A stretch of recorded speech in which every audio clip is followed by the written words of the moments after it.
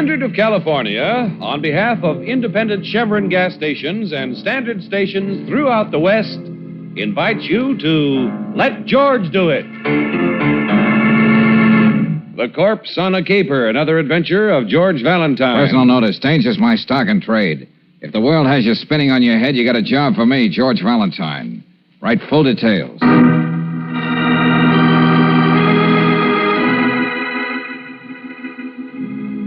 My dear Mr. Valentine, mine is no world-shaking problem, merely a grim and unpleasant duty. One of my girls here at Cliffbriar College passed away several days ago. Her body must be accompanied to her home in Mexico City. If you're available for this assignment, please phone me at the school this afternoon. Then you can meet Miss Burdick. You can meet Miss Burdick, our resident nurse, at Eidlitz's funeral home this evening and make the necessary arrangements. Yours very truly, Julia Dunham Stoner, Dean. I don't know about you, Brooksy, but I'd rather be on a slow boat to China. Cliffbriar College. Golly, I wonder how old the poor girl was. Do you think she had a boyfriend, George? Think of how he must feel. They probably let's think of the problem at hand, Angel. Do we take this or not? Who are you kidding? You've already made up your mind. Well, somebody has to do it. The law says that a corpse must have a chaperone. Then, of course, there's Mexico City. Yeah, I'll bring you back a couple of maracas as a souvenir. We'll talk about that later, senor. Shall I give Dean Stoner a ring? Mexico City. Land of sunshine. Senoritas with flashing eyes. You shut up.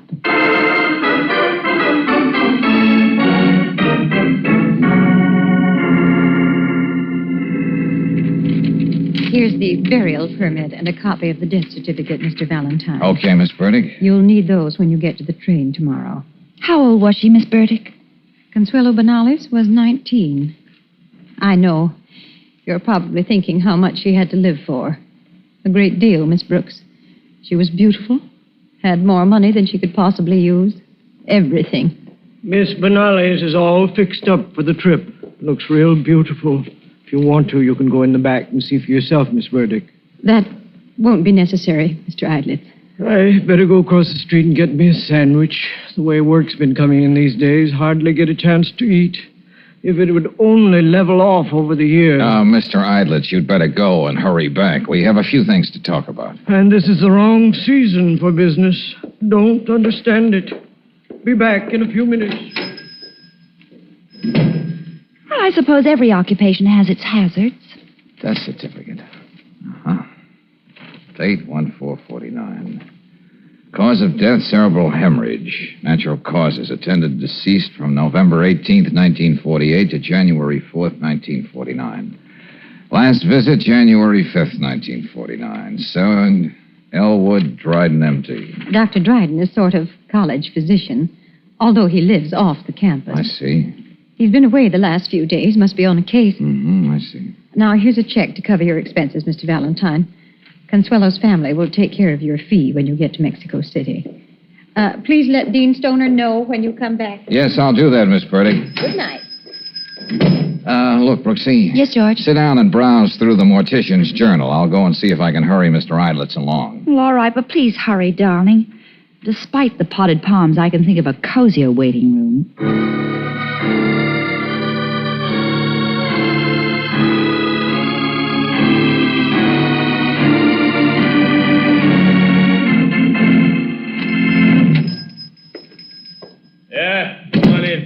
Hey, what is this?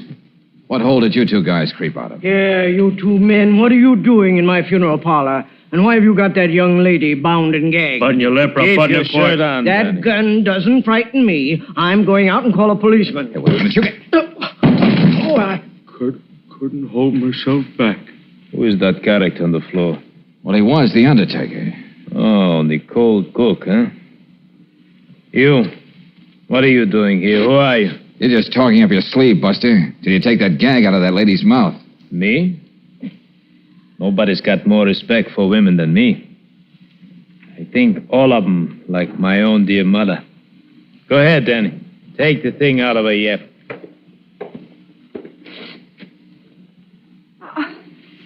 George. Shut up. I just did that to show you I got respect for womanhood, lady. Now back to you, Jack. What are you doing around here? And why did you hide the body? He's been raving about somebody stealing Consuelo's body from the back room. Didn't I tell you to keep still? Come on, Jack. What did you do with her? The name's Valentine. What's the name they got under your pinup picture in the post office? Hey, you want I should give this guy a good slamming for cracking wise? The name is Bo Skarbik. You're the only one been flitting around here all night. And Consuelo, she ain't here anymore. You're running a fever, mister. I was just hired to go with the body back to Mexico. She ain't going back to Mexico. She's gonna stay here and get buried right next to my dear mother. Go ahead, keep ranting. I'll try and listen. Even though she did walk out on me, she's my wife. You get the swing of it? No, I don't. She's just a college kid. She's only been here from Mexico a couple of months. You're not in her league, friend. She gave me a wrong name. Ginger Santos. But I found out who she really was. And I read about her dying up here in the college. You get the swing of it? Oh, brother, the only thing I'm getting is a headache. All right, Danny. I will hold the gun. I've got work to do. George, tell them anything. We'll start easy. First with a mouthful of fingers. Get the swing of it, Valentine? And then he was holding back. Hey, what do you want me to tell you? I don't know anything. This is crazy. Danny, let yourself go. George!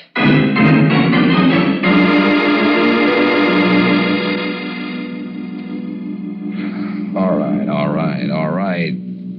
Little Consuelo went up to heaven, yielded up the ghost, joined the choir, invisible. Is that what you want to know, Skarbik? You want I should go on, boss? This guy's beginning to talk out of his ears. No, leave him alone. Do listen to me, Valentine. Yeah, you're coming over fine. You know where Consuelo is, but you won't talk. Okay. But I'm going to be hip to everything you do from now on. You get the swing of it? Yeah. Come on, Danny.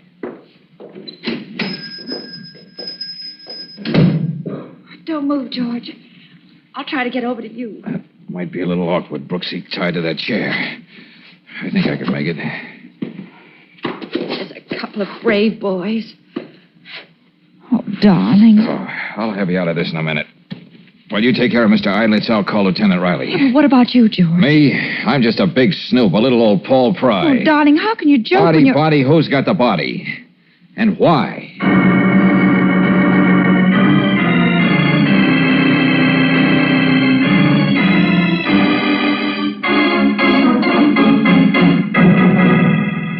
Valentine, when I got the message that you were here at the funeral parlor, I quivered like a bird. I said to myself, oh, no, it couldn't be. But then again, it might. Oh, shame on you, Lieutenant. You know you don't mean it. Even though I look it, I'm not quite ready for Mr. Idlet's back room. It would take you, chum boy, to come up with a capering corpse. But look here. Naturally, we're going to do everything we can to find who stole the girl's body. But now, what else is on your mind? Murder. Oh, What? now, wait a minute. Just look at what we've got on our hands. Somebody waltzes in the back door and trips out with a corpse. A notorious hoodlum comes to claim it so he can bury it next to his dear mother. A typical Valentine shindig. The girl in question comes from a wealthy Mexican family and is presumably married to said mug, giving a false name. And she's supposed to be going to college all the time. And finally, this death certificate. What do you mean, finally? We've looked at it enough. The doctor who wrote this hasn't been around for a few days. In fact, not since the morning after the girl died. Well, the man's got a right to get out of town on a case or to go to a convention or something. Did not leave any word? Oh, we'll skip that. Now, how's this for the neatest trick of the week? The certificate is dated January 4th. Well, Last visit, it says, January 5th. The day after Consuela died. Well, that's right. well, it might have been a slip of the pen. Or a mistake, Lieutenant, purposely made to draw attention to this certificate. To say there's something screwy about it. When I know this is going to hurt, but just what are you driving at? Let's go looking for Dr. Elwood Dryden. Uphill, downhill, and all around the mulberry bush. Here we go. Especially in and about the canyons near Cliffbriar College for wealthy young ladies.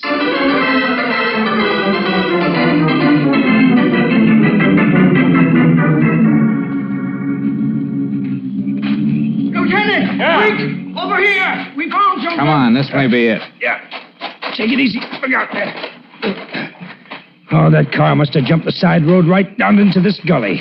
Get the door open there. Hey, Good and dead, all right. Go ahead, Joe. Well, there's not much left of the car. George, look. It's got a medical license plate. All right, Brady, let me get in there. Okay, Lieutenant. Better send for a tow car. Oh, holy smoke. You were right, Valentine. Here. Ooh. The identification tag says Elwood Dryden, M.D. A very convincing picture of an accident, except for that little hole in his head. Powder burns. Fired at close range. Well, then you were right about it being murder, George. Okay, you call the shot, Valentine. Now let me see if I can match you. Yeah? Somebody made the doc sign a phony death certificate at the point of a gun, so there wouldn't be an autopsy on the girl. Then they let him have it. Yep, that's the way I see it, too. But if that's the case, there were two murders. Uh-huh. A double header.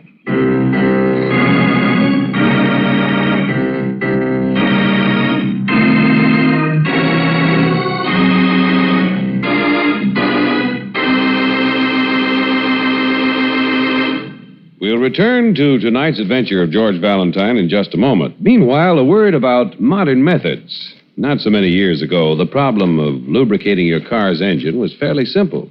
Nearly any straight mineral oil would do the job well and economically. But today, nearly every car on the road needs a specially compounded motor oil. Otherwise, engine efficiency would drop way down and repair bills would stop piling up. And that's where RPM motor oil comes in. Perfected by engineers at Standard of California, RPM assures longer engine life, cuts repair bills to the bone. Its chemical compounds prevent rust from attacking the interior of your engine. They fight off carbon and lacquer trouble, put a stop to corrosion, prevent crankcase foaming. Perhaps most important of all, RPM sticks to engine hot spots left bare and exposed to wear by ordinary motor oils. And wherever you drive in the West, you're never far from a fresh supply of engine-saving, money-saving RPM motor oil. Get RPM tomorrow. Get it at independent Chevron gas stations and at standard stations where they say and mean, we'll take better care of your car.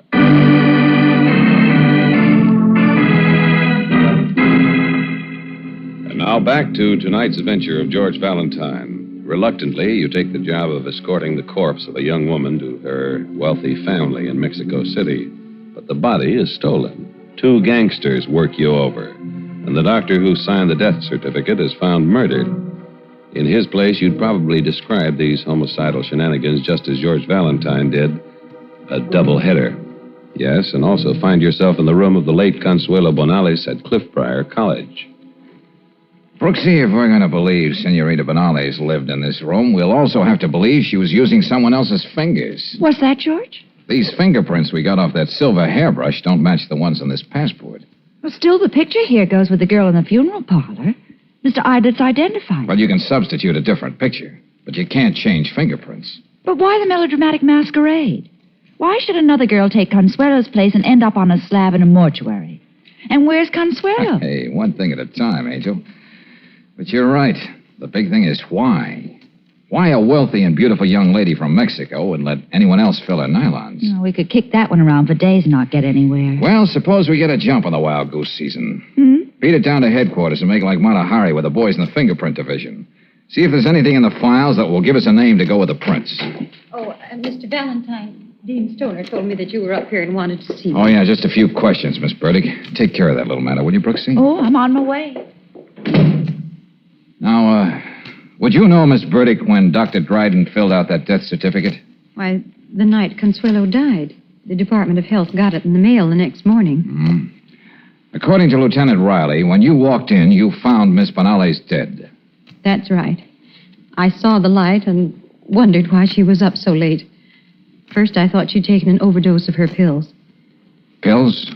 What pills? She suffered terribly from migraine headaches, and Dr. Dryden was prescribing for her. Oh, I see. Those are the pills, in that bottle on her night table. But Dr. Dryden decided differently, huh? Cerebral hemorrhage. Just one more question, Miss Burdick. What sort of girl was Consuelo? Mr. Valentine, all our students are supposed to be paragons of virtue. Genteel young ladies from the best of families. But off the record. Off the record, Consuelo was a paragon of everything but virtue back in Mexico. Madcap heiress, beautiful and bored. That sort of thing. Her parents expected Cliff Briar to exert a chastening influence. But why should anyone want to make off with the poor girl's body? What is this all about, Mr. Valentine? It's going to take a mighty hurry to find that out. What's that? Oh, don't mind me, Miss Burdick. Brass knuckles and a sleepless night always makes my mind wander.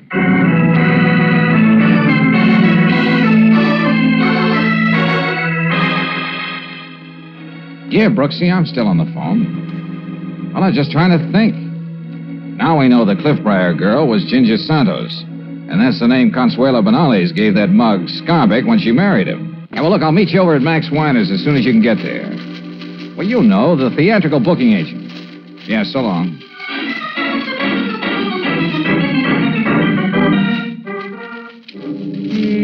Santos. Yes, Ginger Santos, the Mexican dancer man. Yeah, thrown in the pokey once for dancing in an illegal gambling joint. My files here are all mixed up. I gotta tell my secretary about this. Who am I kidding? Who's got a secretary? Same old Max. Wait a minute, wait. I remember. Ginger Santos, sure, a specialty Mexican hat dance. Now we're getting somewhere. Only Ginger doesn't dance around the hat. Huh? She makes with it like Sally Rand makes with the fan. Yeah, well, never mind the colorful details. Max, where is she? How can we find her? Let me see. 3 months ago, she was in the Club Reader. And now I think she's dancing out around Brewster and La Casita. Good boy. Come to think of it, that's also a place where you can lose some money. And I don't mean a parcheesi. Okay, Max, send me a bill for the info. Sure, I'll have my secretary do that. There I go again. Who's got a secretary? Better slip me a 10 now.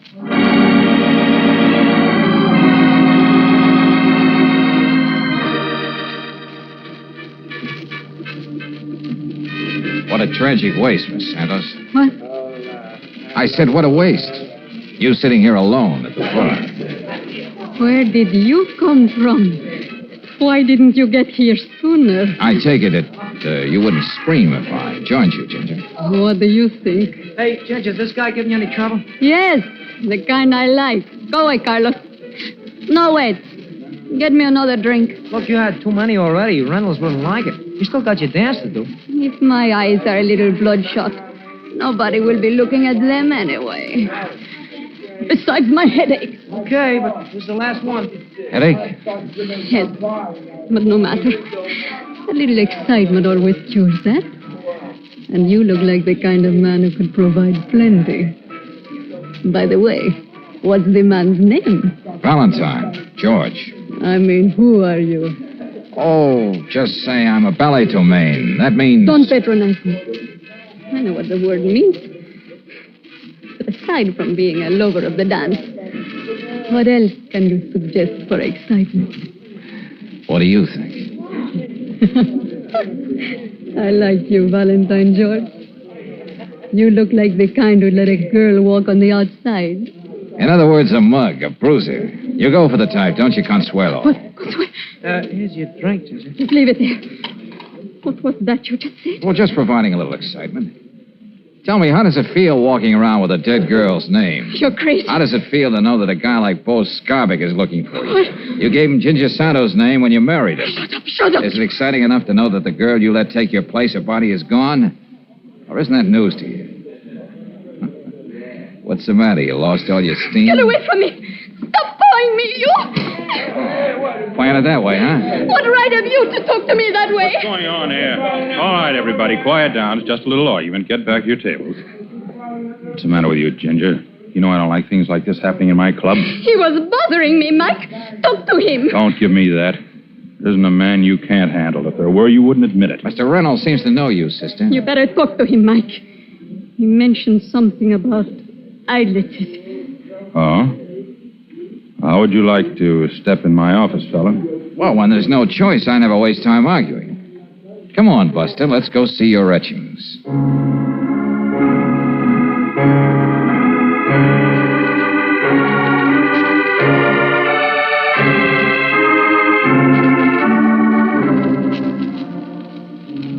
All right, Valentine, I get the picture. Now let me do some talking. Go ahead. It's your deal, Reynolds. I'm a gambler, a businessman, not a murderer. I'm too smart for that. Uh-huh.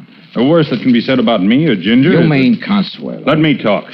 The worst is that we did something to keep the other dame from being shipped to Mexico, so Consuelo's folks wouldn't find out the truth. Now, Reynolds, there's more to it than that. All right, so the kid pulled a fast one on her people. Hired another girl to take her place so she could play it high, wide, and handsome on her own for a while. She's dynamite. She can't stand being cooped up without exploding. Where have you got the body of the real Ginger Santos? My boys stashed it away, but they'll see that it gets back. With a little diplomacy, things get squared again. Oh, you write a nice story, Reynolds, except for the happy ending. You seem to forget that... Well, hello, Scarbic. For a while, I thought you lost my trail. Get out of my way, Valentine. I just seen her outside. She's not dead at all. You, Reynolds? Why? Oh, now, come, boys. Let's not forget social amenities.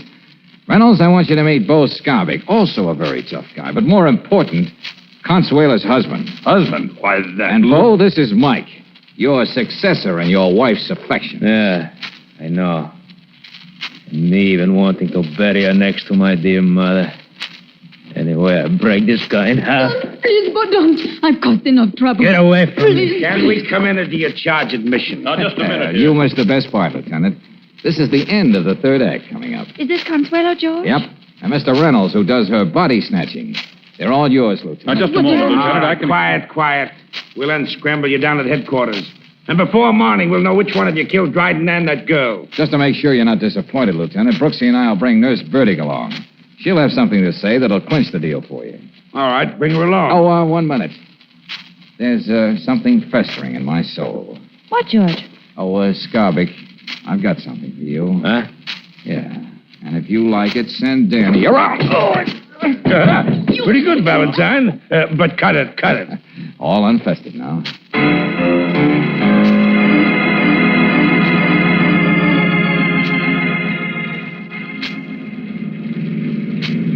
You all right back there, Miss Burdick? I'm quite comfortable, Mr. Valentine.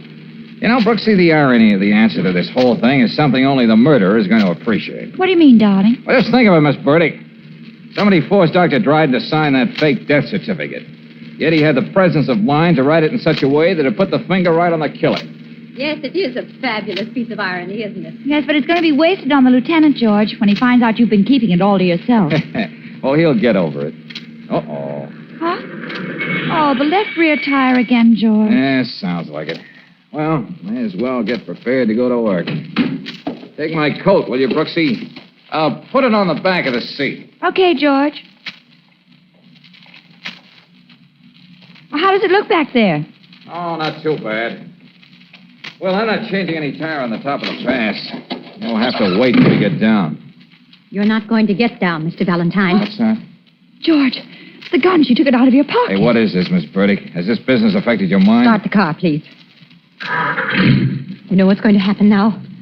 At the very top of the pass, I'm going to kill both of you. And roll the car down into the valley. In what's left, no one's going to go looking for two little bullet holes. Miss Burdick, don't be a fool. You Don't turn around like that, Miss Brooks. Wouldn't you like to know why I killed those two? I know about Dr. Dryden. But what did you have against that Santos girl? Nothing. She was just a common, vulgar nobody. But her death was useful. When is murder ever useful? When it can get you all the things you've never had. I've been a nurse all my life, taking care of everybody else. And these last years catering to those spoiled, brainless young ladies who have everything money can buy. Oh, wait a minute. Listen, Miss Burdick. If I explained to Lieutenant Riley you had a chance to kill us and didn't, I'm sure he'll give you a break. Sure he will. Keep driving, Mr. Valentine.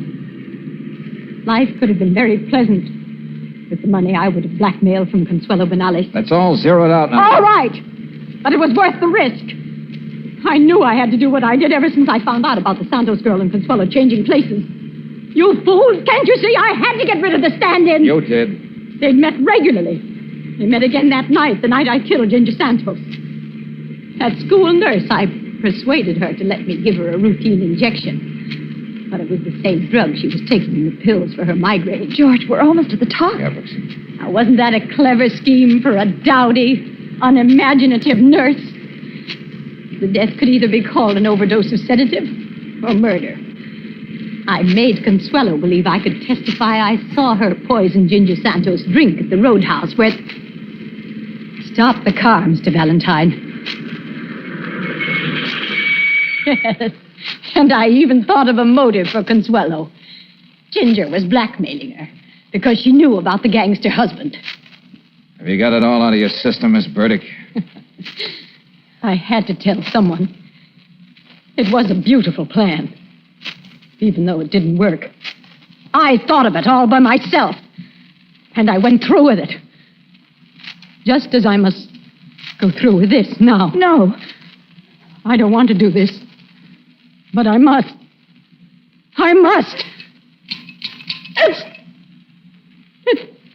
empty. Yes, Miss Burdick.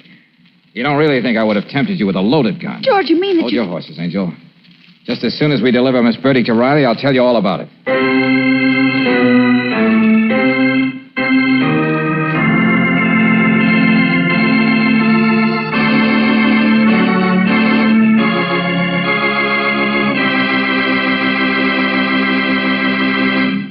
If your car takes a lot of coaxing to get started, if it's logy in traffic, if it drags on hills, then it's hardly giving you command performance. And to get this from your car, get Chevron Supreme gasoline. Special blending agents in this premium quality gasoline command fast starts, command smooth acceleration, command the extra power that makes your car great on hills. And because high-octane Chevron Supreme is climate-tailored, you can be sure of command performance from your car in each different altitude and temperature zone wherever you drive in the West. Ask for Chevron Supreme tomorrow and enjoy motoring at its best with your car giving command performance every mile. You can get Chevron Supreme gasoline at standard stations and at independent Chevron gas stations where they say and mean, we'll take better care of your car.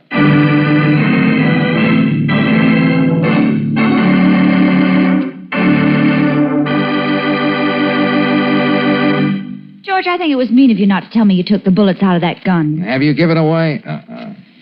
Darling, I was thinking, why didn't Dr. Dryden just go ahead and sign that death certificate? There was no reason to suspect it wasn't an overdose of those pills. Oh, but that's what I meant by the irony, Angel. Well, I thought you were just making conversation. Part of your act with Miss Burdick. No, Ginger was playing her part like a trooper. Consuela's medical record said she suffered from migraines. So Ginger pretended she did, too. Well, I had those pills analyzed. You see, Dr. Dryden realized there was nothing wrong with Ginger, so he was prescribing sugar pills for their psychological effect. That's what Miss Burdick didn't know. oh. And when Dr. Dryden demanded an autopsy, she was forced to kill him. I got it. Hello? Oh, yeah, Lieutenant. What's that? Huh? Well, sure, I guess so. It sounds okay to me. Yeah, bye. Well, what do you know, Angel? The lieutenant came through with a job for me. Well, since when did he become a booking agent for you? Well, the Benales family wants me to escort Consuela home once she gets her annulment and everything's straightened out. Consuelo. You don't say. Yeah? Mexico City, land of sunshine. Senoritas with flashing eyes. That's right. Lieutenant Riley, this is Brooksy. Yeah, well, George wants me to tell you we can't take that job. I've suddenly become allergic to hot tamales.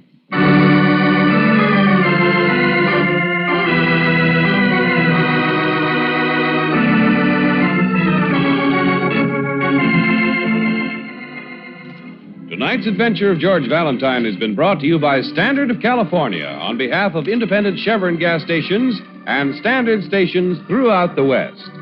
Let George Do It stars Robert Bailey as George with Francis Robinson as Brooksy. Wally Mayer appears as Lieutenant Riley. Tonight's story was written by David Victor and Herbert Little Jr. and directed by Don Clark.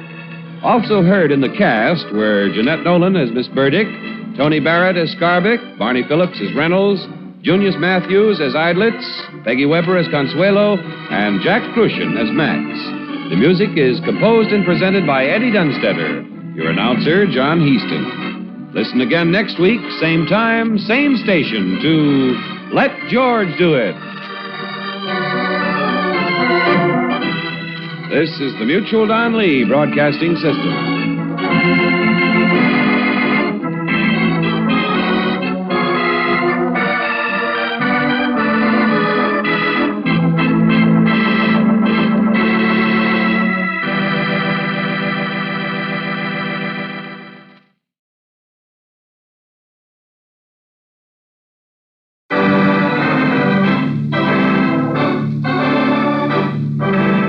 Standard of California, on behalf of independent Chevron gas stations and standard stations throughout the West, invites you to Let George Do It.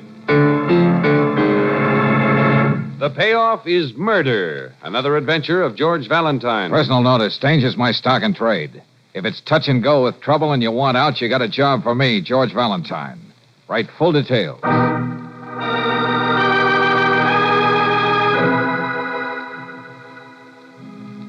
Dear Mr. Valentine, maybe you've heard of my husband, Johnny Wyatt. Just a notch higher than a club fighter. Big, strong boy who hasn't gotten anywhere.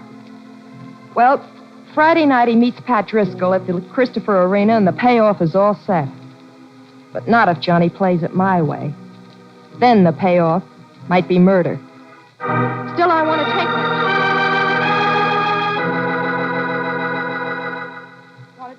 chance. Maybe my reasons for this are a little cockeyed, but if you're interested, let's talk it over. And it's signed Doris Wyatt. Christopher Arena, Brooksy. Sounds like old home week. Remember? Remember? I had to sit there and watch you get worked over just to satisfy the ego of a vicious little gangster named Salvador. Ah, the late Johnny Salvador. So now there's a Douglas Harger running all of his rackets. It's enough to make a growing boy turn cynical. One thing's certain from Mrs. Wyatt's letter. The air around Christopher Arena still has an odor from here to there and back again. Yeah. With Harger in the picture, the fight could very well be a fix. But why should an ever-loving wife want to change the payoff so it might read murder? Well, George, she admitted her reasons might sound a little cockeyed. But just how cockeyed?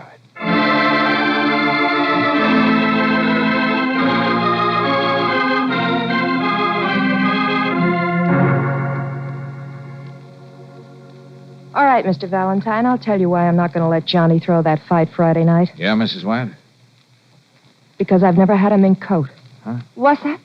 Exactly what I said, Miss Brooks. Well, pardon my dunce cap, but if your husband played along with Harger, that would be about as short a cut to a mink coat as you'd want. And you still don't seem to get it. The first time I ever saw Johnny, I was in a chorus line. I think I wanted a mink coat more than I wanted to breathe. And I could have had it even with a wedding band. But I picked Johnny. Doesn't it mean anything to you? Yeah. You loved him. It's more than that. For 10 whole years, I've had to stand by while he was getting his face pushed in. But at least he was always doing a clean, honest job. The only job he knew. But how do you think we can help you if Johnny's made up his mind? You can help me change it. Now, wait a minute. Look, Harger and his crowd have already placed their bets. They're not going to let Johnny or anybody else cross him. I know. Anyway, this is a little out of my line, Mrs. Wyatt. I wouldn't know how to go about this. And I wouldn't know what to tell you. Oh, maybe I've got a one-track mind. A gasoline station along the road, an auto court. And who knows, maybe we could still have a couple of kids. Funny where you can wind up dreaming of a mink coat. Sorry I bothered you, Mr. Valentine. Forget it. Well, now, wait a minute. Let me think about this. Hey, Doris. Doris. I want... Oh, you got company, huh? Where have you been, Johnny? Training. You know, honey, Friday night, the big payoff. Look at you. How much do you think you'll have to drink after Friday to forget what you did? You know I'm only doing this for you, Doris. Hey, who are these people? We shouldn't be talking like this in front of... You don't have to worry about them. Go on, get out, both of you, get out. I want to talk to my wife. Might be a good idea if you did a little listening, Johnny. Who are you to tell me what to do? I get enough of that. Get him out of here. This Doris, is Mr. Valentine. I thought he could figure a way you could still fight an honest fight and not get hurt. You mean you told him? She was only thinking of you. Get out. Get out, I told you. Stop it, Johnny, stop it. This is one time your fists aren't going to help you. After the fight, I'm leaving you. For good. You what? Leaving you. But, baby, it's 10 years. Things we had planned. This was going to be my last fight. Doris, you don't know what you're saying. You can't do it. Take it easy now. Here, fella, sit down. Pull yourself together.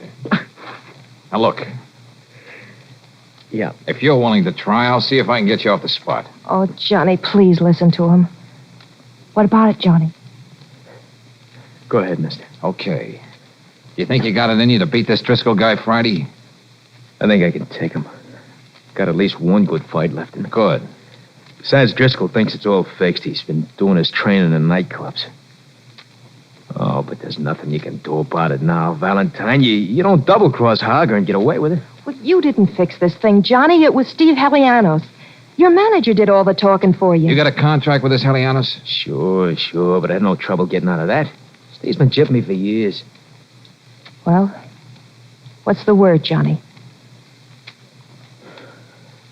Just what you know it would be if I thought I was going to lose you. Well, it looks like you've got another date at the Christopher Arena, George. Yeah. Okay, we don't have much time. Get him under a cold shower, Doris. Fill him full of black coffee. Yeah. Where do you train, Johnny? Murray's Gym, 8th Street. Hager took that place over from Salvador, too. Well, don't go near the place. Use the gym at the YMCA until you hear from me. What are you going to do? See a man who has more reason than any of us to hate Hager and everything he stands for. A man who hated Johnny Salvador enough to kill him. George, the basher. But that guy's punch drunk. They got him locked away in a sanitarium. Uh-huh. But I think he can still make the kind of sense that'll give us a fighting chance. Now, Brooksy. Yes, George. I'll pick you up at the office. Right now, it's time for a couple of characters to get a shock treatment.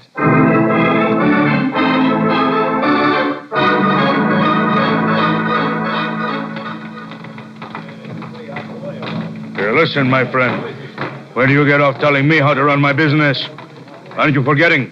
I am his manager. As far as Johnny Wyatt is concerned, you're out of business, Helianos, as of now. I'm warning you. Don't make things unhealthy for yourself. Come now, Helianos. You're the one who's flirting with high blood pressure. Don't get so excited. But you heard what he said, Mr. Harger. And everyone else will if you don't stop raising your voice. Besides, you know how sensitive I am to raucous voices. Now, if you'll just leave us alone, I'd like to talk to Mr. Valentine. Sure, okay. But don't forget, I got a contract with Wyatt. Yeah, sure. That piece of paper and a dime will buy you a cup of coffee. And if you have any complaints, take them up with the boxing commission. You think I won, eh? Well, I will... Your tantrums are childish, Helianos. Huh? I'm afraid we both have to admit that round number 1 goes to this gentleman on points. Thanks. Well, the gentleman better stay out of my way. We don't want to wake up floating in his sewer. Hey, isn't that Pat Driscoll punching the bag over there? Yes. You see him in one of his more conscientious moods. He's actually condescended to work out today. Huh? Well, no wonder Wyatt is the top heavy favorite. You stand to really clean up if he does approve you. When he does it. Which brings us to the crux of the matter, doesn't it, Mr. Valentine? Yeah. That Johnny Wyatt is going to fight the best he knows how. No matter which way you're betting or what you intend to do. I can't allow Wyatt to win. There's almost $250,000 involved. Okay, what do you propose to do about it? Unlike Helianos, I don't indulge in lurid threats. I simply want to state a fact. If this bout doesn't come off as planned, neither you nor Wyatt will have much time to enjoy virtue's momentary triumph. Well, now, that was the purpose of this little visit. Now we both know where we stand. Mr. Hager, I understand this guy's giving you some kind of trouble. Trouble? Of course not, Driscoll. We were merely discussing business. Yeah. I was trying to find out how to bet Friday night. Mr. Hager here says you can't lose. All right, I'm a sure thing, so what? But I keep saying you can't win, Driscoll. Huh? Unless you got somebody in there to take a dive for you. What's that? You know what I think I'm gonna do? Hold it, Driscoll. I'm gonna nail you once, sweetheart, and see how you look splashed on the floor. Hey, look at the guy done it, Driscoll. Driscoll's out like a light. I don't believe it. Who splashed on the floor? I'm impressed, Mr. Valentine. If I weren't betting on that reclining gentleman, I'd be tempted to applaud. Hey, buddy, I just see what you've done. The right cross you got there. Anybody managing you? Out of my way, Buster. I got places to go and things to do. But that right cross.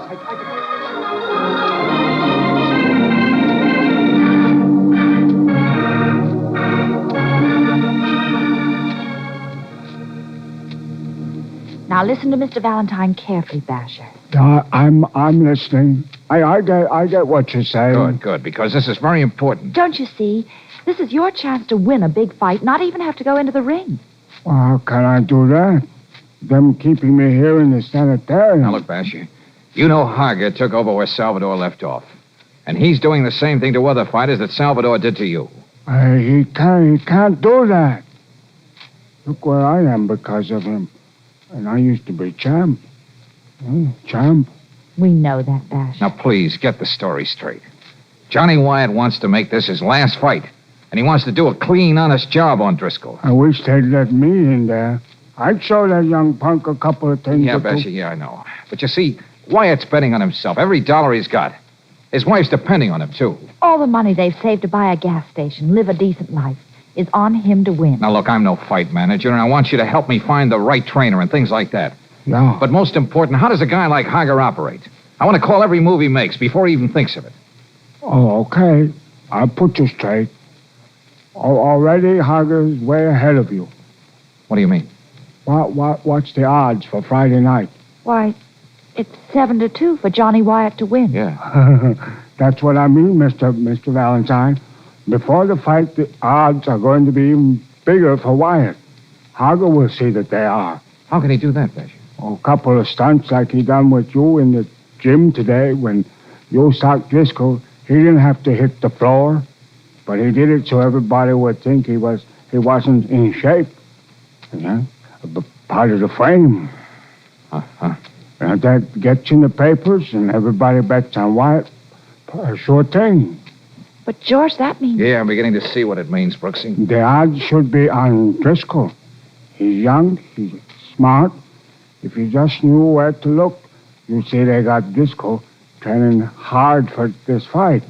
This puts me on the spot, Bessie. Yeah, well, it's an old deal. Salvador started doing it with me when I was getting washed up. I was 32. That was, 3 years ago. Well, this is beginning to look like a work of art, George. Hager's got himself double insurance. If Johnny Wyatt doesn't throw the fight, Driscoll can probably beat him anyway. Driscoll, smart kid. Oh, boy, what a gold-plated goon guy I turned out to be. I let the Wyatts risk everything, their whole future on this fight. You never can beat big boys like Hager when they got the fix on. I know. Still, Johnny Wyatt's got to win Friday night. And I've got to make him. But how, Basher? How?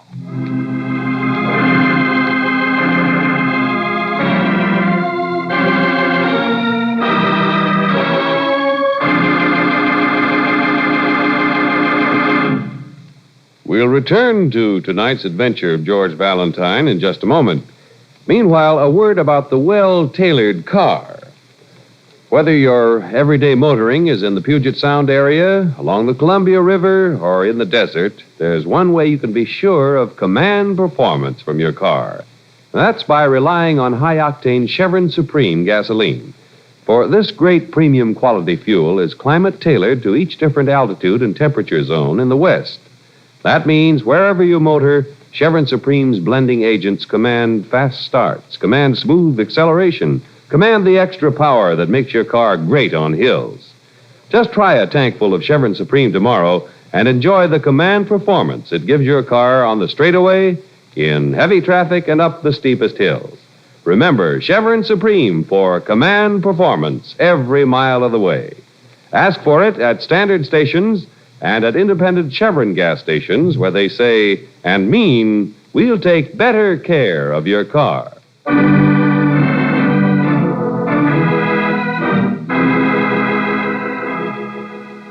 And now back to tonight's adventure of George Valentine.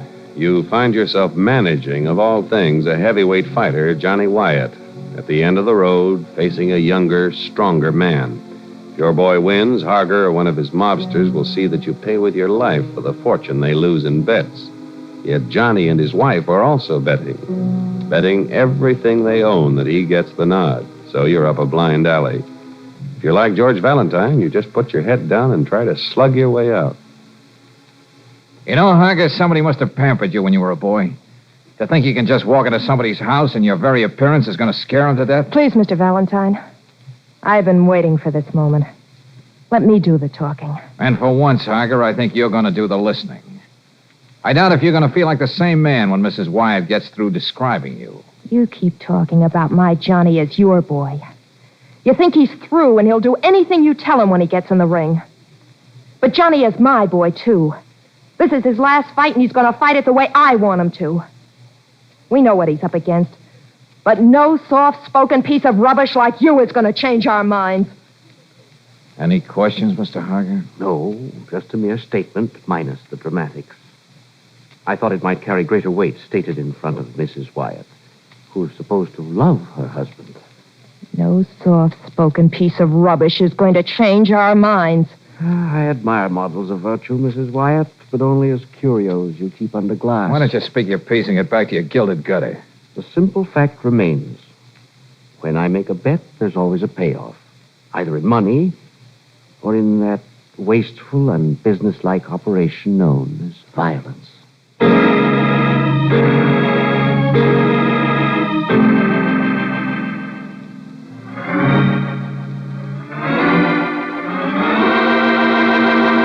But it's only been a couple of hours, Doris. Try to remember what you said. I am.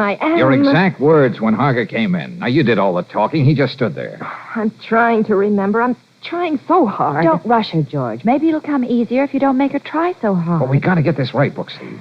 First, I remember saying, please, Mr. Valentine, I've been waiting for this moment. Yeah, that's right. Then you said, let me do the talking. And you said, and for once, Harger, I think you're going to do the listening. Now we got it, Brooksy. Take all this down. Okay, George, but I still want to know why. Angel, this has to be the convincer. I've got to make Harger think I've got something on him. And before he realizes there's one important thing missing from the recording we're going to make. Well, what's that? Just his voice, Doris. But, George, you'll never get away with it. You just take the words down, Brooksy. Johnny and I have a date at the sanitarium with a basher.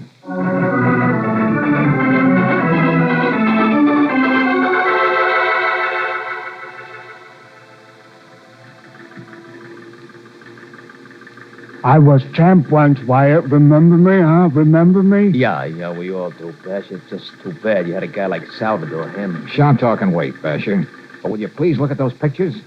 I had to do a lot of talking to get the... Yeah, sure. Yeah. I'm watching every move he makes. Look, this guy isn't going to get us anywhere. Will you keep quiet, Johnny? Yeah, I'm watching.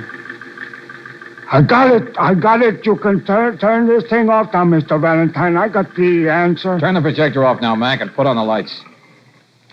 Okay, what is it, Basher? Being the champ like I was, I got Driscoll's weakness, just like that. Johnny boy, you can murder that guy in the first round.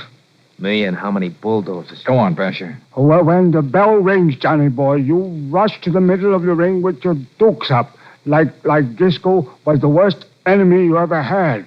You're not far from wrong. You've seen him in them pictures. All you got to do is, all of a sudden, let your hands drop down by your sides. Yeah, you forgot to mention who carries me out. Will you listen to him, Johnny? When Driscoll comes in for the kill, he's wide open. You've seen it. That's when you give it to him, Johnny boy. But not with your right. not with your right. Just how do you do it, Basher? You throw your left at him. That's the way he's least expecting. Well, the only punch I got is my right cross. Everybody knows the only thing I can do with my left is chase off flies. Like I said, least expecting. And the guy's got a glass jaw. You've seen it in the pictures. He won't know what happened to him. Valentine, let's get out of here. If I do this punch he tells me, I'll get killed. We'll talk about that later, Johnny. Thanks for your advice, Basher. And when you listen to this fight over the radio, you can say to yourself, it's just as though the Basher were in there fighting. Do like I said, Johnny, and you'll have him smelling the rosin before he knows what hit him. Yeah, and I could also be reading the alphabet backwards from then on. Do like your wife tells you. By that gas station. Don't end up like me, the champ. Valentine, let's get out of here. Sometimes I wake up in bed fighting my own shadow, right? And then I faint, and I give him a right cross and then a left. So long, champ. And thanks again.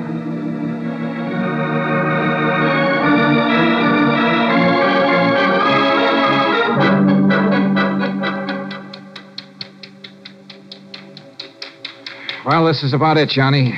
The last prelim is on out there. How do you feel? Oh, just crazy. How does he look to you, Freddie? The Basher said you were the best trainer in the business. I done the best I could with him, Mr. Valentine, in the short time we had. You gotta remember, Johnny ain't as young as he used to be. Yeah, especially around the stomach, huh, Freddie? Doris, what are you doing here? You never want you to see me before a fight. Oh, this time it's different, Johnny. I got you into this. The least I can do is kiss you. Good luck.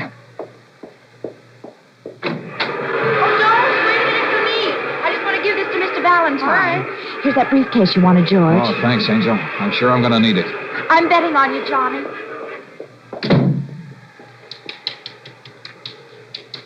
Okay, Freddie, that's enough. Can't help me anymore. Anything you say, Johnny.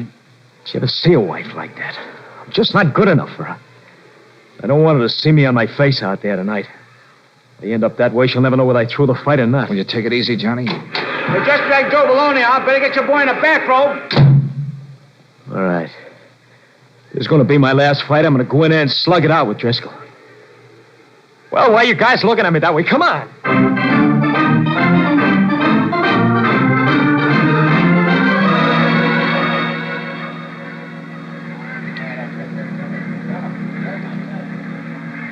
You boys know the rules. Keep your punches up, fight clean, break clean. Right. Get back to your corners. Okay, now, Johnny, I've only got a second, so listen. Fight this thing the way I want you to do it. It's your only chance. I'm not taking that punch drunk's word. Well, then take mine. Do it, and I'll even be happy to face Hager. Hey, your mouthpiece, Johnny. Go to it, Johnny.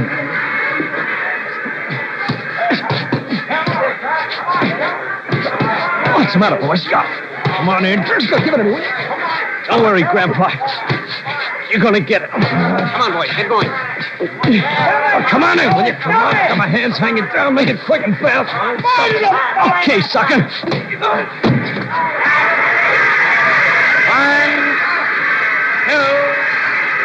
3. Hey, somebody, quick, get the doctor from the boxing division in here. Driscoll's really hurt.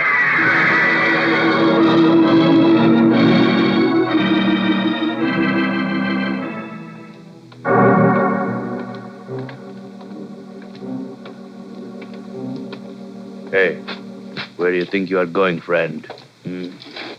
Don't think you are leaving this arena. What's the matter, Helianus? When you got a gun in a man's back, no reason for your hand to shake like that. Just excited. I cannot wait to see what is going to happen to you. Start walking. Okay. Johnny had more left in him than you thought, didn't he? What are you carrying in that briefcase, Valentine? Your last will and testament? Yeah, something like that. In here. This is Hager's office. Come in, Mr. Valentine. Sit down. Thanks a lot.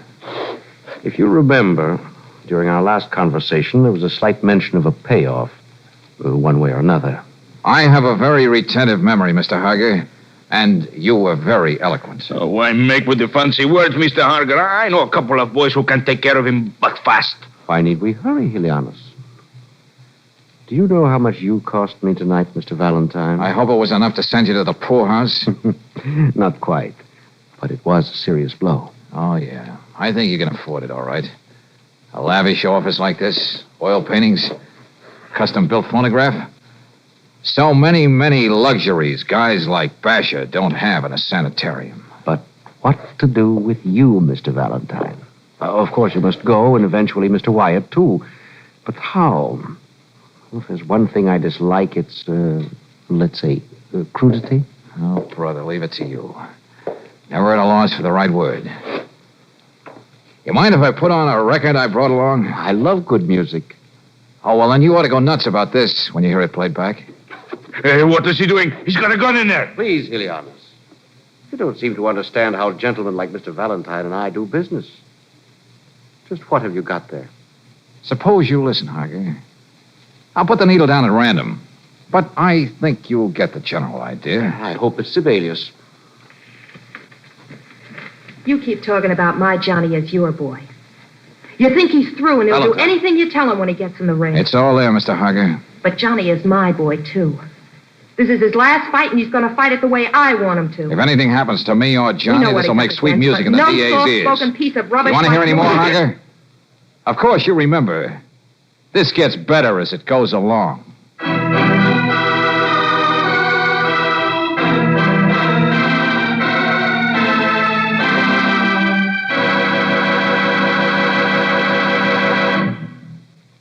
You know, you don't have to have a scientific trend of mind to know that RPM motor oil means low-cost car operation and longer engine life.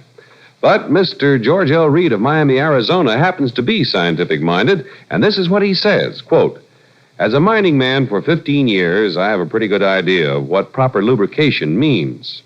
For long life in your car motor, you must have absolute lubrication, and RPM really does the job. I'm sticking with RPM, unquote.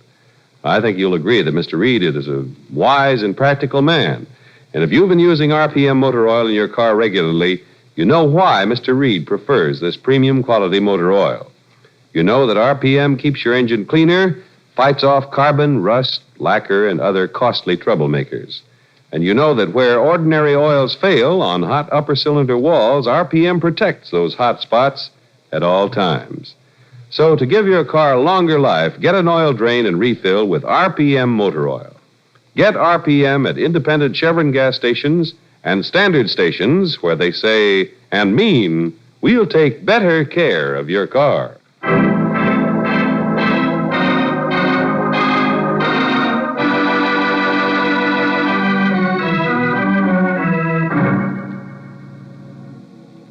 Well, come on, Harger, speak up. Do you want to hear any more?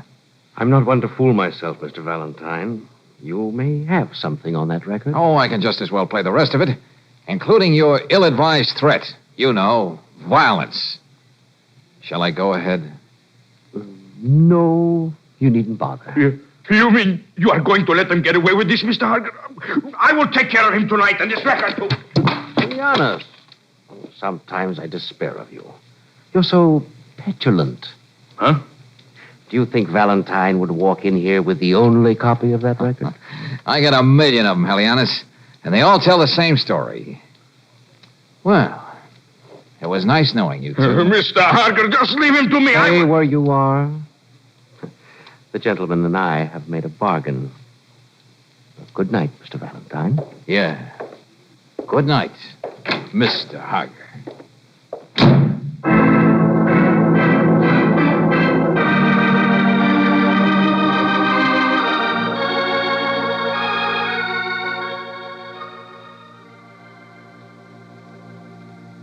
Well, how do you like it, Mr. Valentine? We finally got our gas station. And there's even an auto court in the back. Sure looks swell. Well, we just thought we'd drop by, Doris, and see how you and Johnny were making out. By the way, where is Johnny? In the back somewhere. You ought to see him, Claire. Happy as a kid, can't find enough to do. But none of these things would have been possible except for you, Mr. Valentine. Well, thanks for the badge of honor, Doris, but all I'm doing is trying to make a living. Living. That's what Johnny and I are doing now.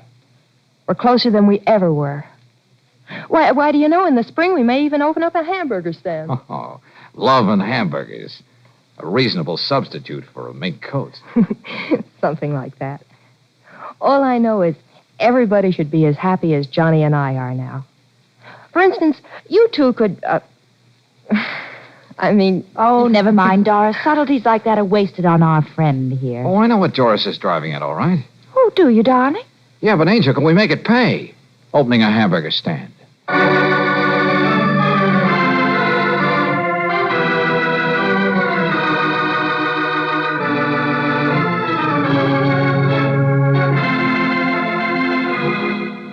Tonight's adventure of George Valentine has been brought to you by Standard of California on behalf of independent Chevron gas stations and standard stations throughout the West.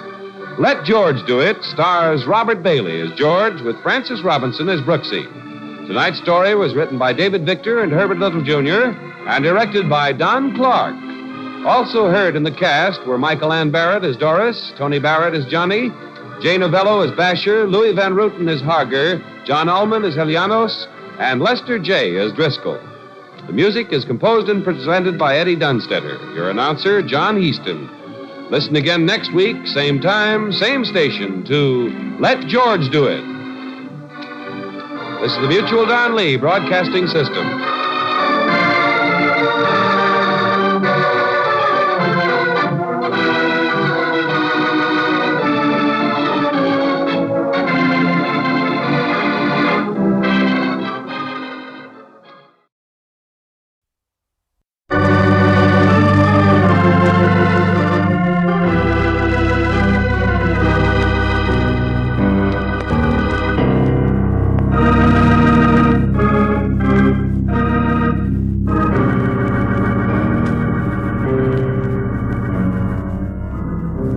Standard of California, on behalf of independent Chevron gas stations and standard stations throughout the West, invites you to Let George Do It. Till Death Do Us Part, another adventure of George Valentine. Personal notice. Danger's my stock and trade. If it's loaded with dynamite and has to be kept confidential, you got a job for me, George Valentine. Write full details.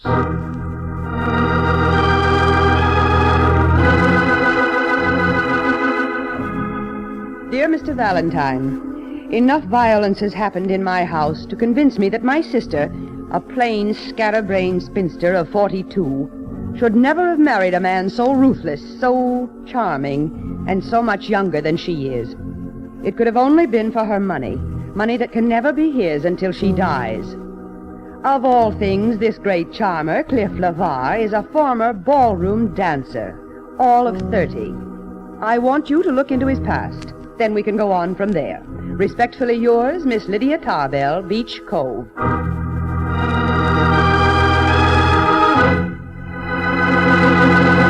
Come on, Max, come on. Miss Brooks and I have to make a train out to Beach Cove tonight. Now, take it easy, Georgie. I'm a theatrical agent, not a magician. Well, what did you find out about LeVar? All day I've been picking up information on this LeVar character. My secretary's got writer's cramp, and she's still blushing.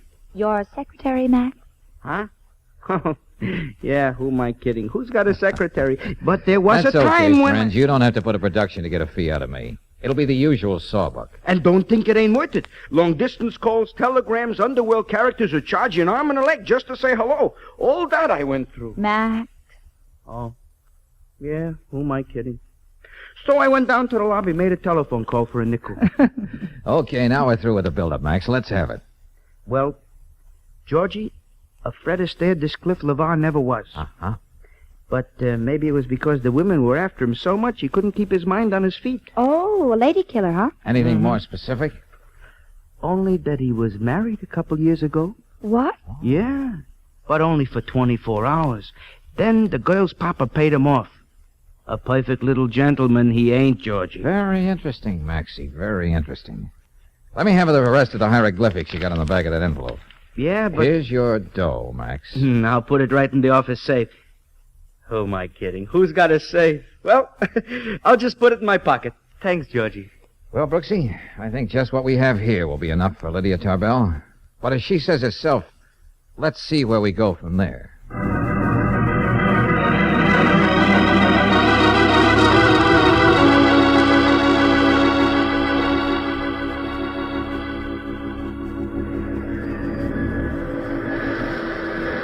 Beach Cove, folks! Beach Cove! Well, this is it. Come on, Angel. Okay.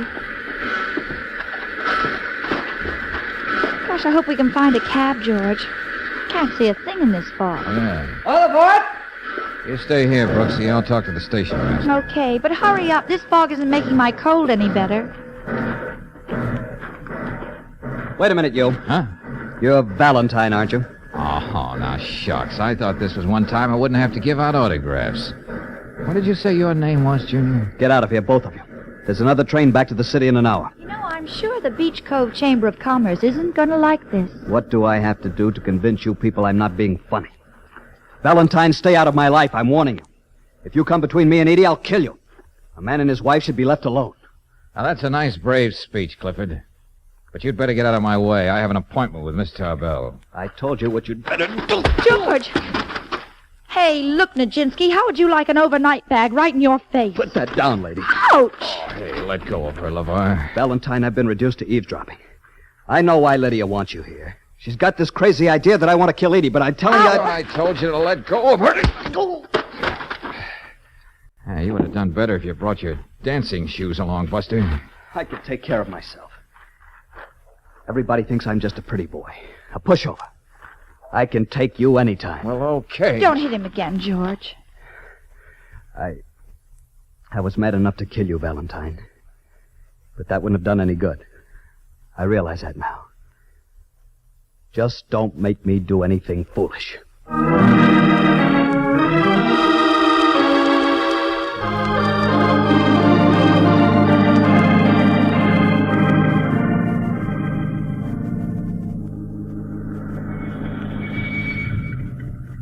This is it, mister. The Tarbell place up there on the hill. Okay, thanks. Come on, Brooks. Gee, 'cause I can't see anything. Where are we? You'll find it, miss. It's the only house around. I'll take you up there, but there ain't no road. There's just steps. You did fine, friend. Yeah, when you need me, call Main 486. I'm the only cab around here.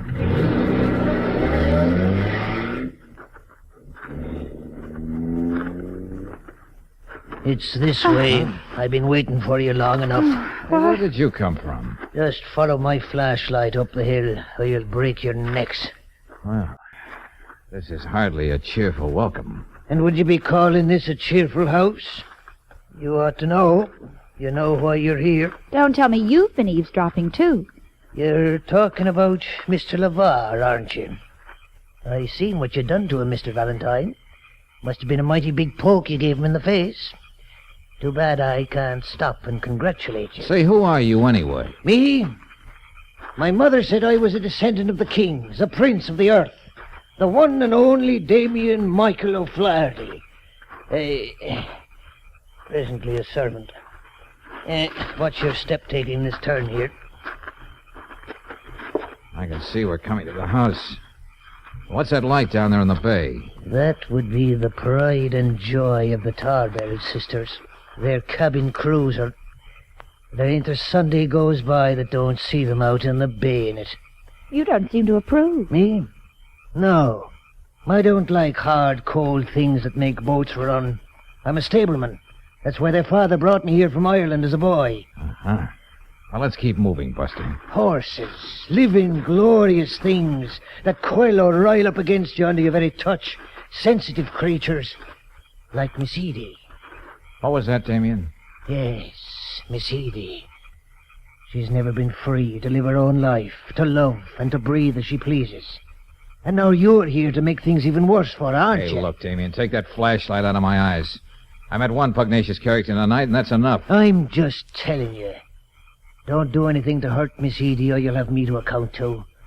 I'll remember that. And remember this, too.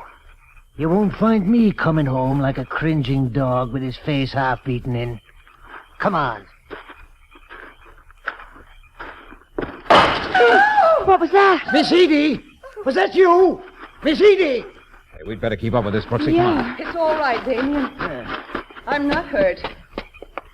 You can go back to your place now. Just as you say, Miss Lydia.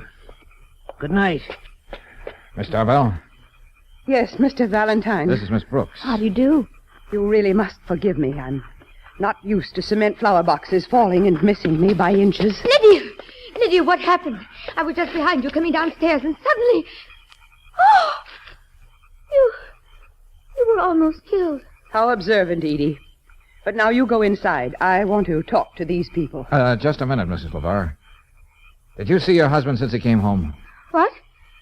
Oh, yes, he wasn't feeling very well. That we know, Mrs. LeVar. So he went upstairs to his bedroom. Now, look, I don't want to pry, but would his bedroom happen to face the balcony where this flower box was? Yes, that's right. But what are you trying to say? Cliff would never do anything like that. That's what you're all thinking. I know it. Edie, stop this. Stop it this minute. You hate Cliff, Lydia. That's why you hired this man to spy on him. Why, Lydia, why are you doing this to me? Because I love you. I want you to be honest with yourself. Admit there's only one person in the house who could have done this. And it wasn't meant for me, Edie. It was meant for you. Cliff's good and kind, and he really loves me. But you won't believe that. I hate you. Mrs. LeVar, please. I think your sister is right. Let's go inside. No, take your hands off me. I've got to tell her now just how I feel. Let go of her, Brooksy. Maybe it's best if this whole thing comes out in the open. I don't mind speaking my mind. Oh, yes, it's always your mind. You're the one to say what's to be done with Father's money. But when you die, your half goes to your husband. Cliff knows that. It's the only thing he wants from you, your money. Tell Mr. Valentine whatever you want. But Cliff married me because he really wanted me. Nobody ever felt that way about you. Edie. That's why you're doing this to me. You're jealous. Mr. Valentine, There were 2 other near accidents like the one you've just seen. You did say in your ad that if a situation is loaded with dynamite, it's your kind of a job. Brooksy, I told you to use restraint when you write those ads. Well, when I mentioned dynamite, I didn't think everyone was going to walk around with matches. Well, Mr. Valentine? Well, you know, Miss Tarbell, I've already walked into so much tonight, I don't think I could force myself to walk out.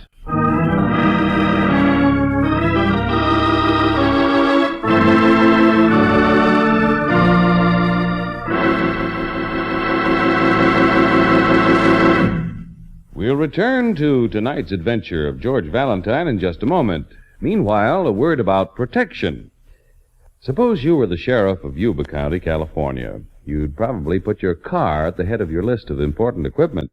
You'd find you have a lot of miles to travel every day, and sometimes mighty fast. What kind of protection would you give your car's engine? Why, sure, RPM motor oil.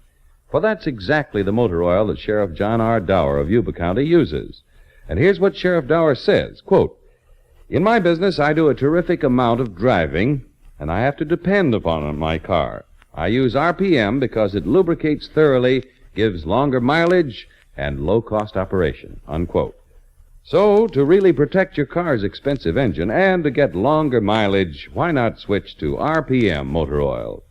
Special compounds in this premium quality oil keep your engine cleaner, protect it from internal rust, carbon, lacquer, and corrosion. It adds up to longer car life with fewer repair bills. Better take a few minutes tomorrow for an oil drain and refill with RPM motor oil. Get RPM at standard stations and independent Chevron gas stations where they say and mean, we take better care of your car.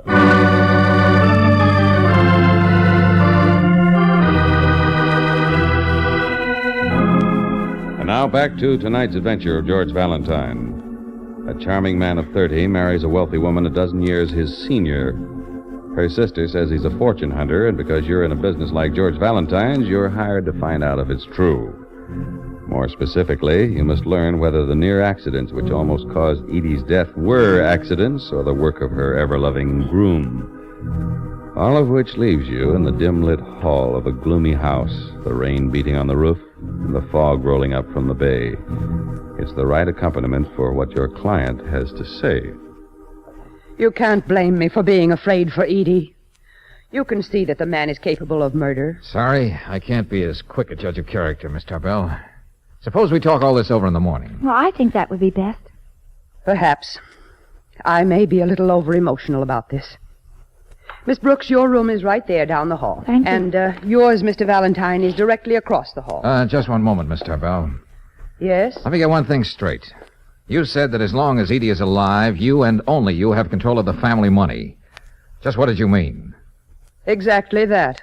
But when Edie dies, her half of the money would go to her husband, or her children, if any. Yes, Miss Tarbell. Isn't that rather unusual? What's so unusual about giving me, the older sister, the right to exert her better judgment? Unusual? I think not. I'm sorry. If I thought Cliff was the right man for Edie, I'd gladly give her half of the estate. But frankly, Mr. Valentine, with this report you brought me, do you think he is the right man? Good night. Night. See you in the morning. Oh, that boat ride you promised us tomorrow. I doubt if we're going to have the right kind of weather. Edie and I haven't missed a Sunday morning on the boat for years. Good night again.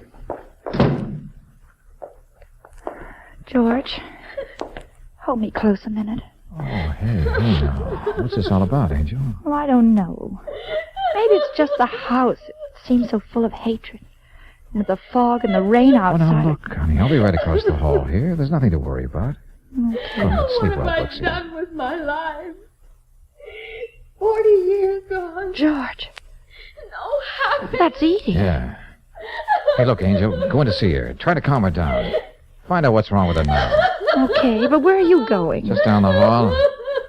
I think it's about time Clifford was in the mood for a little conversation piece with his Uncle George.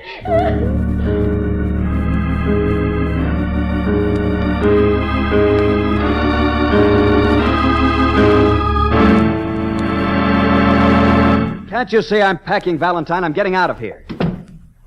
Nice shirt you have here, Cliff. Monograms, too. Give me that. Okay, Buster, take it easy. Whether you believe it or not, I'm here just to sort of help. How can you change a woman like Lydia? She only believes one thing of me, and that's all. Did you have anything to do with those accidents? No. That flower box tonight? No. You think anything else of me, but I don't go around trying to kill people. I've got to make a train. I gather you've already told Edie. That's why she's there sobbing in her room. She brought this all on herself. She's willing to let Lydia run her life. For me, I can live in a furnished room, be a short-order cook. Uh-huh.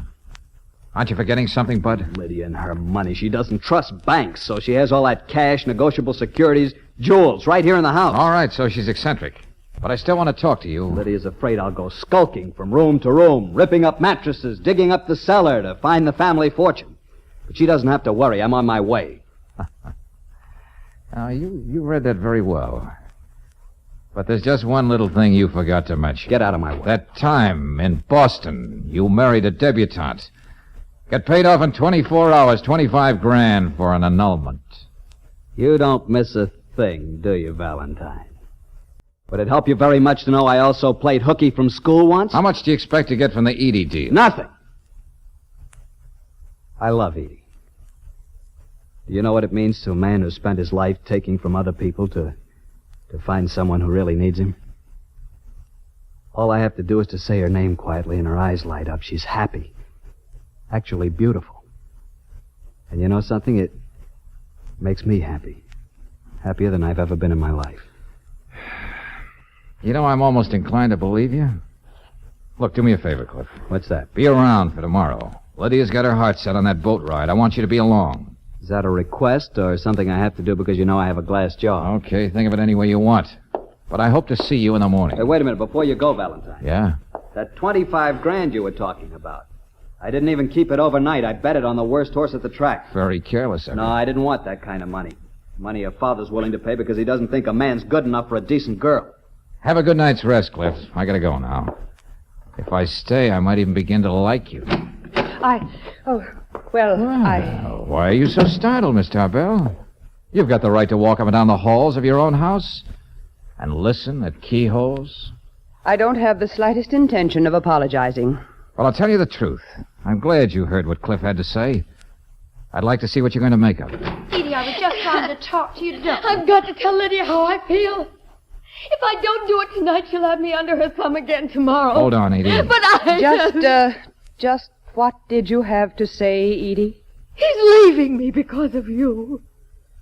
You made this thing happen.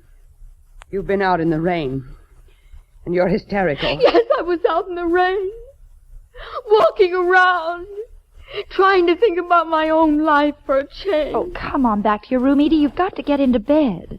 We'll talk about everything tomorrow on the boat. How can you talk about boat trips when you've just destroyed the one thing that means more to me than life itself? Maybe after tomorrow things will be different. Now, good night, dear. Oh, this is the first time you've kissed me since I married Cliff. Yeah. Come on, Edie. But that kiss isn't going to make up for everything you've done to me. You're planning something right now. I know you. This is an unholy way for two sisters to be acting toward each other. What are you doing here? Making your rounds, Damien? I saw the lights were blazing. That's no more than a good servant should do, but to inquire. Very loyal of you. But there's nothing you can do. Maybe not. But even a servant has the right to speak his mind once in a while, Miss Lydia. Now, look, why don't you get going, friend? Can't you see you're not helping anyone? What makes you think you can put your hands on me, Valentine? I've got something to say, and I'm going to say it. Very well, Damien. Go on. I know I don't look it, but I hate any kind of suffering and pain. Hate it so much that I can even bring myself to put a bullet through a horse's head when I know there's no hope for him. Come on, get to the point. I mean to spare pain to anyone I love. I can be a brutal man. I hope that's clear to everyone.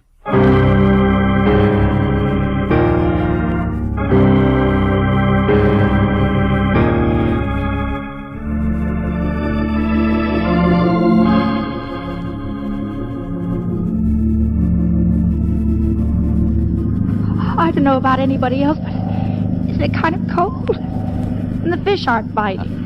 Patience, Brooks. He almost snagged a seagull that time. I don't know why I'm here at all. If it weren't for you, Valentine, right now I'd be on my way to... Oh, please, Cliff. Lydia always gets what she wants. You make me out a horrible creature, Edie. It's almost a shame that this may be one of the mornings that I won't live up to my reputation. Isn't that so, Mr. Valentine? Well, I won't argue with you, Miss Tarbell. Not this morning. Not after the talk we had last night. I think you can find the right answers for yourself. I'd be more intrigued with all this vague conversation if I could catch just one little teensy sardine instead of pneumonia. If everyone will excuse me, there's something I have to do in the cabin. Something that may make the sun come out before we return to shore. Edie, where are you going? This means everything to us, Cliff. I've got to know what she's up to. Hey, take it easy, Cliff. Sit down. Isn't it a little too optimistic to be fishing without any bait on your hook? What?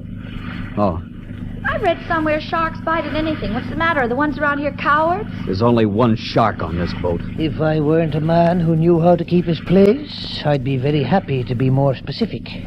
Coffee? Oh, thank you. Well, you're a man of many moods, Damien. You seem to be much calmer this morning. I just wouldn't want anyone to catch his death of cold on a pleasure ride like this.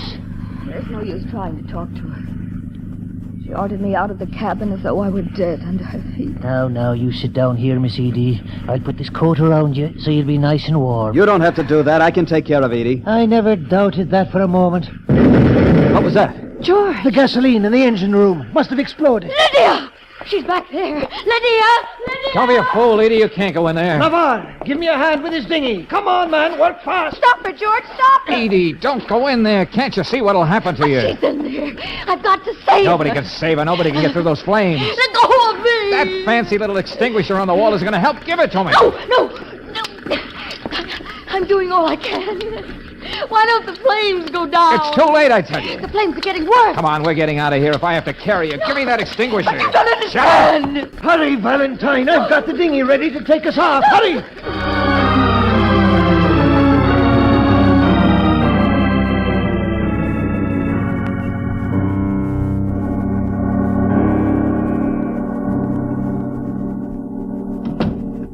Your wife all right, Mr. LeVar? Considering what you went through, Sheriff, I'd say so. It was a terrible accident. Miss Lydia was such a fine woman. If it's not too much to be asking, I'd like to go in and talk to Miss Edie. She's not seeing anybody, Damien. Sheriff, did Mr. Valentine say where he was going? He said he'd be... Oh, here he is.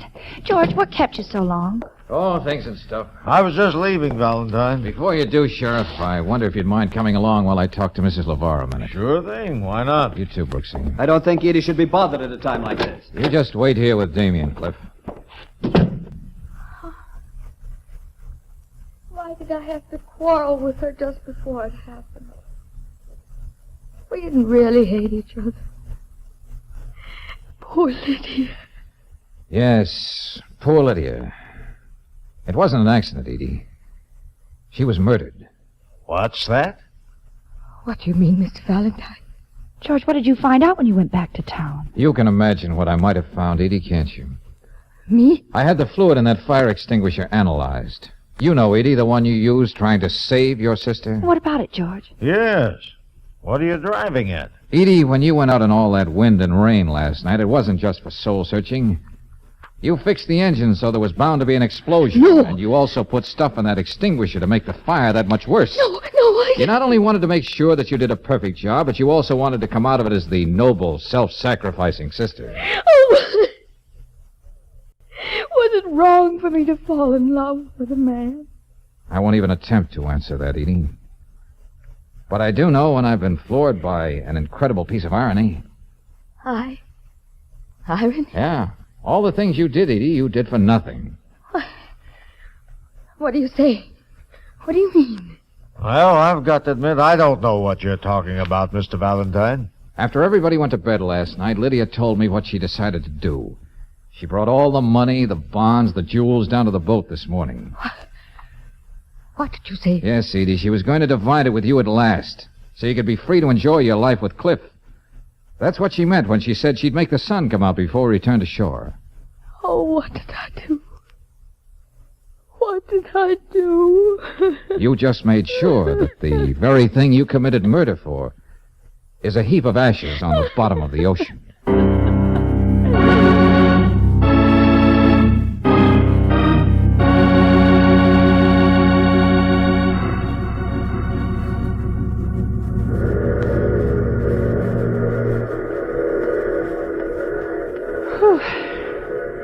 Oh, I'll sure be glad to get back to town, George. Hey, I can hardly see you in this fog. Yeah. Well, at least the train seems to be on time. You know, I could never quite make myself believe Cliff really loved Edie. Oh, but he did, Brooks, he did. And when Lydia overheard what he said to me in his room last night, well, that convinced her. Golly. When you think of it, all those accidents. Uh-huh. It was Edie who made them happen, and it was Lydia who was in danger. Well, that's what struck me right from the beginning. Whenever things happened, both sisters were around. I asked myself, why take it for granted Edie was meant to be the victim? Darling, I'm going to love being the mother of quiz kids. You know, I think I'm going to kiss you. In fact, I've made up my mind. Why, Brooks? Yeah, it's lucky you're smoking a cigarette or I wouldn't be able to see you. Oh, darling. Well, gee, thanks, lady. That was swell. Too bad I gotta catch a train. What? Oh, I meant to tell you, Angel, I wasn't smoking.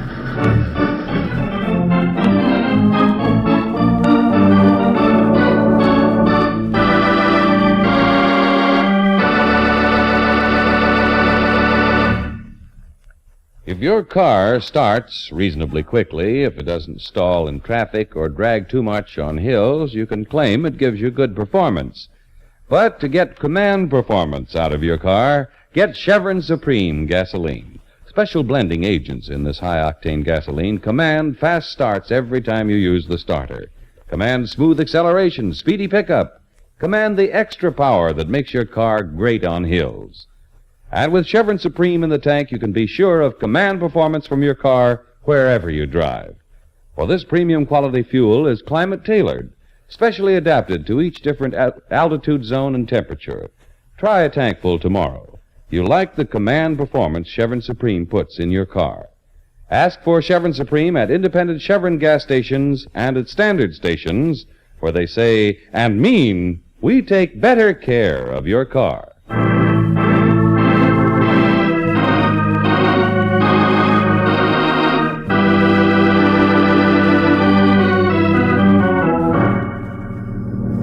Next week at this time, when you join us in George Valentine's office, you'll hear him saying, No, I'm not trying to put anything over on you, Lieutenant. There's no dagger in Forrester's chest. Of course there isn't, George. But one of us killed him. What? Oh, now look, one practical joke is enough. This is no joke, Brooksy. But Forrester was alive a minute ago when Lieutenant Riley examined him. The fact remains. Right now, he's very much dead.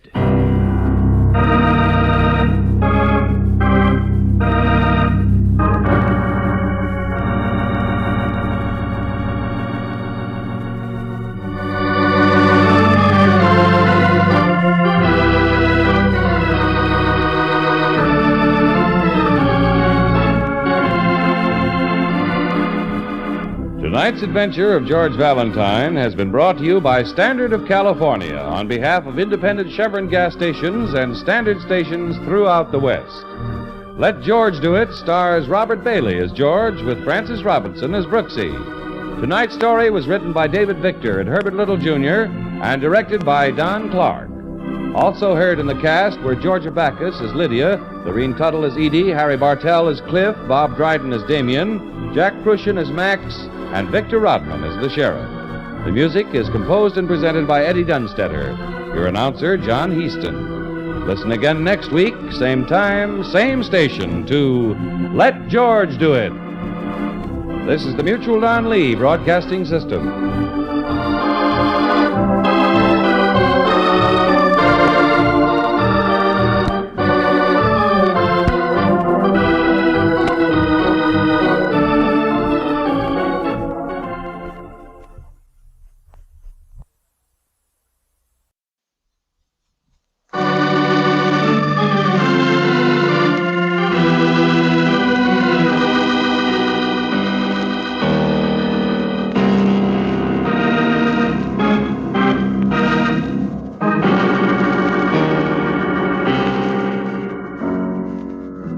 Standard of California, on behalf of independent Chevron gas stations and standard stations throughout the West, invites you to Let George Do It. Mayhem by Experts, another adventure of George Valentine. Personal notice, danger's my stock and trade. If you're coming up for the third time and need somebody's help, call on me, George Valentine. Write full details.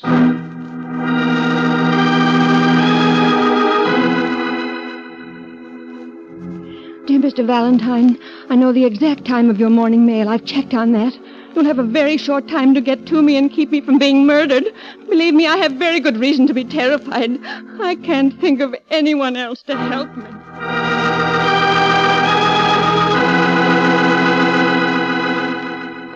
Anyone else to help me, and I'll do my best to make it worth your while. Be sure to come alone, otherwise there's nothing you can do for me. And it's signed Madge Damon. Uh-huh.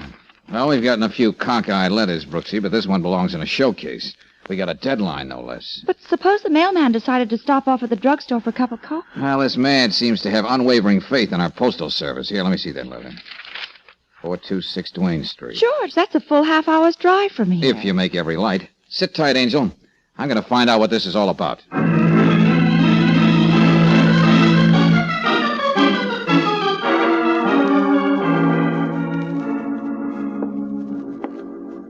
Abrams, 3C, Murphy, 2D. Oh, here we are in Damon. Come on, lady. Answer, will you? No use trying the hall phone, mister. What? Ain't been working for years. Being a janitor, I ought to know. Maybe I ought to think about fixing it one of these days. Yeah, well, don't work too hard, Buster. I want to get to 4C. Where's the elevator? Over there. But I may as well warn you, young fella, tain't working. Huh? Another thing I ought to get around to fixing one of these days. Okay, I'll walk. I'm in a hurry. Something fierce the way work piles up on a man's back.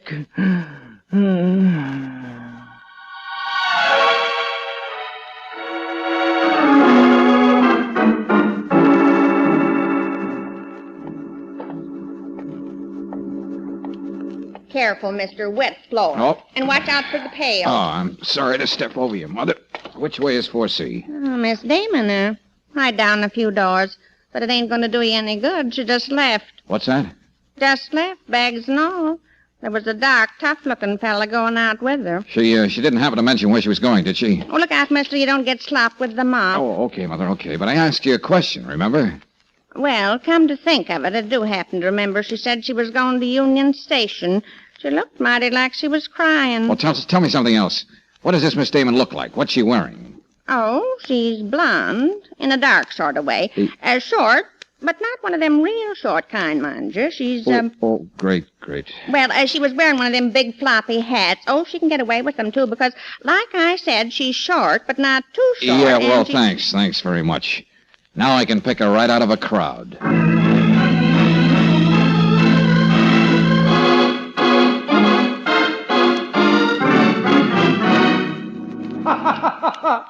Oh, Miss Brooks, this is wonderful. Valentine called you from the Union Station, huh? Oh, brother, that means he didn't catch wise. If you'll stop splitting your sides for a minute, Lieutenant Riley, I'd like to know what this is all about.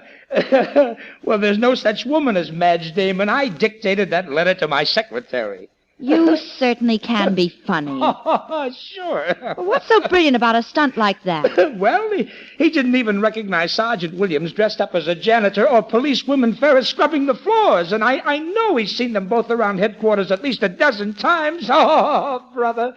Oh, that's your big sleuth for you. All right, you're a jester and your life is complete. Why don't you give me a hot foot? I won't look. Oh, look, you don't get it.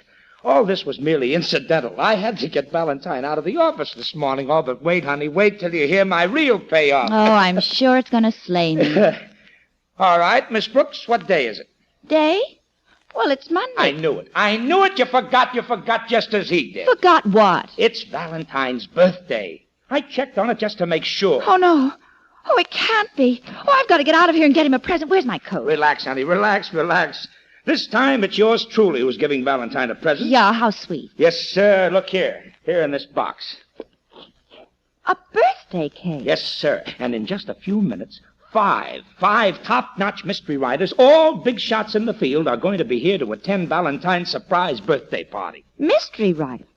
Lieutenant, you sound like you're running a fever. No. I've done them favors in the past, and they're just dying to come along for the fun. After what you did this morning, I'm suspicious of what you consider fun. Ah, come on now. Where's your sense of humor? Look, we're going to stage a phony murder, see? With you as the victim. And I'm betting Valentine is going to fall for it hook, line, and sinker. Pardon me while I laugh. Yes, sir. Look, you see, I'm going to examine the supposed victim and announce that he's dead. And I could just see Valentine going into action without even checking, without even bothering to find out if there's really been a crime. And in front of all those writers, too. Oh, boy, oh, boy. I'm not going to let you do it. What? Oh, now, come on, be reasonable. Valentine's put me on a few spots where I didn't look too bright. I need this for my morale. I'll tell you what. I'll make you a bet. What kind of a bet? Well, a hat for you if I lose and a box of cigars for me if I win. All right. Okay, Lieutenant, you're on. Okay. Now we got work to do.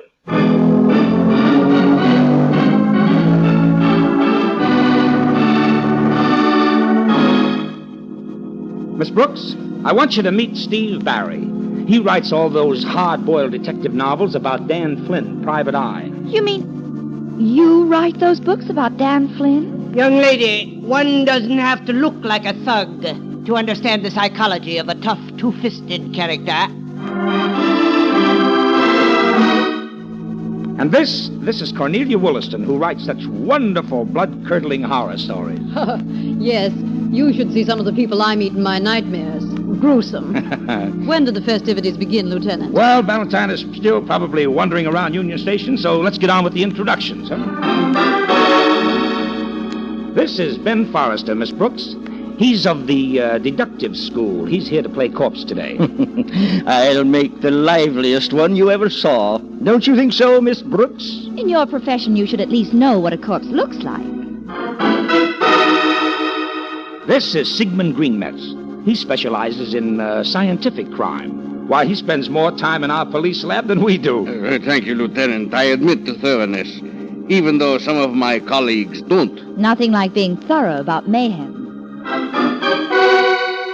And this is, finally, young Mr. Copeland, who believes that every crime has a psychological basis. And that's the way it will always be, as long as crimes are committed by human beings. I don't mind suspense, Lieutenant, but I happen to have a dinner party. Yes, where is Mr. Valentine? Well, he'll be along any minute now, Barry. Oh, now, look here, Greenmetz. You know what you have to do. Yes, I understand it. I pull down the window blinds to darken the office, like this. Then I turn on the light. Right.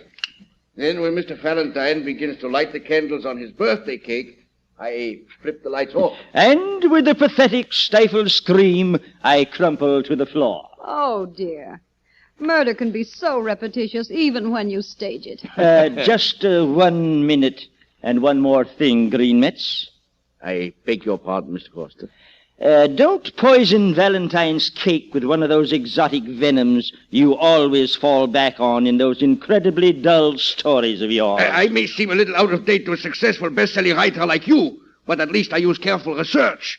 I'm not a fraudulent writer. Gentlemen, remember, this is supposed to be a party. Yeah, cut it out, Greenmetz. I don't like people to laugh at my work.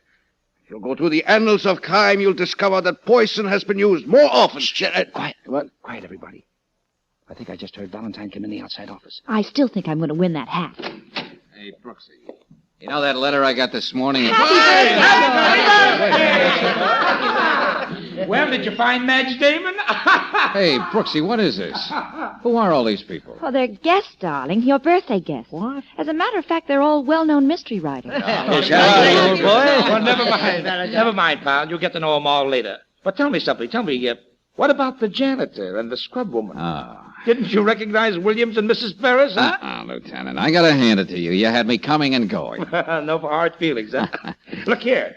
Look, I provided a cake and some refreshments, so come on, let's celebrate. Okay, I'm just in the mood. Go on, George, light the cake. Off with the lights, Greenmetz. Very well. Oh, this is nice and cozy. Oh, say, I don't even have a match. Here, use my lighter. That's the idea, Miss Wollaston. Hurry up, Valentine. No, you don't. Get away from me. Oh, what was that? What happened? It sounded like Forrester. What's going on here? Hey, you, Greenmetz, get those lights on. Forrester. Well, what's the matter with him? Why is he lying there like that? Don't stand there, Barry. Help him up. Somebody better get a doctor. Wait a minute. Don't touch him. Let me have a look at him. Oh. We'd better get the coroner. What? This man's dead. Lying on his face with a dagger in his chest. Dead? What are you talking about? Who'd want to kill Foster? What are you saying, Lieutenant? Well, what's the matter, Valentine? Aren't you interested? This happened in your office. Oh, I'm quivering like a leaf. I think the only thing that'll calm me down is a piece of cake. What? Tell your stooge to get up, Lieutenant. This whole setup is as crooked as a worm in an apple. Oh, darling, I love you. Oh, nuts. I get a new Best laid plans of mice and men. Your little joke didn't work, Lieutenant. He was too smart for you. Yeah, when I get taken for a ride in the morning, I try to smarten up come afternoon. Well, don't be such a ham, Forrester. Get up. He always did like holding the center of the stage. Well, maybe I can shake him out of it. Hey, wait a minute. Huh? You're not trying to put anything over on me. I'm not kidding. There's no dagger in Forrester's chest. Of course there isn't. Just the same he's been killed. What? Oh, What are you please, talking George, about? one practical joke is enough. This is no joke, Brooksy. Right now, Mr. Forrester is very much dead.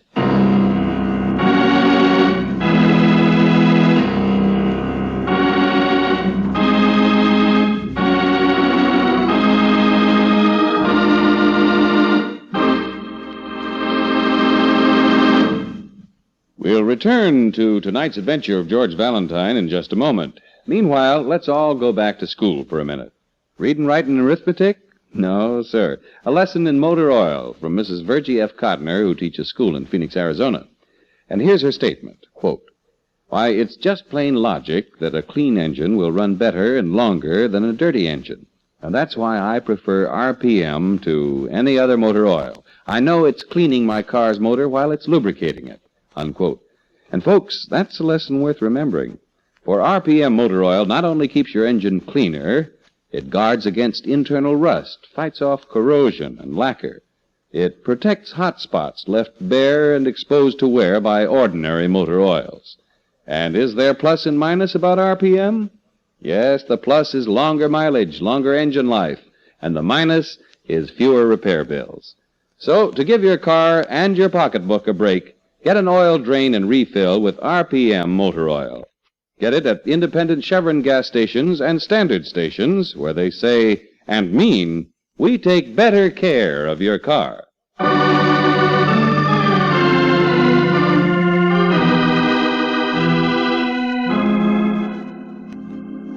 You find yourself the victim of a very elaborate and phony birthday joke planned by, of all people, Lieutenant Riley. It might have been fun, except that the man who was supposed to play dead really died. And right in your office. And in front of 4 top-notch mystery writers. You know one of the 4 had to murder him. You might call it mayhem by experts. In fact, that's what we do call it. Valentine, why do these things happen to me? Well, I don't feel too good either. Like an accessory after the fact or something. Now, wait a minute. Listen, both of you. Don't let your conscience bother you too much. Forrester's murder was carefully planned. Yes, If it didn't happen back there in my office, it would have happened somewhere else. Well, at least we're pretty sure who did it. Somehow I still can't believe it was Green Metz. He just doesn't seem to be the type. Yeah, Angel, I second the motion. But the facts are sure stacked up against him. I tell you could have knocked me over with a feather when the coroner said Forrester was poisoned. Jabbed with a hypodermic needle. And then to find the needle in Green Metz's pocket. Green Metz said he didn't know how it got there. And with everybody milling around in the dark, anybody could have put it there. Well, he admitted that Forrester had been needling him for months. Telling him all he's been doing for 20 years is rehashing Sherlock Holmes. Oh, it's just a little too pat, Lieutenant. But I certainly don't have any other answer. Well, I'm holding Green Metz on suspicion of murder. And I think he's going to turn out to be our man. Could be, Lieutenant, could be. Hey, Brooksy, we never did get to celebrate my natal day. Suppose we spend it on a treasure hunt.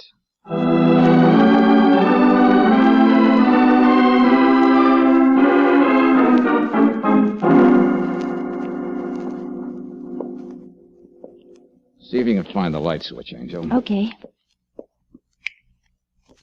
Well, late Mr. Forrester's apartment has all the standard equipment, including copies of Esquire. Hold it. Huh? I crack a light under the door to the other room. Oh, I'd have to be blind not to see it. Who could it be? That's what we're going to find out. Yeah, somebody's in there looking for something he's got to have. And he's not missing a trick. George, the light just went out. Uh-huh. That's when I go in. Stay where you are, Brooksy. Okay, but I don't have to like it. Okay, Buster, I can't see you, but I know you're in there. Come on, make with the vocal cords. All right. All right, suit yourself. You're either going to have to jump out of that window or try to get past me. Making up your mind? Well, I don't think you're going to jump, friend, so just stay put while I find a switch and we'll... No, it's not going to be the window, friend.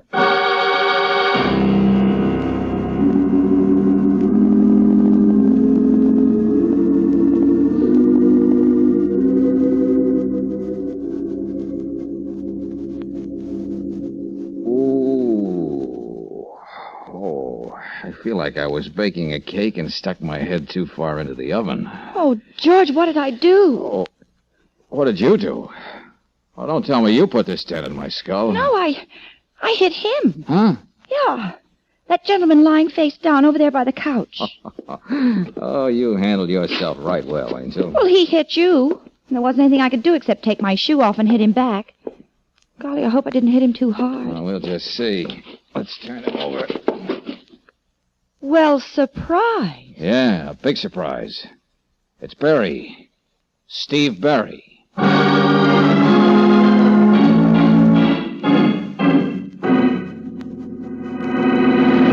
Come on, Barry. You realize your story sounds as phony as a dime store engagement ring. I know, but it's the truth, Valentine. I've heard of people doing things for publicity, but not anything like this. Please, try to understand my position. There I was in your office, Valentine, at that party, the scene of the murder. Well, now, what would my readers think if I, Dan Flynn's literary father, wasn't able to solve it? Oh, I can just hear the whole nation going... Just what were you looking for here in Forrester's apartment? Well, I don't know. Just like you, any little clue that might prove whether it was or wasn't Green Metz who did it. Just any little old clue. Yes. If I could find the murder, the sales of my new book might run into millions. You know, it's just possible somebody might think you killed Forrester, and we're here trying to destroy evidence. Hey, what about that, Barry? Me? Kill somebody? Me? Why, I can't even stand the sight of blood. It makes me faint. The stories my public expects from me, all that violence. Well, you just have no idea what a strain it is on me. Well, Green Metz has his story, and you have yours. But I've told you, I'm telling the truth, and you've got to believe me. Well, I'll be able to tell you better about that later. Now go home, Barry. Put a cold compress in your head. And you, Angel, will you join me? Where now? Believe it or not, the public library. To read some mysteries.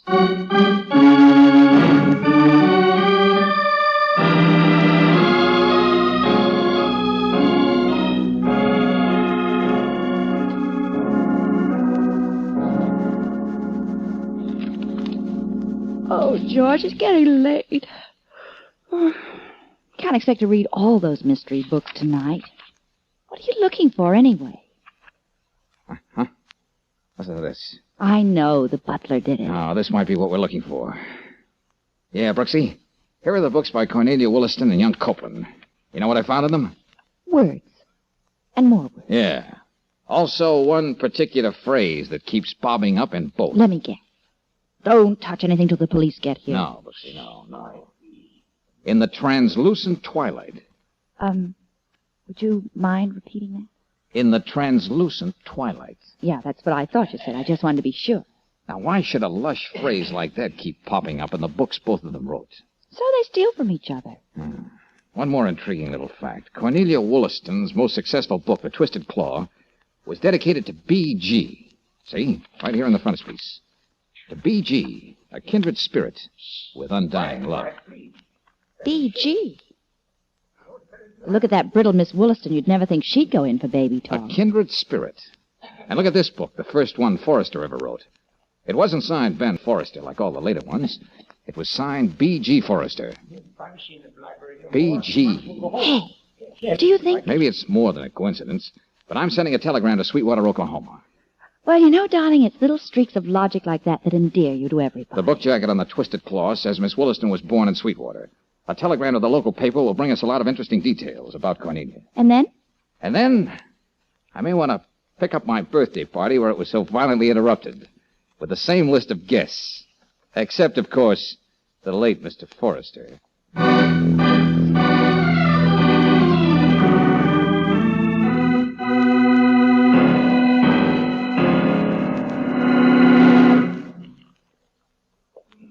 Valentine, what's the reason for this clam bake? Yes, just what have you got on your mind? Have you found something that'll clear this man here? I'm coming to that, Lieutenant. Come right in, Miss Williston, Mr. Copeland. What, another birthday party so soon? I just got your message, Lieutenant. I came right over. If you're all here to tell me how much I despise Forrester, you wouldn't be saying anything that's not true. He was obnoxious, arrogant. But I wouldn't go to the trouble of killing him. Take it easy, Green Metz. Okay, Valentine, okay. What do you know that we should know? You better get started, Brooksy, before the good lieutenant blows a gasket. Oh, yeah. Goodbye, George, darling. I shall meet you in the translucent twilight. Translucent Oh, what's the matter, Miss Wollaston? Those words seem to have a special meaning for you. There's nothing more beautiful than a translucent twilight, is there? Say, what's going on here? What is translucent? Wouldn't you say that was a purple phrase, Mr. Copeland? In the translucent twilight. I wouldn't know. You should, if you read your own books. Or if at least you read the ones somebody else wrote for you. What do you mean by that? Yeah, what is all this, huh? George, do you want all these fine detailed notes you made in the library? I don't think we'll need them, Brooksy. I believe Miss Wollaston will admit she wrote all of Copeland's books as well as her own. Goodness, you can't mean what you're saying. Well, that can't be. The styles, they're too different. That's a lie, Valentine, and you know it. Ridiculous. That one phrase keeps recurring often in the books you two have written. Well, what about it? I told you all writers are crazy. Anyway, it could have been just a coincidence. Lieutenant. Authors fall in love with certain phrases and use them over and over again without even realizing it. They become just as much a part of them, just as revealing as their fingerprints. Come to think of it, you're right, Valentine. You're right. I keep finding my Dan Flynn saying over and over again, I'm going to slam you senseless, sweetheart. Well, that's absolutely true, yeah. I find myself doing the same thing. But, Mr. Valentine, I fail to Miss see Wollaston, I received a little information from Sweetwater, Oklahoma. Is that supposed to terrify me? You wrote Copeland's books, and for a very good reason. He happens to be your son. What? What's that? Was it pride that forced you to make a successful writer for your son, Cornelia? Son? But it's Miss Wollaston. Miss! Take it easy, Dad. No, there was a Mr. Wollaston at one time. Okay, why don't you admit it, Cornelia? You're a widow. It's all here in this telegram. All right. What if I am? You can stop it now, Valentine. Yes, Cornelia is my mother, and if she wanted to help me in my career, that's nobody else's business. Okay. So this is going to make headlines in the Saturday Review of Literature. Now, what about it? Go on, please, Mr. Valentine. Mrs. Wollaston, you had a very good reason to kill Forrester, didn't you? Why, I hardly knew him, except professionally. He was just another writer. Oh, I see. And is that why you dedicated the Twisted Claw to B.G., and I quote, with undying love? Forrester's middle initial was G. G for Gerald. And he was the kind of man who had other women call him B.G., and with the same undying love. You're right about that, Valentine. Forrester was always bragging about his success with the fair sex. The truth is, I once told him to his very face that he was a cad. Keep going, Valentine. Let's get to the end of this. Don't you see, Lieutenant? When Forrester decided he was through with Cornelia, he held a whip hand. The threat to expose the hoax of young Ted Copeland, the promising new writer. I should never have let you do it, Mother. So, Cornelia, you killed Forrester, and in a way that would place all the suspicion on Green Metz. Now, didn't you? Yes. That's exactly the way it happened. Thank you, Mr. Valentine. Believe me, Mrs. Wollaston, I'm very sorry. Of course you know you're lying, Cornelia. What's this? And I have an idea that I won't be the one to prove that. Wait a minute. Are you trying to say she didn't kill Forrester? She just said so herself. Thank you for being a practical man, Lieutenant. No, this is one time I'm going to stand on my own 2 feet, Mother. Ted, keep quiet. I killed Forrester, just as Valentine described it. But he had it coming to him for such a long, long time. What are you doing, Ted? You have your whole life It's before no you. use, Cornelia. I'm sorry I had to do it the way I did, but I had a feeling he'd tell the truth if he saw the guilt being placed on you. I knew how much you loved him, Mother. I saw how he threw you over. All I could do was stand by. Oh, Ted. The scandal about the books, it was going to ruin not only me, but you. That's why I killed him.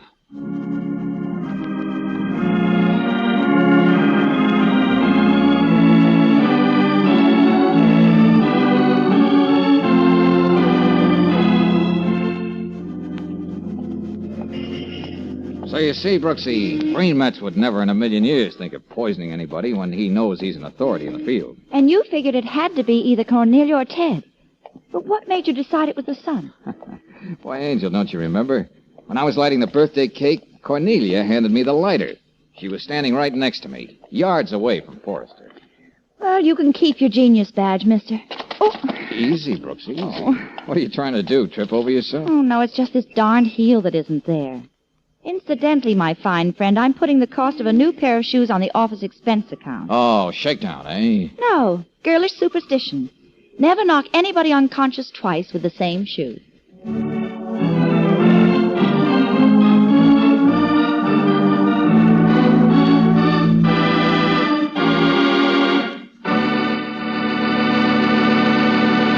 There are lots of times in everyday motoring when you need extra go-ahead for your car, but fast.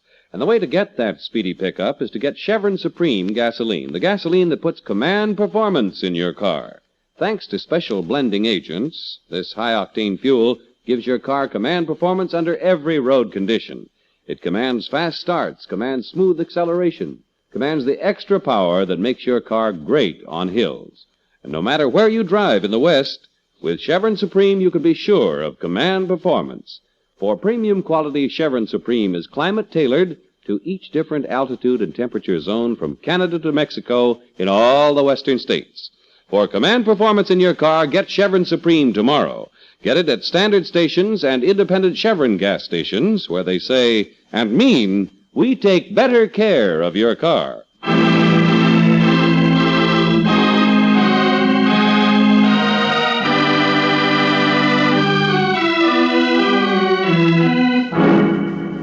Next week at this time, we pick up George Valentine on an out-of-town assignment, which begins on a train that's just pulling into Sharondale. Ain't you kind of cold out here on the platform, Jack? What? Oh, no, I'm getting off as soon as the train stops. You're getting off here, Jack. Don't make me carve things in your face with this broken bottle. I don't like the sight of blood. Hey, wait a minute. It's not going to be my blood, Buster. Get off, Jesse. Get off!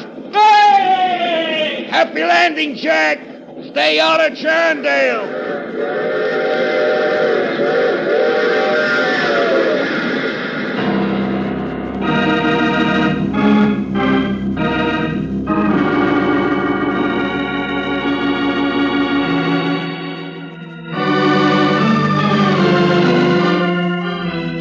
Tonight's adventure of George Valentine has been brought to you by Standard of California on behalf of independent Chevron gas stations and standard stations throughout the West. Let George Do It stars Robert Bailey as George, with Francis Robinson as Brooksy. Wally Mayer appears as Lieutenant Riley. Tonight's story was written by David Victor and Herbert Little, Jr. and directed by Don Clark. Also heard in the cast were Jeanette Nolan as Cornelia, Roland Morris as Copeland, Junius Matthews as Barry, Fred Howard as Forrester, Louis Van Ruten as Green Metz, and Ruth Parrott as the Scrub Woman. The music is composed and presented by Eddie Dunstetter. Your announcer, John Heaston. Listen again next week, same time, same station, to Let George Do It. This is the Mutual Don Lee Broadcasting System.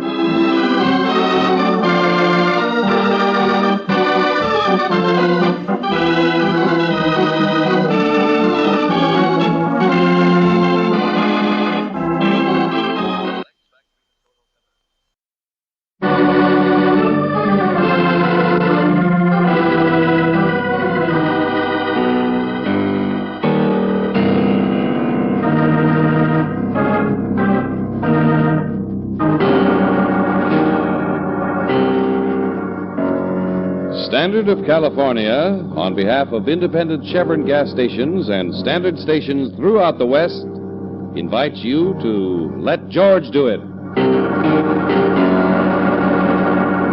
One Against a City, another adventure of George Valentine. Personal notice. Danger's my stock and trade. If it comes out trouble, dead end, no matter which way, you got a job for me, George Valentine. Write full details.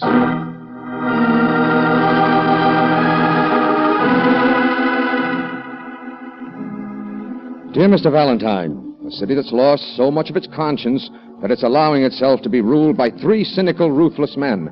That's the gimmick I hope will intrigue you.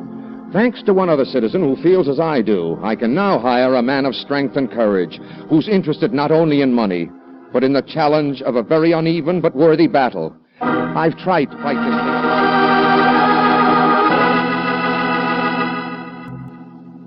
fight this thing alone, me and my puny one-cylinder newspaper. All I got out of it was threats, a few expert beatings, and a reputation as a crackpot idealist. Come on in, Mr. Valentine. The water isn't fine nor clean. But you may be the kind who doesn't mind swimming against the tide. It's signed Sam Morgan. Let me have that, Brooksy. Here. Intrigued? Slightly fascinated. Sharondale Chronicle, the voice of Sharondale. Population 70,000 and growing strong. 70,000 people goose-stepping for 3 Little Caesars? Isn't it just possible, George, that Mr. Morgan may be letting his journalistic fervor run away with him? Uh-huh.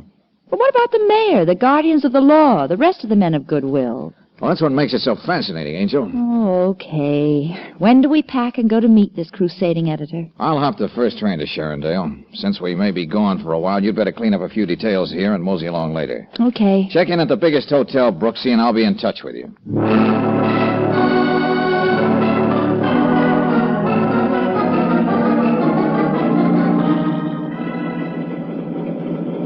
Sharondale, next stop, Sharondale. Ain't you kind of cold out here on the platform, Jack? I'm getting off as soon as the train stops. You don't say so, Jack. Hey, now look, Buster, there's something about you I don't like. So don't make me take you apart to find out what it is.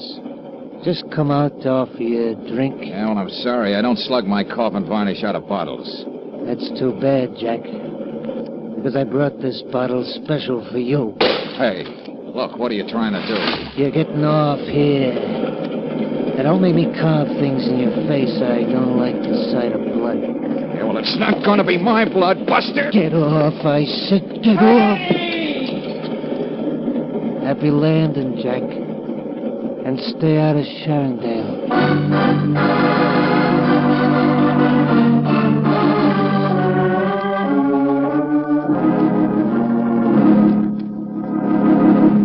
Valentine, I can't understand it.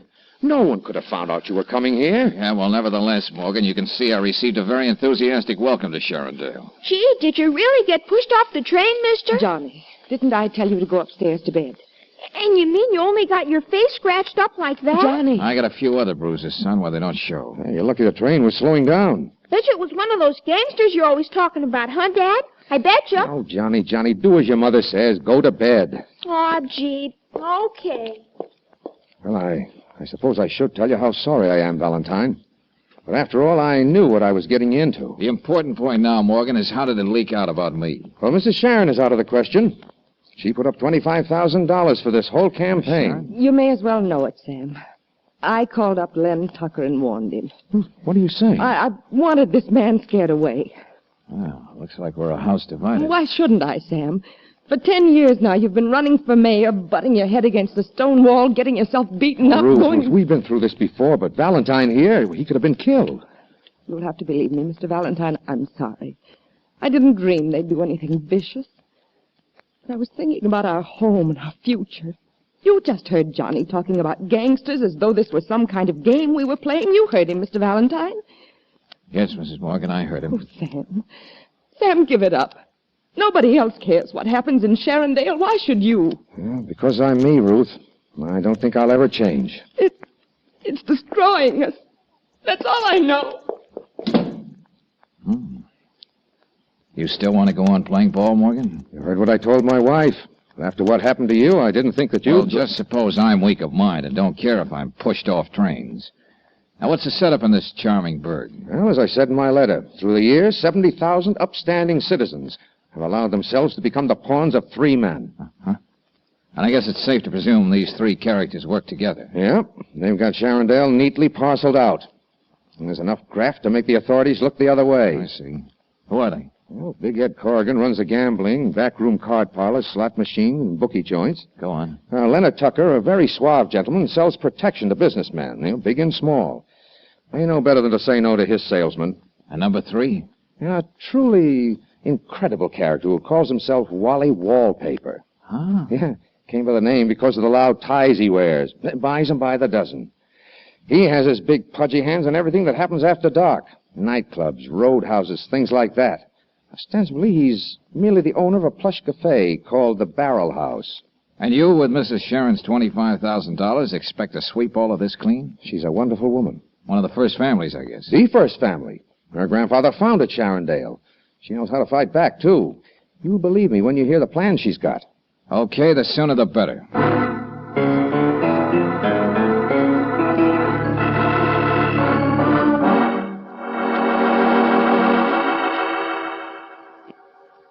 Have you got it straight, Brooksy? Yes, George. I'm not supposed to know you from a hole in the wall. That's right. In fact, if you see any holes in the wall that even faintly resemble me, don't look that way. Sherrindale's Crime Incorporated knows I'm here, and you can bet they'll try to keep on my tail. Well, just how do I promote a job in that honky-tonk, the Barrel House? Well, Brooksy, I understand the quaintest character since Dracula was a boy runs the joint. He glorifies in the name of Wally Wallpaper. Huh? From all descriptions, Wally fancies himself a ladies' man. So? So, you're a lady. Use your own discretion. Try to get a job as a hat check girl, or in the chorus, or behind a cigarette tray. I'll tell you why later. Ours is not to reason why. Ours is to go and meet Wally Wallpaper. But just one thing, sweetie. If we're supposed to be total strangers, how do we communicate with each other? By thought waves? Well, I'm not going to call you at the hotel anymore. They may trace the call. Yeah. But tomorrow, exactly at noon, I'll be making a call on the one and only telephone booth in the cigar store at the depot. Now, you be the annoyed young lady who can't wait for me to get through. We'll pick it up from there. Okay. But be careful, darling. You happen to be one stranger who's good for me. Well, that puts me in the glass with fresh vegetables. But don't you worry, Angel. I'll be all right. But I may even see a glimmer of hope for the home team after I talk to Mrs. Sharon.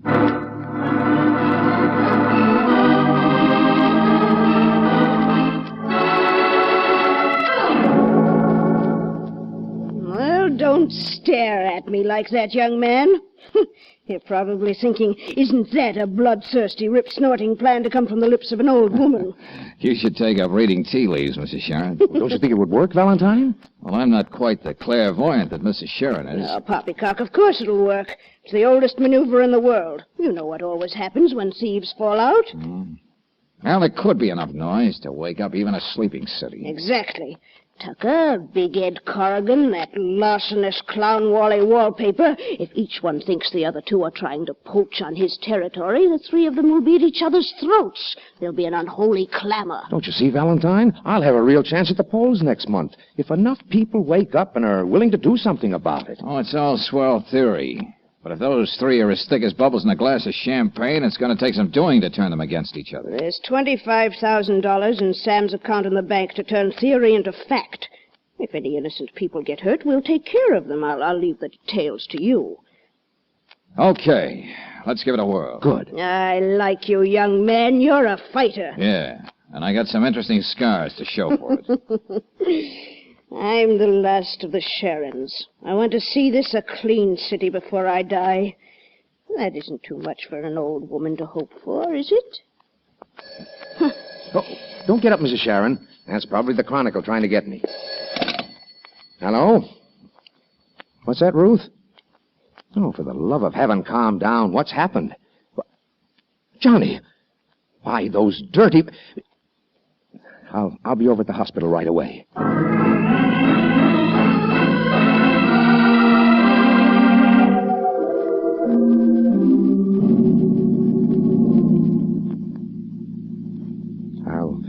I'll never let anything like this ever happen to you again, Johnny. This was all my fault. I'm okay, Dad.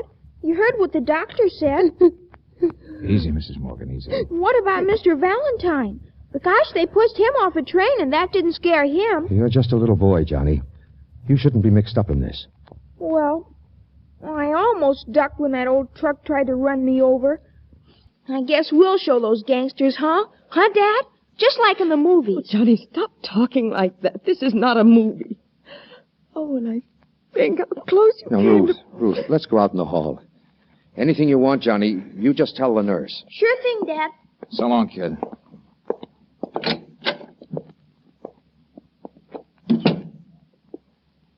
Sam, No, I know all the things you're going to say, Ruth, but they're not necessary. Well, look, maybe you folks would like to be alone. No, Valentine. This concerns you, too. Let me have a full bill of your fee, and, well, we'll call it quits. I know when I'm licked. Oh, Sam, that isn't what I was going to say. What? You fought too hard and long for what was right. If those men could do something like this, they are capable of anything. This is our home, our town. It's up to us, and others like us, to clean it up. But Johnny... It's because of Johnny that I finally understood. Valentine. Save it, Morgan. I understand, too. This is open warfare now. And for one, I'm glad. No matter where it leads to.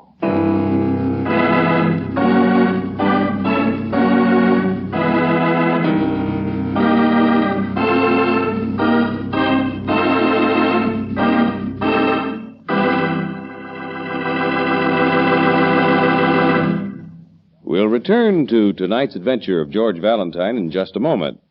Meanwhile, I'd like to tell you about a young man who knows where he's going.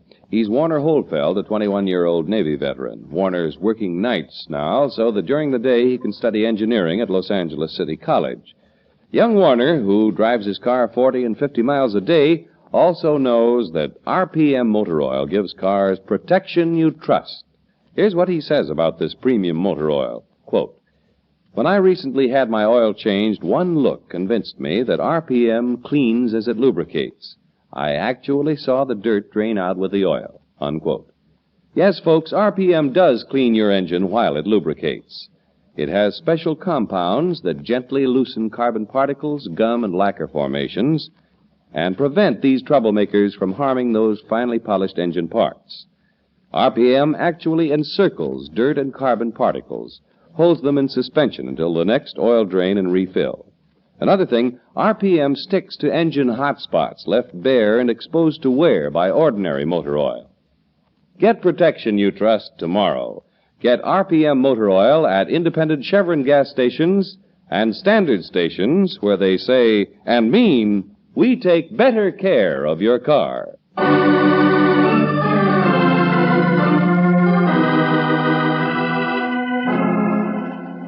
And now back to tonight's adventure of George Valentine.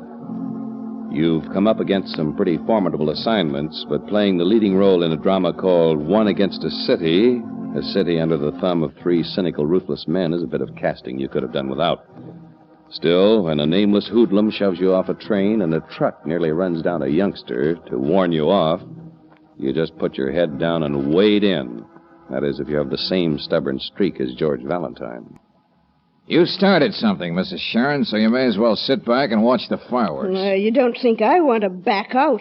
All I expect is a fighting chance against those leeches. I've found out there's always a fighting chance, Mrs. Sharon. By heaven, there has to be. Especially when there are people like the Morgans and like you on our side.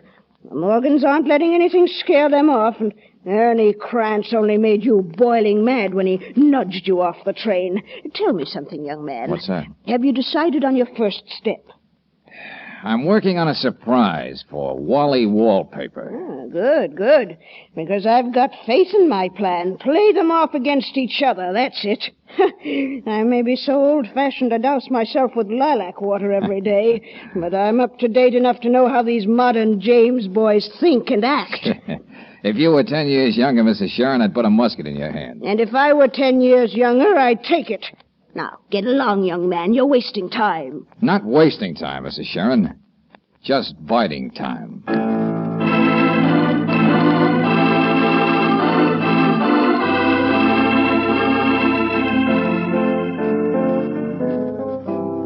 Never mind thanking me for the job, Miss Brooks. You can start pushing cigars and cigarettes here at the Barrel House tonight. Oh, thank you, Mr. Wallpaper. I think you're the sweetest man. And I think you got class, baby. Yeah, and good taste. I could tell that the minute you went off your nut about this tie I got on. Ain't it a beaut? I've never seen anything like it in my life. Hey, look at. When I pull on it like this, see? The girl does the hula and the palm trees start waving. What do you think? Suddenly I'm on the beach at Waikiki. Where? Oh. And what I like about it is it's so conservative. That's right, baby. I'm not one of them loud guys. You'll find that out when you get to know me better. Which reminds me. Yes, Wally? When you're through tonight, how about me showing you some of my other ties? I got hundreds of them. To think you're taking all this interest in me, Wally. And you're such an important man. You're not wrong, baby. If you knew all the joints in this town that pay off to me, you wouldn't believe it. Well, let's talk about you. What'd you say your first name was? Claire. I'll have your picture painted on a tie with your name right under it. How do you like that, huh? Oh, that'd be wonderful. But just one thing. Sure, name it. Could you arrange to have me light up in the dark, too?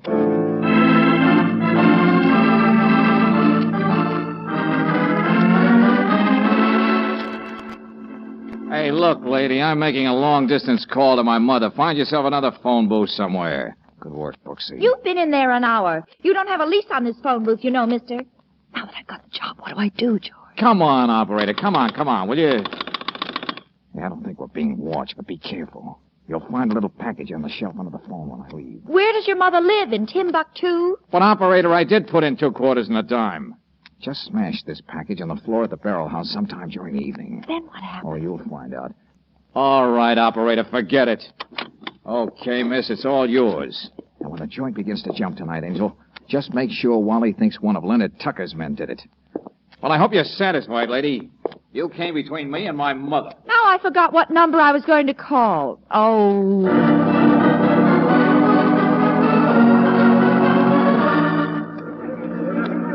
Yeah, what wise guy threw that stink bomb? I'll kill him. Wally, I saw who did it. Huh? I pointed him out to a waiter, and he said he was one of Leonard Tucker's men. So that's the way it is, huh? Tucker's been wanting to move in on me for a long time. Okay, I'm just the boy to play rough. Are you crazy, mister? What are you going to do? See if you can guess. Those slot machines cost money. Wait till Big Ed Corrigan hears about this. Just tell him that Wally Wallpaper has decided to branch out. Oh. And that includes gambling in this town. Now, please, Mr. Already I'm paying protection to Mr. Tucker. Forget it. From now on, you're paying off to Big Ed Corrigan. No, but Mr. Tucker, he will... Maybe kill this me. break through your front window will make up your mind. The 5 days it shook Sharondale. Valentine, you really blew the lid off. Well, I hope the reform mayor-to-be has his speech ready for the citizens' rally tonight. All I can think of now is those 3 vultures tearing each other apart. Hey, I like that headline you got in the Chronicle today, Morgan. Assemblyman proposes state investigation of conditions in Sharondale. 10 years I've waited for this, Valentine. 10 long, long years. You know, I'm glad for you. Well, we better keep our fingers crossed, Sam. See you later at your place.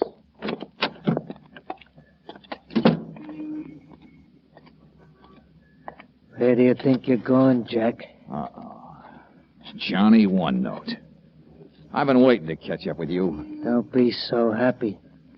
This rod in my pocket ain't been used for a long time. I might decide to see if it still works. Where to, Ernie? Huh? Don't get so familiar. Get going for that car over there.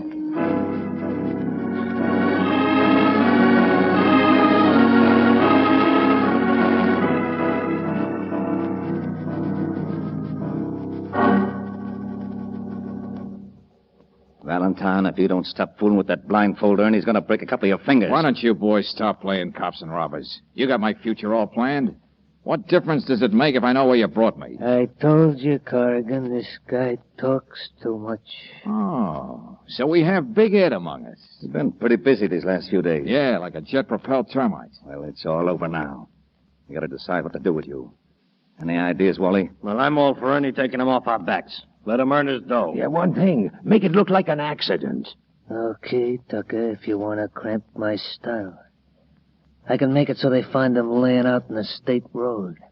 He was jaywalking. Jaywalking? Remind me to give you a tie, Ernie. So the 3 masterminds finally learned how to add 2 and 2. Yeah. We think slow. Maybe we got quick tempers. But usually we see our own mistakes. All right, Ernie, take him out. Time to shuffle along, Jack. Wait a minute. For alleged big shots, you guys are certainly 3 14-carat suckers. Getting rid of me won't get you off the hook. You want to worry about the person who hired me, a very determined character. You mean Sam Morgan? You know Morgan is in hock up to his neck just trying to keep his newspaper going. Now, I'm talking about somebody who can buy and sell the 3 of you guys. Can't you see he's just stalling? Nah, let him talk. Who are you referring to, Valentine? The person in this room who insisted that you put this thing over my eyes so I wouldn't see. You don't need eyes to smell lilac water. Wally, take the blindfold off him. Hello, Mrs. Sharon. I see I've underrated you, young man. What is this? You made a very stupid mistake, Mrs. Sharon, when you mentioned Ernie's name the other day. I only knew him as another gunsel. How did you know his name? Unless you knew everything else that was going on, too. A very unhealthy pastime, Alyssa. Double-crossing your partners. Do you mind telling us why? Not that it's going to do you any good. No, well, I'll tell you why. She arranged for you gentlemen to help her take over the town. But you pushed her in the background. And that's one thing a Sharon can't stand, especially in her own bailiwick. I don't see why you three mongrels should be so surprised. With you out of the way, I could find myself the kind of associates who'd realize that I own this town, even though I may need hired help to run it. Listen to her, will you? It's a wonder she don't pack a ride. Oh, shut up, Ernie. One more thing you underrated, Mrs. Sharon. That corny item, public indignation. The plan worked too well. You saw that Sharondale might go back to the people. Then you decided to backtrack, so things would at least stay as they are. So, that's why you rounded us up, Alyssa. Showed us we had the wrong idea about each other. Valentine out of the way, we never would have found out what you did. Clever of me, wasn't it? Too clever. Looks like I got 2 jobs to do. No, we can't afford for you to have all that fun, Ernie. If both of them get knocked off, too many things will tie up. There'll be too many questions. Well, what are we going to do? She ain't safe to have around. No. Alyssa will have to go. Why, you don't dare. An unfortunate accident right in your own home. You, Valentine, you're leaving town. Am I? You're too smart to hang around. You know there's nothing you can do. Won't be a piece of evidence against us. Take him on a train, Ernie, with you. There ain't gonna be no mistake, Corrigan, this time. Go on, do like he says. Come on, Jack. Good luck, young man. We may be seeing each other sometime. It was exciting while it lasted, wasn't it? Yeah, a barrel of fun. Especially for all the innocent bystanders. Outside, Jack, outside. All right. Hey, now look, Ernie, you're seeing me off. And I'm glad to get out of this town, see? So take that small howitzer out of my back, will you? You don't know how lucky you are. I'm just getting lucky, Buster, because you're getting careless. You are! You had a lot more than that coming to you, Ernie. But that's where you're lucky. I don't have the time.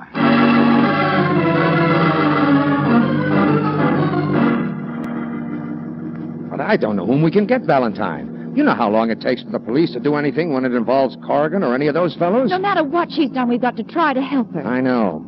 I'll get a couple of state troopers. And anybody else we can trust. Tell them to meet us at the Sharon place.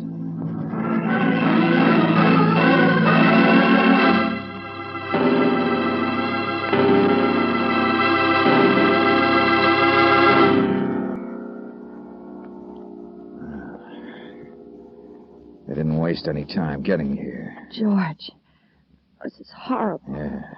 And they kept their word about making it look like an accident. Old ladies have been known to fall downstairs and break their necks. Oh, it's going to be hard for Sharondale to believe the truth about its first lady. Sam, you're not going to print the truth. And nobody's ever going to know it. But George... It's going to be the first real service she's ever done for the town she was supposed to love. But Valentine, people have the right to know that this Mrs. Sharon was really responsible for Tucker and all the others. She was feeding on every racket in the town. But wouldn't it be smarter to let them think she was pure as driven snow? I don't get it, George. What better way of being swept into office, Sam, than making the good citizens think that a sainted member of the Fonding family was brutally murdered by gangsters they allowed to thrive all these years? Well, we may never be able to prove that. That's going to be your first job in office, Mayor Morgan.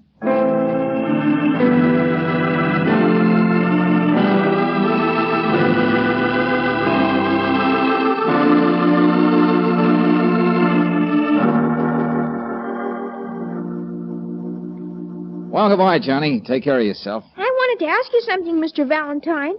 If Dad gets to be mayor, can he make me deputy sheriff or something so I could carry a gun? You better not let your mother hear you say that. You ought to be thinking of your schoolwork and keeping out of trouble. You sweet on her, Mr. Valentine. I guess you could go with that. Can't be much fun, having a girl who's always trying to keep you out of trouble. Now, look here, Oh, Johnny. as a matter of fact, kid, I have all I can do to keep her from getting into trouble before I do. Honest? Gee, you better hurry up and marry her before somebody else gets her. Love that boy.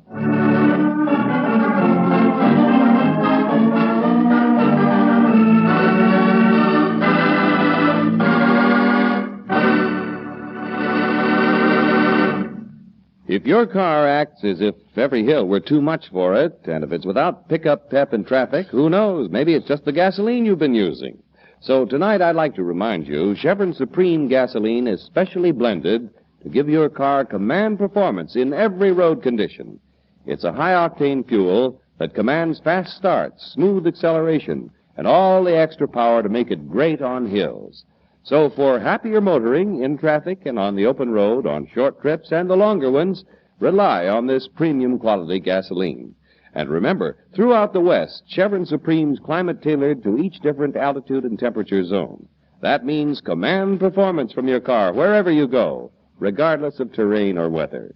Try a tank full of Chevron Supreme tomorrow. Get it at standard stations and at independent Chevron gas stations, where they say and mean, we take better care of your car.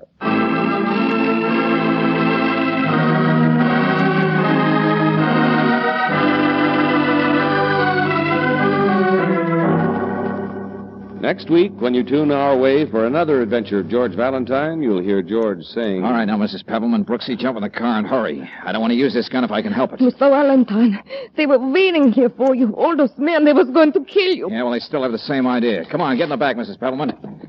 Let her roll, Brooksy. And don't stop till we get to your place. Get there before that gunsel does. Or we'll be missing one perfectly good client.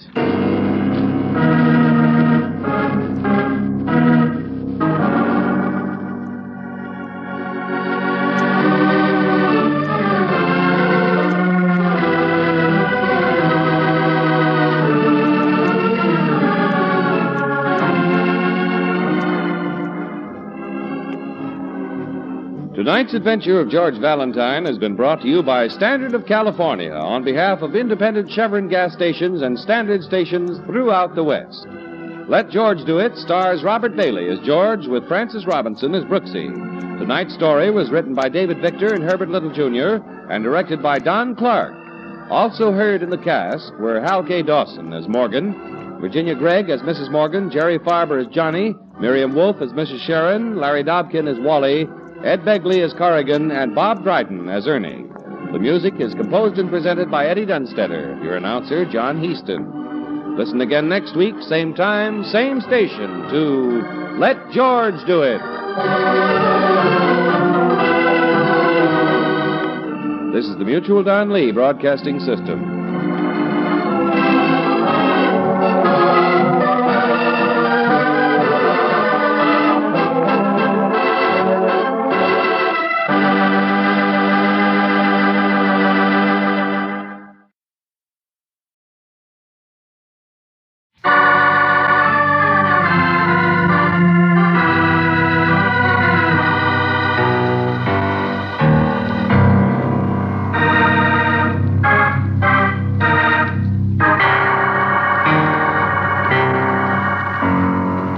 Standard of California, on behalf of independent Chevron gas stations and Standard stations throughout the West, invites you to Let George Do It.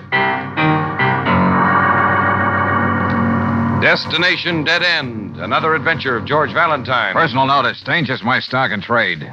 If your life's going into a tailspin and the odds are against you, call on me, George Valentine. Write full details.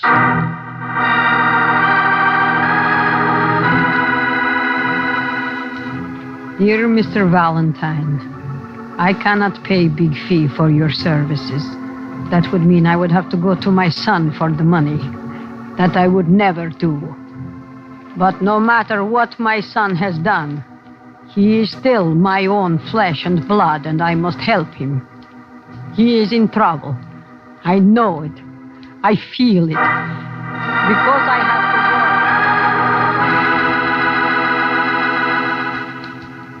Work during the day. Would you come and talk to me tonight? Maybe I can still save him.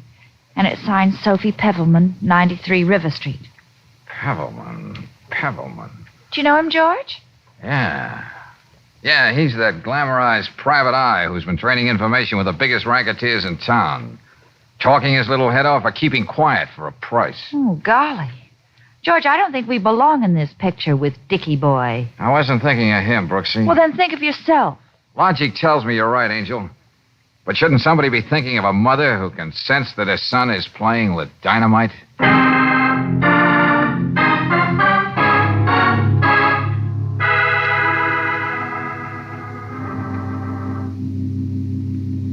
I can tell you everything later, Mr. Valentine. But right now you must go to Richard. Hey, wait now. I know something is going to happen to him tonight. Look, have a heart, Mrs. Pevelman. I haven't even had a chance to think about it. Oh, I was praying for you to get here. It was like a knife turning around in my heart to hear my son on the phone. Well, try to calm down.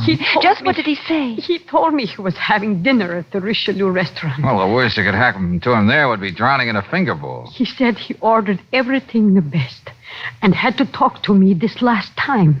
That wasn't all he said. No. One more thing that makes me sure he is in terrible danger, Miss Brooks. What's that?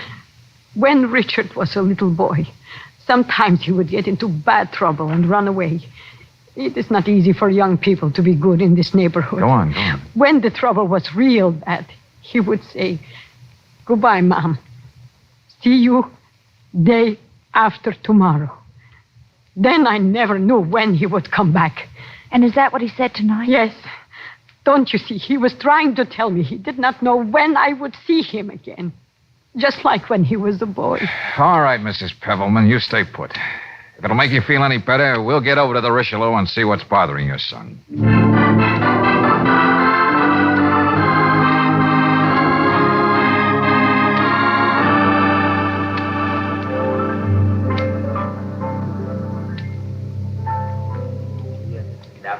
Knowing the spot you're on doesn't seem to interfere with your appetite, Pevelman.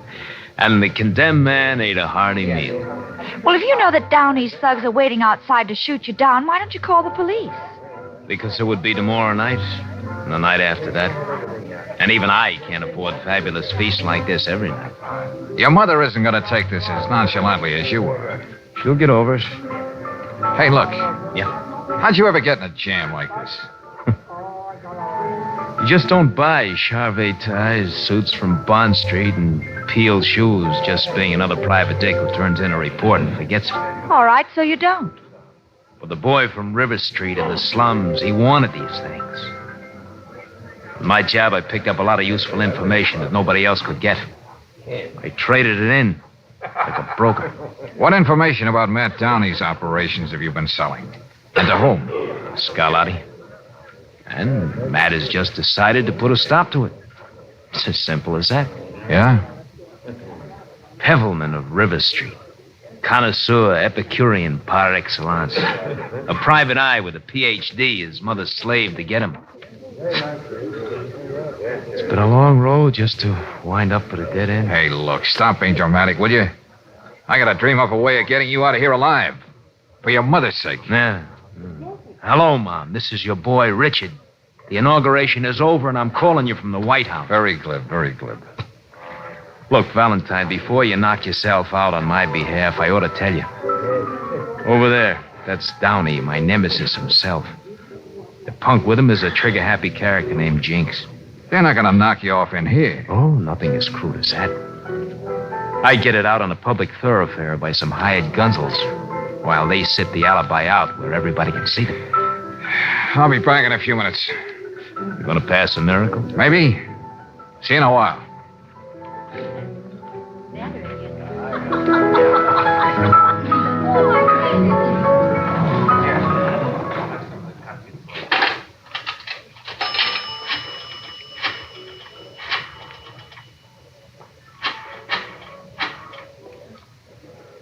Find about me quick.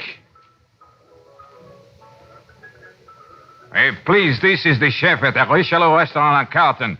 Fire in the kitchen, everything. She is burning down. Hurry, right away, quick, quick. Oh, now if my phony French accent didn't get in the way, something ought to happen.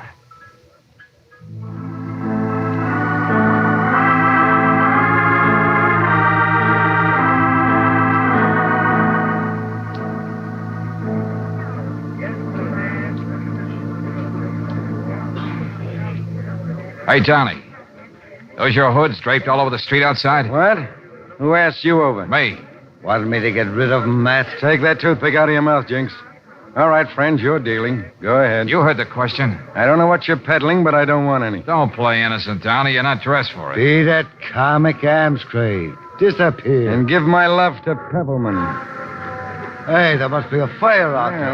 Hey, now, take it easy, everybody. There's just a small fire back in the kitchen. What are you trying to pull, funny boy? I'll let you know when you wake up, dude. And you're never gonna... Sorry. Over here, George! Yeah. Hang on, Brooksy. Come on, Pebbleman. We're getting out of here.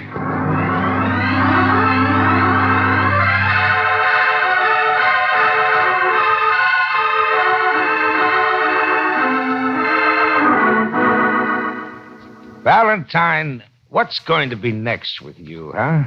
From day to day, the suspense kills me.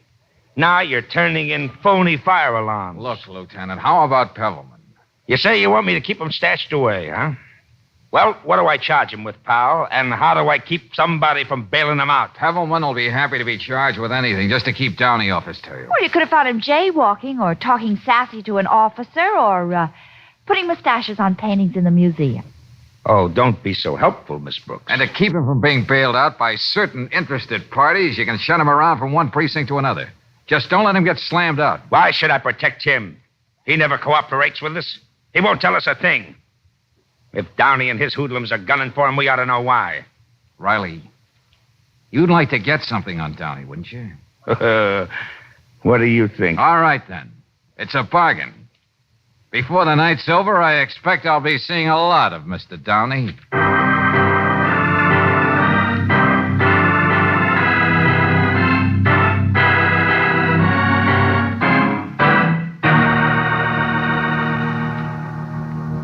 Look, Valentine, let's stop the potsy. We can make a deal. Okay, name it, Downey. I'll even listen. Forget you're working for Pebbleman, and I'll forget I owe you something for that fancy shuffle at the Richelieu. I ain't forgetting it. Close your head, Jinx. I'll make it interesting. A wallet full of shin plasters with big numbers on them. I got an old lady with a strong sense of justice paying me off. It wouldn't be ethical to shack up with you. What do you want to bother with Pebbleman? You know he's a rat. Now, where is he? In durance vial. You gonna let him talk to you that way, Matt? Oh, jail to you, Jinx. Jail, your old alma mater. Okay, Valentine. We'll find a way to bail that double-crosser out. It's going to take you some time. I made a little game out of it. It's called Pebbleman. Who's got Pebbleman? I've got time. You better have plenty. Our friend can plead guilty to a charge that'll keep him in the can until I can find out what'll put you where he is. Okay. Now, let's stop being cute. Look, get Pebbleman out in the open. That's okay for sound, but you're repeating yourself. You got no choice, Valentine. You see, I got the old lady where nobody can get to her. What's that? Yeah. It's either the son or the mother. Now make up your mind.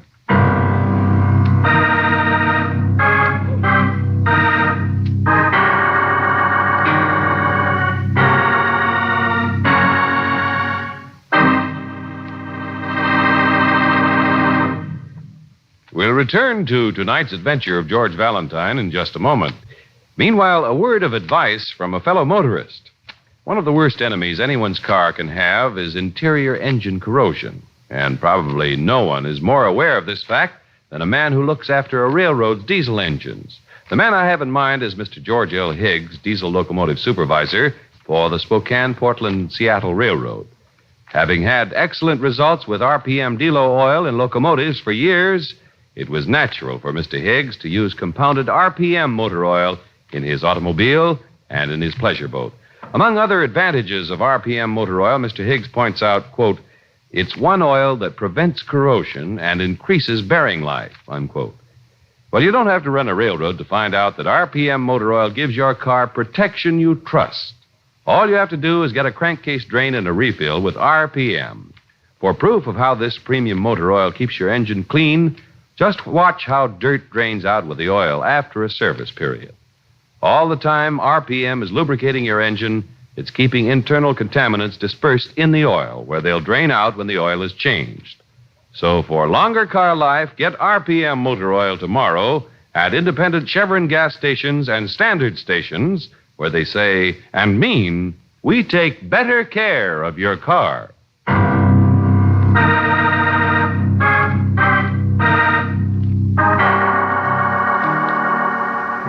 A strong-willed but humble woman tells you she fears her son is in trouble, and brother, she isn't wrong. A private detective who thinks ethics is just another word in the dictionary. He's been peddling combustible information to 2 rival racketeers, and one of them, Matt Downey, is about to give him a permanent wave. If your glandular makeup is anything like George Valentine's, you play along. And Downey comes up with this fine-fingered gimmick. Yeah, it's either the son or the mother, Valentine. Now make up your mind. I'll play ball. How can I be sure I can trust you? You can't. You'll just have to coast on the deal. You like to make things tough, don't you? You know how much I trust you, Downey? As far as I can throw that baby Grant with both hands tied behind my back. Jinx. Yeah, Matt? Call Frankie out at the lake. Tell him to put Mrs. Pebbleman on the phone. You know what'll happen if you cross me. Oh, I'll be careful, all right. I'm not one of those morons who thinks it's a trend to be brave. Now you're being Frankie, smart. This is Jinx. Matt wants you to... I'll even let you go out and pick her up yourself. She'll be in a car with Frankie right near my place. Hold it a minute. There she is. Go ahead, Valentine. You all right, Mrs. Pebbleman? Mr. Valentine, Uh-huh. where is Richard? How is he? He's safe. Now listen, I'm coming right out there to get you. You coming here? That's right. I will be waiting, Mr. Valentine. See you day after tomorrow. Day after? Yeah, right away. Now don't worry about a thing. Goodbye. All right, Valentine. I'm taking your word that you'll contact your connections and let Pebbleman be sprung. Let's put it this way. My word is as good as yours. Take Route 22. About a mile past that big drive-in theater. Frankie'll be waiting at the bottom of the hill. Blow your horn twice so he'll know it's you. Yeah, just like in the movies. Be seen. Come on, Matt. What's the offbeat? Very simple.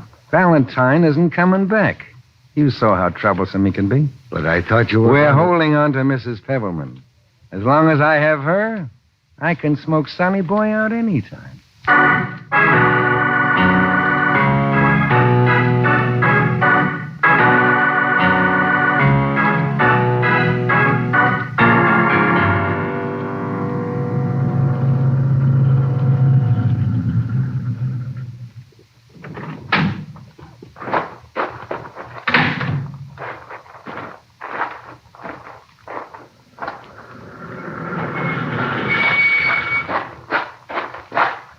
Hey, this is a spot, Brooksy. Did you manage Pebbleman's car all right? Oh, yeah. But golly, George, I could hardly follow you in this fog. Good girl. You got everything straight? Yeah, I think so. Okay, now here we go.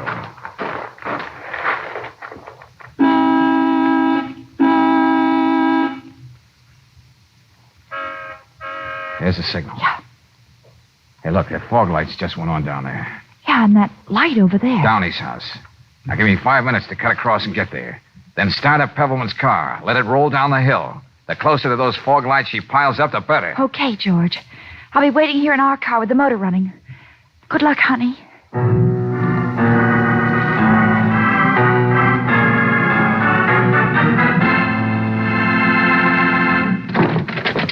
What's going on out All right, Jinx. Valentine. Hands behind your back. I don't want to use this gun. There's enough noise out here. Oh, Mr. Valentine, they were waiting there for you, all those men. They were going to kill you. Yeah, I know. Come on, get your things, Mrs. Pebbleman. We got to get moving. I tried to warn you on the phone. You did. I told Matt not to get fancy. Too bad he didn't listen, Jinx. Because I got to put you out of circulation. All right, come on, Mrs. Pebbleman. You're going to sit this out in Brooksy's apartment while I talk it over with Lieutenant Riley.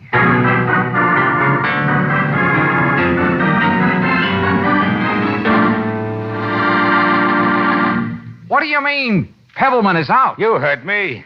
He wanted out. So he put up his own bail. But wait a minute, I don't get it, Lieutenant. The gears don't mesh. He knows what Downey has scheduled for him. Well, maybe he's tired of breathing. Anyway, all I had against him was hitching a ride on a fire truck. Holy, something must have conked out. Why did he change his mind? Look, pal, I did a little checking. I know Pebbleman's racket, see? He's been acting as an information pipeline for every mob in this town. Now, why didn't you tell me that in the first place? Well, what would you use for proof? Have you got any even now? And right at this moment, he's a walking target. Because he sold out Downey so Scarlatti can move into the River Flats District first with the numbers right. I don't want to repeat myself, Riley, but where's the proof? Well, give me time.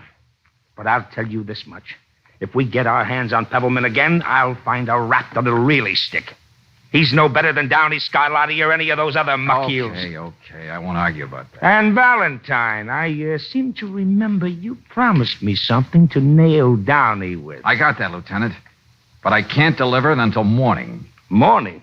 Well, that's only a couple of hours away. Yeah, you're right.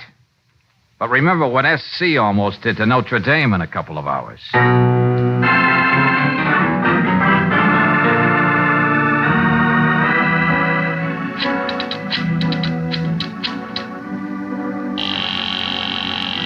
George, you don't expect to find Pebbleman at his house, do you? Frankly, no, Angel. Yeah? Hello? Hello? Say, who is this? He's there, all right. But that would be the first place Downey would look for him. Brooksy, I don't know what Pebbleman is up to. But if he wants to play it this way, I'll help grease the skids for him.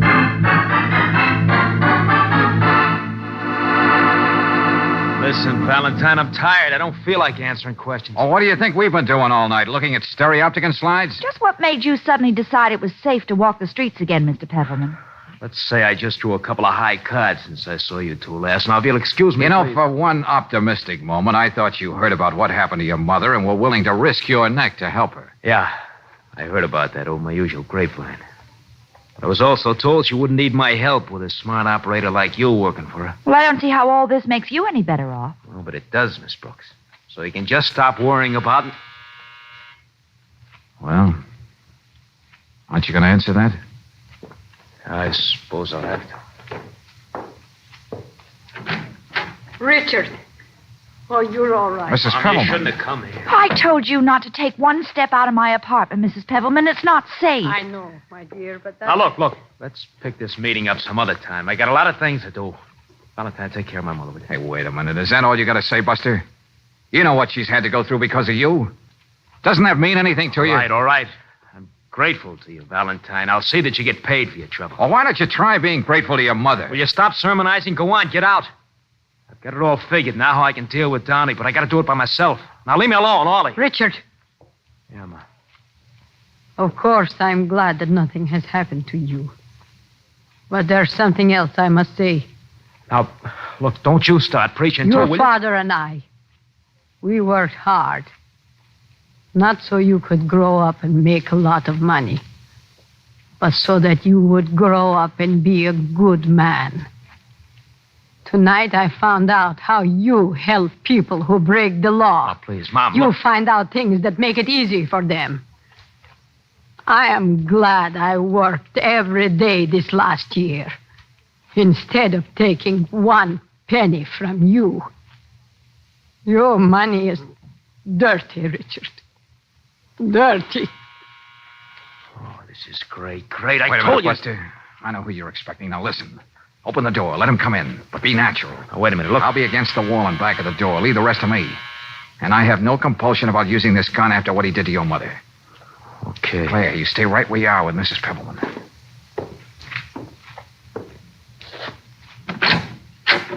Oh.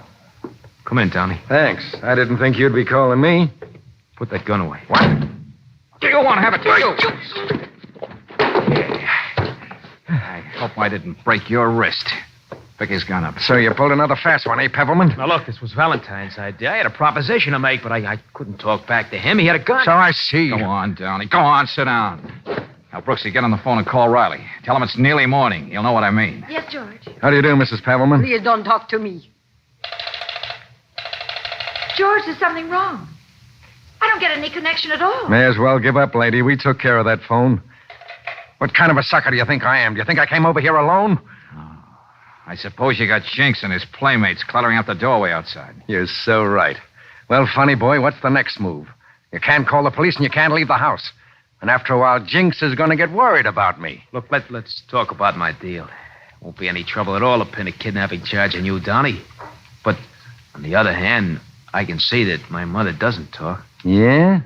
All you have to do is forget that you don't like me. Well, fair enough. Why not? I might even make it worth your while to come over to me from Scarlatti. You can start telling me a few things. Sure. Yeah, sure, Donnie.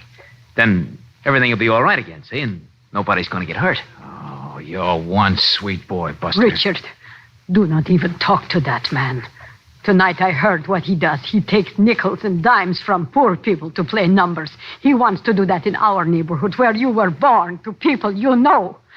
Richard! Look, Mom, I always had to look after myself. I can't stop now. I'd better go outside and talk to the boys, Donnie. Tell them we made a deal. Stay where you are, Buster. What are you going to do, shoot me down in front of my mother? Oh, here, Valentine. Take this envelope, huh? Give it to her later. She'll need it. Why don't you give it to her yourself? After tonight, she won't have anything to do with me or mine. You know that. I'll be right back.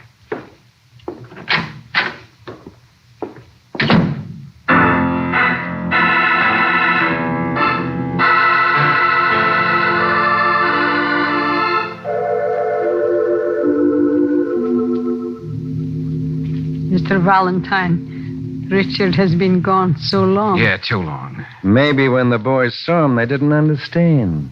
Didn't give him a chance to explain.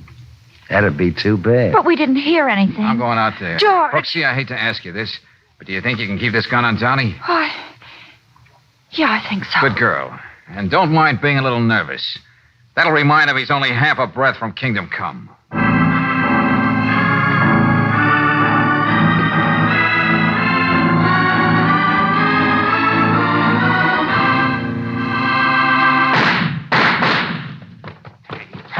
Help you. Get back in the doorway, you get plugged. Hey, your arm. You're bleeding. Yeah. But look at that monkey sprawl out in the gutter. Okay.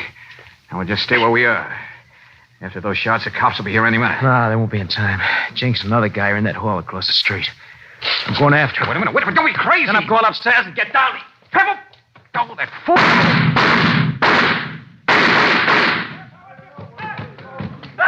Hey, Pebble. Is it bad? It's a call they had to give. What about them? You don't hear any more shots, do you? Swell. I had to get Mom and your people off the spot. Now, look, take it easy. Don't try to talk. We'll get you to a hospital soon now. I made up for a lot, didn't I? That envelope. Take care of it. Yeah, sure, fella. I'll see that you take some money. Wasn't money gonna cook Donnie? That envelope, lots of names, places. Make a good story for the papers. Mom's gonna like reading.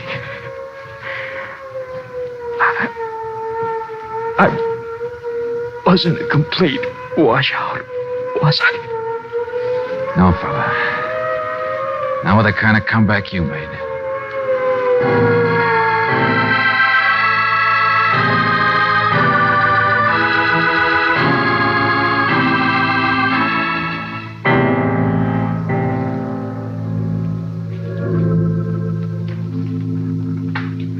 Well, good morning, Brooksy. What's this? Oh, just a heart-shaped box. You know what day it is, don't you? I'll be real sharp and say it's Monday. Oh. Well, how do you like... Say, what are these things? Well, they're socks, darling. Argyles. I knitted them myself. Oh, you did? Well, although they don't seem to match, they really do once you get them on. Yeah. Well, I thought you'd like something bright for a change.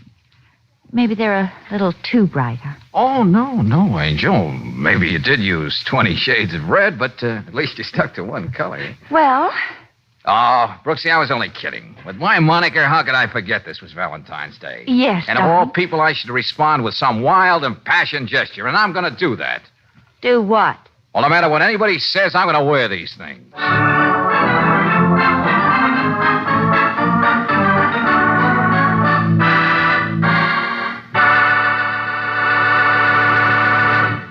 Tonight, I'd like to tell you about a friend of mine who has a brand new car. Can't blame him for wanting to demonstrate it to me, and I can't blame him either for getting embarrassed when his new car wouldn't take an ordinary hill in high gear.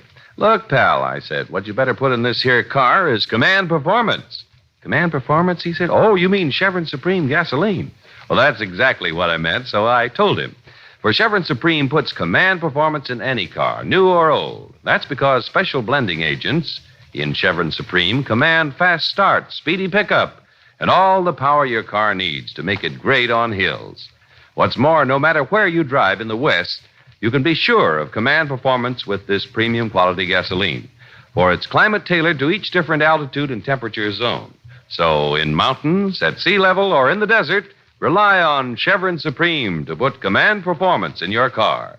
Ask for it at standard stations and at independent Chevron gas stations where they say and mean, we take better care of your car.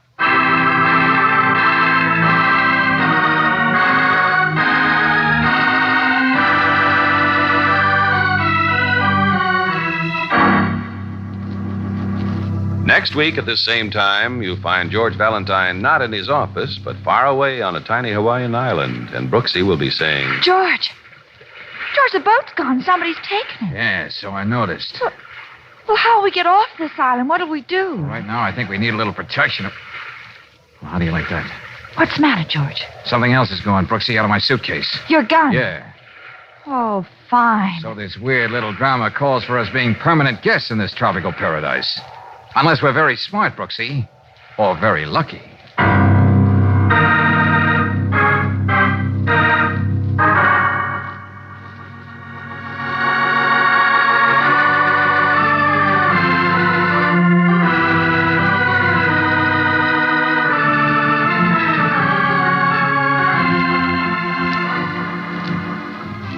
Tonight's adventure of George Valentine has been brought to you by Standard of California on behalf of independent Chevron gas stations and standard stations throughout the West. Let George Do It stars Robert Bailey as George with Francis Robinson as Brooksy. Wally Mayer appears as Lieutenant Riley. Tonight's story was written by David Victor and Herbert Little, Jr. and directed by Don Clark. Also heard in the cast were Tony Barrett as Pebbleman, Jeanette Nolan as Mrs. Pebbleman, Joe Forte as Downey, and Jim Nusser as Jinx. The music is composed and presented by Eddie Dunstetter. Your announcer, John Heaston. Listen again next week, same time, same station, to Let George Do It.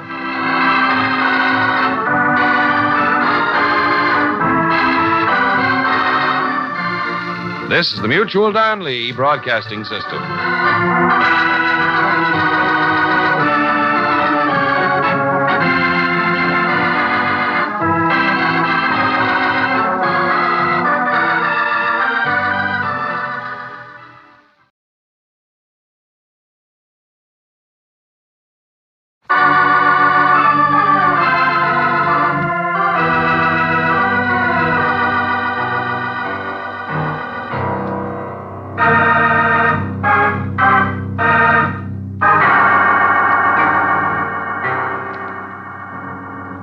Standard of California, on behalf of independent Chevron gas stations and standard stations throughout the West, invites you to Let George Do It. Journey into Hate, another adventure of George Valentine. Personal notice. Danger's my stock and trade. If you're in a jam, you got a job for me, George Valentine. Write full details.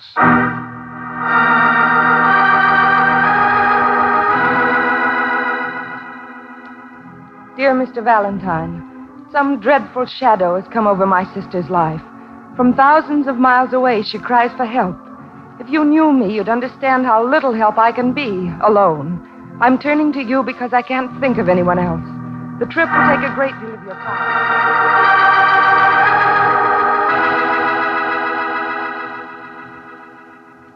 Great deal of your time and may even prove fruitless. But I can assure you I'll make it worth your while. And it's signed Janice Gibson. I wonder what kind of letters we'd get, Angel, if our ad didn't say write full details. I'd hate to think probably communiques in Morse code. But Janice here doesn't sound like she's in a mental state for details. Here, let me see that letter. Here. Maybe I can get something out of her over the phone. Thousands of miles away. Wonder in what direction. Do I wear an Eskimo parka or just a thin coat of suntan lotion? Hello. Janice Gibson, please. Miss Gibson, this is George Valentine. Well, say now, wait a minute. Don't get so excited. Uh-huh. Leave on the Eudora. Now, have a heart. I have a business here. I can't just throw things in a knapsack and be off to Honolulu. Honolulu? George, I know where we can get a very big knapsack. Hold on, will you, Brooksy? Miss Gibson, I'm afraid it's out of the question. You see, Yeah, well, all right now. Well, okay, there's no need to cry. Yes, I believe everything you say about your sister, but... All right, you win, Miss Gibson. I'll be there. Darling, don't you think you ought to warn the lady? Oh, yeah. One last thing, Miss Gibson. Better reserve 2 cabins. My assistant will be along. No, I won't disappoint you. Yes, I got it, Pier 17. Goodbye. Hey, Brooksy, where you going? Well, don't be masculine, darling. If we're going to be leaving in a few days, I've got to get some shopping done. Oh, no, I'm afraid this is really going to be a knapsack deal. Huh? Yeah. The Eudora leaves at 11 o'clock tonight.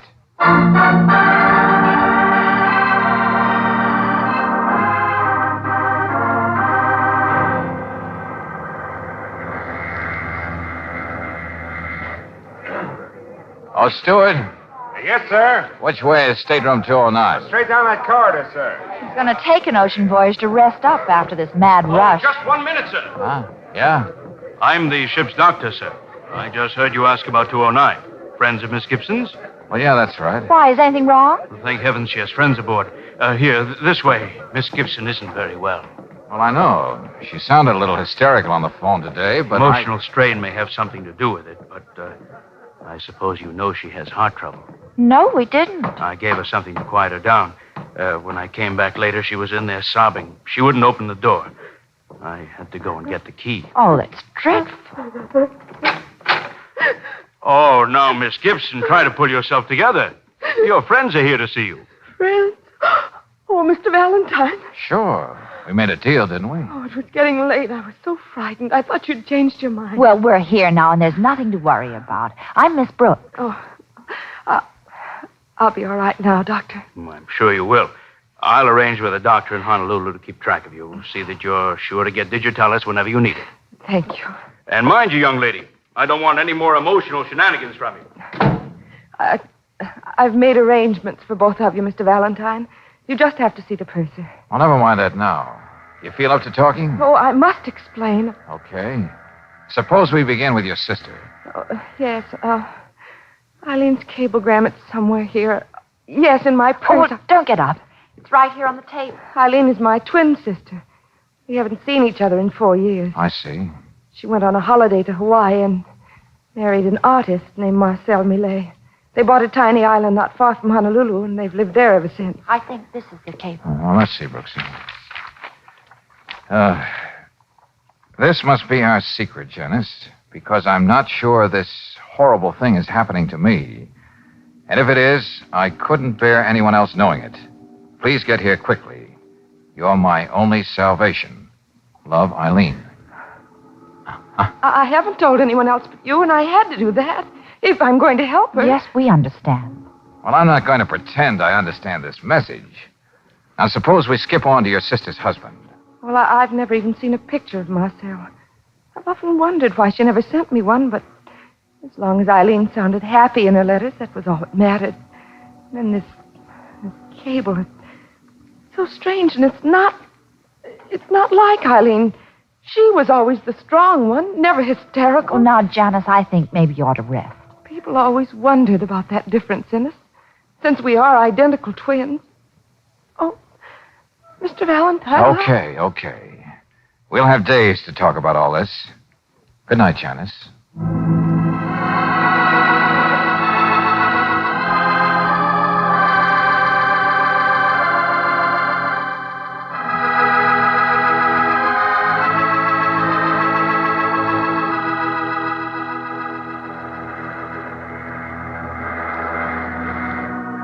I can't understand why Eileen isn't here, Mr. Valentine. I cabled her that I'd arrive on the Eudora. Eileen's usually so punctual. How it would take a magician to spot us in this crowd. Come on, let's get down to the end of the dock. Here, hold on to me, Janice. Johnny! Johnny! Oh, of course. There you are. What? I beg your pardon. Well, you might at least kiss me. Please, don't. Hey, now, wait a minute, Buster. Well, you needn't look so shocked, Jennings. I know I'm not the handsome specimen you probably expected, but you might try to bring yourself to kiss your brother-in-law. Marcel? What's that? But don't be so taken aback, my dear. After a while, people get used to ugliness, especially when they realize that very often it has compensating qualities, huh? Oh, I didn't mean... I know what you meant, but it doesn't matter. I must say it was the easiest thing for me to spot you. You look exactly like Eileen. It's uncanny. Oh, come along. I'll have someone take care of your baggage. Huh? I hope you don't mind, Marcel, but I brought 2 friends along. You, Oh, these people, your friends. Mr. Valentine, Miss Brooks, I want you to meet Marcel Millet, Eileen's husband. Hello. How do you do? I understand you and your wife have a whole island to yourselves. Hope there's room enough to fit us on. Well, we weren't expecting visitors, but we'll make out somehow. Besides, as an artist, I'm grateful to have beauty around me. Welcome to Hawaii, Miss Brooks. Why, thank you. Oh, wait, there's a Filipino chap over there who takes pictures of tourists. I'm sure Eileen would love to have one of you and me, Janice, huh? A memento of this happy occasion. Oh, Juan! Over here, quickly. Where is Eileen? How is she? Oh, she's waiting for you on the island. Wants everything to be just right for her Very sister. nice picture. Yes, sir. How many, please, Mr. Millet? Oh, half a dozen, Juan. Just you and I, my dear, huh? Excuse us, Valentine, Miss Brooks. Oh, sure. Yeah, sure. Very good. All right, now you smile nice for one. He make beautiful picture. And with my arm around a beautiful lady, that makes us even, Juan. All right, you hold still now. There. Oh, that's fine. Very nice there. Couldn't we hurry, Marcel? Oh, immediately. Well done. Very soon. You no wait for picture? No, Juan. My wife and I will be in from the island in a couple of days to show these people the sights. All right, everybody. My car is just over there by the warehouse. Thank you, Mr. Millet. You must be a happy man today. Please, you've got to tell me. I can't wait any longer. What's wrong with Eileen? In time, Janice. Then you can see for yourself. Oh, now, wait a minute. Why put it off, Marcel? Is it something you can't talk about? No, but Janice has a right to know she's been so worried. Apparently you do know your wife cabled her. You wouldn't be here. Yes. I ought to know about the cable. I sent it. You had no right to do that. You made me think all kinds of things. I had to find some way to bring you here. Well, couldn't you have used a few more words in your cable to be more specific? You didn't have to indulge your flair for the melodramatic and scare Janice half to death. Unfortunately, what I said is the truth. For heaven's sake, what's wrong with her?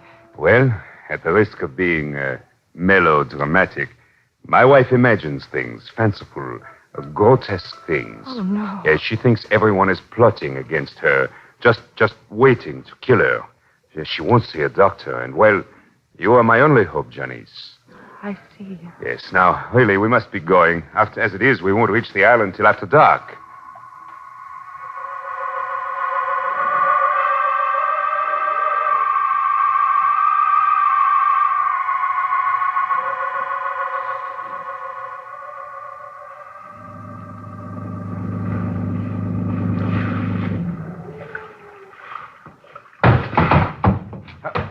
Easy now. You can't see a thing when the landing light's off. Okay, you better go first, Janice. All right.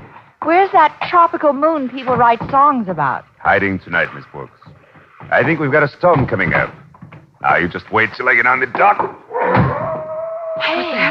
Oh, it's just an overgrown mongrel Eileen insisted on bringing to the island. Lord knows we don't need any protection. There's just the two of us. I should say you'd welcome the company. Oh, I must admit, he's devoted to my wife. But I'd prefer if he kept tied up. He's a vicious beast. Oh, the house is right up here. Oh, George!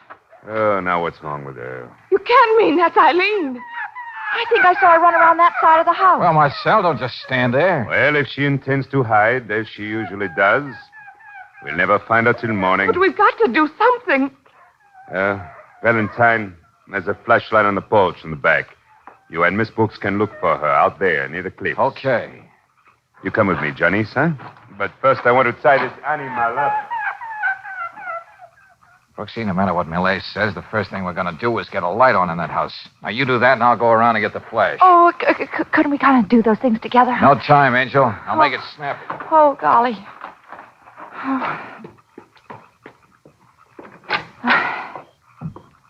Jeepers. You'd better let me light that lamp. You might burn the place down. This house is nothing more than an oversized thatch hut anyway. There. You're pretty, aren't you? Well, who are you? That's my question to you. Why did Marcel bring you here? Are you one of those simpering ladies he trips off to see now and then? Get away from me. You know, he does have a strange fascination, that ugly Casanova. And if I thought you and he I'd hate to haul off and hit a stranger, but I could force myself. Better listen to her, sister. What? The young lady's quite capable of taking care of herself. Yeah. Looks as though Marcel's decided to turn this place into a resort. Now, look, I've been fumbling around in the dark long enough. Since you're not Eileen Millet, who are you? How did you get here? Miriam Denton's the name. House guest, model. Lately, I've turned into a nurse for Marcel's mad wife. If you want to know anything else about me, ask him. Well, George, what are we going to do? Well, right now, Angel, we're going down to the boat landing and get my gun out of the luggage.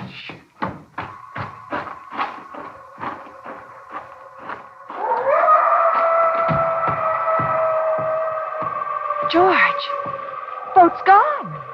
I wouldn't mind that so much, Brooksy. But that means there's something else missing, too. Huh? My gun. Oh, fine. Yeah.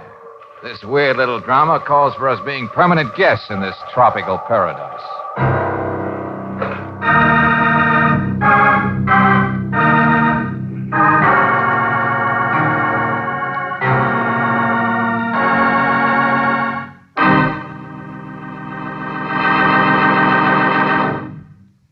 We'll return to tonight's adventure of George Valentine in just a moment. You know, in every town, when 5 p.m. rolls around, there's a big parade, a traffic parade of folks who are homeward bound. If you're part of this daily parade, and if your car has so little pep that you have to stay in the creep-along lane, better switch to Chevron Supreme gasoline.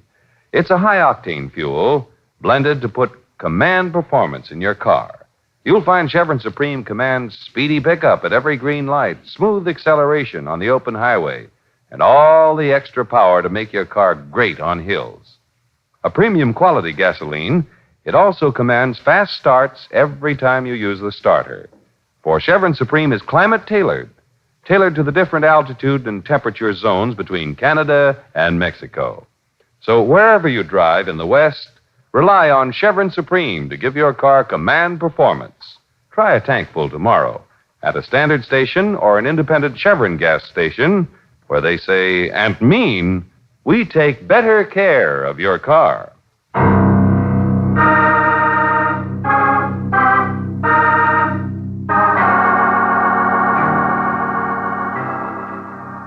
And now, back to tonight's adventure of George Valentine. In answer to her twin sister's plea, Janice Gibson comes to you with a strange assignment, namely, to travel thousands of miles to a tiny island just off Honolulu. If you have George Valentine's keen instinct, something about the whole journey bothers you. You see how right you were when you arrive at the island and hear a piercing scream in the night. Janice Gibson's sister disappearing into the jungle. Can't anyone hear the storm out there? Doesn't anyone care if my sister's out in it? We all care. Very deeply, Janice. But we'll never find Eileen if she doesn't want to be found, huh? I'd like to disagree with Millet, Janice, but I'm afraid he's right. You've seen what it's like out there. Incidentally, Mr. Millay, what happened to the boat? And why did you leave Janice alone? Yes, you asked me to wait and never came back. I thought it might be a good idea to circle the island. But don't worry, the boat is quite safe where it is. Yeah, I'm sure it's well hidden. What's that? Skip it, Buster. I'm going to look for her. Hey, Janice, stop. Listen to me. No, now let go of me. Brooksy, take her upstairs and stay with her. Any one of the guest rooms? Makes no difference. Come on, honey. You've got to think of yourself, too. Think of myself without Janice. I've got to get rid of that blasted dog. What's the matter, Marcel? You seem nervous. You shouldn't be. You've got a gun. My gun, to be exact. What do you mean? It's missing from my luggage. Valentine, I don't know what you're talking about. And I don't like your insinuation. I'm not insinuating anymore. I'm going to find out the reason for everything that's happened. There's only one reason. I was at my rope's end. The only person I could think of with Eileen was her sister. Huh? What's happened tonight may have upset you and Miss Brooks, but I did not ask you to share in it. Oh, listen to me, my friend, and listen carefully. I have no choice. Why don't you hit me? Don't tempt me. It happens I don't want to bring things to a head because I have my own plans for tomorrow. Really? If I made a cup of tea, could I persuade you gentlemen to be civilized? Use your persuasion on Marcel here, Miss Denton. And while you're at it, you might persuade him not to let those fancy maneuvers with the gun and the boat go to his head. What are you waiting for? I didn't expect her to bring those people. It changes our plans. But he suspects Do you think I'm a fool? I know that. But I've got to have a chance to think. You wouldn't stop to think if you really loved me. You do, don't you? What a woman. Love and murder in the same breath. I told you, Miriam, give me a chance to think.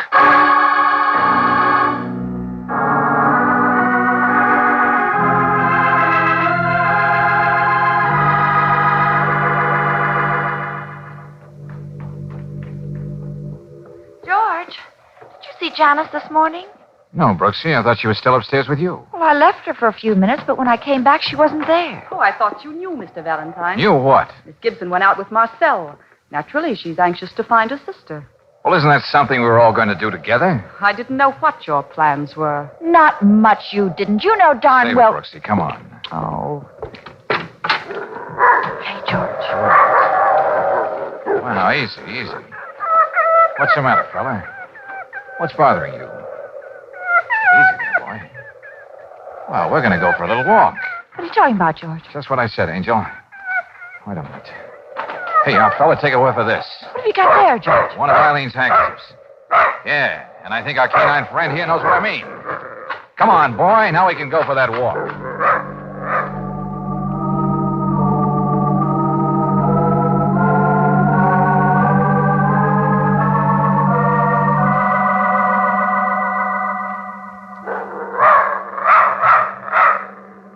George keeps coming back to this spot. Yeah, I know. But there's nothing here but the beach. Wait a minute, hold it. There seems to be some kind of a cave in the side of this tomb. Yeah, that's where he wants to go. Look at him. Here, hold him, Angel. Okay. While I see if I can tear away some of these vines. George, I don't know if I can hold it. It'll just be a minute. I want to see if... What is it? Oh, good Lord. No, Brooksy, stay where you are. Yeah, if this dog will only let me... Give me, I'll take him. But don't go in there. George, is it... Eileen. A bullet in her head. Oh, no. But, George, last night she was alive, off somewhere by herself. Nobody could even find her. That's where we were all wrong. Last night, Eileen was already dead. But we heard her scream. That was Miriam who put on that little act. She was also the shadow we saw disappear around the side of the house. Oh. Well, what does Marcel expect to gain by all this? He's probably turning that over in his mind right now. And that's why we have to find him and Janice before he has a chance to make another move.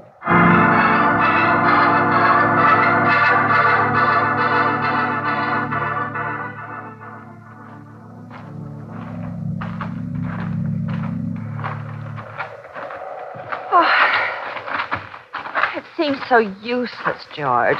There are so many places on this island he could have taken Janice. Well, there's only one thing in our favor, Brooksy. Marcel has to make this piece of mayhem look like an accident. That's the whole idea. Yeah, I know. You keep saying it. Easy now, quiet, fella. Don't you see, Brooksy, he intends to pass Janice off as Eileen. He did it very successfully yesterday. That photographer took it for granted Janice was his wife. Uh-huh. Well, I can see how he could have given everybody that impression. Yeah, the loving couple returned to the island. Wife has an unfortunate accident. He can report it as such to the police and collect the insurance because there's no sign of violence. Something he couldn't do with Eileen, who sports a prominent bullet hole. Hey, wait a minute. Wonder what's eating him. George! Hey, up there on that cliff. Yeah, Brooksy, come on. He's going to kill me! Oh, golly, George! Okay, Malay. See if you got an answer for this. All right, fella, go get him. Yes, I've got an answer. I've been waiting a long time to do this. Don't stand there, Janice. Come down here. Gone mad. You kill us all. Oh, Mr. Valentine. Here, Brooksy, you take care of him. Okay. I want to see what he intends to do next. Claire, he told me about Eileen. Yes, I know, honey. He was going to push me into the ocean. Make it look like an accident. Stay where you are. The three of you. You're riding for a fall, Buster. You make another move toward me, and I'll let the women have it first. You know I have no compunction about it either. Yeah, I know. You're a brave boy when it comes to shooting dogs and women. Keep him away from me. Oh, please. Don't, please. Janice, don't. Once more, your intrusion interfere with my plans, Valentine. It breaks my heart. I suppose the best way to do it, after all, is to get rid of the three of you at once. I think we're going to have another little storm tonight. It's the time of year, you know. We can do without the weather report. Oh, yes. The story will go something like this. Despite my urgent pleas, the three of you insisted on taking the boat out into the storm. Aren't you satisfied you killed my sister? What else do you want? Of course, I shall be interested in recovering the body of only one of the foolhardy trio. The one the police will accept as my late, beloved wife. Doesn't Miriam Denton understand that she may be next on your list someday?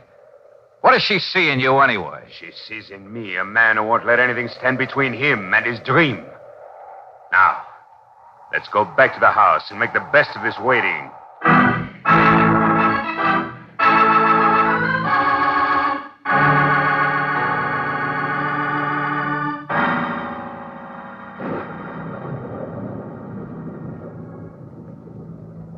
Oh, for heaven's sake, Marcel, get this over with. In a few minutes, I think we can be ready. Of course, Valentine. I shall have to shoot you and Miss Brooks. I couldn't expect you to jump into the water at my command, eh? Why don't you stop posturing? No, let him go on, Miriam. He just wants to show you how much power he has. All because he didn't turn out to be a Clark Gable. Shut up, Valentine. I'm as good as any man. Better. You're not a man. You're something that crawls. I'm something that uses his brain, Miss Brooks. Since no one knows Janice is here, the insurance company will ever question a routine police report on my wife's death. We'll be able to do a lot of things with $50,000. Won't we, Miriam? Yes, if you'll only stop talking. I'm not afraid anymore. I'm just sorry I got you and Claire into this thing. I'm so glad to see you take this philosophically, Janice. I doubt if I would have had many more years to live anyway. He kept telling me it could be. Don't say any more, Janice. Why do you stop her? What was she going to say? She was just going to crack a very grim joke, Marcel. And it happens to be on you. What do you mean? And don't get up. Stay where you are. No, I feel like walking around. You know what I'll do if I try... You're not going to do anything. What's more, you're not going to live to spend that $50,000. Be careful, Marcel. Something's happened in the last 4 years that you don't know anything about. Something that's going to hang a crepe on that rosy future of yours. You don't say. Yeah. Janice has been ill, very ill, under constant care of a doctor. What's that to do with me? Now, let's get started. Come on. Andre Boyard, M.D. What? Uh-huh. I thought you'd recognize the name. Dr. Boyard. The best heart specialist in Honolulu. Of course, the one the ship's doctor mentioned. What is this? He more than mentioned him, Marcel. He gave the doctor specific instructions to locate Janice.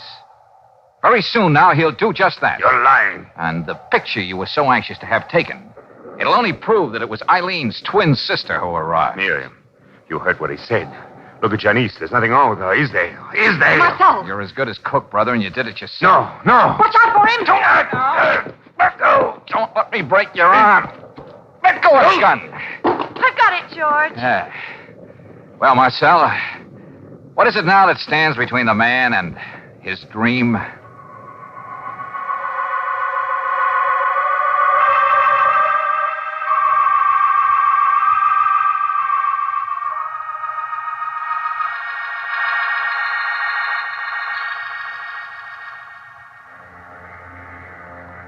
Hey, look, Brooksy, why the purser's office? Oh, I told you. A friend of mine wanted me to inquire about a honeymoon cruise on the Eudora. Honeymoon cruise, huh? Mm-hmm. Friend, huh?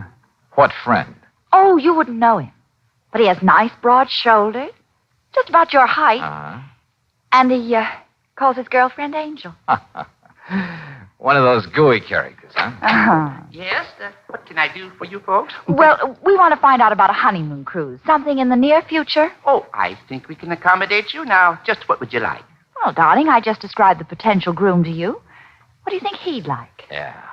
Look, friend, you have a nice long cruise scheduled for, let's say 1952 or 3. Now, really, if this is some kind of a joke. Well, please, mister, don't play so fast and loose with my life. I beg your pardon. This is the nearest to first base I've gotten yet.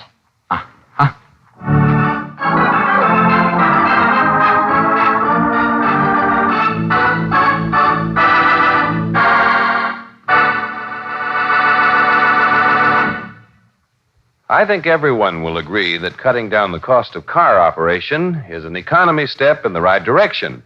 And if there's anyone who hears more about budgeting and economizing than a grocer, who is he?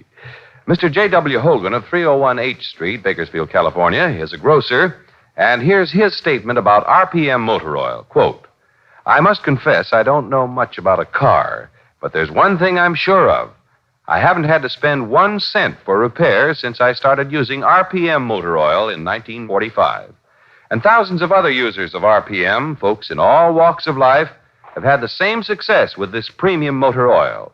For RPM is specially compounded to keep your car's engine clean, to fight off internal rust and corrosion, to keep cylinder walls cool when engine temperatures get hottest. So for protection you trust and the finest wear-saving lubrication, give your car a break by giving it RPM motor oil. Ask for it at independent Chevron gas stations and at standard stations where they say and mean, we take better care of your car.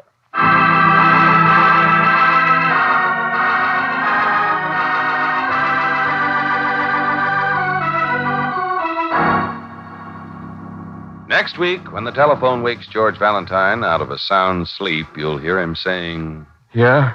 George, wake up. Huh? We got a letter this morning you're going to love. Harger is right in the middle of it. Harger? Yeah. Oh, I hope it's something big. I'd like to nail him good. Well, if you can, it will be good. Meet me at Molly's Cafe, 12 sharp. Yeah, got it. Hey, you know, Angel, I was just thinking, how nice it'd be to have your dulcet voice wake me up every morning. Oh, well, I got news for you, Mr. Valentine. That could be arranged.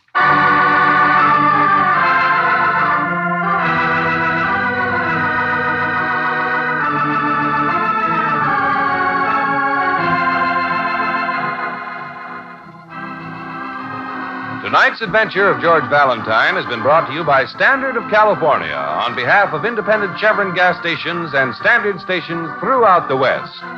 Let George Do It stars Robert Bailey as George with Frances Robinson as Claire. Tonight's story was written by David Victor and Herbert Little, Jr. and directed by Don Clark. Also heard in the cast were Virginia Gregg as Janice, Gerald Moore as Marcel Millet, Louise Arthur as Miriam, Jack Crucian as Juan, and Earl Keane as the purser. The music is composed and presented by Eddie Dunstetter. Your announcer, John Heaston. Listen again next week, same time, same station, to Let George Do It.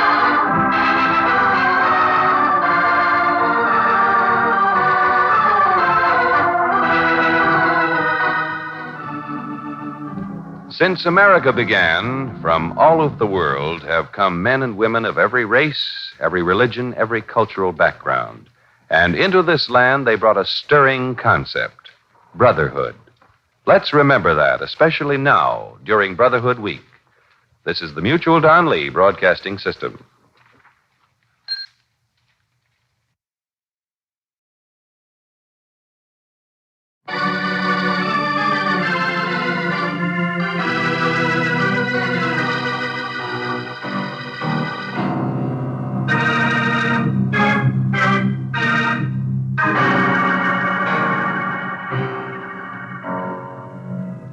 Standard of California, on behalf of independent Chevron gas stations and Standard stations throughout the West, invites you to Let George Do It.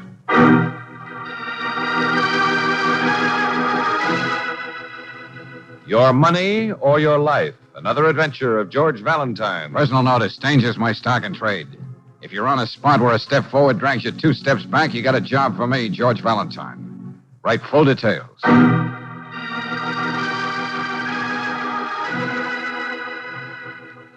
Dear Mr. Valentine, I'm taking for granted this is confidential, so here goes. A couple of days ago, I got so desperate I stole to get some dough to pay off a debt. What I want most is to see the guy I borrowed from get what's coming to him for running a racket that smells to high heaven.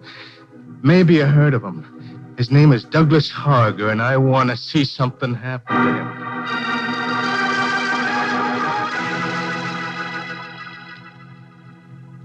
If this hits you right, you've got a job. The only time I can talk to you is between 12 and 1 at Molly's Cafe on Pierpont Street. Signed, Fred Dundee.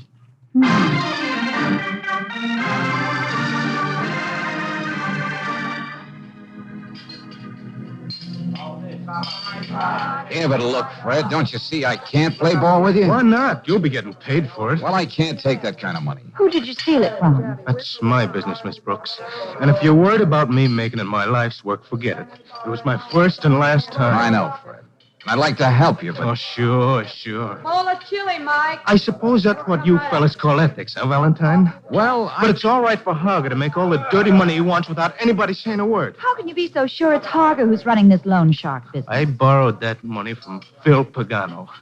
He's always going in and out of Harger's Melody Club. He works for him. Yeah? You should hear his line. Go on, kid. Your credit is good. If the wife's going to have a baby, let her have the best. Huh? You got a whole month to pay back the $250. Of course, there'll be a $100 service charge. But then we don't ask for no security, which you don't have. I tell you, I can... Hold it, Fred. Take it easy. I know you think I was a schnook to take his money. But I wanted Peg to have everything good when she was having the kid. I couldn't borrow anywhere else because I'm in hock up to my ears now. But think of the chance you were taking when you decided to steal. Don't I know? But they wouldn't give me any more time. They didn't just threaten me. They said things would happen to Peg if I didn't raise the dough. Uh-huh. You know, there may be an answer to this. There's got to be, Valentine. It's not just myself. Think of all the other people who get squeezed and do things they never would have done to pay Harger back. That's why I couldn't just pay up and forget it. I know. You want something to happen to him. All right, tell you what, Fred. What? I'll take the job and see what I can do. Oh, that's swell. There's a little money left. I'll give you... No, Fred, no. You just make sure you hold on to that. Now I'm working for free.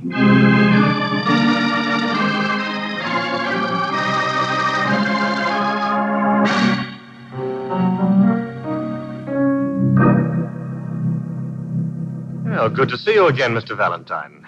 The Melody Club doesn't have many interesting visitors during the day. Come off it, Harger. And tell this musclehead to get off the couch and get out of here. I want to talk to you alone. Did I hear you call You me should be more careful in your choice of words, Mr. Valentine. This gentleman is supposed to be my bodyguard, although you'd hardly tell it to see him lying around reading comic books. Come on, Buster, up you come. Outside. Let go of me. Put the gun away, Marty. We don't want to give our guest the wrong impression. You'd better go sit at the bar and soothe your chagrin. Okay, if that's the way you want it. Well, Mr. Valentine, you are as friendly as ground glass today. Never mind the patter. I want $350 from you, and I want it now. Oh, a little strapped, eh? Well, I think you're a good risk. Glad to oblige. Oh, no, you got me wrong. I'm not borrowing it. You're giving it to me. For keeps. Oh, come now. Just as you have your principles, I have mine. I'm a businessman. I never give anything unless it's for value received. Yeah, well, you're going to make an exception. This is for someone who got hurt on one of your loan shark deals. What are you talking about? Your boy, Phil Pagano, bore down so hard on a friend of mine he had to go out and steal. Now, this is to square things for him. Ridiculous. If out of the goodness of his heart someone I know lends money and collects it in his own way, that has nothing to do with me. $350, Harger. Let's have it. I could have you thrown out. Well, why don't you? You know how violence unnerves me, Mr. Valentine. But as long as the sum is so paltry, I'll let you play Santa Claus. If you had a conscience, Harger, I might be tempted to say it should feel better. Here you are. Oh, may I ask, is this a single commission for a client, or do you have more quixotic and ambitious plans in the same direction? Why do you ask? Just curiosity? No. I just want to be prepared. As much as I despise any form of physical conflict, Mr. Valentine, I may be forced to make another exception to my principles.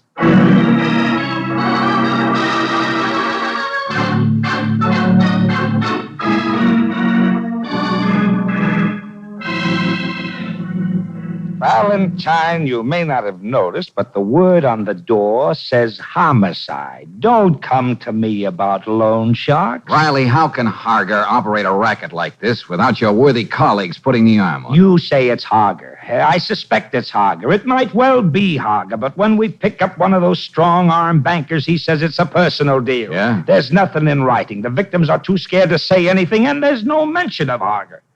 Now, go ahead. You arrest somebody. Lieutenant, you should have talked to Fred Dundee. Look, Miss Brooks, we don't like the idea either, seeing the little people in this city being pushed around. A question, Lieutenant. One simple question. Oh, I know your simple questions. They take till doomsday to answer. Well, wouldn't you say it'd take a lot of cold, hard cash to supply what you call these strong-arm bankers? There must be dozens of them covering the city. And they're ready to lend dough right on the line. You just name the amount. What are you driving at? Hager isn't headed for the poorhouse, but neither does he get his mail in care of Fort Knox. And he has so many other interests that take cash to run. Christopher Arena, his nightclubs, and all the rest of them. Yeah, in other words, somebody else has to be furnishing the wherewithal, the financier, the angel. Now, have you ever heard of anyone connected with him who could even vaguely fit that description? Not even vaguely. Oh, great. Well, there's nothing like being a pioneer and trying to find the answer to my own question.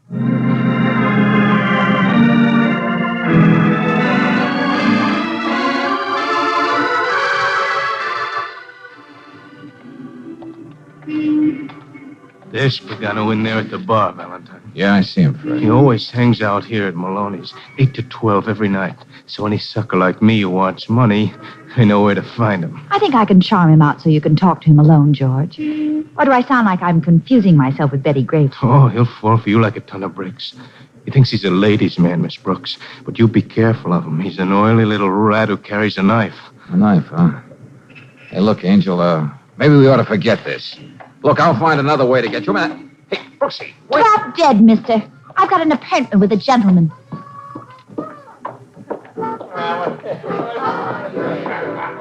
What can I get you, lady? Oh, nothing, thanks. Go ahead, sweetheart. I'm good for around here. And when they come like you, I can do better than that. Much better. No, I only wanted to talk to you. Alone. Oh? Yeah. I need money. Need it real bad. Why me? Oh, names get around. You hear things. Somebody said I'd find you here. What seems to be your trouble, sweetheart? Probably nothing new to you. The show I was dancing in folded up. I held out as long as I could, and now I've got to borrow money. What's your name? What show? Vivian Dupre did a solo in Gals Can Be Pals, the Morrison circuit. Your real name, I mean, Mr. Prey. Oh, okay. Mary Sullivan. Do I get the money? I'll pay it back. Usually I work regular. All right. Don't get so nervous, Mary. Bill Pagano will take care of you. How much do you call money?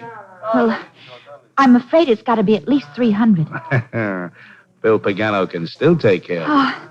And he's happy to. Oh, when can I have it? What do I have to sign, Mr. Pagano? Well, this is no joint to talk about something personal, sweetheart. Suppose we go over to my place and set up the deal. Well, I don't know. You trust me, don't you, kid? Oh, you know I do, Mr. Pagano. What are we waiting for?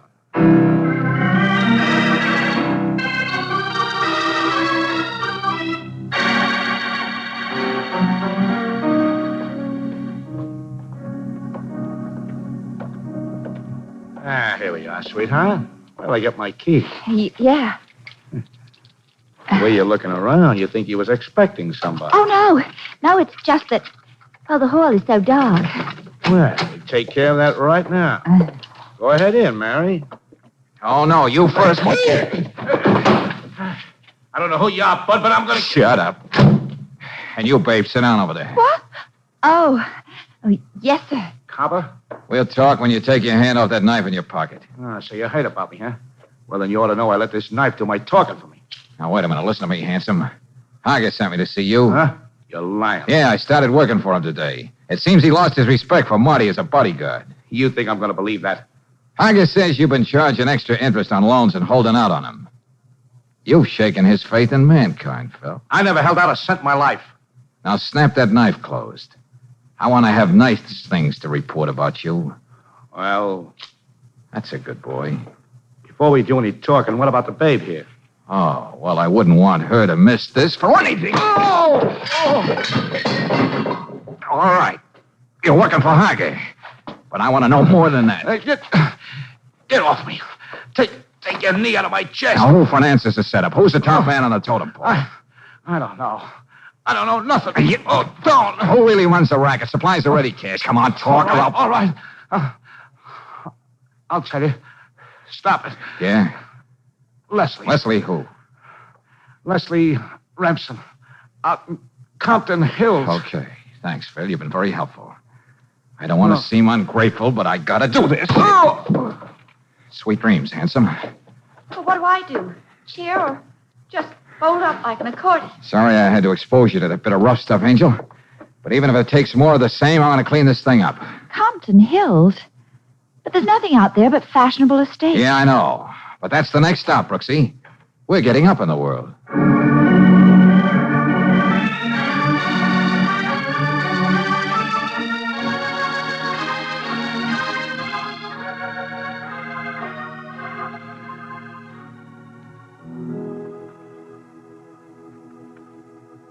Leslie will be down in just a moment, Mr. Valentine. In the meantime, would you like to step in here and see some of my books? Huh?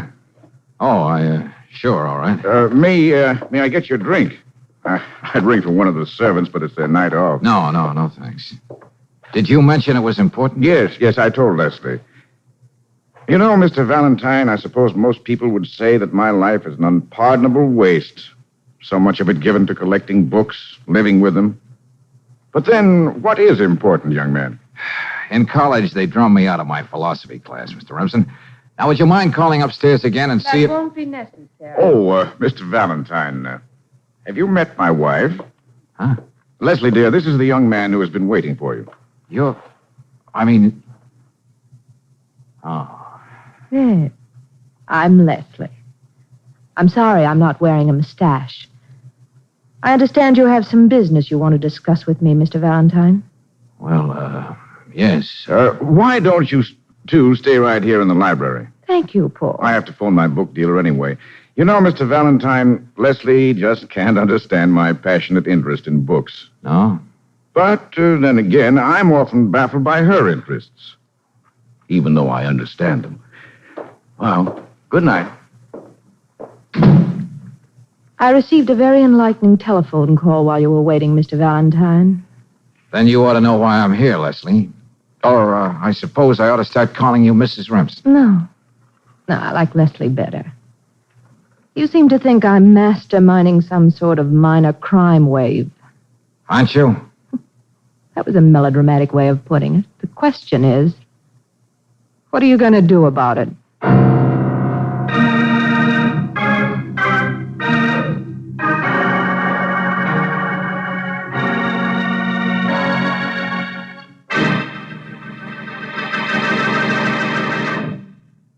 We'll return to tonight's adventure of George Valentine in just a moment. Did you know that in the early 30s, the oil industry had to meet the challenge of new, high-powered cars? A plain mineral oil just couldn't lubricate the new, powerful engines properly. Engineers at Standard of California met the problem with compounded RPM motor oil, the oil that won't run away from internal engine hot spots, that keeps a protective film on all parts when a car is standing cold, and that cleans your engine as it lubricates. One motorist quick to see the advantages of RPM motor oil is F.B. Stormont of Tombstone, Arizona. Mr. Stormont started using RPM in 1936.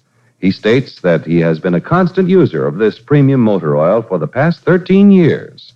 He's driven the same car all these years, driven it close to 100,000 miles with only one major overhaul job in all that distance. Well, that's really protection you can trust.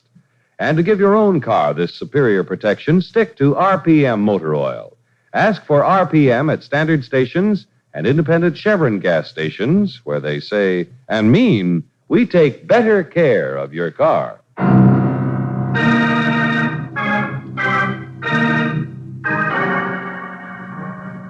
And now back to tonight's adventure of George Valentine. You're not surprised to find a hard-bitten operator like Douglas Harger mixed up in the loan shark racket that has victimized your client. You're not surprised when you run into assorted forms of mayhem. What does rock you back on your heels is that the beautiful and wealthy Mrs. Leslie Remsen is apparently the banker and kingpin. But if you have George Valentine's recuperative powers, you counter with a surprise of your own. Now, Leslie, what does Harger have on you? I could see my husband took an immediate liking to you. I can't say I blame him, George. Okay, be evasive. I'll do the talking. I don't mind listening. He has to be blackmailing you one way or another. You wouldn't get mixed up in a filthy deal like this if you weren't forced into it. It can't be the money. Maybe I just like the excitement. You know what this shuffle means in human misery. Maybe I'm a psychopathic case. Oh? Well, maybe it's as simple as this. It's almost worth being an arch criminal. To be kissed like that.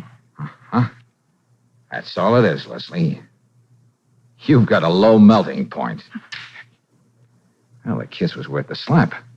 But it is the truth, isn't it? Leave me alone. A beautiful woman married to a man years older. That could be dynamite. Now, what was it? Letters you wrote to somebody? Is that what Harger's holding over you? Yes. They were quite inflammatory.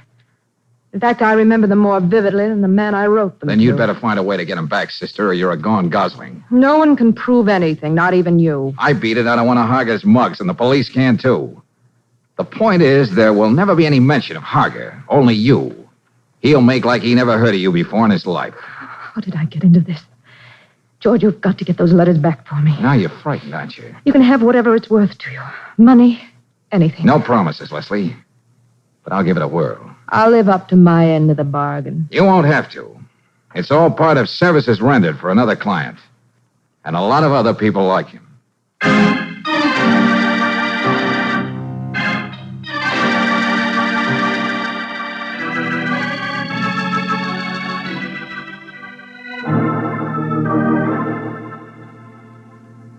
Now look, Fred, I've got an idea. A way to take all the pep out of Harker. And if it works, what happened to you and Peg won't ever happen to anyone else. Let me have it. I'll do anything. I've got to get some letters out of Harger's safe at the Melody Club. Huh?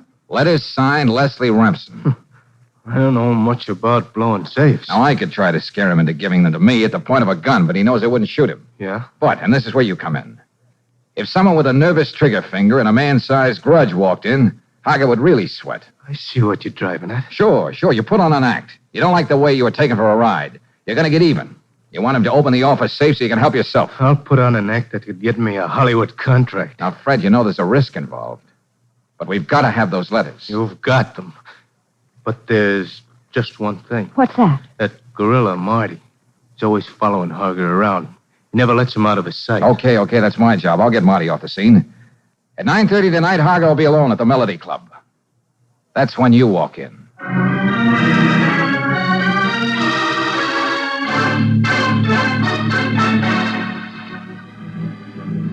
Pick up Marty Harris for questioning. That's right, Lieutenant, and keep him under wraps overnight. What am I supposed to sweat out of him? I want him out of the way, Riley. It's important. I suppose it would be rude of me to ask why, huh? Not rude. I just don't want to bother you. Huh? Since when? Don't you remember, Lieutenant? This isn't in your department.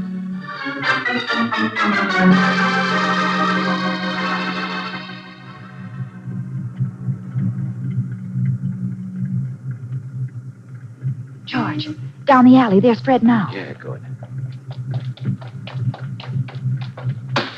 Up in, Fred. Well, they're all right. Here. Good boy. Have any trouble? Just trying to act nervous. I had to slug Harger to give me time to get out. That must have thrilled you no end. Drive around the block, Angel. Well, I don't want to sound faint-hearted, but wouldn't it be a good idea to put some distance between us and the Melody Club? Drop me off at that cab stand on you, Fred. Yeah? Beat it home to Peg. You did a good night's work. Well, I'll take a bow when it pays off. I hate to think I'm just supposed to keep driving around the block. Park just before you get to the entrance of the club, Brooksy. I got a hunch Harger's going to come streaking out of there in a few minutes. Yeah, that's what I'm afraid of. Now, you stick on his trail. I got to know where he goes. You can call me at Leslie Remsen's.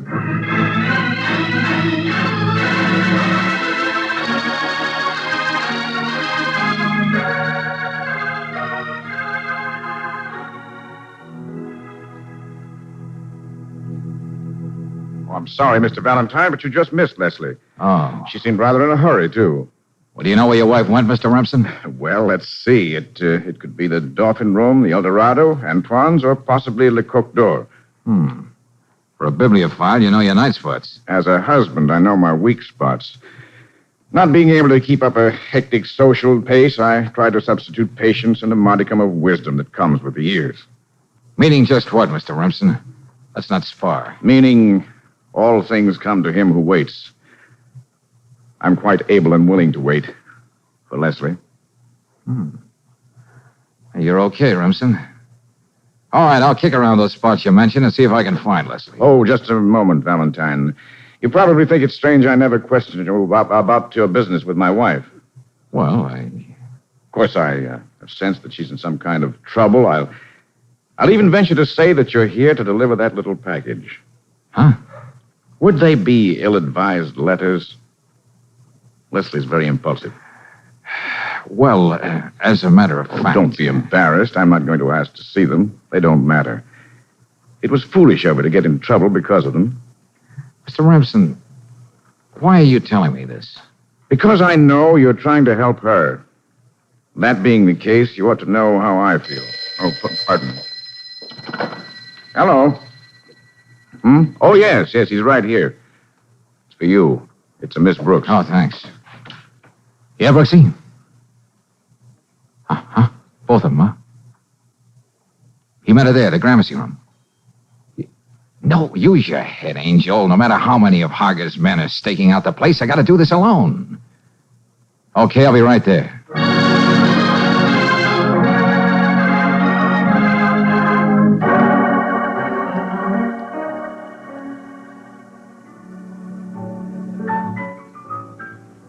You must think I'm a fool, Douglas. You have no choice but to sign it, Leslie. You never asked me to sign receipts for money from any of your collectors before. I've decided we should be more businesslike.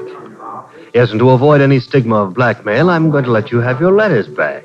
Well, what's this gentleman trying to sell you now, Leslie? George. Sorry, we can't ask you to sit down, Mr. Valentine. Why, thanks, I will.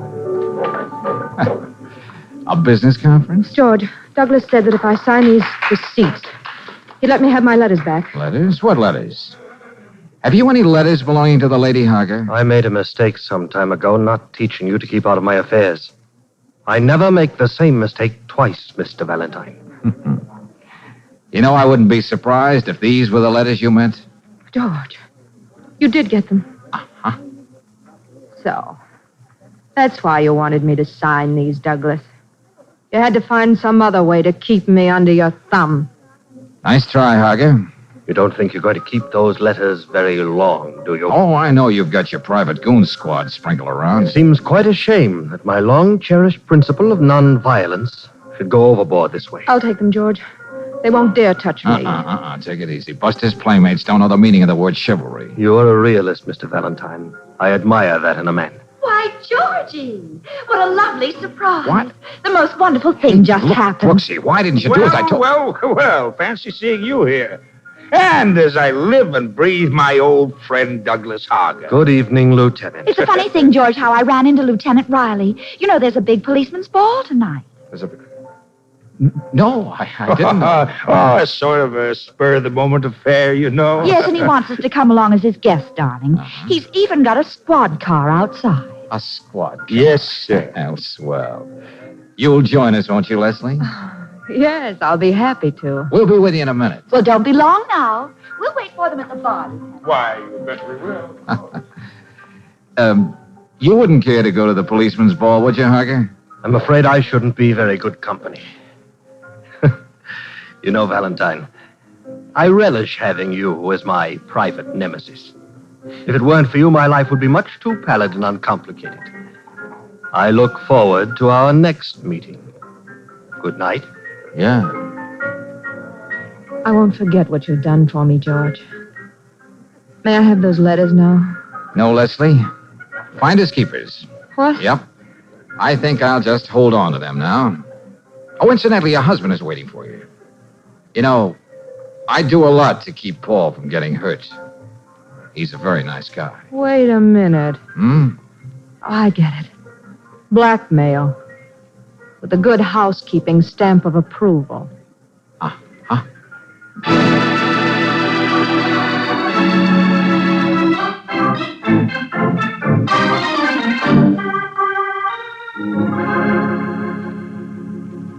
Oh, George, before you burn those letters, you might at least have let me peek at one of them. You know, that's what I like about you, Angel. You're so unscrupulously feminine. Yeah, but seriously, George, do you think Leslie and her husband will make a go of it now? Oh, maybe. As long as she thinks I still have the letters, she doesn't suspect that Paul knows about them. Darling, you should run a column of advice to the lovelorn. Dear editor, my young man, who shall be nameless, keeps putting off popping the question, what shall I do? Signed, Anxious. Oh, I get it. Dear Anxious, after seeing your beautiful pictures, I'm convinced your young man is a half-wit. By no means marry him. Insanity is hereditary. You can't win.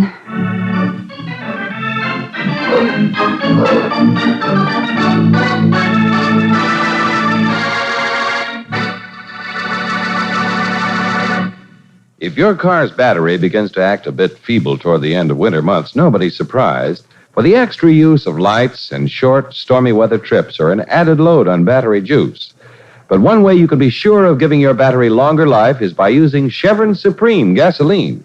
This premium quality fuel puts command performance in your car. Fast starts with little or no drain on your car's battery, smooth acceleration, extra power, high-octane power that makes it great on hills. And it's a battery saver wherever you drive in the West because it's climate-tailored. That means fast starts for your car in each different altitude and temperature zone. So for economy and for all-round command performance from your car, be sure to say Chevron Supreme gasoline. Ask for it at independent Chevron gas stations and at standard stations, where they say and mean, we take better care of your car.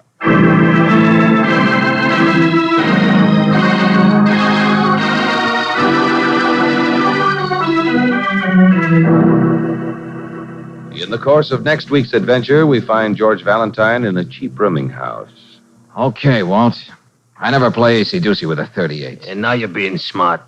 Well, I see you've been packing. Yeah, leaving town. All on account of that crazy bottle. I should have thrown it down a sewer, but no, I gotta go be nice to somebody, a guy I never seen before. Who gave you the bottle, Walt? And why? You're getting nothing out of me, mister. Nothing but this. Oh! That crazy bottle.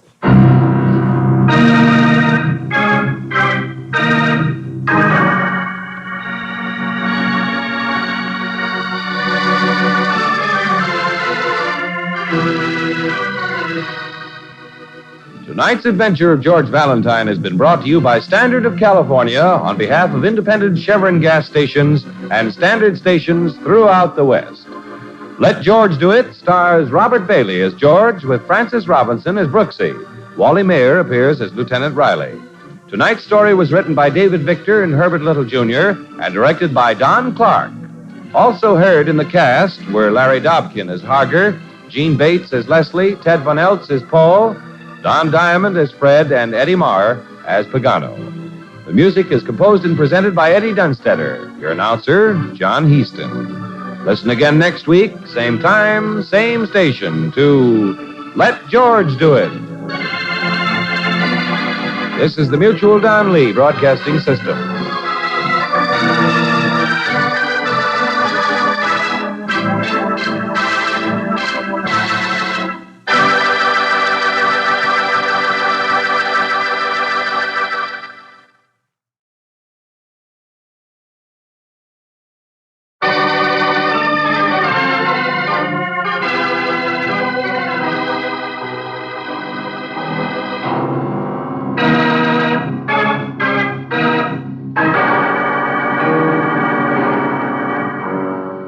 Standard of California, on behalf of independent Chevron gas stations and standard stations throughout the West, invites you to Let George Do It.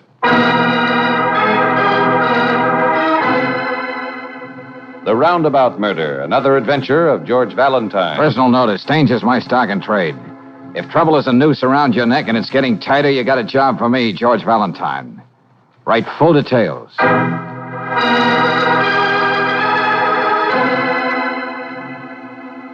Dear Mr. Valentine, they say I killed Cleo Dawson, and I did kill her.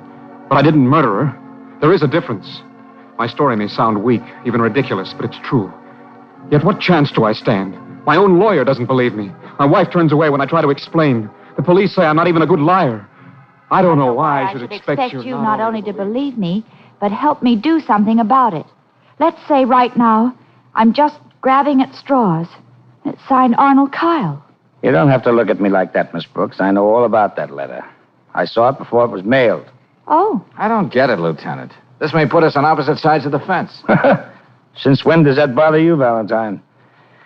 Anyway, just between you and me and that blindfolded lady called Justice, I want you to see what you can do for this guy. Well, I've never known you to undermine your own case, Lieutenant. Miss Brooks, you haven't met Arnold Kyle. He looks at you with those big, blue, innocent eyes, and he makes you feel all dirty all over for even questioning that simple-minded story of his. I tell you, I can't sleep. I wake up dreaming about his open-faced mug and Okay, you sentimental Irishman. Pull up your suspenders and tell me what's making this such a hassle for you. The facts.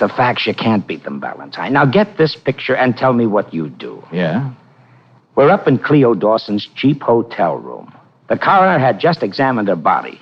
Arnold Kyle's been standing there all the time, taking it all in. All right. You heard the coroner, Mr. Kyle. This isn't suicide. This girl was killed by some quick-acting poison in whiskey. Now, what do you know about it? Nothing, I tell you. Who is she?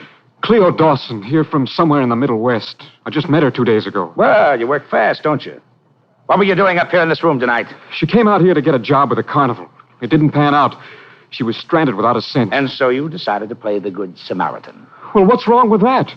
If my kid sister were in a jam like that, wouldn't I be glad if someone tried to help her? Never mind that. Go on. I got Cleo this room and even fixed it with a friend so she could start working today at a drive-in downtown. Come on, what about tonight? Well, she didn't show up at the job, so I dropped by to see what was the matter. She had a rotten cold, so I told her she ought to take a drink and stay in bed. Kyle, why did you poison this bottle? Did Cleo threaten to make trouble between you and your wife? Don't be crazy. It was nothing like that. I was going to take a drink myself, except all of a sudden she keeled over, just like that. Okay. Where did you buy this liquor? I didn't buy it. Huh? Some fella gave it to me. A guy down at Donovan's Tavern, name of Walt. I never met him before. If I told you that story, would you believe it? But it's the truth. Why would I call downstairs for a doctor? Why didn't I run away? Nobody knew I was here. If I were guilty, would I... There you are. That's the story, Valentine. Now, come on, Kyle. Stell is right down this corridor. Well, now you're going to have Brooksy and me sharing your insomnia, Lieutenant. I don't suppose you found any stranger named Walt? Yeah, don't think we haven't tried. Well, here we are. Okay. I think it'd be better if you waited for me downstairs, Angel, and we'll have dinner. I shouldn't be very long. Okay, George. Here's somebody to see you, Kyle. Oh, drop by and see me before you leave, Valentine. Sure. Yes? What do you want with me? My name's Valentine, George Valentine. Oh, then you don't think my story is crazy, do you? Or you wouldn't be here, would you? Now, calm down, will you? No, look at me. What makes me such a freak because I tried to help a poor girl who was down on her luck? And I know how the rest of it sounds, We don't too, have to go over that now. I've already checked. Well? How about this man in Donovan's Tavern who gave you the bottle of whiskey? Can you remember anything about him? I mean, something that might have slipped your mind when you were talking to the police? Well, that's the trouble. He looked like a dozen other people you might meet in a place like that. He wore a leather jacket and... Yes, sir? Sure, there is something. Something that made me notice him in the first place. He wore one of those wide, studded leather belts. The kind you see on guys when they're driving motorcycles. Huh? Well, what did this Walt say to you when he offered you the bottle? Now, I want his exact words. Well, let me see. He said, here, maybe you'd like to have this, mister. Morrison Club. The best. I don't want it because I got no use for the Joe who gave it to me. And you ended up at Cleo's with your present. Oh, what's the use? It's even beginning to sound cockeyed to me. Now, listen, Arnold, you stuck to your guns so far. This is no time to run out on yourself. I know. We're going to go over everything that happened that night till it comes out of your ears, and then some more. Now, shove over so I can sit down.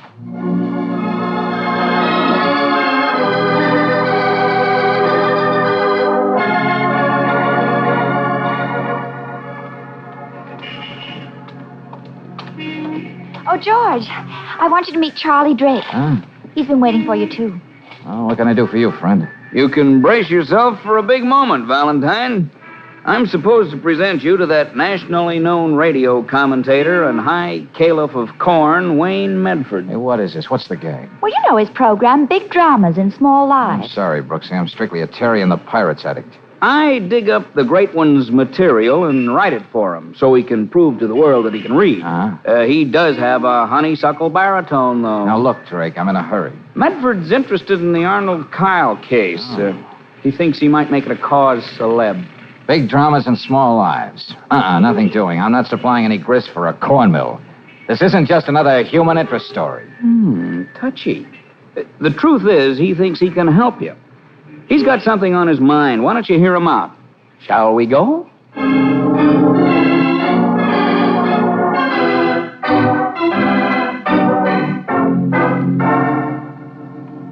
Drink, Miss Brooks, Mr. Valentine. Don't you find it disconcerting, Medford, having a bar in your office? And so well stocked. What's worth doing is worth doing well. Wayne always says, don't you? We can do without your sarcasm, Charlie. Here, Valentine, take a look at this bottle. Morrison Club. But that's the same brand the man in the bar gave Arnold Kyle. Exactly. That's what first attracted me to this extraordinary case. This is the only kind of whiskey I drink. I always have a nightcap here at the office after I finish my next day's program. Yep. Wayne is a stickler about that. He always likes to read what I've written for him at least once before he gets on the Look, air. I'm wasting an awful lot of my clients' time. Very well, here's the point. First, the coincidence of the brand name. It intrigues me. And then I discover that the plight of Arnold Kyle, caught up in a web of incredible circumstance, is the very stuff that makes the heart of my program, Big Dramas in Small Lives. I believe Mr. Drake mentioned something about you being able to help. And I can. I happen to know, Valentine, that Arnold Kyle isn't too well fixed for money. Don't let that limit your investigations. I'll foot the bills, including your fee. Well, now, that's very generous. What's in it for you? Naturally, I shall dramatize the cause of Arnold Kyle on my program, including all the new facts you bring to light. Oh, naturally. But it can only help. Someone may even come forward with information about that man in the leather jacket, perhaps, and other information you might not ordinarily get.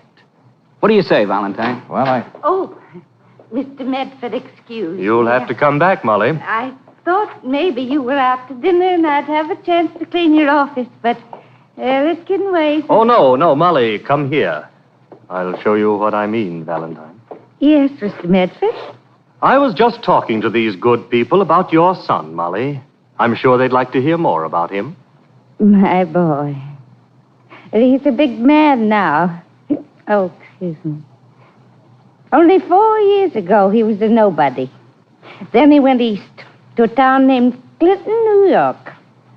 He's the biggest lawyer there now, makes hundreds of dollars a week. And he's married to a beautiful society girl, isn't he? Oh, yes. You see this belt I'm wearing, miss? Yes, Molly. It's all hand-woven. He sent it to my sister to give to me if she ever ran across me. You see, he doesn't know where I am. I don't want him to. All his friends might find out that his mother's just a poor, ignorant woman who scrubs floors. Oh, well, excuse me. I have to get on with my work. Oh, Molly, how are you feeling these days? I know why you asked me that, Mr. Drake. Well, I promised the building manager I wouldn't touch a drop. And I won't. See what I mean, Valentine? Yes, I see, Medford. Big dramas in small lives. Yes. Lord knows what her son is really like. But she has her illusions. Could Hollywood dream up anything more corny? All right, you're a slave to your hobby. Let's put it this way, then. All you want is to see justice done, one way or the other, in the life of one little man named Arnold Kyle. Is that it? Valentine, I couldn't put it better myself. Okay. Since you're my client, too, I'd better get busy and stop loafing on your time.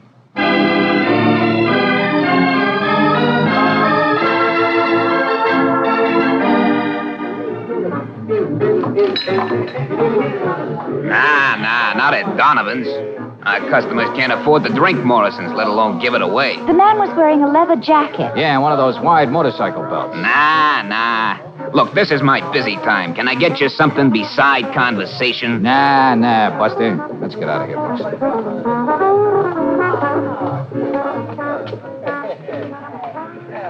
Here, just a minute, Angel. What's the matter? You're not going back in there. Don't you know when you're as welcome as a crack in a glass The eye? bartender made a beeline straight for the phone booth. Oh. I'll be right with you, Brooksy.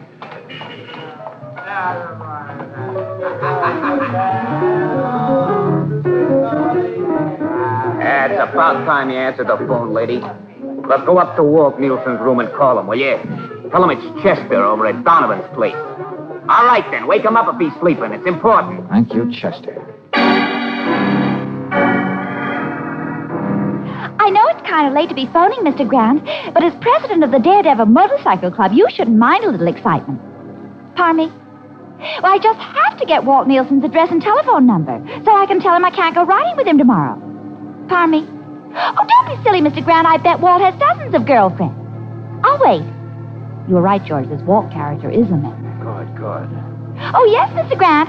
Yeah, I'm putting it down. Rooming house at... Yeah. Oh, I don't know how to thank you. Pardon me? Oh, and happy motorcycling to you, too, Mr. Grant.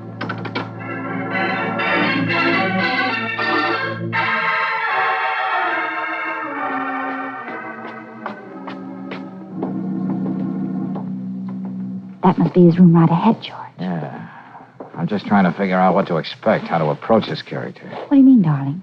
Now we know Kyle is telling the truth. There is a man named Walt, and he's hiding out. But why? Well, he did pass on the bottle of poison liquor that killed Cleo Dawson. Well, even if he did it innocently, he's not too anxious to show his face. Well, there's another angle. According to Arnold, Walt had some kind of a fight with the person who gave him the bottle. If Nielsen was marked for murder, maybe that's why he's holding up there. Hi, folks. Hey, what are you doing here, Drake? Don't worry. It wasn't another coincidence. I was following it. That wasn't part of my deal with Medford. Yeah, I know, but I like to be close to the news when and if it happens. Well, you're real close now, Buster. But just stay from under my feet. See that the gentleman isn't bored, Brooksy. I got work to do. Okay.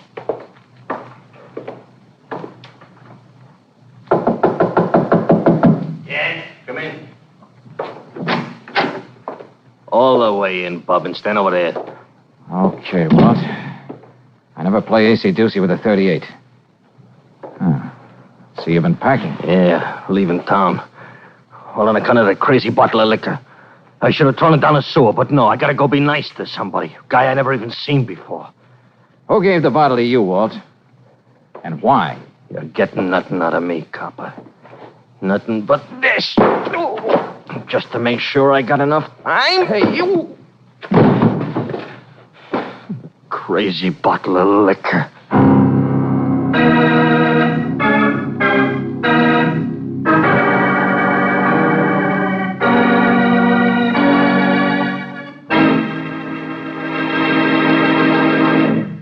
We'll return to tonight's adventure of George Valentine in just a moment. Have you ever known it to fail? The one time you want to get someplace in a hurry, your car decides it just won't start fast. If that's happened to you, better switch to high-octane Chevron Supreme gasoline, for it has just the right amount of light fractions to assure fast starts every time you use the starter. And that's just the beginning of the command performance you get from your car when you use this premium quality motor fuel. Its special blending agents command smooth, steady acceleration and all the extra power your car needs on rugged hills. And besides those advantages, it's climate tailored to each different altitude and temperature zone in the West. No wonder folks everywhere say Chevron Supreme keeps my car going steady. Try Chevron Supreme tomorrow. Get it at independent Chevron gas stations and at standard stations where they say and mean, we take better care of your car.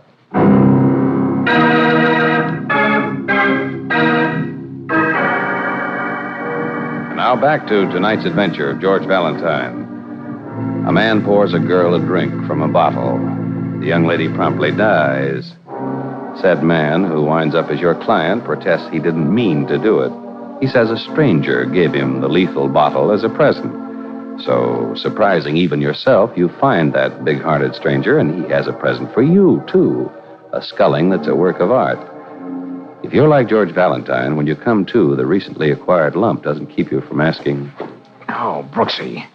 Why did Walt Nielsen jump me like that? What made him so desperate? Darling, please sit down.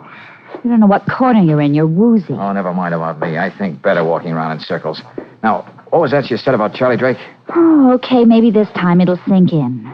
When I saw a man come out of the house with a bag, I thought it might be Walt. Yeah. So, when he hopped a cab, I told Charlie to follow him in his car. Then I found you sprawled out here on the floor. All right, okay. There's only one answer about Walt, Angel, and it's got to be that. Gotta be what, George? It says in all the textbooks they give rookie detectives, murder has to have a motive. Walt had nothing against Arnold. Kyle didn't even know him. Yeah, that's right. So Walt thought the liquor was okay. He was still another innocent go-between for this flagon of coffin varnish. And that's something he could explain to the police. Well, he's trying to hide something else. Something he can't afford to talk over with the police. But where's the beginning of all this, George? I don't know. It may go back to the person who gave it to Walt, or even further back than that. Oh, Angel, this seems to be a very roundabout murder. Well, Charlie said he was going to call us here on the hall phone as soon as he finds out where Walt is headed. It's 11 o'clock now. Oh, what a game, Brooksy. Bottle, who passed the bottle?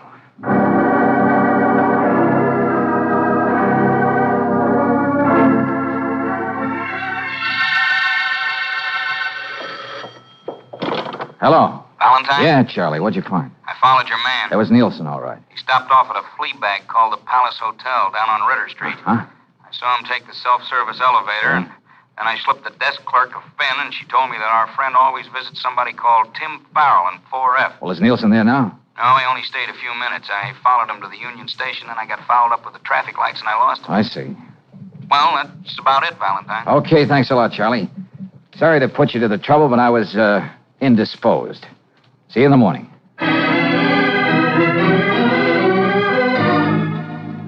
Tim Farrell? No, I didn't see him go out. Shall I ring him? Never mind, lady. He's expecting us. The elevator's right across the lobby. Oh, there's no boy on it, only self-service after 12 o'clock. We'll manage.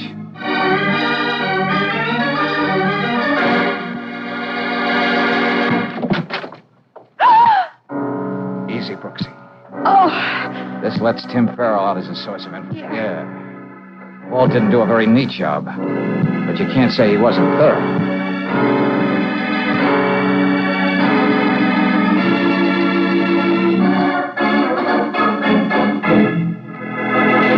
Well, Valentine, it's about time you showed up. Tell me, Lieutenant, what did you find out about the late Tim Farrell? Well, I got it right here. Timothy Farrell, age 28. Crimes include illegal entry, assault, armed robbery, et cetera, et cetera. Committed to Dannemora State Penitentiary January 4, 1945, and so on, so on. In other words, just a cheap crook. Yes, but this is the payoff. Lately, he's been teaming up with Walt Nielsen. Well, that is something. And Nielsen is really a bad boy. A 3-time loser. One more arrest, and he'd have to collect his old age pension in jail. So that's what it was, then. That's why I'd have none of the police. Yeah, so now it lines up like this. They have a fight, and Tim tries to slip his pal a Mickey Finn that works for keeps. Before leaving town, Walt drops by the Palace Hotel and slits Timothy's throat. It could be. And just where does that leave Arnold Kyle? Well, right where he is. Why? Well, at least until we pick up Nielsen. After he talks, then our saintly hero can go home to his wife. Oh, hold on a second. Hello?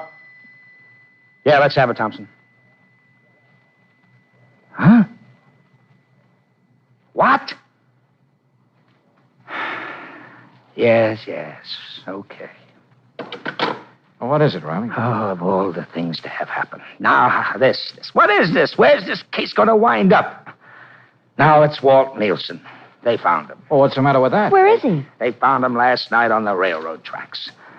He either jumped, fell, or was pushed off the Garland Street Bridge. Jeepers. Then the train got him. The 1140 coastliner.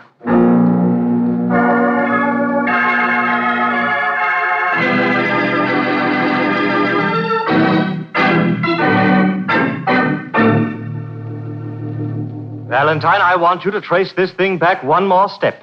Don't you see? Someone who still has his heart set on murder is walking around loose. Yeah, I don't know that for a fact. Well, man, why do you stand here? Why... Dear, here I go walking in again before you're ready to leave. Please excuse me, Mr. Medford. That's all right, Molly. Hey, Molly, have you heard any more exciting news about your son? My son? What's the matter? Aren't you feeling well? I'm fine. I'll clean up when I come around later. I'm sorry, Mr. Medford. Excuse me. About my son, mister. I can tell you he's better off now than he ever was. Poor creature. Well, Valentine, we're still in business, aren't we? Uh-huh. At least until I find out one thing. What's that? How a man can be murdered after 12 o'clock by someone who was dead at least 20 minutes before the witching hour. You mind shedding a little light on that, Valentine? Yeah. Soon now, gentlemen, very soon. Come on, let's go, Brooksy. Whether you know it or not, you're a very important witness to this discrepancy in time. Am I? Well, what do you know? I'll be in touch with you, gentlemen. Good night. Good night. What do we do, George? Stand here and count 10 before we go back in? That ought to be enough time, if I'm right. Oh, it's a long way from Cleo Dawson's hotel room to... It begins. George! Oh, golly. Oh, my shoulder. He shot me. I'll take that, Medford. Oh, but listen, Valentine. Don't you stand there. Give me a doctor. Brooksy, help me get Charlie on the Yeah, couch. George, yeah. Just as soon as you and Miss Brooks left, he came at me with a lot of wild talk. I just got the gun out of the desk drawer, but I didn't shoot him. What are you talking about? You'll see when they get the bullet out of him. The shot came through the French doors on the balcony. Where does that balcony lead? It goes right around the building. I just thought of something. Brooksy. Yeah. Oh. Call Lieutenant Riley and tell him what happened. Medford and I'll be right back. Okay.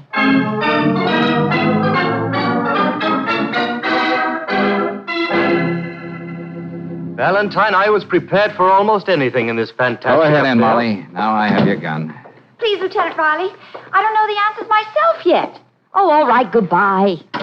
Well, friends, now the circle is neatly closed. I don't understand. That bottle of Morrison Club came from this office. I should have known that when Lieutenant Riley read the late Tim Farrell's police record. Oh, I'm sorry, Molly.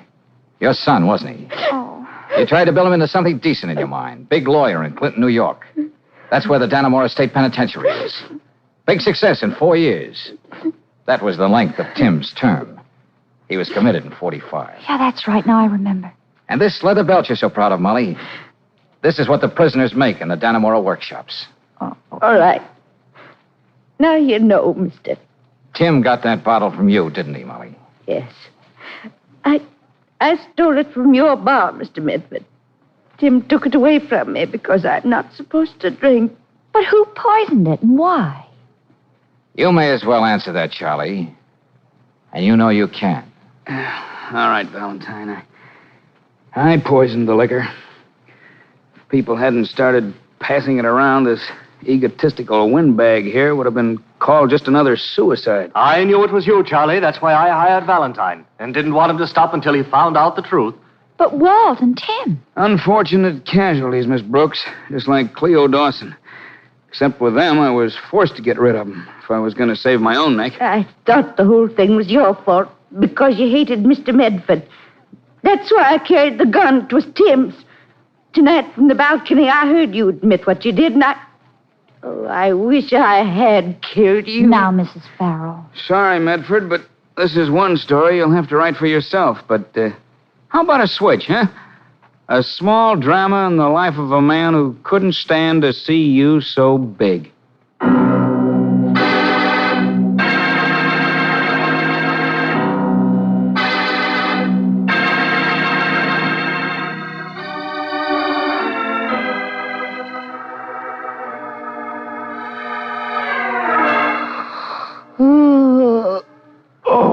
Oh, you don't know what a relief it was to send Arnold Kyle home to his ever-loving wife. Yeah, I can imagine, Lieutenant. You know, the public ought to know more about this sentimental streak in our police officers. Well, it's a fact. That guy was beginning to gnaw on my conscience. I couldn't sleep. I walked up and down all night, and Mrs. Riley thought I was going crazy. George, I'm still not quite sure about what you meant by discrepancy in time. Well, Charlie Drake understood. That's why he went after Medford the moment we left the room. If he was going to get caught, at least he was going to finish what he started. Well, I know Walt Nielsen was hit by the 1140 Coast liner, but... But Charlie told me on the phone that he saw Walt use the self-service elevator at the Palace Hotel. And you'll remember the clerk said it became self-service only after midnight. Oh, yeah, that's right. Charlie Drake pushed Walt off the bridge, then came back and killed Tim Farrell. Because he had to use the self-service elevator, he took it for granted that's the way it worked all the time. Isn't George positively brilliant, Lieutenant? Oh, fine. Back to normal again. Now it's Mrs. Riley's turn to stay awake all night.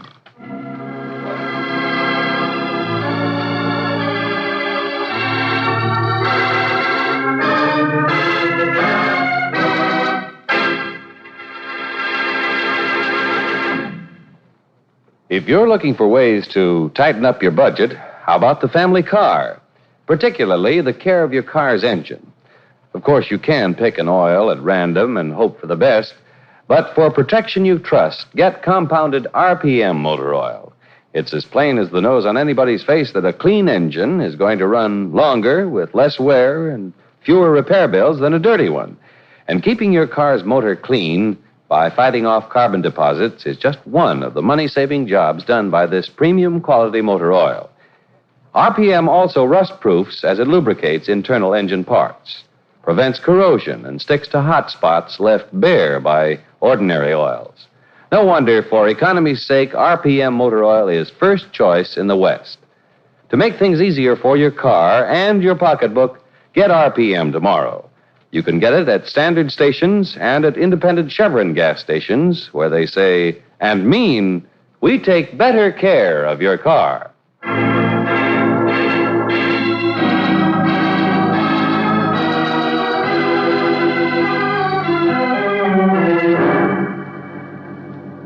Next week, when we catch up with George Valentine in his office, there'll be a ring on the phone, and then... Hello? Hello, Valentine. Oh, yeah. Now listen, friend, what's this all about? You sound as though you know who this is. I should. You said you'd call at this hour. But assuming you did kill those 3 people... Tomorrow, I'm going to kill again.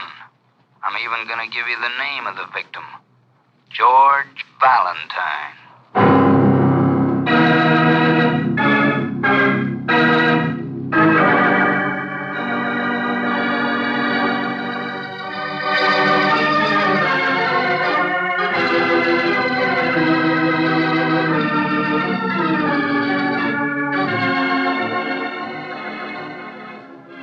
Tonight's adventure of George Valentine has been brought to you by Standard of California on behalf of independent Chevron gas stations and Standard stations throughout the West. Let George Do It stars Robert Bailey as George with Francis Robinson as Brooksy. Wally Mayer appears as Lieutenant Riley. Tonight's story was written by David Victor and Herbert Little, Jr. and directed by Don Clark. Also heard in the cast were Byron Kane as Kyle, Larry Dobkin as Medford, Herbert Vigran as Drake, and Virginia Gregg as Molly. The music is composed and presented by Eddie Dunstetter. Your announcer, John Heaston. Listen again next week, same time, same station, to Let George Do It. This is the Mutual Don Lee Broadcasting System.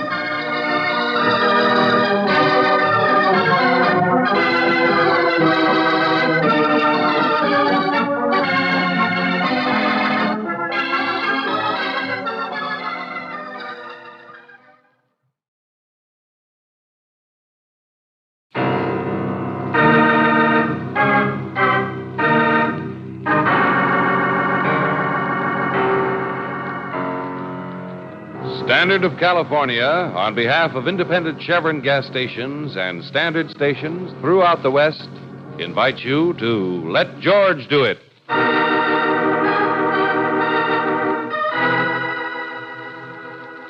The motif is murder, another adventure of George Valentine. Personal notice, danger's my stock and trade. If you're running a poor last and your whole life depends on you finishing in the money, you got a job for me, George Valentine. Write full details.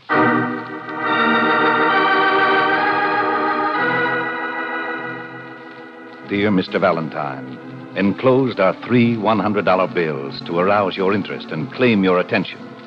Now, consider my problem. I've committed 3 murders. The police have seen no connection between the victims. Dr. Douglas Chapin, Stella Tafania, and Otto Pfeiffer. But there is a connection, a theme to these deaths, as definite and perfect as a motif in a work of Wagner. I want you, Mr. Valentine, to provide me with the appreciation of an intelligent man and exhilarating knowledge that from now on you'll be an obstacle in my path. I shall phone you at 2 this afternoon. No signature. How thoughtless. Well, what do you make of it, George? I'd say somebody was funning me, Angel, if it weren't for these 3 century notes. Well, he sounds like a well-educated man. Or a woman, for all we know, but well, the handwriting's like a child. These names here, they don't ring any bells for me, but they may for Lieutenant Riley. And, Brooksy, if we find the 3 people in this letter in the file for unsolved crimes, there's going to be a refreshing and deadly calm about the good lieutenant.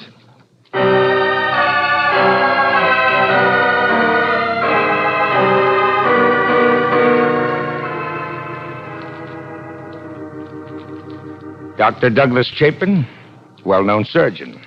Stella Tafania, read the bumps on your head, the lines in your palm, and your future in a crystal ball. And Otto Pfeiffer, honest, hard-working diamond cutter. Now, find me a motif in that combination, Valentine, and I'll eat it. Well, let's skip that for a minute, Lieutenant. The fact remains that whoever wrote this letter knew about these crimes. And they weren't exactly front-page stuff. You yourself said that Otto Pfeiffer's name never even got into the newspaper. Missing Persons is working on that, Miss Brooks. The man simply disappeared. Yeah, but our correspondent assures us it was murder, wherever the body might be. Dr. Chapin's death was tagged as a suicide or an accident. Take your choice. He was taking a smoke up on the roof of St. Mary's Hospital after an operation. The next thing, they were picking him up off the street. Which leaves us with only one murder as such. Yeah, Stella Tofania. Well, that crazy gypsy probably told one of her ignorant, superstitious customers something he didn't want to hear, and he beat her brains out in the back of the store. But you still don't know who it was? Unfortunately, no. Well, then it's possible that the three were murdered by the same person for reasons we don't know yet. Uh-huh. And he's paying good money to you to try and catch him. Well, maybe we're dealing with the loony here, but I can't take any chances. Now, I don't want to sound like an old killjoy, Riley, but this character isn't stupid.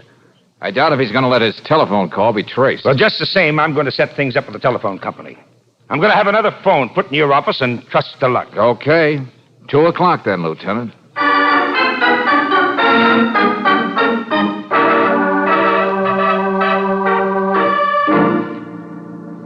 Now, have you got everything straight, Miss Brooks? Uh-huh. All I do is get the special operator on this phone as soon as the call comes through to George. Then if he can hold the call long enough to be traced, I flash the information to headquarters on this emergency. Yes.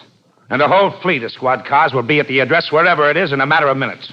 Well, it's almost 2 now, Lieutenant. Now, look, Valentine, when you get on the phone, wind up and talk as long as you can. Say anything, even if you have to stutter, but keep the conversation rolling, see? And Right on the button. All right, Miss Brooks. Got it, Lieutenant. Hello? Valentine. Operator, you can start working on the call. Huh? What can I do for you? Suppose you tell me what this is all about. You sound as though you know who this is. Yeah, you're very punctual. Now about that letter. Never mind that. Let me do the talking. I know you're trying to trace the number I'm calling from. Would that be located at the State Hospital for the Insane? I also know the shortest time it takes the operator to track down any number. You can be sure I'll hang up before then. What else do you know that's interesting, Rollo? Have you read any good books lately? Yes, there is something else I know. You've also got a police lieutenant in your office. You're all right, Buster. It's going to be fun playing with you. Yes, it is a game, isn't it? And I welcome the odds against me. It'll make the triumph completely satisfying, like the final flourish of a great symphony. Assuming you did kill those 3 people, friend, you mean you're going to continue on your merry way? Let's leave idle conversation for another time. Now listen, tomorrow I'm going to kill again, and neither you nor the police shall be able to stop me. Would you mind repeating that? You heard me. I'm even going to give you the name of the victim. She's Honey Evans, a model, living at the Marlborough Apartments on Weldon Boulevard. Now, wait a minute. Tell me something. How do you pick out your people? What have you got against this girl? What did you have against the others when... Hung up. All right, Miss Brooks, you can forget it. Well, Valentine, what do you say? The gentleman on the other end of the line wants us to be sure and keep tomorrow open. He'd like the pleasure of our company at a murder.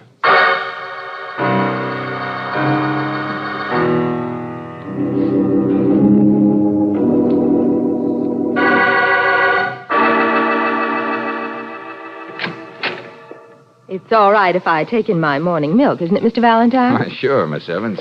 Here, I'll get it for you. Thanks. Isn't it rather silly, you and the police patrolling this building all on account of a letter from some crackpot? Well, now, wait a minute. You forget I spoke to that crackpot. He mentioned your name with more than morbid delight. Come in, won't you? Okay. If I'm going to be barricaded in my own apartment, I may as well have someone to talk to. Someone interesting. Here's your milk. Oh, thanks. Special skim milk. I really hate the stuff, but I have to think of my figure, which is the height of irony. Honey Evans, the girl with the most beautiful hands in the world. My public never gets to see the rest of me in the ads. Poor public. My next-door neighbor practices like that for hours. Well, it's one thing you can't blame on Lieutenant Riley. Now, seriously, Mr. Valentine, who'd want to kill me? I haven't an enemy in the world. Haven't you ever heard of people having a compulsion to kill just for the thrill of it? No reason at all. Well, that's what's got us stumped, Miss Evans. This man says he has a reason, which applies to you as well as the other 3. You know, I think I'm really beginning to feel a little buttery around the knees about this whole thing. You have a marvelous knack for understatement, Miss Evans. Now go ahead, have your breakfast.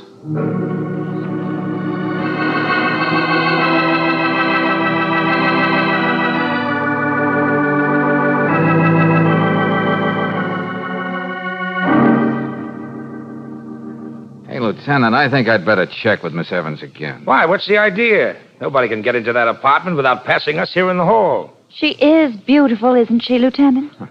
If you keep on being so subtle, Angel, no one will ever know what you're talking about. I merely said that... Wait a minute. And where do you think you're going, Miss Evans? I'm sorry to spoil your fun, Lieutenant Riley, but I've got to go out. My agency just called. Duchess Jewels wants me to model some bracelets for them. That can wait till tomorrow. Oh, no, it can't, Mr. Valentine. I've been waiting ages for this account. It means a great deal to me. Full-page ads in all the national magazines. Miss Evans, we can't use force, but I'm telling And you I'm telling you, Lieutenant, that... Oh, George! I've got her. Miss Evans, what's wrong with her? Hey, you better get an ambulance, Riley. This girl is dying.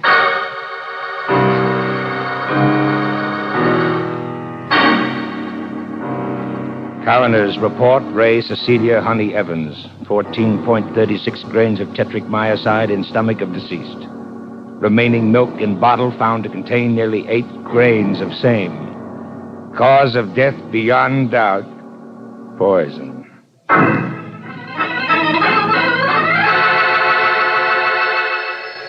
Hey, quick, Brooksy, the other phone. Get the operator. We can go crazy doing this with every phone call that comes in the office. Yes? Everything went off very nicely, didn't it, Valentine? So well, Rollo, We're that you ready, almost made me an accessory. I brought that bottle of milk into the girl's apartment. What an exquisite fillip. I hardly anticipated anything so dramatically appropriate. Now, listen to me, friend. I'm going to get you if I have to crawl into this phone and over every mile of copper wire to where you are. I can appreciate your sense of failure, Valentine. I know what it can do to a person. Keep stalling and darling, keep Tell me more. More? So you can trace the call? Hardly. Now let's get on with our game. Hey, I got a surprise for you, Rollo. The next time you're going to be just another also-ran with a murder rap staring you in the face. You and the police will have to do much better than you did yesterday. Consider how simple it was. Having discovered that Miss Evans was the only one in the building who ordered that special brand of skim milk, I found the time and the place to substitute another bottle right outside the Marlborough apartments when the milkman was making another delivery. I still say you're not going to get away with it, Rollo. Very well. If you're so sure of yourself, maybe I ought to make it more difficult next time. Tomorrow. Tomorrow? Hey, now look, what did these people do to you? Why are you doing this? You can't be so crazy that human life means Be quiet, nothing. Valentine. I don't have much time. Tomorrow, someone in the 1200 block on Corona Del Mar Avenue is going to be found dead. That's all I'm going to tell you. Now, let's see how really clever you can be. But, operator, are you sure? Well, they're still on the phone. Oh, no, we're not, Brooksy. You can hang up now. Well, I guess you're right, operator. Thanks. George, he must be timing himself with a stopwatch. He knows just how far he can go. That time they almost traced the exchange he was calling from. I know. Well, what gives with Rollo now? Murder. What else? Hello, Lieutenant Riley, please. This is Valentine. Then he's going right on. Yeah, but he's making it a little tougher for us. He's trying to... Oh, yes, Lieutenant. Uh-huh. Just got another call from him. No such luck. Well, he's got another shindig scheduled for tomorrow. Will you take it easy, Riley? I've got a hunch that's so crazy it might just work. All I want you to do is let me play it my way.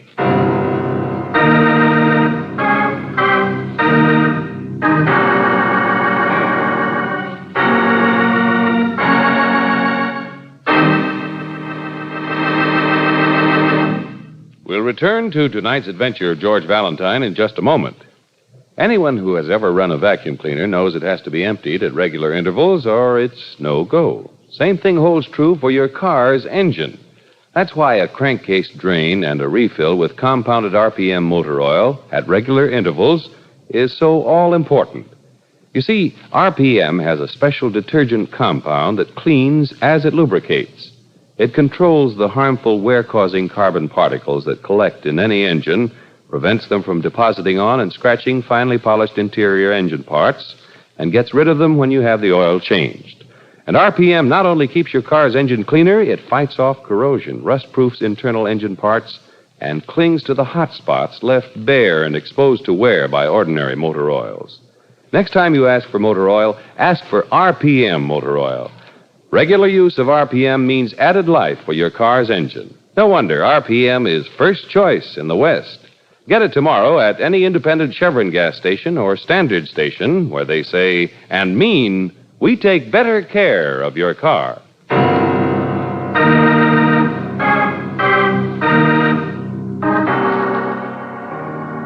And now back to tonight's adventure of George Valentine.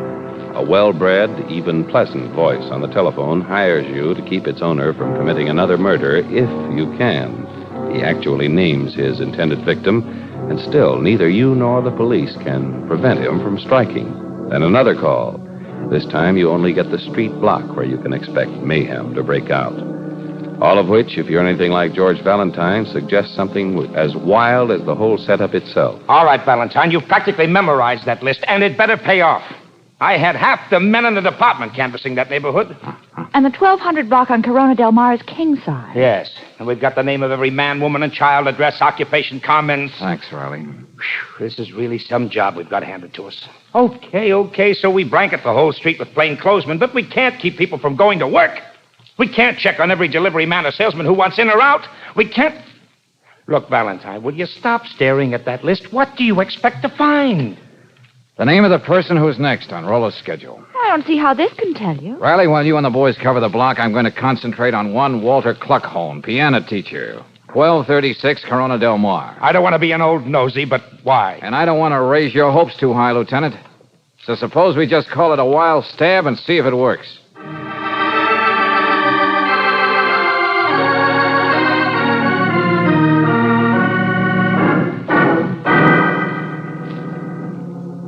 Murder? Please, young man, I have no time to talk about unimportant things. Your murder, Mr. Cluckhorn. Would you classify that under the heading of trivia? Please, look at what time it is. My pupils will start coming soon. Ah, listen to that. My new piano. Never before have I had such an instrument. Yeah, well, that's just swell. But you gotta believe me, mister. I didn't come here just to pass the time of day. This man I told you about means business. Young man, I learned to be a fatalist. A philosopher. 3 years I was in a concentration camp. And still, here I am. Yeah. A new life in a new country. A new piano. Plenty of pupils. And anyway, who'd bother killing an old man like me? So, you see... Hey, wait a minute. You said this piano was new? How new? This morning they just delivered it. That's why I'm so happy. Take your hands off that thing. Get away. Let go. What's the matter with you? Stay where you are, Cluckhorn. Keep your hands off that keyboard. What are you doing, young man? Just having a look inside this piano. Oh, brother. You don't know how lucky you are, Pop. What do you mean? These little wires, this detonator cap. Somehow our unknown playmate found out this was being delivered today and managed to wire it for sound. And I mean sound with a capital boom. I do not understand. Sooner or later, you would have hit a certain combination of notes, and this whole place would have blown up. You with it. I better sit down. The philosopher is not feeling so well. Yeah, very lucky. Both of us. Phew. Move over, Pop. I think I'll sit down, too.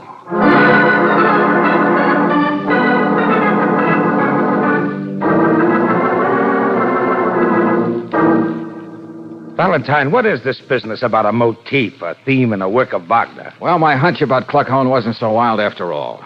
Think back now. A surgeon, a diamond cutter, a gypsy palmist.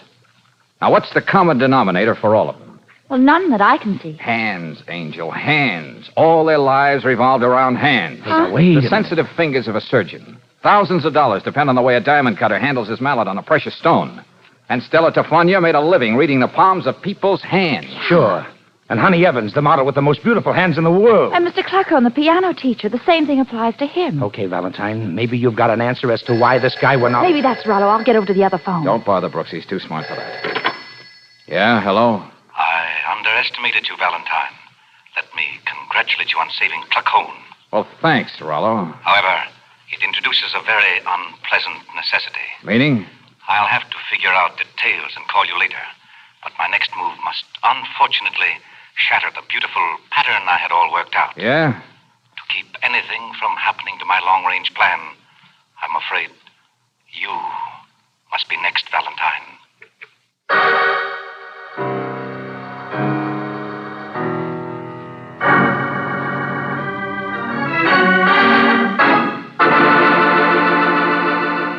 Hey, Riley, just what kind of metal pygmies are we? Don't make me answer that now. I don't exactly feel like Einstein. And I feel as confused as a mating moth. Now, look, it takes just so long to trace a telephone call, and Rollo knows that.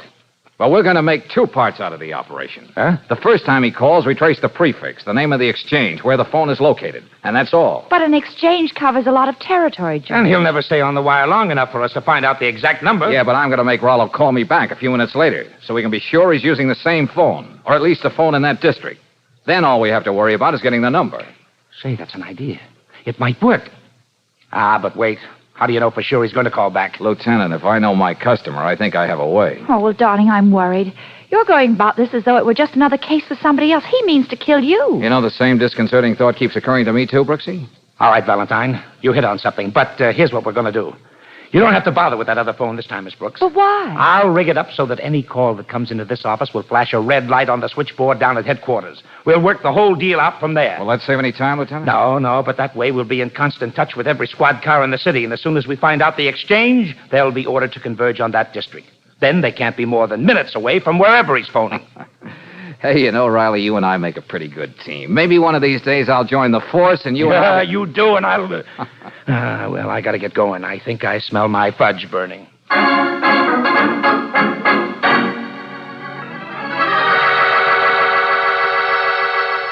All right, Brooksy, if that's Rollo, you got the pitch. Operation Runaround. Yes, George. But don't play it too big. No. He may get suspicious and hang up. Now, go ahead. Okay. George Valentine's office. Mr. Valentine, please. Oh, well, now, isn't that a shame? Mr. Valentine just stepped out. Oh, well, just a minute. Maybe I can get him before he reaches the elevator. This ought to give us a few seconds. Well, better not make it too long, George. I won't. Hey, I know a way to waste a couple of seconds. Come here. No. Oh, I wouldn't call that a waste, darling. Thanks, Miss Brooks. Hello, Valentine. I thought you'd like to know that I've made up my mind how I'm going to dispose of you. Oh, I'm vaguely interested, Rollo. But this time I'm going to do the talking, and you can hang up whenever you feel like it. But I think you'll stick with me. What's that? I told you once you weren't going to get away with it. Now I'm sure. I know enough about you so I can really grease the skids under you. It's just a matter of time. Come. Why don't you stop whistling in the dark? Let me tell you about yourself, Rollo. I know you're a pianist. Probably a very well-known artist once. Then something happened to your hands. That's right. Go ahead. Take a look at them. Suddenly you couldn't give any more concerts. Your whole life came to an end for you. You had to have your revenge against the world. Stop it. Where hands played an important part in anybody's life, you set out to destroy him. You were the one playing the piano in the apartment next door to Honey Evans. Thinking about it now, that was a pathetic performance. And your handwriting, the miserable scrawl. I'm going to hang up. No, this time I'll hang up. In a few minutes, I expect more information that'll make it easy to put the arm on you. Well, how did you pull all that out of your hat? A little elementary deduction and a generous helping of guesswork. Musical references, motif, Wagner. And he knew enough about Kluckhohn's piano to turn it into an atom bomb. All that, Brooksy, and he's as mad as a coot. Yes, but will he call you back? If he doesn't, we're right where we started. He's sweating blood, Angel. He's all mixed up. That cookie won't rest till he finds out just how much I do know about him.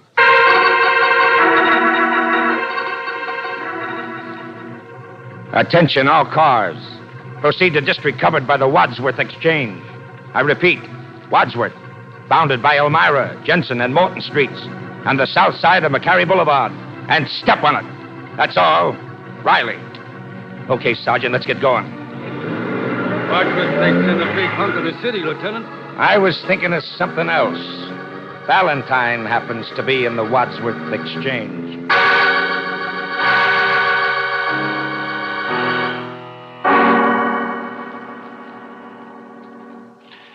You've done a lot of talking, Valentine, but you really haven't told me any more than you told me before. Still, you couldn't resist calling back, could you, Rollo? Merely curious. Now I know it was just rather skillful deduction on your part. You don't actually know too much, and it doesn't alter my decision one bit. Oh, that's nice. Let's hear about it. Oh, no. Time is running short again. You know the 3 minutes it takes to trace a call. But I'm coming to get you, Valentine. Oh, George, I can only take so much suspense. Yeah. Well, we know Riley's got the exchange. But were they able to get the number? A second, one way or the other, makes all the difference. Rollo said he's coming to get me. Oh, darling. Oh, figure of speech, Angel. He likes the elaborate touch, that's all. He wouldn't just walk in here and blow my brains out. Oh. Hey, where's that coming from? The next office. Yeah. The same thing that was being played the morning Honey Evans was killed. But it wasn't played that way.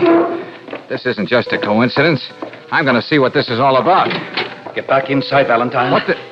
But you're the man who has the office next door. Don't try reaching for your gun. You'll have a bullet through you before you can raise a finger. My hands are still good for something. Too bad the young lady has to be here. Now, she'll have to go, too. Wait a minute. Look, you can't... If one must die, music like that should make it somewhat more acceptable. Valse Triste, played by Gerald Mydens. One of my most famous recordings. Next door all the time. So that's how you know almost every move I made. Think of all the times you saw my name on the door. Gerald Mydens, concert management. 15 years ago, it was Gerald Mydens, promising young pianist. Why should I have had a stupid, reasonless accident? Why couldn't it have happened to someone like the four you know about? That's what's been driving me out of my mind. How do you expect wholesale homicide to change any of that? These hands, these fingers, long, you'd imagine sensitive. But they're dead things. Only the faintest trace of feeling left in them. Oh, don't do this, Mr. Mydens. The police will understand that you're sick. You don't know what you're doing. My name on the door may not have suggested anything to you, Valentine, but yours did to me. It inspired this little game. But it's all over now. All over for you. Now, over there, both of you. You must be needing that. Riley. See that he behaves, Sergeant. Oh, Lieutenant, do you mind if you kiss a gray-haired old lady? Oh, brother, you must have made it here and nothing flat. I was only over on 10th Street when we found out it was the office next to yours. Would someone mind turning off that record? Valse Triste, the melancholy waltz. It's over now.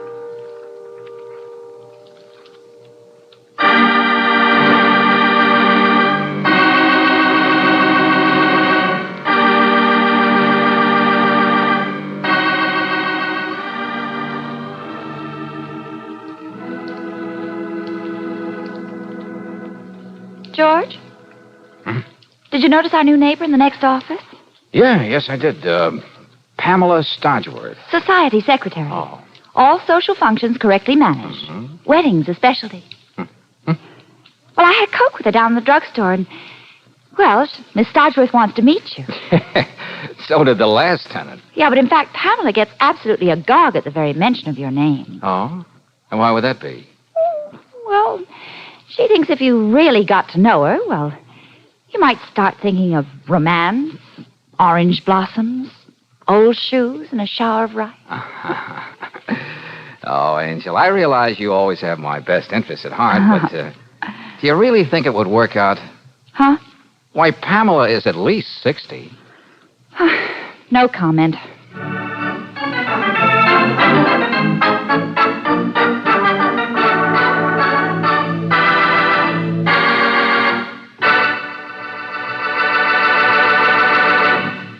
If you're a mother, maybe you drive the kids to school every day.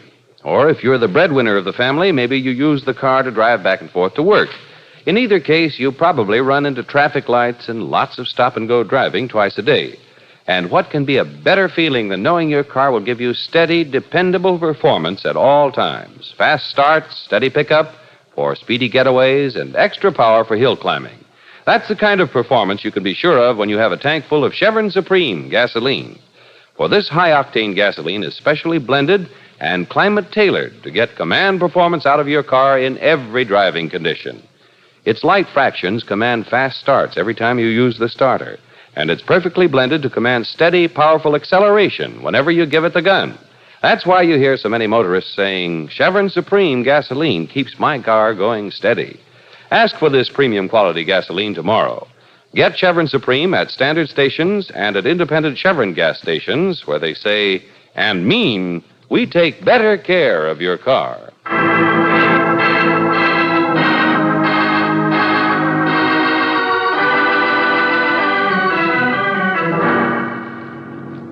Next week, when you tune our way for another adventure of George Valentine, you'll find a very distraught Brooksy waiting by a roadside as...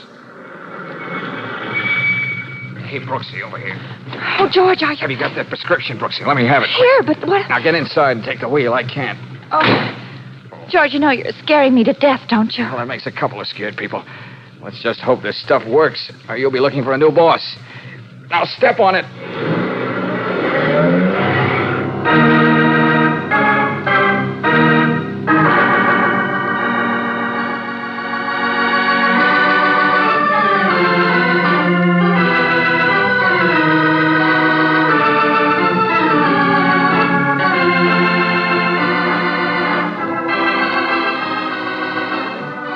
Tonight's adventure of George Valentine has been brought to you by Standard of California on behalf of independent Chevron gas stations and Standard stations throughout the West. Let George Do It stars Robert Bailey as George with Frances Robinson as Claire. Wally Mayer appears as Lieutenant Riley. Tonight's story was written by David Victor and Herbert Little Jr. and directed by Don Clark. Also heard in the cast were Ed Begley as the murderer, Mary Shipp as Honey, and Herbert Butterfield as Pluckholm. The music is composed and presented by Eddie Dunstetter. Your announcer, John Heaston. Listen again next week, same time, same station, to Let George Do It. This is the Mutual Don Lee Broadcasting System.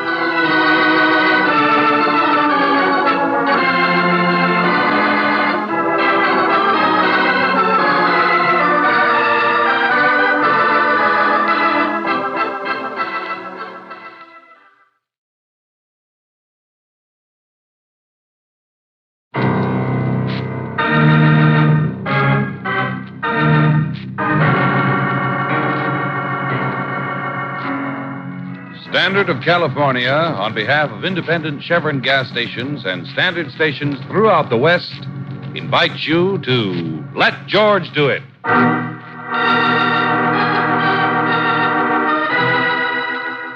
The Four-Sided Triangle, another adventure of George Valentine. Personal notice. Danger's my stock and trade. If life's tossed you into a barrel of trouble, you got a job for me, George Valentine. Write full details.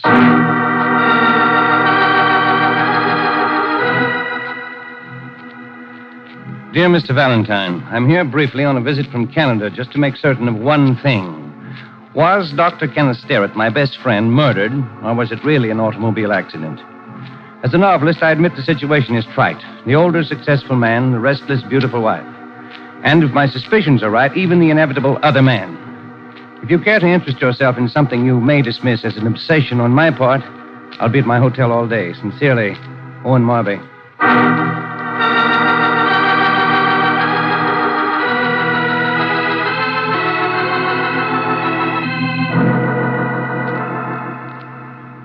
I checked every angle, Marby, and there's no reason to suspect that Dr. Sterrett's death wasn't an accident. But, Mr. Valentine, my stubbornness about Ken being murdered isn't exactly groundless. Yeah, well, maybe. But there are a lot of dangerous hairpin turns coming down Eagle Canyon Drive. The Sterrett house is practically on the mountaintop, and there's always a fog rolling in there at night. I knew Ken very well. He was my roommate when he was going to medical school at the University of Toronto. He was the most exasperatingly careful, methodical man I've ever known. He drove a car the way old ladies used to drive electric buggies. But that night he received an emergency call from a hospital. He may have been in a hurry. And there's something else. Yeah? Last year, on my way to a lecture engagement, my plane had to stop over for a few hours. I had a drink with Ken, and he showed me a picture of Juliet, his wife. Go on. He implied, and very definitely, that they weren't happy. He suspected there was another man, though he didn't know who it was. Later, at the airport, by the merest coincidence, I saw Julia and that other man. They were in the cocktail bar.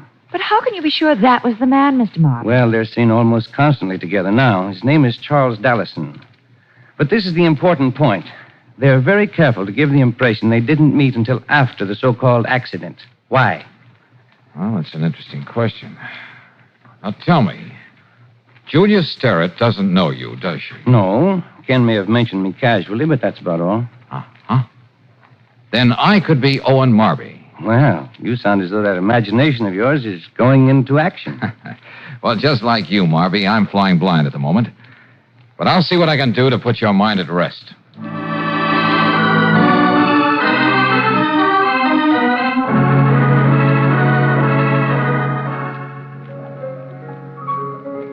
Okay, now, Brooksy, you're on your own. Don't let the head waiter steer you anywhere but the booth next to Julia and Dallison. It's all reserved for you. But how do you know they're going to show up for dinner tonight? Well, I checked that, too.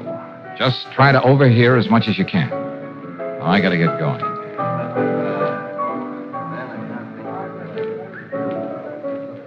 Julia Sterrett, isn't it? I beg your pardon. Well, I recognized you at once from the picture Ken sent me, and the head waiter assured me I was right. I'm Owen Marvey. Oh, yes, I remember. Ken used to speak about you. Charles, this is one of Ken's friends from Canada. Dallison's the name. How do you do?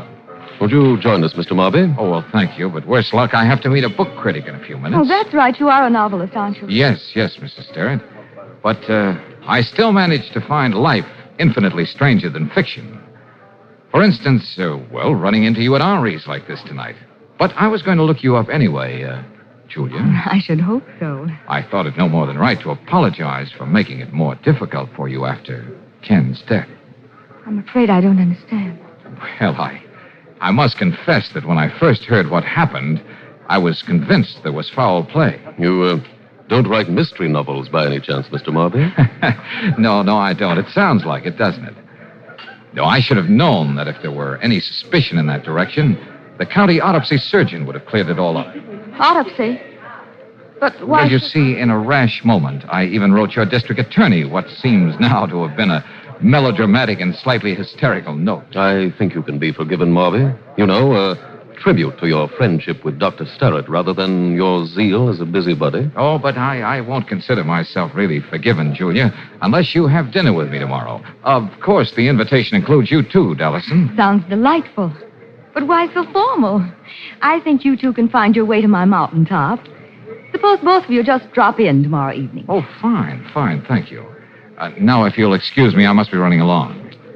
Nice to have met you, Dallison. Thank you. And I know we'll have a lot to talk about, Julia. Good night. Good night. I don't like it, Charles. I don't like it at all. No, now, please, Julia. The man is lying. I'm sure Ken never sent him any picture of me. This was no coincidence tonight. I tell you, he staged it. He's up to something. Shut up, Julia. Do you want the whole place to hear you? He's the only one who never believed it was an accident. I could tell by the tone of his letter of condolence. He still doesn't believe it. Julia, we'll have to do something about your nerves. If you let a little thing like this upset you... Let's get out of here, Charles.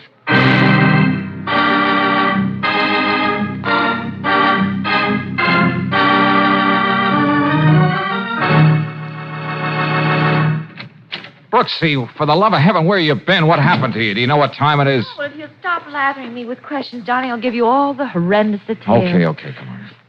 Oh, my feet. Let me sit down. Oh, here, sit down. Well, how did I know those two were going to park halfway up Eagle Canyon Drive and get into a gab fest? What? How the dickens did you get way up there on Eagle Canyon Drive with them? Well, in that booth, I could hardly hear anything they were saying, except that they were going to leave in a few minutes. Yeah? Well, so I beat it out and wrapped myself in the blanket in the back of their car. Oh, great. All they had to do was spot you, and then you'd have been... not a chance. It was too dark, and the back of that custom job is a half a block from the front seat. I had all I could do to hear what they were talking about. Well, for the moment, I won't inquire how Claire Brooks, girl Gumshoe, got away undetected, but just what did you overhear? Well, nothing and everything. See what you can make out of this conversation. I can't help it, Charles. There was something about Marby. I can't explain it. It was as though he were laughing at us all the time. You're going to make life very difficult for yourself, Julia. If you go to pieces every time you bump into a visiting fireman who once knew your husband. Oh, darling, let's not wait any longer. It's been 8 months now since Ken.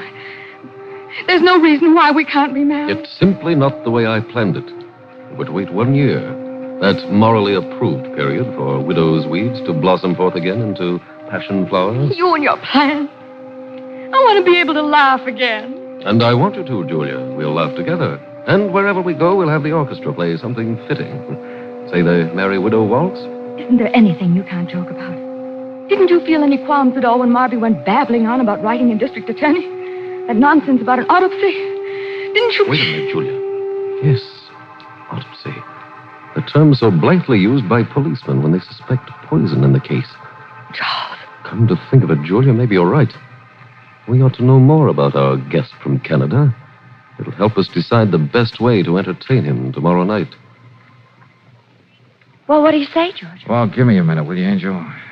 See, incidentally, how did you get back without being seen? It's 4 miles from that eagle's nest to the boulevard, and not a house or a gas station in between. Oh, when I took off my high heels, it was a snap. Got an extra pair of arch supports on you, mister? Oh, brother. A mere man salutes you, Brooksy. Eddie, you buster. I still say, what do you make of it? Oh, not a thing you could stick a pen in. All which they couldn't deny having said. But it wouldn't be going out on a limb to assume that the suspicions of Owen Marby are far more fact than fiction.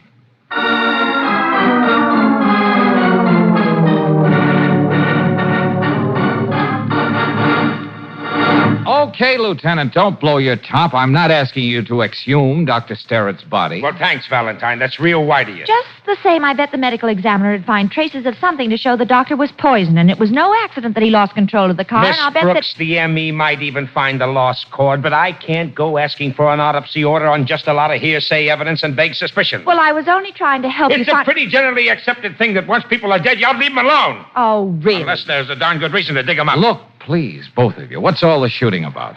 I didn't even suggest anything like that. Well, you might have. After all this time, even if we found anything, it wouldn't clinch the case against either Mrs. Sterrett or Dallison. It'd be too circumstantial. Oh, now, look, don't get me wrong, Valentine. If you came up with something tangible, I'd be glad to play ball. As it is, what do you want from me? Okay. Tomorrow, I'd like you to put a man on Charles Dallason's tail and report on everything he does. All right. I guess I can do that. Brooksy can keep an eye on Mrs. Sterrett. Within reason. I'm not at my best climbing up and down mountains. Just as they want to be prepared to receive me, I'd like to hold a few top cards myself.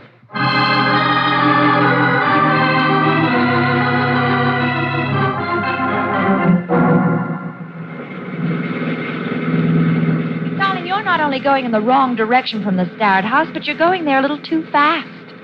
I don't recall any 60 miles an hour zones within the city limits. Would you mind going over your day with Mrs. Sterrett again, Angel? There's one part of it that intrigues me. Oh, I don't know why. Beauty parlor at 11. Lunch at Miranda's tea room alone. Visit to a Dr. Rayford on Barton Street. A stop over to Rexall Drugstore, and so to home. I think I'll have a few words with Dr. Rayford on the way out. Well, why, George? Old operations always make stimulating conversation. But right now, I'd better take care of this little matter. George. Sorry, Brooksy. Well, of all the dopey things, what are you trying to do? You'll see, Angel.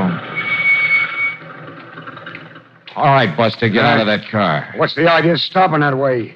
You want to kill somebody? Come on. Step out, friend, outside. what? Don't get bug-eyed. You've seen a gun before. What is it, George? Just a minute, Brooksy. All right, now, Bud, you've been on my tail all day. Well, you're nuts. You ought to know better than to try to shadow somebody with that beach umbrella jacket you're wearing. I don't know what you're talking about. Okay, I'll break it down into one-syllable words. Dallison hired you, didn't he? Have you reported to him yet? Okay, I don't have time to play games with you.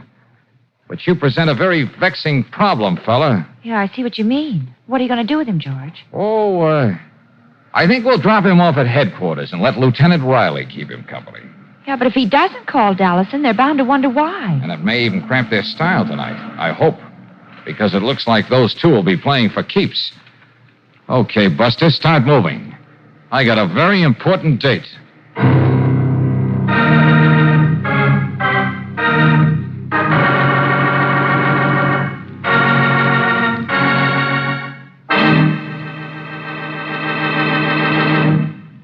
We'll return to tonight's adventure of George Valentine in just a moment.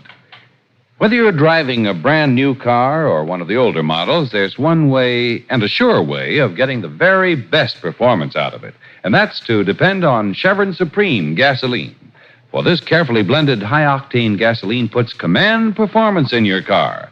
It commands fast starts, smooth, steady acceleration, all the extra power your car needs on steep hills. No matter where you motor in the West, you can be sure of command performance from your car when you have Chevron Supreme in the tank. That's because this premium quality fuel is climate-tailored to each different altitude and temperature zone.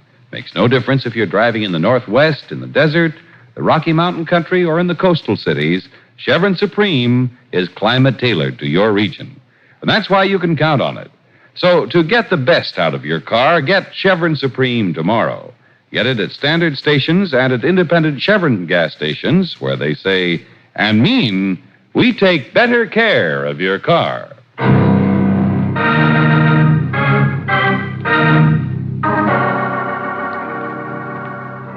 And now back to tonight's adventure of George Valentine. Every 45 minutes, a murder takes place. Every 2 hours, said murder is a perfect crime. So, if you're in George Valentine's business, you can just take it in stride when you have to impersonate a Canadian novelist to prove an 8-month-old accident was a homicide. But then you find yourself being shadowed, so that as you set out to meet the suspected couple, you're really quite grim. Meantime, a minor crisis is taking place between Brooksy and Lieutenant Riley in the latter's office. A fine thing, Miss Brooks. I agreed to cooperate with you and Valentine, and what happens? What happens? Well, you did manage to keep this Eddie Thorpe under wraps for the night. Well, sure, on a vagrancy charge. But one of these days, I'm going to get caught up the creek without a paddle messing around with you two. Well, I wish I knew what George expected to find stopping off at Dr. Rayford's office. Mrs. Starrett only dropped in there for a few minutes today. Don't you know by now that when he gets a brainstorm, it's like an act of nature? You don't know what he'll do next or why. I tell you, one of these days I'll... Hello, Riley. Oh, Valentine, where the devil are you? I thought you'd be with them by now. Oh. What? Shh, quiet. Okay, I'm listening. Go on. Where is... Huh? Now, look, you. I'm not going to be a party to anything like that. Now, don't be a fool. What's he going to do? Quiet, will you? No, not you. You know what it'll mean if it doesn't work? Now, wait a minute. Sure, I can get the ME's office to make up that prescription, but listen to reason. You can't... Yes, I understand, but... Okay. What does he want you to do? You can at least tell me that. He wants you to park on Eagle Canyon Drive, just around the first turn, coming down from the Starrett home. You're going to have a little package to give him. Package? Yeah. I'll be waiting down on the boulevard for the both of you. But George never keeps me in the dark like this. Why now? Why? Hello. Let me have the medical examiner's office. Well, find him wherever he is. It's an emergency.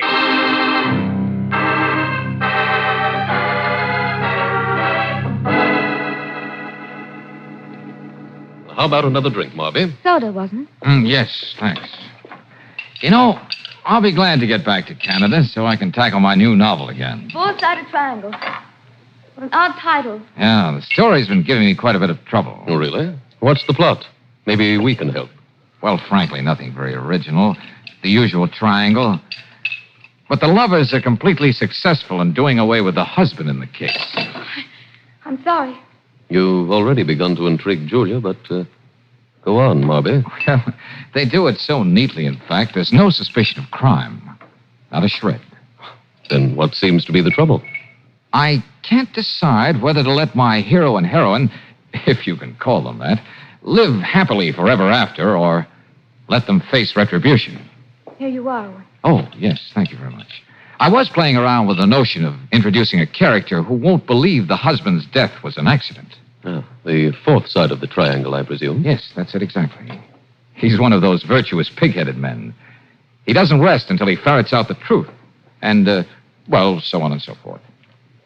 How does it sound to you, Julia? He sounds like such an exemplary character. Would you say he was quite true to life?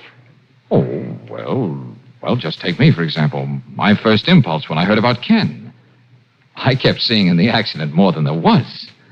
And I imagine I'm fairly typical. Was that your only problem with the book, Marby? No, but I was thinking of introducing something more subtle. You know, try to find some little, almost meaningless thing my two scoundrels might have overlooked in their planning. Say a matter of coincidence. I thought novelists always tried to avoid coincidence. Well, now, why should they? It happens all the time. Now, you and Dallison here, Julia. What about us? Well, I doubt if anyone's aware that you knew each other before Ken's accident. Well, as a matter of fact, we didn't. Let him go on, Julia. This is very interesting. But you see, by the merest of chance I was talking about, I happened to see you together in the cocktail bar at the airport. What? Yes, it was last year, and I only stopped over in town for a few hours. Goodness, we're out of ice. I better go in the kitchen and get some. Excuse me, Marby. There's always a running feud between Julia and the ice trays. Oh, I understand. I have the same trouble.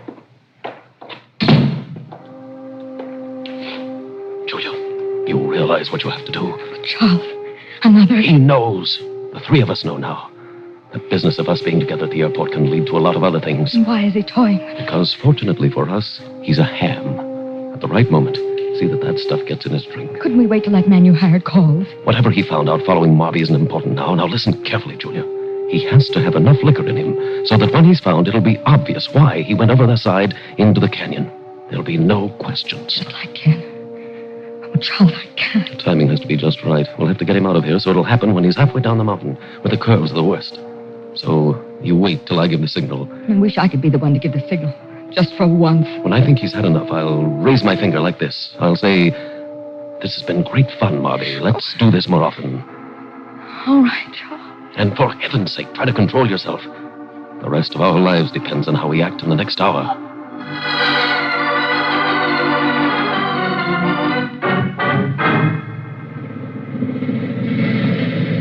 Well, it's about time, Ferris. I did everything but fly, Lieutenant. Okay, I'll take that. Here you are, Miss Brooks. I'll ask you again, Lieutenant. What is this? What have I got here? I told you before Valentine made up the rules for this little game. I didn't want any part of it. You heard me on the phone. Now there's no choice but to play it his way. Just give him that package. For 2 cents, I'd call a cab, just so I could tell somebody where to go. Go on, get in that car and get started. And remember, park just this side of the last big turn before you get to the top.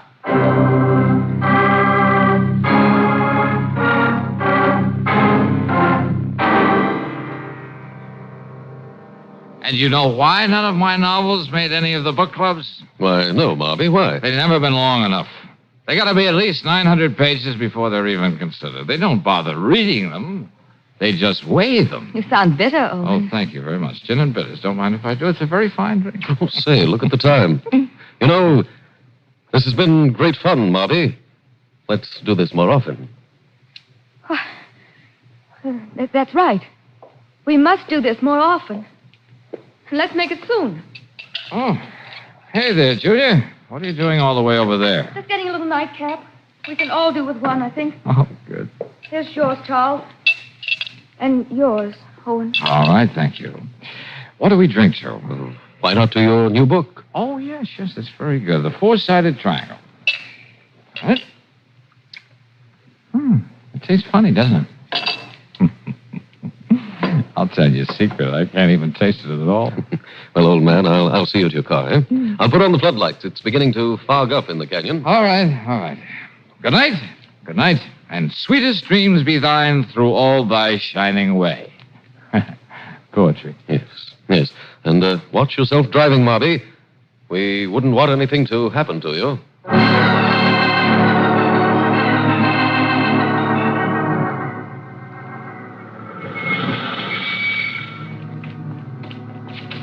George.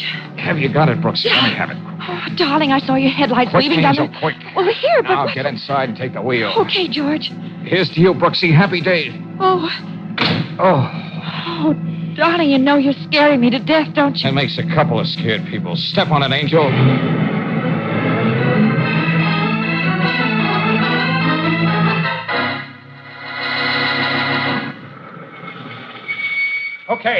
Okay, Miss Brooks, we'll take care of him He now. fainted. I didn't dare stop. Yeah, I know. Come on, boys. Come on. Get him into the ambulance. Got a hold of him, don't we? Yeah. All right, let's go. I'm going with him, You'd Lieutenant. only be in the way, believe me. In the way? Well, you don't expect me to Now, stand... boys, don't wait for the hospital. Start pumping him out now. Pumping him out. You knew this was going to happen, and you let it. And now you're going to tell me. There was no stopping him. What did he do? He found out Dr. Rayford gave Mrs. Starrett a prescription for some poison today. Poison? Presumably to make a solution to use on her flower beds. Being a colleague of her late husband, he didn't even think twice about it. And George walked into this and purposely let The himself stuff in be... the bottle you gave him is supposed to be the antidote for the poison. If he got it in time. Oh, that big, crazy, stubborn... Well, loon. that's what your boyfriend calls getting evidence that'll stand up in court. He just naturally likes to do things the hard way.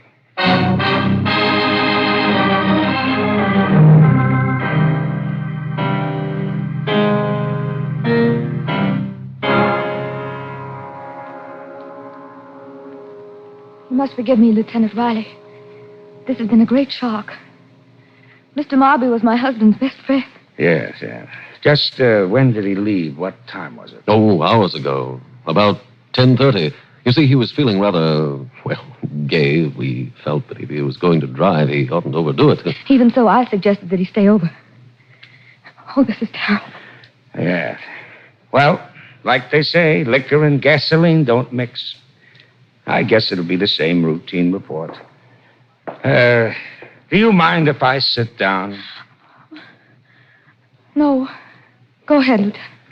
Sometimes I wish we could make some of these fool drivers take a look at what we saw when we found Marvy down in the canyon. Oh, believe me, it would make them think he wasn't a pretty sight. Lieutenant, please stop it. Now, Julia, we know you're upset, but this isn't going to help any. Nothing's going to help now. Marvy!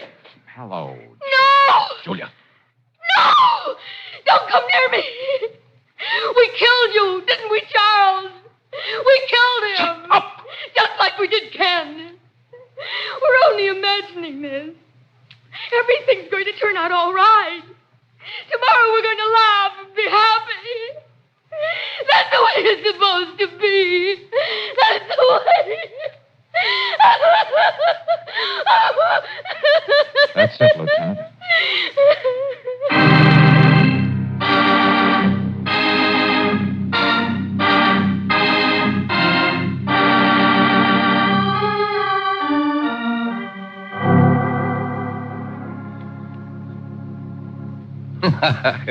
Hey, say, Valentine, were you serious about the way you wanted me to dedicate my next book? I certainly was serious about the way you dedicate your next book. Sure was, Mr. Marvy. To Mr. and Mrs. George Valentine. Mr. Darling! So you just let us know, Marvy, and we'll make a special trip down to City Hall the very day your book comes off the press. Oh, golly, I just don't believe it. I like your other suggestion, too. I should be more commercial. Aim for the book clubs. Write something 800-900 pages. Of course, it'll take years before I get it to my publisher, but it may be worth it. Oh, years, huh? Oh, why doesn't one of these build-ups have a payoff for me? Oh, maybe I just don't live right.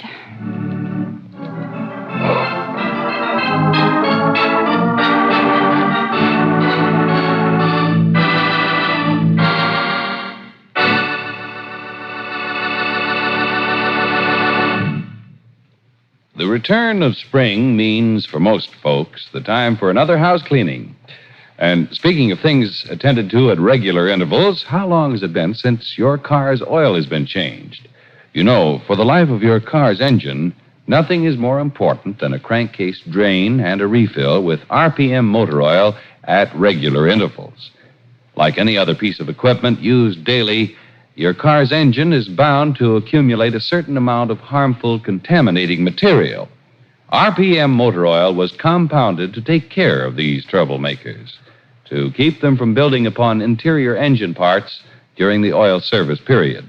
When the oil is changed, this harmful material is drained out. That's how compounded RPM keeps your engine clean mile after mile. And that's not all. For RPM also protects hot spots left bare and exposed to wear by ordinary motor oils. It stops corrosion and rust-proofs as it lubricates.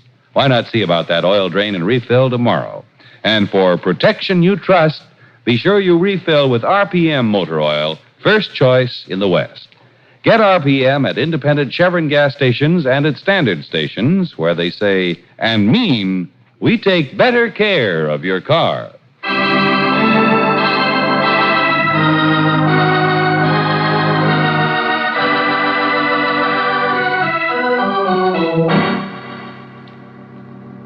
Next week, we'll pick up George Valentine in Mexico, in a house as mysterious and sinister as its name, Casa Diablo. George, if Bixby had somebody in this house to see that none of us left here alive, whoever it is must have turned on him. You know, like Frankenstein turning on his... George, you're not even listening to me. Angel, if there's a grammar school around here, I think I'm going to enroll in the kindergarten. Huh? We're right down to the oldest outdoor sport in the world, Brooksy. The hunter and the hunted.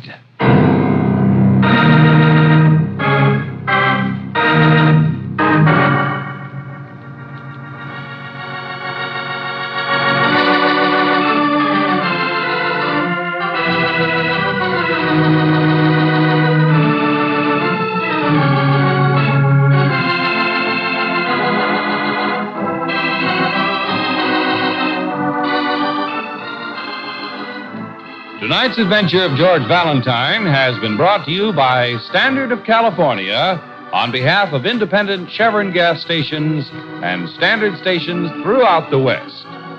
Let George Do It stars Robert Bailey as George with Francis Robinson as Brooksy. Wally Mayer appears as Lieutenant Riley. Tonight's story was written by David Victor and Herbert Little, Jr., and directed by Don Clark. Also heard in the cast were Barton Yarborough as Marby, Doreen Tuttle as Julia, William Woodson as Charles, and Mark Lawrence as Ferris. The music is composed and presented by Eddie Dunstetter. Your announcer, John Heaston. Listen again next week, same time, same station, to Let George Do It.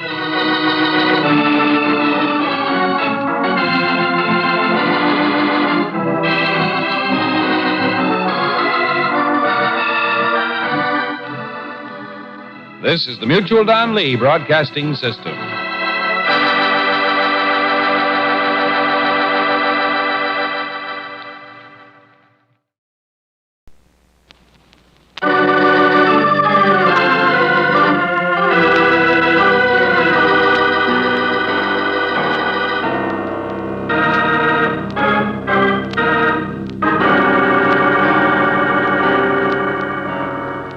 Standard of California, on behalf of independent Chevron gas stations and Standard stations throughout the West, invite you to Let George Do It. The host of Casa Diablo, another adventure of George Valentine. Personal notice, danger's my stock and trade. If you got a man-sized job in your hands and need confidential help, call on me, George Valentine. Write full details.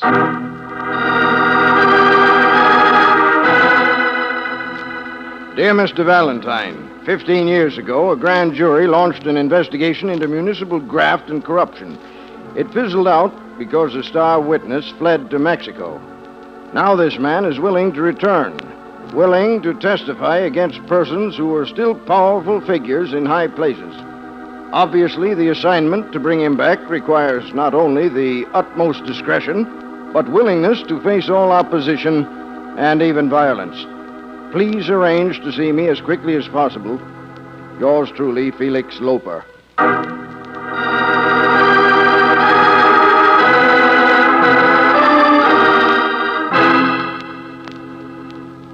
Tell me, Mr. Loper, what makes this Earl Bixby so eager to come back after all this time? You mean aside from the $10,000 he's asking for in this letter? Well, obviously somebody paid for Bixby's 15-year siesta in sunny Mexico.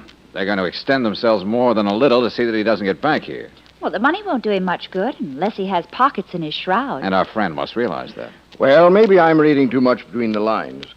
But I think he's good and fed up with his self-imposed exile. He can't stand it any longer. Slightly lamb-happy, in other words. Huh? Yes, precisely, Valentine. Anyway, whatever the reasons for Bixby's change of heart, it suits our purpose to a T. Our purpose? The Citizens Committee, Miss Brooks. It's supposed to act as the city's watchdog. Well, it's been doing an awful lot of barking of late, but no biting where it can do the most good. The village of San Sabo, huh? No wonder nobody's ever found him. So isn't it somewhere near Mount Aldez? Right on the top of it. Bixby's got a big, sprawling place he calls Casa Diablo, just outside of San Sabo. I see. The important thing is to get him back here all in one piece, ready and willing to testify. How soon can you get started, Valentine? Well, as soon as Miss Brooks can pick up a Spanish dictionary. After all, a girl should learn how to say no to some of those Mexican perfume vendors. Just the perfume vendors, darling? The others I'll take care of. Muy pronto.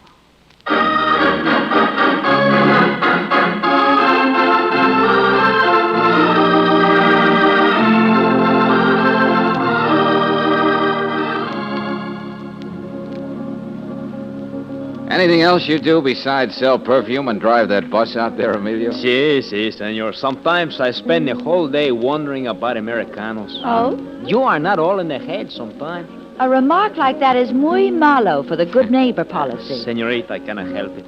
Look, all year I drive almost empty the bus way up to San Sabo, where there is nothing to see. Yeah? Now, in the worst season, 2 earthquakes last week, 5 passengers, all Americanos. ¿Por qué? Oh, I know that one. That means why. Okay, you two linguists. Now listen, Emilio. How long does your bus stop here at the inn? Senor Emilio's tour is renowned for comfort, for speed, and for politeness. We wait till all passengers complete their meal. Okay. I'll see if I can rustle up some cigarettes. Si, senor. Now, senorita, here is a bottle of Slave of Flash. Do me the honor. Too bad you had to bring her along, Valentine. Huh? What's that remark supposed to mean? Well, you see, it's like this. You and me are going to have to tangle, Valentine, before we leave San Sabo. Oh, we are? Sure. And I hate to see beautiful dames get hurt. My friends tell me I'm soft-hearted. What you got to tell me? That's easy. Just stay out of my way. Or your friends may be talking about you in the past tense. Tough guy. Sort of make it real interesting. I got to see that Bixby stays where he is, even if a bad accident has to happen to him. He's got accident insurance. That's me. Yeah, I know. I just didn't want us to be in the dark about how we stand. Name's McLean. See, I wonder if your girl's getting lonesome over there with Emilio. Maybe I ought to go find out, huh? You're gonna let him get away with that. What's that? Oh. I'm Christine Craig. Yeah, I heard Emilio talking to you on the bus. Well, it's about time us turistas got a little chummy, eh? Oh, I usually mind my own business. But guys like that Wolf McLean over there always gives me the creeps. Should be used to the type by now.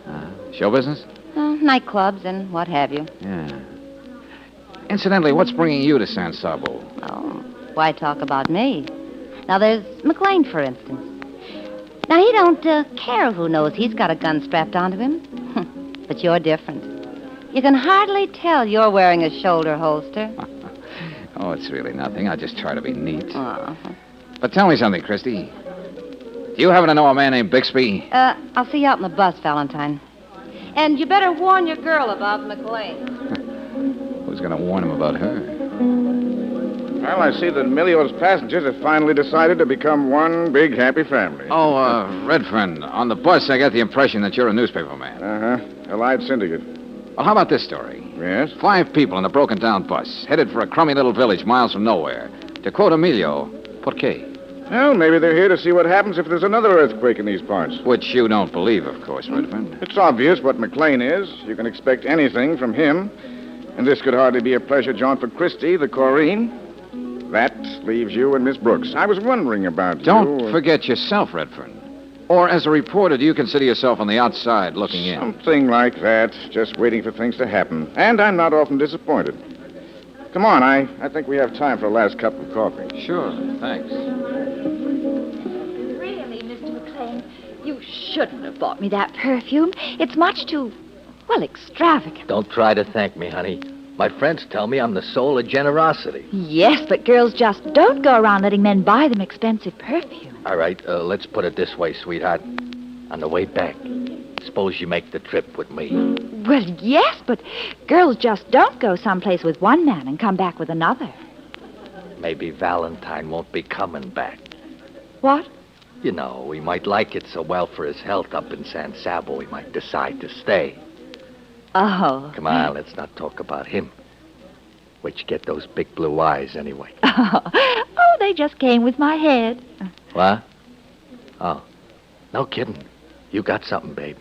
Hey, look, you ain't married to that guy, are you? No. Well, how come a sweet package like you is still going around loose? You know, if you don't let go of my hand, I don't see how a girl can be expected to slam a gorilla like you in the nose. Look, no dame kids me along. Ow! Better give the man back his perfume, Brooksy. George. You don't stay out of this, Valentine. You won't even get up to San Sabo. You should never wind up like that. Now I know what I got to do with you, Valentine. Bixby or no Bixby. The Emilio Tour again presents itself. A journey of beauty and peace through all Mexico. Now do me the honor to... Madre mia, what happened? A slight detour, Emilio. Now, if Mr. McLean will get up off the floor, I think we can proceed.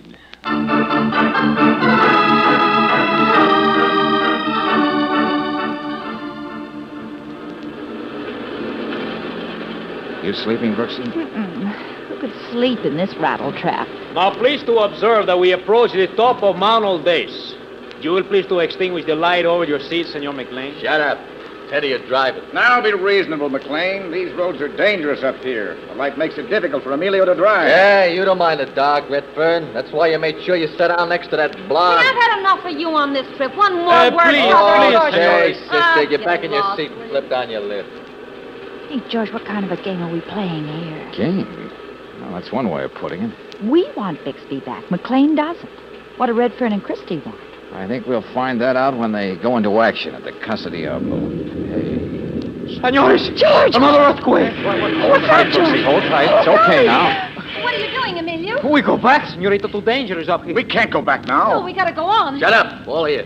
Leave this to me. But, Senor McLean, feel how the mountain is shaking. Soon we all go down over the side. Start up this bus, or you get a slug between your eyes. George, Easy, please. let him play The his Emilio hand. tour is always willing to please, Senor. Don't make me lose my temper.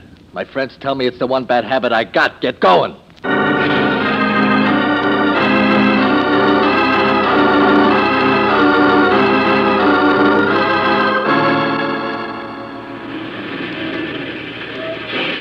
The last stop, Senor, is Bridge Diablo. Quick, hurry, please. Emilio, take bus to San Sabo. Nobody's leaving this bus but me. Why do you want to go to Casa Diablo? Crazy Americano lived there for 15 years. Earth shake again and little bridge fall. Everybody go down in canyon. McLean, put that gun away. You can't stop us from going to see Bixby. This guy's driving all of you to San Sabo. Try to get out, there'll be some dead people out in the road. All right, Redfern, pick up his gun. Good shot, Valentine. Brooksy, see if he can make some kind of bandage for his wrist. Oh, my boss, my poor automobile. All right, now. Looks like all of us plan to cross this bridge to Casa Diablo. Now, maybe if we had a showdown, some of us would think better of the idea. You heard what Emilio said would happen to the bridge if there was another shake? Bixby ain't coming back to the state. And I'm here to see that he does get back. All right, that accounts for me and McLean. What about you, Christie? I want him back, too. When he ducked out on that investigation, he let my father take the rap for the ones who really had it coming to him. My old man's still in jail. That leaves just me, doesn't it? I remember a little about that investigation myself. In fact, that's why I'm here. As a reporter, I want to get the facts from Bixby firsthand. Okay. Now everybody knows where he stands. Open the door, Emilio.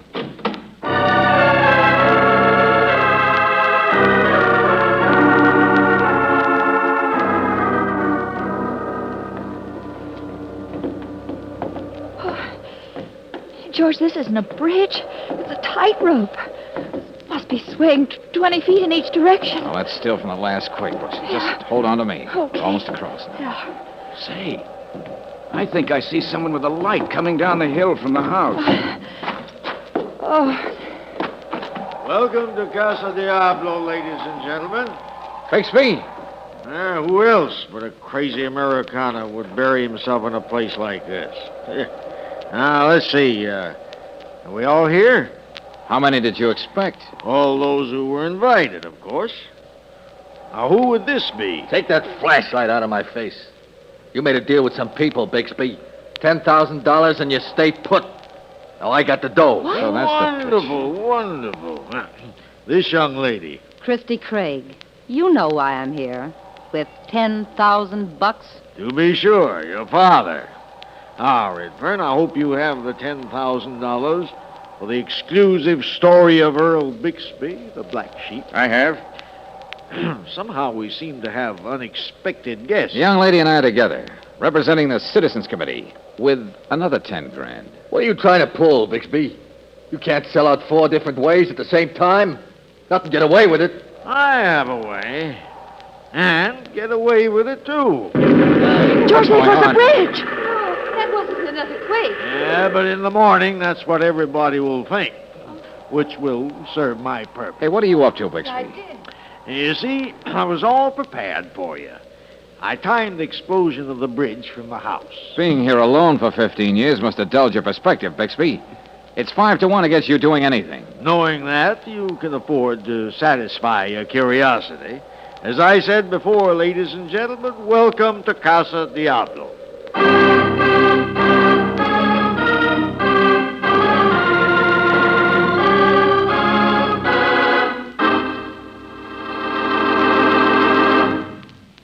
We'll return to tonight's adventure of George Valentine in just a moment.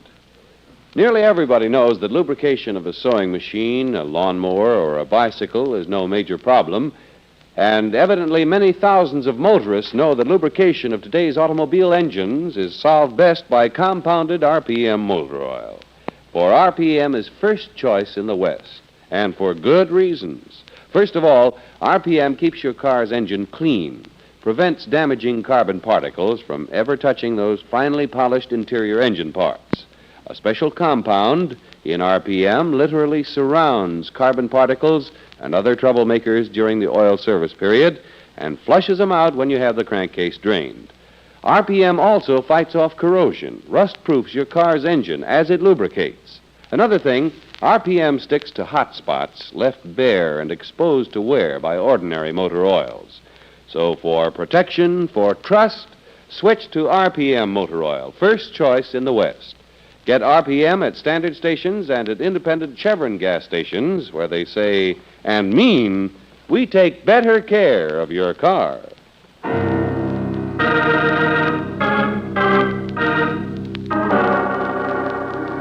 And now back to tonight's adventure of George Valentine. 15 years ago, one Earl Bixby, big-time political grafter, took it on the lam rather than testify in a grand jury investigation. After these many years, he's willing to return and tell all for a price. You show up in his Mexican hideaway with the $10,000, but 3 other characters appear with the same amount. After these many years, he's willing to return and tell all for a price. You show up in his Mexican hideaway with the $10,000, but 3 other characters appear with the same amount, each with a different reason. Being like George Valentine, you call for a showdown, and fast. All right, Bixby, you know why I'm here. What are you going to do? Gonna have a drink? You can do that some other time. I've got the $10,000, see? Well, look at it. Now, please, Miss Craig, I'm quite aware that you have the money. You've taken 15 years out of my father's life. Now, you can't do anything about it right now. But you can come back and clear his name. And if you don't, I swear I'll kill you. Take it easy, Christine. Oh, Valentine, it's too bad you had to take a shot at our friend McLean, so Redfern has to bind his wounds now and put him to bed. We might have discussed all this in detail before morning. Now, I think I'll have that drink. Just be ready in the morning. I'm going to bed. You didn't by any chance arrange for the earthquakes, too, Bixby? Oh, that. That was merely a stroke of luck, and I took advantage of it.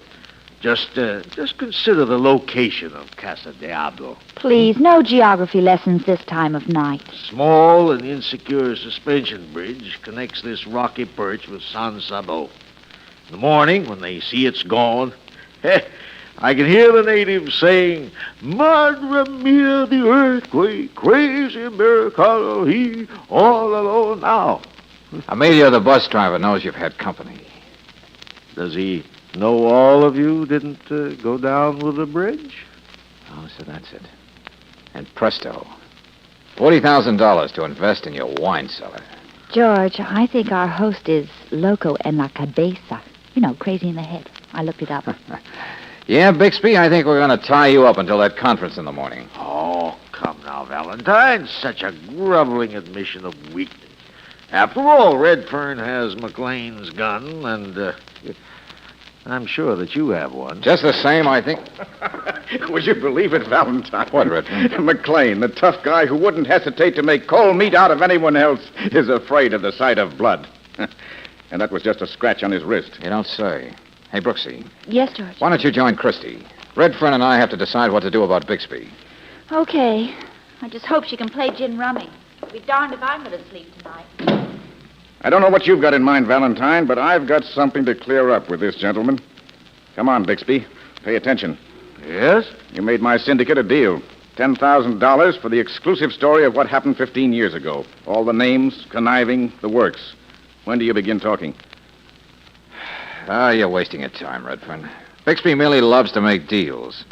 And he's not even afraid of the political thugs who sent McLean here. So I suggest we just... Valentine, that's... Yeah.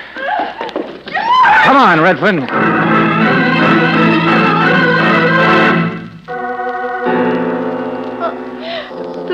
That's how I found her, George. Valentine. Yeah, Christy, we're here. Oh, we gotta do something for her. I'll go out to that fountain in the patio and get some water. You stay right here, Miss Brooks. We don't know what's going on around here. I'll be right back. He was... The knife. Hey, tell me, Christy. Who was it? Did you see him? Oh, just knife. Oh, George. Don't, Angel, don't. Someone she couldn't even see. Bixby was with you in Redford. Take He's it got easy someone now. else, someone Easy, with a knife. Brooksy, I Someone told watching you. them Stop everywhere. it, stop it. Yes. Right. How is she, Valentine? Did she... Oh. Uh-huh. You don't think it could have been... McLean? Well, you saw how he acted on the bus. He could have... I doubt it, Redford. Not with his wrist. But I don't understand. I'm going to find Bixby... Before we do that, we'd better get to McLean. No matter what we all think of him, he has a right to know what we're all up against.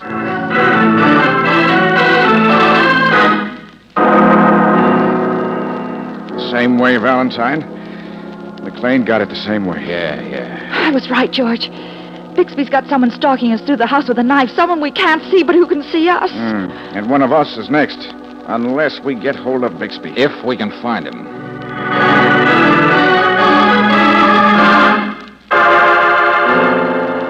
Valentine, this is impossible. Bixby dead, too. A state of affairs, it seems natural to Casa Diablo. This is just how we left Bixby. Sitting there quietly. He doesn't look as though he's even moved. Someone else has been doing all the moving, Brooks. You know what this means. Somebody wants to see us all dead. Whatever his reasons. Doubt if Mr. Loper would be so anxious now for us to bring Bixby back. Well, he certainly sent us on a dilly of an assignment. Well, we can't just stand here and wait. I was saying the same thing to myself. So? Why did you do that? What are you going to do with that gun? Sorry, a weakness in my character. After I trip over my third corpse, I'm inclined to get trigger happy. I see you agree with me, Redford. Of course, you're right, Valentine. I almost forgot I had McLean's gun. Well, what are we going to do with George? You're coming with me, Brooksy. Redfern, you go through all the rooms in the left wing off the patio. I'll take the right. Okay. I'll meet you back here. George, if Bixby had somebody in this house to see that none of us left here alive, whoever it is must have turned on him. You know, like Frankenstein turning on his... George, you're not even listening to me. Angel, if there's a grammar school around here, I think I'm going to enroll in the kindergarten. Huh? We're right down to the oldest outdoor sport in the world, Brooksy. The hunter and the hunted.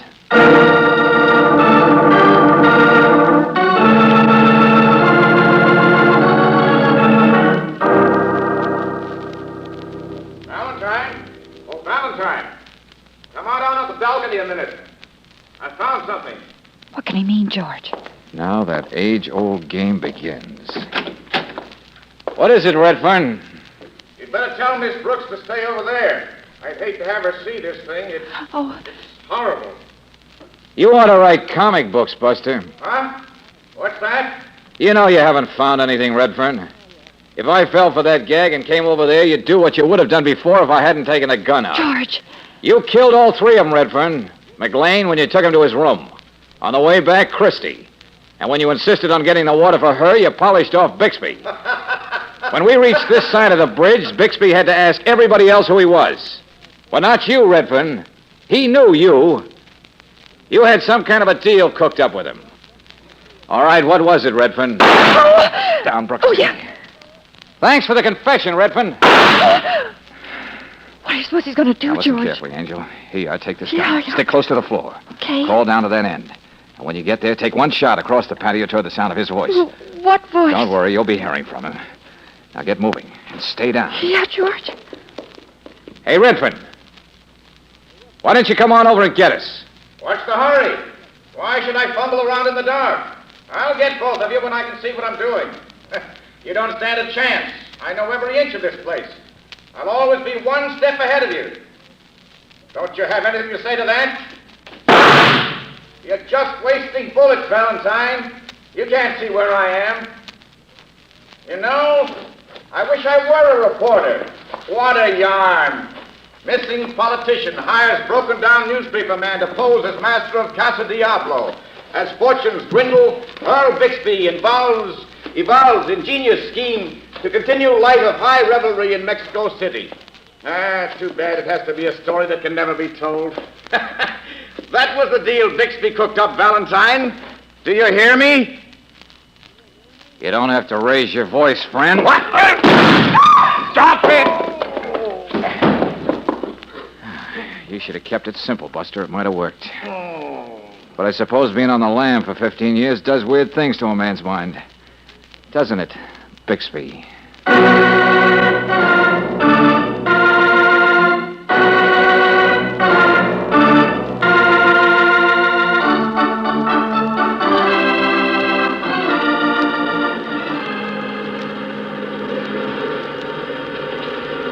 And now you will please to do me the goodness to observe the moon as she sits herself on top of Mount Aldez. Muy romántico, muy simpático, muy... Emilio, you sound like a fugitive from Mexico's Tin Pan Alley. Mil gracias, señorita. Hey, the first chance we get, Brooksy, we'd better wire Loper and tell him that if the Citizens Committee wants any testimony from Bixby, they'll have to send somebody down here to the San Sabo jail. Well, what'll we say? Bixby unavoidably detained. Slight case of murder? Something to that effect. Yeah, but seriously, darling. It's hard to believe everything that's happened. Well, in a way, Bixby lived up to his end of the bargain. For 15 grand, he agreed to live out his life modestly and obscurely somewhere in Mexico. He did. Even if he had to hire that poor dope to take his place. And to think he actually expected to get away with it. Mass slaughter. Well, to his mind, it seems simple enough.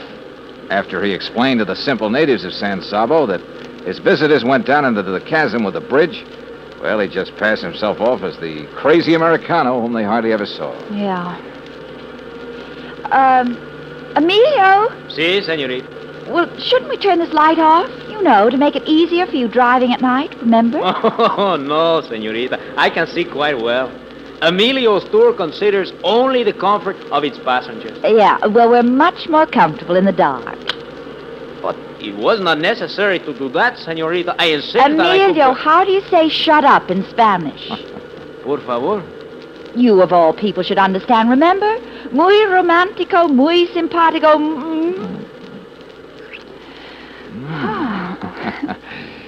Muy terrifico.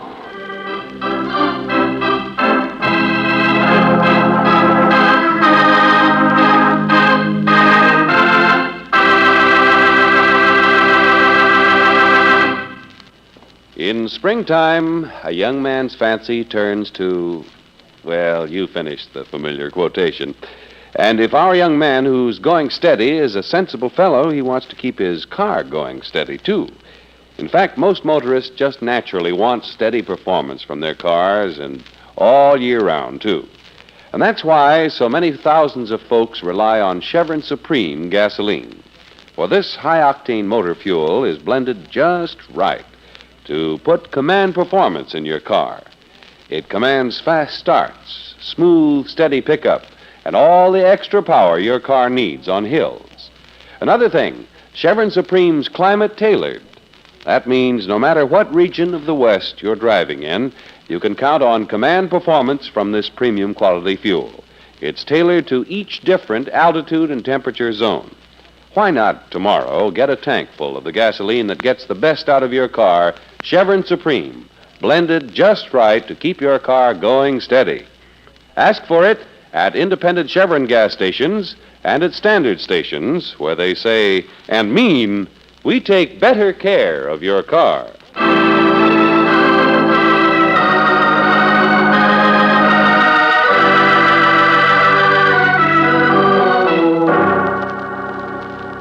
Next week, when you join us for another adventure of George Valentine, we'll come across George and Brooksy in a small, shabby office, and we'll hear Brooksy saying... George, what are you going to do? Open the door of this closet. But you know it's empty. The professor's body disappeared. Just a hunch, Brooksy. Well, let's have a look.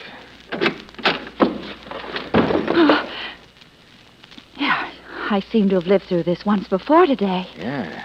We've got the professor back with us, Angel.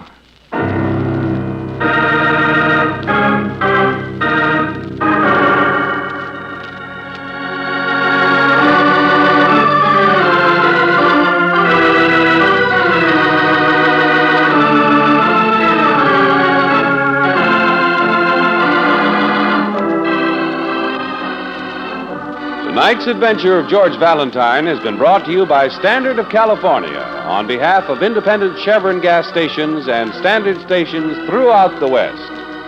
Robert Bailey is starred as George with Francis Robinson as Brooksy. Let George Do It is written by David Victor and Herbert Little, Jr. and directed by Don Clark. Also heard in the cast were Victor Rodman as Bixby, Ted Von Eltz as Redfern, Gigi Pearson as Christine, Ken Harvey as McLean, Stan Farrar as Loper, and Tony Barrett as Emilio. The music is composed and presented by Eddie Dunstetter. Your announcer, John Heaston. Listen again next week, same time, same station, to Let George Do It.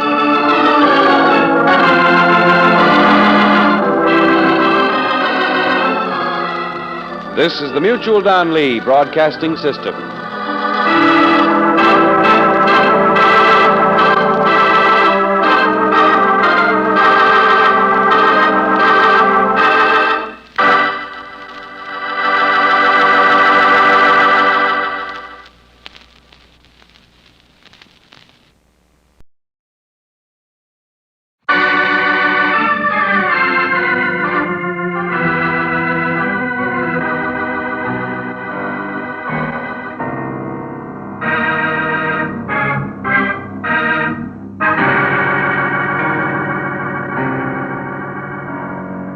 Standard of California, on behalf of independent Chevron gas stations and Standard stations throughout the West, invites you to Let George Do It.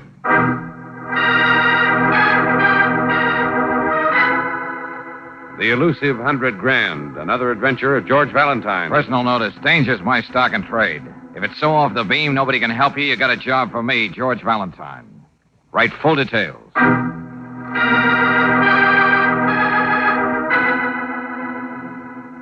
Dear Mr. Valentine, this is not a quiz program, but how would you like to get paid for spending a weekend at the fashionable resort of Las Rositas? Doing what?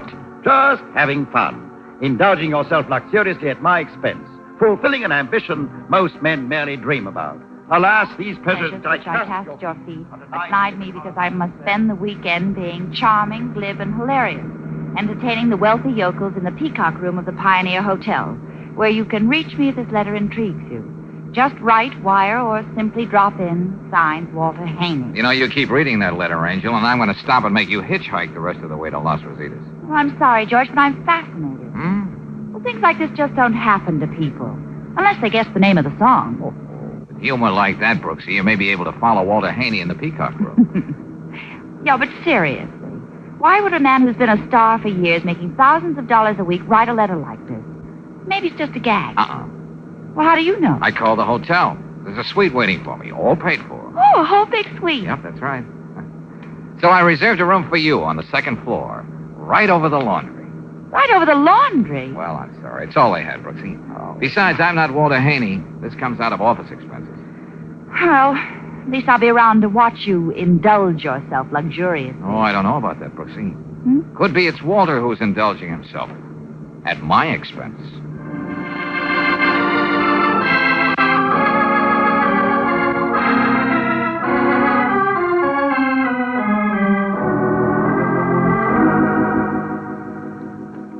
Dear Valentine, here's something I want you to spend for me. $15,000 in cash. Jeepers.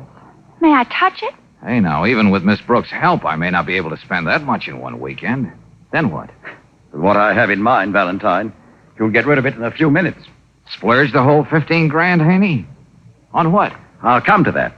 But I should explain. At the moment, this is all the money I have in the world. Well, then you'd better take care of it. If you read anything about me in the papers, Miss Brooks, you know that next to breathing, I'm supposed to love gambling best. Well, look, why don't you go out and throw it away yourself? This town's wide open for gambling. Yeah, that's the hitch. I could sneak out between acts, but I'm not allowed to gamble. What do you mean by that? You're over 21. I'm in debt to a syndicate now for over $100,000. I know how to pay them back, but it's a gamble. And that's the one thing that they won't let me do. Oh, it's like that, huh? Yeah, they have a shifty-eyed character named Marty Ool shadowing me. Won't even let me get near a slot machine. Go ahead, Haney. This means a great deal to me. If I weren't allergic to melodrama, I'd say it was a matter of life or death. Now, here's what I want you to do, Valentine. Yeah? There's an art dealer in this town who, I suspect, maintains a so-called gallery merely to fleece visiting millionaires. Oh, something you won't find in the guidebooks, huh? Well, Mr. Dirkson's particularly proud of one item in his flytrap. It's a much sought-after Etruscan vase by one Alberto Molini, 1506, 1568. I take it isn't just something you put flowers in. No. It's the real thing, old man. It's worth much more than $15,000. Yeah, but the poorhouses are full of characters who try to outwit the connoisseurs. Miss Brooks, when I'm not doing other foolish things in my life, I dabble in artistic obscurities. Once I found a Fra Angelo in an attic. Only it turned out to be an amazing fake. But I still think that there's nothing like... Nothing like coming to the point, Haney. Yes.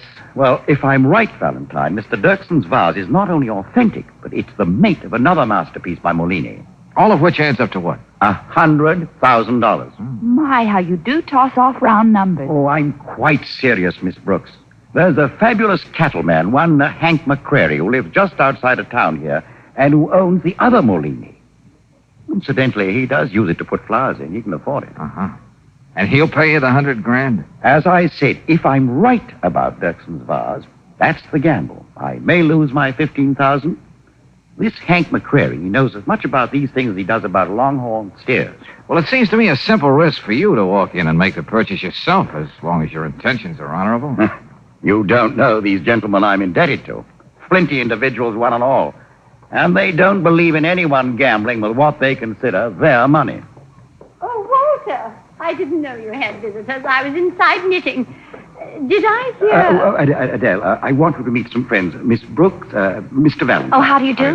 How do you do, Mr. Valentine? I'm glad to meet you, too, Miss Hayden. Oh, Walter, just what are you up to now? Now, look, please, Adele. You know, Mr. Valentine, my brother doesn't tell me a thing that's going on. Really? Still, I don't know what he'd do without me. Which reminds me, Walter, I'm going down to see the manager. Adele, I shall tell him we want those lights changed for your performance. And you be sure to take a nap now, dear. Oh, yes. Goodbye, Mr. Valentine. Nice to have met you. Me, too. Oh, Miss Brooks, you must forgive my sister. She makes my work her whole life. Hey, you know, Haney, between a stage sister and a gambling syndicate, you don't seem to have a life of your own. I'm rather sensitive about that, old boy. Supposing we don't discuss it. Is it a deal? Why not? There's no law against it. And it's your money. Good. Believe me, I'm more worried about Adele than I am about myself. She can't sleep because of that $100,000 debt. I see. Oh, Brooksy, you'd better go and check in. Oh, yeah, my room over the laundry. I want to see what I can find out about Mr. Dirksen. I'll meet you downstairs in the drugstore.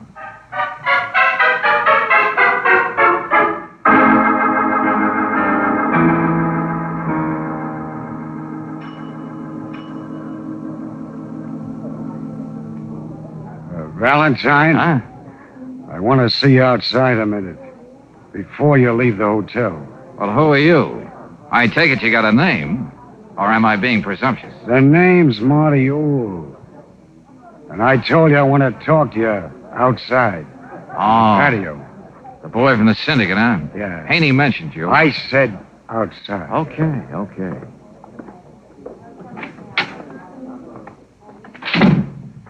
Well, here we are, Marty. Alone at last. I don't know what Haney is cooking up with you, How but... did you know about me and Haney at all? Now, never mind. Just shut up. Now, look, I'm warning you.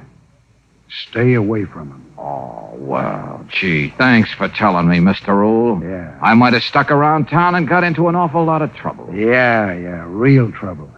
Get it? I think I'll show you just what it's like. Something like this. Thanks for the warning, Marty. But you know you shouldn't try to scare people out of town like that.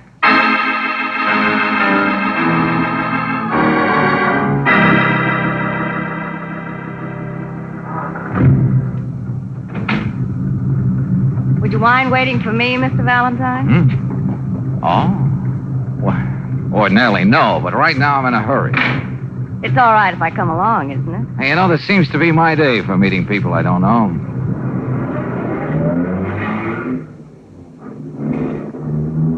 You know, you could have taken a cab. Then the driver wouldn't have to ask you such questions as, who are you anyway? Lola? Just Lola, huh? Isn't that enough? Tell me, why did you come here to Las Rositas to see Walter Haney? Oh, now this is getting to be a routine. What did he say to you? And I thought you wriggled in here because you were interested in me, and me alone. I could be interested in you if you would answer my question. So this is how beautiful redheads named Lola act. I must know why he wanted to see you. How did you even know I met Hank? Suppose we stop off down the block for a drink. I'm sure you'll tell me what I want to know.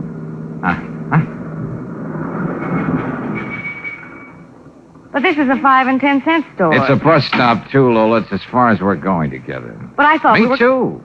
But suddenly I remembered all my Boy Scout badges. Bye, Lola. You know, I'll find out what I want anyway. Sure, I know you will, but I don't want to make it any easier for you. Oh, yeah. You still didn't tell me who you are. I mean, aside from being Lola. I'm nobody. I'm just Walter Haney's bride. This was supposed to be our honeymoon. Walter Haney? Hey, wait a minute. Just don't tell his sister. If she found out, she might drop dead. I hope.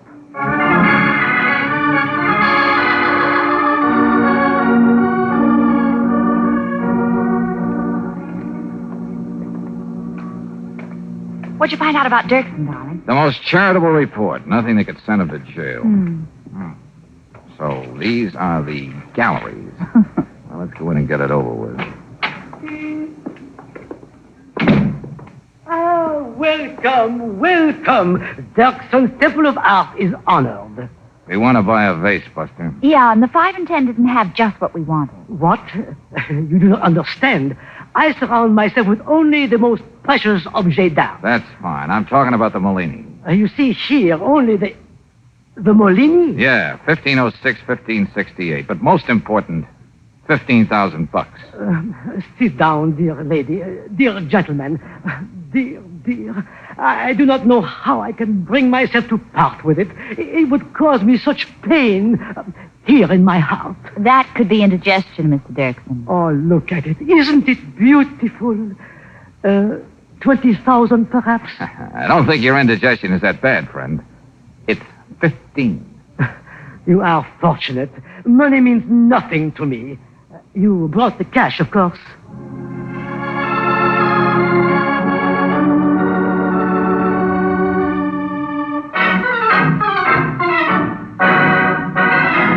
Well, what do you know? That Haney fella wasn't trying to pass off a phony on me after all.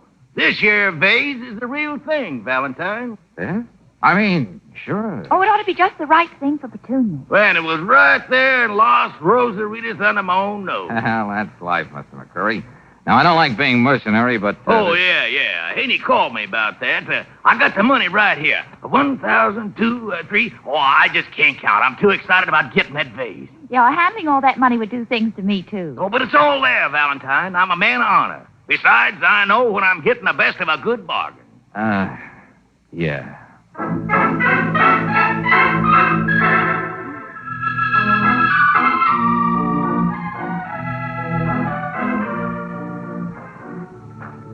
And so we leave the hallowed precincts of Fort Knox, otherwise known as McCreary's Ranch, and make our way back to Las Rosaritas, the Monte Carlo of the West. You're in rare form, Brooksy. Yeah, but not before I ask a couple of questions. Well, this gunful Marty and the redhead Lola you refuse to talk about. What's going on anyway, George? Long stories I don't mind telling, Brooksy, but this is kind of complicated. You see it... Uh-oh, another one of my loyal followers. I knew my brother was planning something with you today, Mr. Valentine. Remarkable insight, Miss Haney. You don't have to play cat and mouse with me. I happen to know what this is all about and what's involved. Okay, that's the end of that game. What do we play next? Get in the car, Angel. Okay, George. Just a minute. Yeah? You probably think I'm interfering with my brother's life. Everybody does. But I'm going to protect him as long as I live. Against every grasping female that comes along. Miss Haney, this is just another job for me, and it's almost done. Frankly, that's all I'm interested in. I see. Would you mind giving me a lift back to the hotel? No, of course not. I'd like to see how it feels to ride with someone who's carrying so much cash.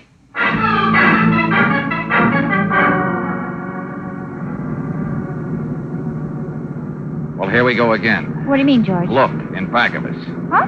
Oh, you mean that car? Yeah, we're being followed, and this time by experts. What's that? They're staying just a nice half block behind us, waiting for the tire to close in. Well, hurry, do something. That money belongs to me and my brother. Every cent of it. They can go as fast as I can, Miss Haney, even a little faster. knowing they're catching up with $100,000.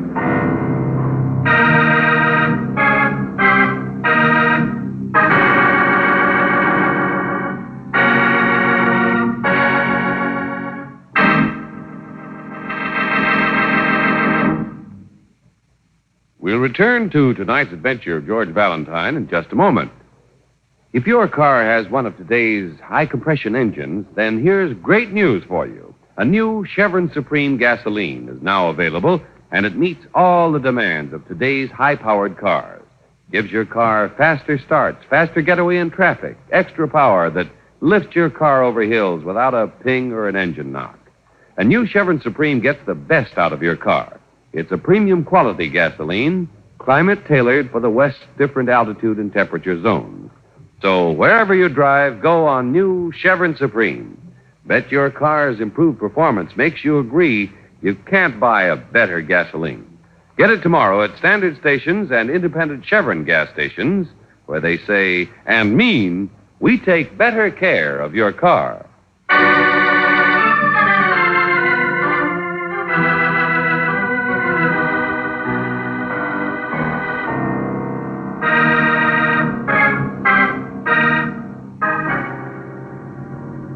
Now back to tonight's adventure of George Valentine.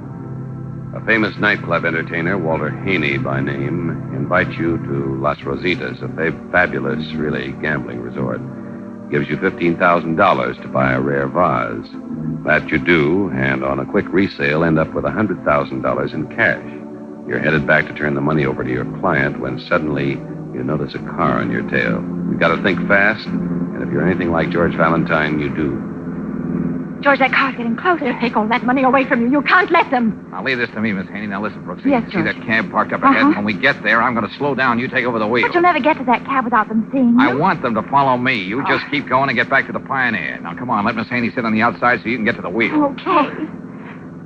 I've got it. Good, good. Oh, but darling, I wish you'd tell me what you're going to do. No time, Brooksy. Here I go. George! The money. They'll find him. Take it away from him. Oh, Miss Haney, stop talking about that money. But it's my brother's. I'm beginning to wish I'd never heard of your brother.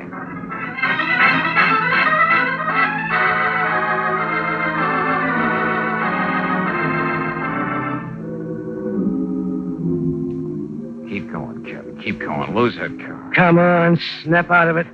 What? You ain't been in that cab for quite a while, chum. What? We sent him on his way after we dragged you out. Don't you remember? Swell memory. Go on, ask me. When was the Spanish Armada sunk? I'll ask you. Where's that $100,000? We've been all over you, and it's gone. I lost it in the crap game. Where did you stash it? Or did somebody get to you first? Who hired you for this job, monkey face? Dirksen? McCurry trying to get his money back? I'll ask the question. Monty Old? Or maybe Lola trying to get the most out of a honeymoon? Okay, if that's the way you want to play it. Come on, Johnny.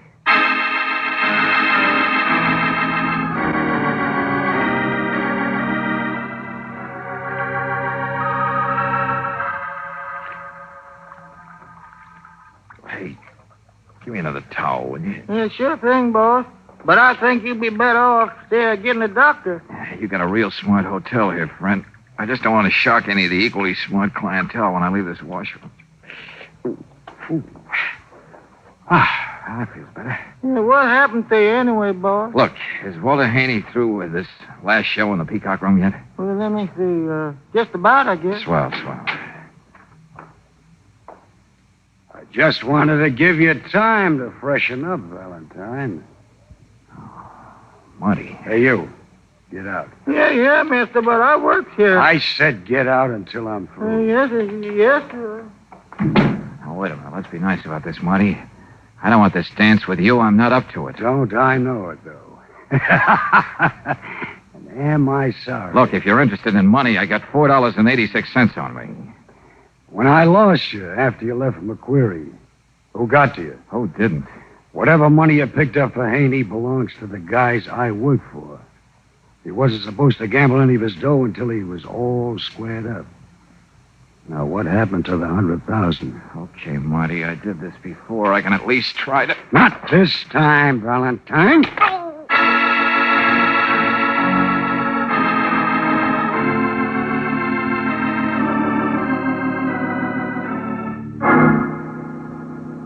You don't know what it was like, going through that last show, not knowing what happened to Valentine and the money. That money means everything to us, Walter. Doesn't anybody care about Valentine just for his own sweet self? Well, of course, Miss Brooks. I care very much. It's just He that was doing everything to save that darn money of yours. When he hopped out of the car, he knew he was making a clay pigeon of himself. Who knows where he is now or what happened to him? I know, and I'm sorry I started the whole mess. Now, Walter, don't get yourself unnerved. Remember, you have 3 performances tomorrow. Oh, what's the use? Well, don't we make a happy group? Lola.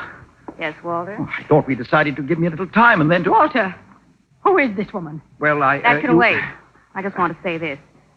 I found out what Valentine was doing for you, so I hired someone to follow and take the money away from him. What? What do you mean you hired somebody? Where's Mr. Valentine? I don't know, but he didn't have the money on him. Oh, Lola, you shouldn't have... What else could I do to keep it away from you, Walter? You'd only gamble it away. I wanted to make sure whatever you owed would be paid off and we could make something out of our future together. Future together? What are you ranting about? Who are you? How's your blood pressure, Miss Haney? What's that? I happen to be your sister-in-law.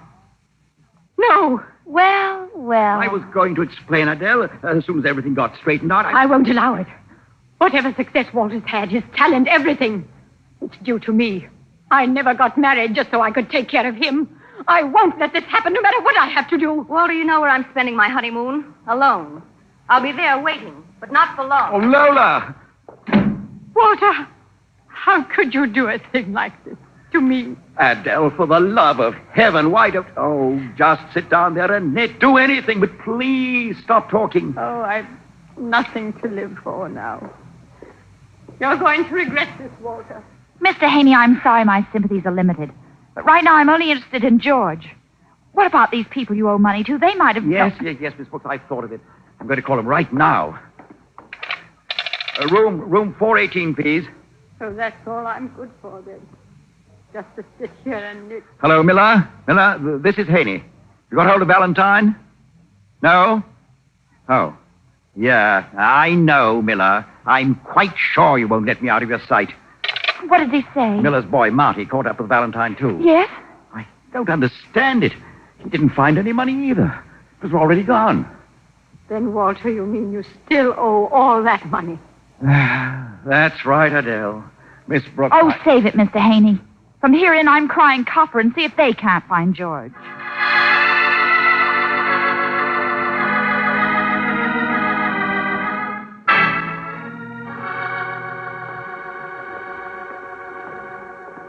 George. True love. She can still recognize Oh, me. darling, when I saw you coming across the lobby. I know. Is that Haney's dressing room over there? Yes, George, but you're in no condition to do anything more tonight. Talk to him in the morning. I think if I just take everything slowly and surely, I'll be able to make it. Oh, golly. You see? There's nobody here. Come on, George, please. Wait a minute, Brooksy. Slowly and surely. Remember? Well, what is it? It's a note. Do you mind reading it, Angel? My eyes seem to be closing earlier tonight. It isn't addressed to anybody. Go on, read it, Angel. It says, when you've done what I've done to a life and seen the way it all worked out tonight, there's only one answer. When you find me, you'll know I wasn't afraid to face that answer. Wait a minute. This sounds like... Yeah, George. Slowly but surely, let's get down the hall to Haney's apartment.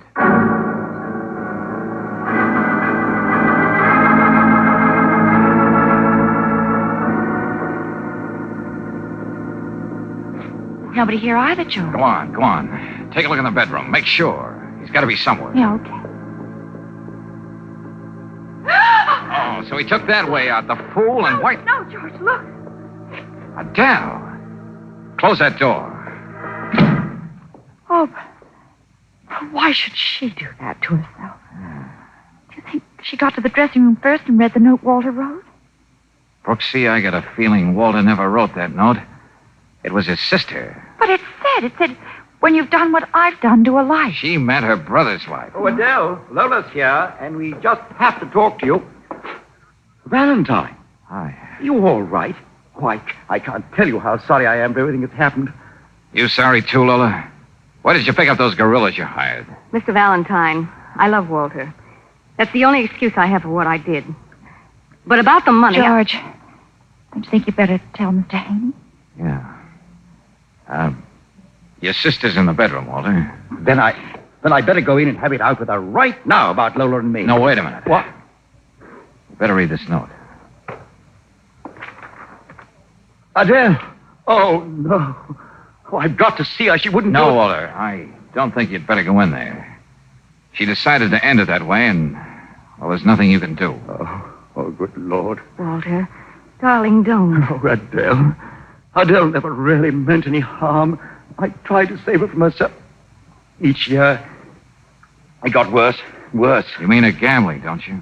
Yes, Valentine. Her gambling? But, Walter, why did you let me go on thinking it was you who couldn't hold on to a penny? I owed something to her. It didn't matter if everybody thought that I was the black sheep. If I let it ride like that. It was an obsession with her. Then she got in over her head and... then this happened. Will you cut it out, Haney? But it is funny, Valentine. There's not even the money now. There's something even funnier. But it doesn't make you laugh. What do you mean, Valentine? The $100,000. When I jumped out of that car, I slipped it into your sister's knitting bag. George! Valentine. Yeah. She didn't know it, but she had it with her all the time. You see, your stage sister still took care of you, Haney.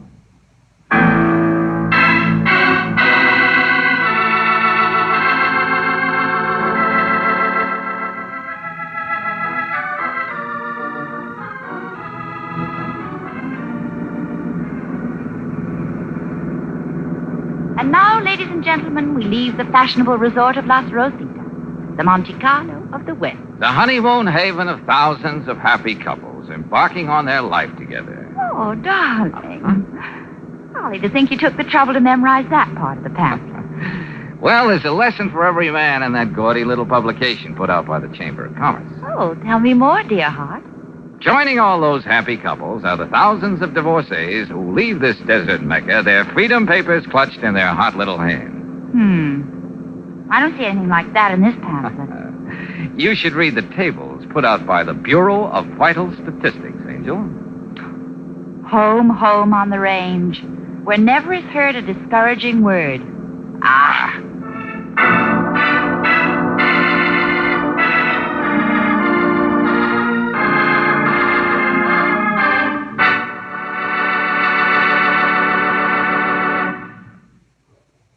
If you've read your newspaper, then maybe you've read all about it.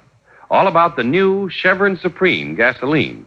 And once you've tried new Chevron Supreme in your car, you can honestly say to yourself and to your friends, you can't buy a better gasoline.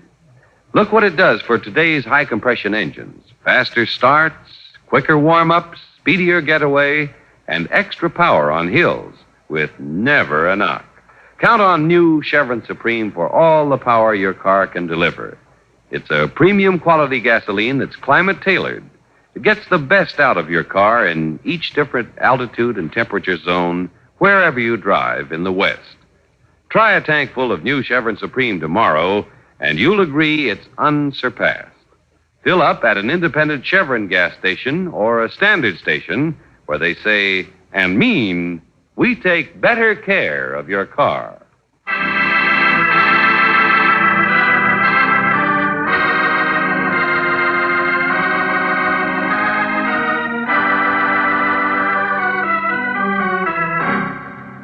Next week, when we follow George Valentine as he hurries through the door of an expensive apartment, we'll hear... Oh, George! George! Easy, easy. Take it easy, Brooksy. Who's been pushing you around? I don't know what happened, George. That's just the way he was when I came to.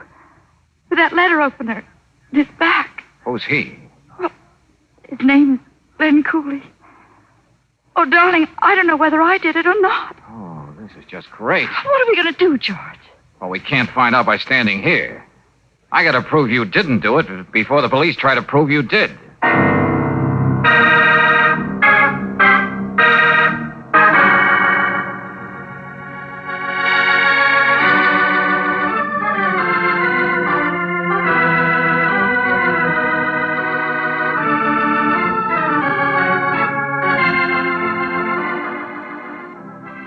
Tonight's adventure of George Valentine has been brought to you by Standard of California on behalf of independent Chevron gas stations and standard stations throughout the West. Robert Bailey is starred as George with Frances Robinson as Brooksy. Let George Do It is written by David Victor and Herbert Little, Jr., and directed by Don Clark. Also heard in the cast were Ramsey Hill as Haney, Jeanette Nolan as Miss Haney, Ralph Sedan as Dirksen, Mark Lawrence as Marty, Pinky Parker as McCreary, and Charlotte Lawrence as Lola. The music is composed and presented by Eddie Dunstetter. Your announcer, John Heaston. Listen again next week, same time, same station, to Let George Do It.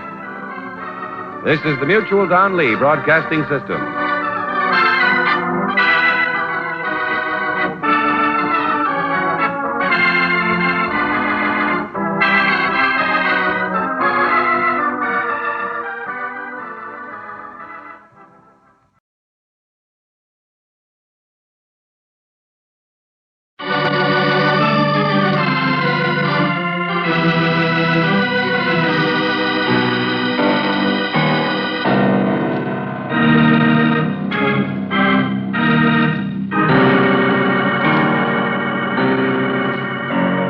Standard of California, on behalf of independent Chevron gas stations and standard stations throughout the West, invites you to Let George Do It.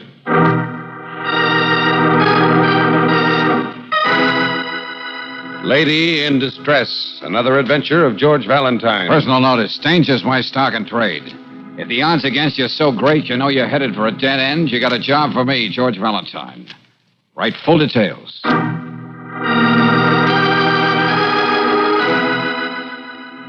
Dear Mr. Valentine, what I'm up against is something you can't put in so many words.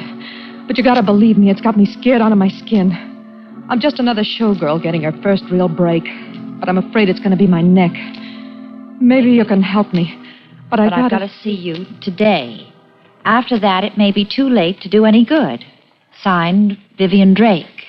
Yeah, that's my letter. But you're not Mr. Valentine. Oh, I'm not even Mrs. Valentine. Yet. But I don't understand. Well, I'm Miss Brooks, his assistant. I make these lightning appearances when the great man is among the missing. I thought maybe I could help you. What could you do? I gotta talk to him, and it's something that can't wait. Well, Mr. Valentine's on a case that's taken him to Seattle. He'll probably be gone the whole weekend. I guess that washes me up. Just what did that letter of yours mean? Well, you see, I happen to have a brother. Well, you'd be surprised how many people do. Yeah, but not a crazy kid brother like I got. He's got himself into a mess, and me along with him. Yes? Well, I'm not a very good singer. Not too good a dancer either. As for looks... You'll do. But where's the connection? I'm coming to that. It was only my looks that got me a job in Julia's nightclub in Des Moines. It didn't matter whether I could sing or dance because it's really just a racketeer's joint with a floor show as a cover-up. Mm-hmm. Well, what brings you here? Yeah. Well, that's the whole point. I don't understand it. I was offered the top spot in a show at the Peacock Lounge. And you're not that good. And something else. Julia, who runs the place in Des Moines, got a grand to see that I came here to take this job. Why? Can't you see? I'm being worked into some kind of a deal where I'm going to end up as a patsy. I know it, but there's nothing I can do. I'm sure you had occasion to say no before. Yeah, lots of times, but not to a heel who can send my brother to jail. And I'm his payoff. It's as simple as that. I think I get the picture. Tell me, what do you know about your prospective employers at the Peacock Lounge? Nothing yet. I've been sitting around trying to get up enough courage to go there and find out what they got lined up for me. I can't stall anymore. But my one hope was that Mr. Valentine might find out what this is all about. Oh, come on, honey. That's not going to help a bit. Tell me, who operates the Peacock Lounge? Do they know you? A couple of guys named Philip Geary and Glenn Cooley. They never laid eyes on me before. That's why I can't believe all this sudden interest in my talents. Then I could waltz in there and they wouldn't know the difference. It'd be perfect. I don't have any talents either. Would you? Oh, but you don't know what you're walking into. I can't let you. Huh?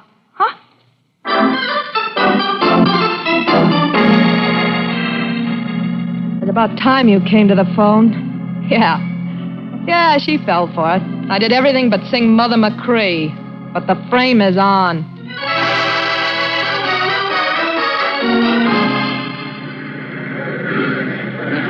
Pardon me, friend. Yeah, what? Hey, what's the matter? Don't you feel well? In a few minutes, I have to get back on train.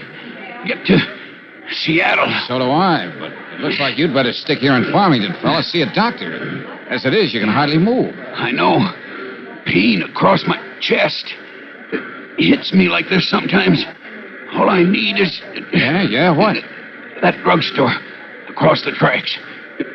Take this, please. Buy me a bottle of Alcoid.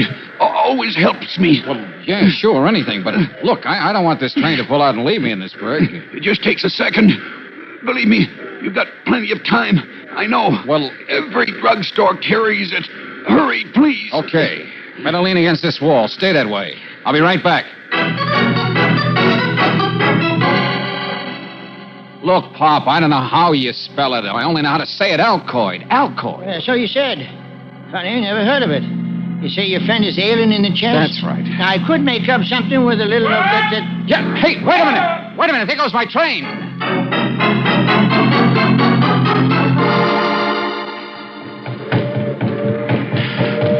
Oh, Valentine, the Good Samaritan. Hey, station master. Yes, sir? When is there going to be another train out of here for Seattle? 8:10 in the morning. Oh, great. You want to know of a good hotel? Hey, just a minute. Yeah? Do you remember a short, stocky guy leaning against the wall here, right here? He wasn't feeling so hot? Sure, I noticed him, but I wouldn't say there was anything wrong with him. What do you mean? Did you go over him with a stethoscope? No, but you should have seen him streak after that train when it started to pull out.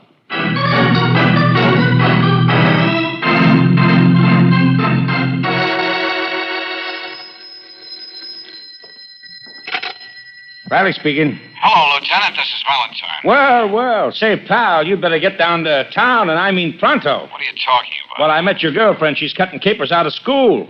She took some nightclub thrush under her wing, a dame in a hotel on Marlborough Street. Wait a minute. Let's have that again, Riley, and translate it as you go along. Private investigators don't peach on their clients, Miss Brooks informed me, so I don't know the whole story. Riley, will you get to the point?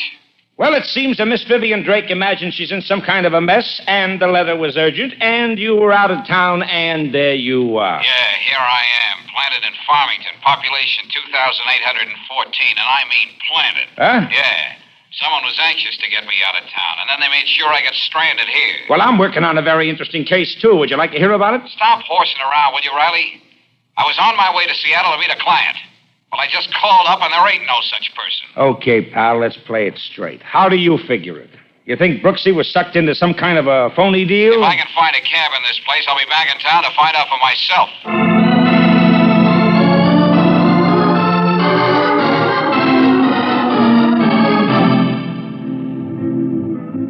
Could you tell me where I could find Mr. Geary or Mr. Cooley? Sure, honey. That table, other side of the room. Oh, gee, thanks. Don't mention it, honey. You know, this is the funniest thing. What's the matter? Is my slip showing? I just heard what you said to the hat check girl. Well, it wasn't supposed to be a secret. I mean, I was sitting at that very same table. Then I went to the Potter room, and now I meet you going back to where I just came from. Imagine. Oh, yeah. Oh, you picked the worst night if you want to see the boys. They're expecting someone, and they're going to be terribly busy. Oh, well, don't fret yourself, honey. I think I'm the one the boys are expecting. Vivian Drake? Oh, no, you couldn't be. Just couldn't be. Well, of course, my birth certificate could be wrong, but I'm Chicky Larson. You want I should tear up telephone books and shower you with confetti? But for a whole year, I danced right next to Vivian at the Empire Club in Kansas City. Uh-oh. When I heard the boys was going to give you the top spot in the show, I was so happy for you. And now you aren't you, are you? Now, look, listen to me, kid. Vivian's sick. She sent me to take her place. But this is a big break for me. And I'll take care of Vivian, too. My real name is Mitzi Raymond. Now I'm all mixed up. Well, the point is, we have to stick together. We're all showgirls, aren't we? Yeah. Well, what the boys don't know won't hurt them. Well, That's fine. I knew you'd see it my way. Did you? Well, if you say so. I guess I do.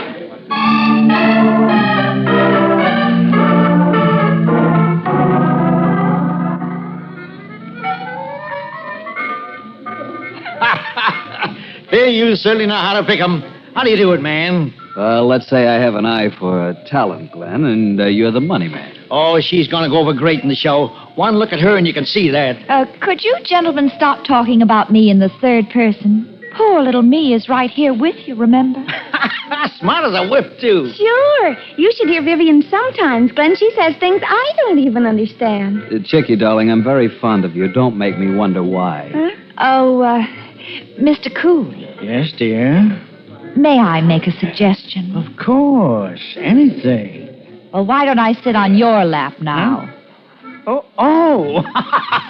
You mustn't mind Glenn, Vivian. He just naturally admires talent, but he likes to do it up close. As I remember, there was some mention of a job for me. When do I start? Oh, we got a wonderful routine all set for you, honey, but we won't start working on the new show until next week. But you got nothing to worry about. We rented an elegant suite for you at the Remington Arms, as of today. And it's perfectly gorgeous. The dressing room has mirrors on the ceiling. I almost got a sprained neck. I'm all for rounding up some of the crowd and going over there right now. A celebration in your honor, Vivian. Let the champagne flow. Gee, the USS Vivian, about to be launched.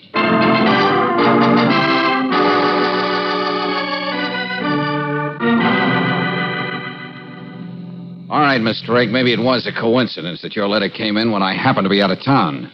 But don't you think it was sort of a dirty trick to play on another girl, I was letting her scared. walk into a shuffle like that? Miss Brooks seemed to know what she was doing. And I didn't know where to turn. Okay. You just stay put. I'll see what the score is with the Misters Geary and Cooley. Oh, yeah. It can't miss. Famous last words. Come on, answer. Never mind that. Huh? The call can wait until later. Artie. Quick, give me a hand with it. Yeah. Close the door. Yeah. Oh, boy, you're a lifesaver, Artie. He was headed for the Peacock Lounge. I just got in on a plane. Lucky I ran into Valentine like that. There was nobody in the hall. What'll we do with him? He's got to stay put till this deal's over. When's that gonna be? I'm getting the jitters. It's on the griddle right this minute. We'll dump him in the closet and let him sleep through it.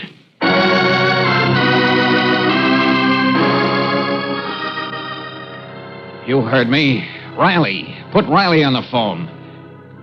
What? Say that again. I'm not my usual bright self at the moment. All right. Let me have the number he left for me.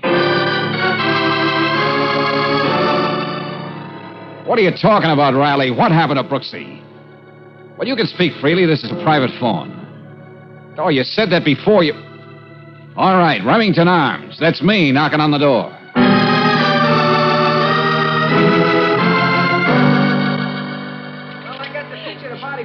I'll have the fingerprints checked in a minute. What do you say, Doc? When did it happen? Please, Miss Brooks, please try to control yourself, will you? You're not helping things any.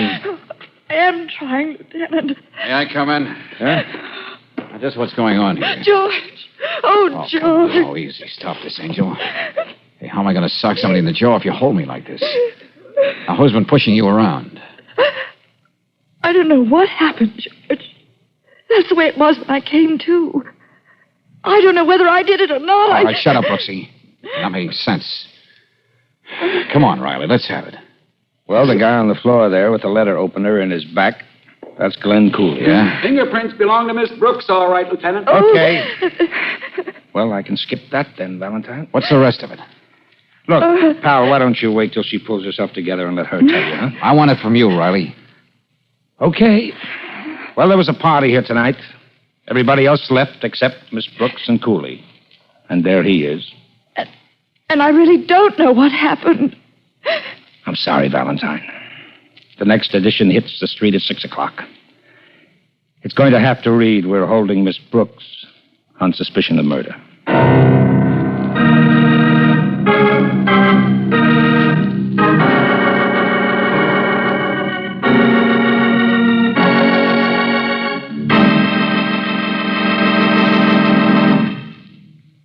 We'll return to tonight's adventure of George Valentine in just a moment. Car owners, the big news of the month is the arrival of that new improved Chevron Supreme gasoline. If you haven't tried new Chevron Supreme, what a motoring thrill you've got ahead of you. For today's high-compression engines, you can't buy a better gasoline. It's specially blended to give your car faster starts, faster warm-ups, extra pep in traffic, ping-free power on hills. And it's a premium quality gasoline that's climate-tailored. In any of the West's temperature and altitude zones, you can count on new Chevron Supreme to get the best out of your car. So wherever you live, wherever you drive, try this new motoring thrill tomorrow. Get a tank full of new Chevron Supreme at an independent Chevron gas station or a standard station where they say and mean, we take better care of your car.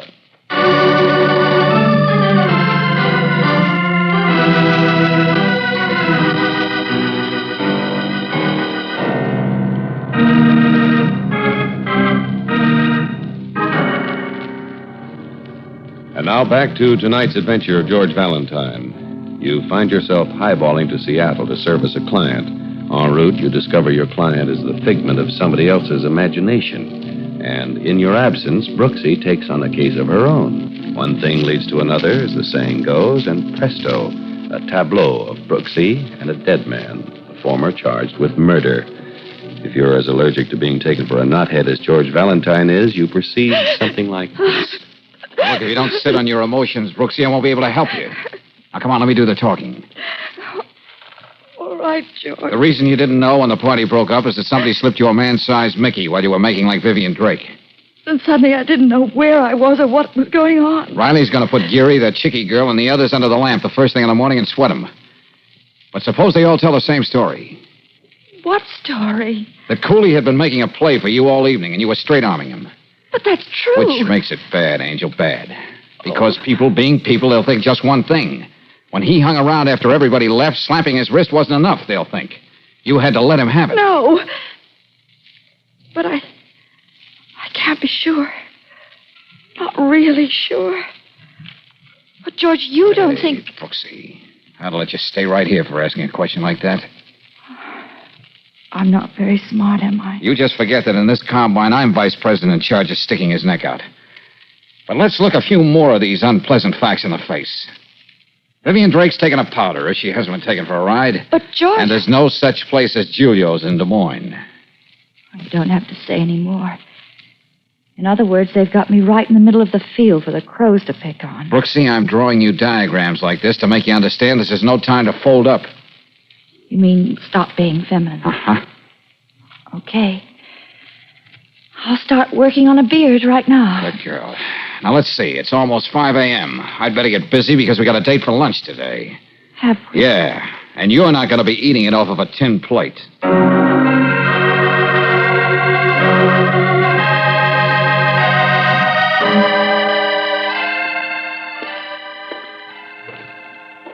Having fun? Who are you? The name's Valentine.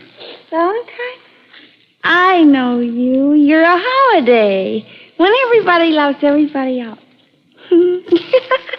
Will you be my Valentine? You must have a pull around here, sister. A whole nightclub to yourself, 5:30 in the morning. Bar and all. I'm Chicky Larson, fiancée of Mr. Philip Geary, I think. Who gave you that shiner? Mr. Philip Geary. Where's he? Back there in his office. How'd you get in here anyway? I'm a second-story man, sister. There's only one story here, so it was twice as easy. Sure, that's right. I don't get it. Why did Geary paste you in the eye, Chickie? What's he sore about? That girl, Vivian Drake, who wasn't Vivian Drake, because I know Vivian Drake. I didn't tell Phil that she was Vivian Drake at all. Yeah? And then she went and killed Mr. Cooley. How do you know that? Police called Phil and told him. We're all going to be questioned in the morning. I don't think my fiancé is a gentleman. I don't mind being socked in the eye. But do you know something? After the party, he wouldn't even take me home. He'd just shove me in a cab. Oh, he's a real heel, Chickie. But let's make some more nice talk, huh? Did you notice whether Geary went back into the Remington Arms after he put you in a cab? I didn't notice anything. I was too insulted. I didn't go home either. I came right here and waited for him.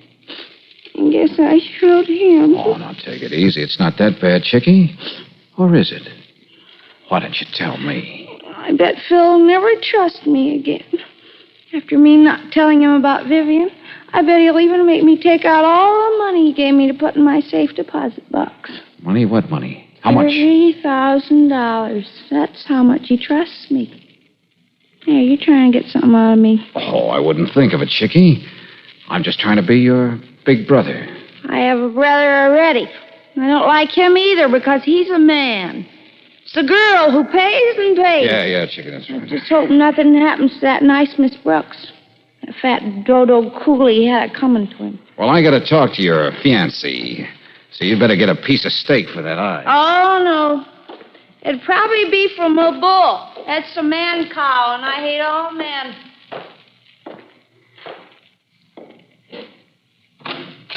Who's that? What do you want? I've been looking all over for you, Buster. I didn't think you'd be at your club this time of morning. What I do or where I am is no business of yours, whoever you are. Now get out of here. What are you doing, Geary? Straightening out your accounts after what happened to Cooley last night? What? You could have done this before, you know. As long as you decided to get the money partner out of the way. Now you won't have to explain about the 30 grand you chipped him out of, will you? Even if you're a cop, I don't have to answer any questions. I've got a date with you in the morning. I'll have my lawyer along with me. No, Buster, I can't wait that long. Now, stay on your feet, Geary. I got no time to pick you up. Leave me alone. Now, listen, I'm Valentine. You arranged that Seattle junket, didn't you? I never heard of you. You had me slugged so I couldn't barge in on the little party you had all set to frame Miss Brooks. You're crazy. Who is she? What are you talking about? When the others left the Remington Arms, you stayed behind. Come on now, what's the fix? You're going to answer my questions if I have to stay here and change the shape of your face.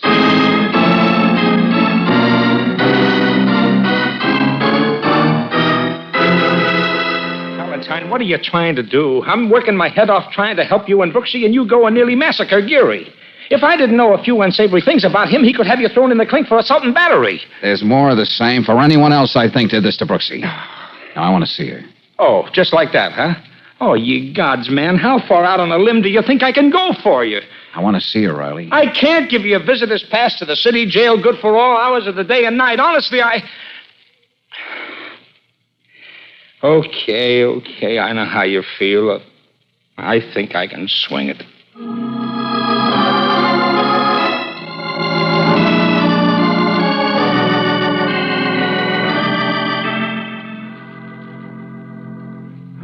I'm sure one smart cookie, Angel. The one person I want to help, I can't. Oh, you did what you could, darling. Oh, yeah. The only way I know how, it seems, with my fists. I can't use my head. I can't think beyond Geary. Everything stops right there. Now, you'd better sit on your emotions. But, Brooksy, I couldn't get a thing out of him. And when he gets ringed around with a lot of high-class legal talent, it's going to be even worse. It may take months to get hold of the so-called Vivian Drake. And in the meantime, you'll have to sit the whole thing out right here. If I can't do any better than this. Well, it's not a bad cell. Southern exposure, the matron tells me. Hey, what's that you're trying to hide there, Brooksy? It's nothing, George. Nothing. Yeah, let me see. Well, Brooksy. I guess I'm just a ham at heart. Why do you want to torture yourself like this? Oh, no, I asked the matron to get me the newspaper. I didn't get much of a play, did I? Only page 2. George, why don't you go out and get some breakfast? And a little sleep wouldn't do you any harm either. I don't want to be a Pollyanna, but things will work out, and... Oh, put that paper down and listen to me. Oh, no, but it's a wonderful paper, Angel. What? Yeah, beautiful, blessed paper. People don't realize the miracle of journalism, what you can learn by reading a daily newspaper intelligently, carefully. Huh? Yes, Angel, you're so right. I think I got something. Hey, jailer, turnkey, lover boy, let me out of here.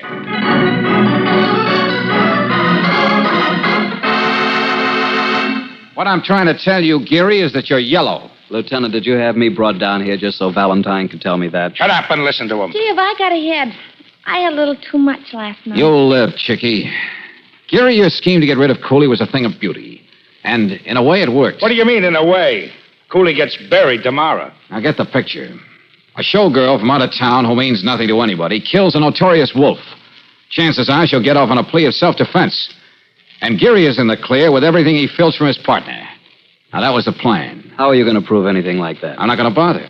Because the whole thing happens to be immaterial, irrelevant, and has nothing to do with the flowers that bloom in the spring, Trella. Get to the point, will you? Not so loud, Lieutenant. My head. What head? You see, Geary, after all your masterminding, the human factor crept in. Yeah, you lost your nerve and couldn't kill Cooley. Well, thank you. That leaves Miss Brooks on the spot, doesn't it? What about that? Let me go on with the character analysis. You're not only yellow, Geary, but you're a patsy.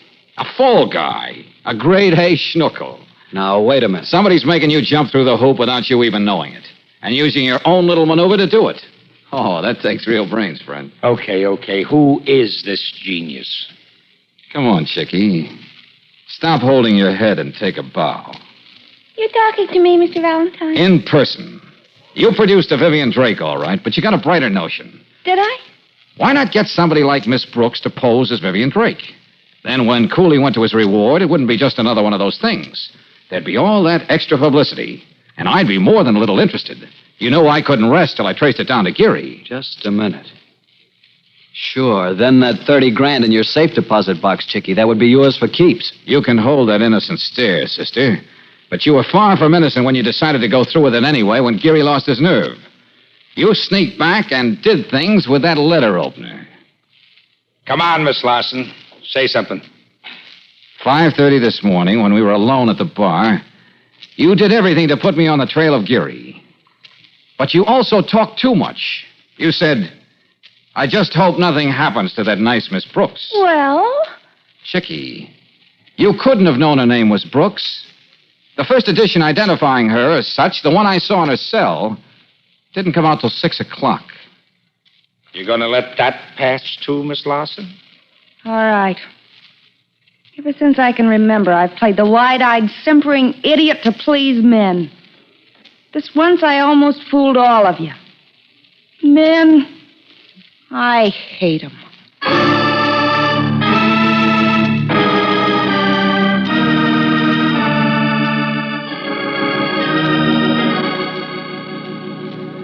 Go on, Angel. Let's see what's in the morning mail. Oh, George. Yeah? For a while, darling, would you mind opening the mail? Right now, wielding a letter opener. Well, I have a crazy fear I'll go off looking for another Vivian Drake. Oh, how do you like that? Now, look, if you ever get into a jam like that again, Angel, I'm gonna... Well, I'll... Yes. Darling. Hand me the letter opener, boss. Where's that mail?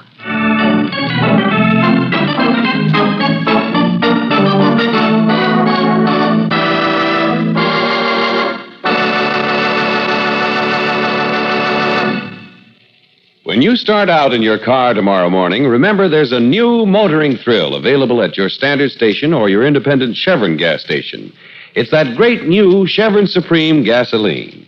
For today's high-compression engines, you can't buy a better gasoline.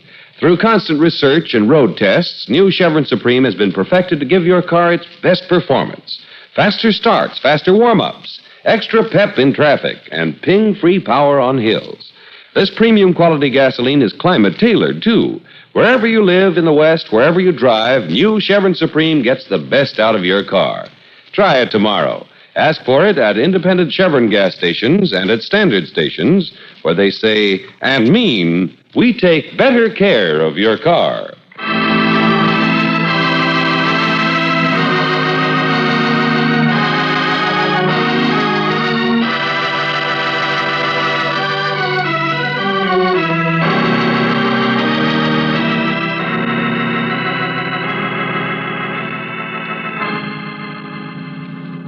Next week, when we catch up with George Valentine, we'll find him and Brooksy in a deserted doctor's office. Now, here's a book I'd like to curl up with.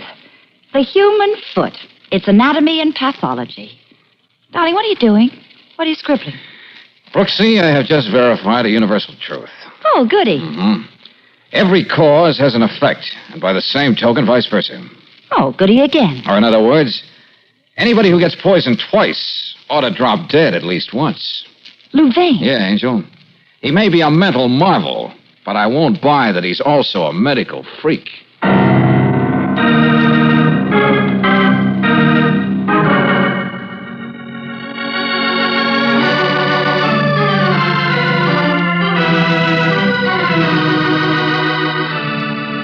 Tonight's adventure of George Valentine has been brought to you by Standard of California on behalf of independent Chevron gas stations and Standard stations throughout the West.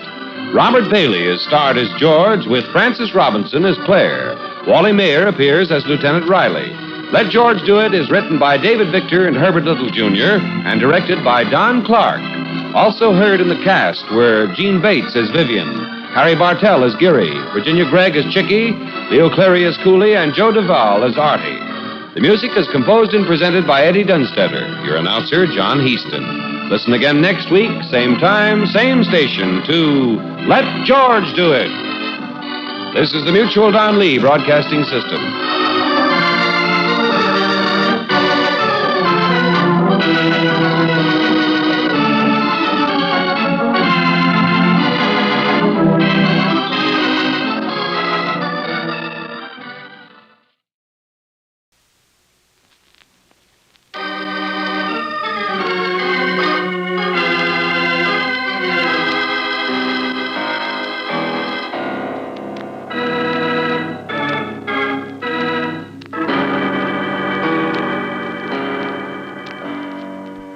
Standard of California, on behalf of independent Chevron gas stations and standard stations throughout the West, invites you to Let George Do It.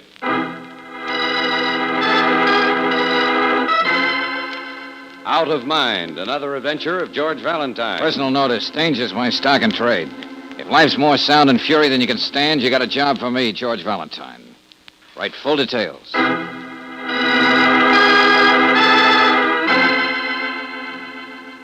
Dear Mr. Valentine, a dark, inexplicable thing is happening in the lives of my two sisters.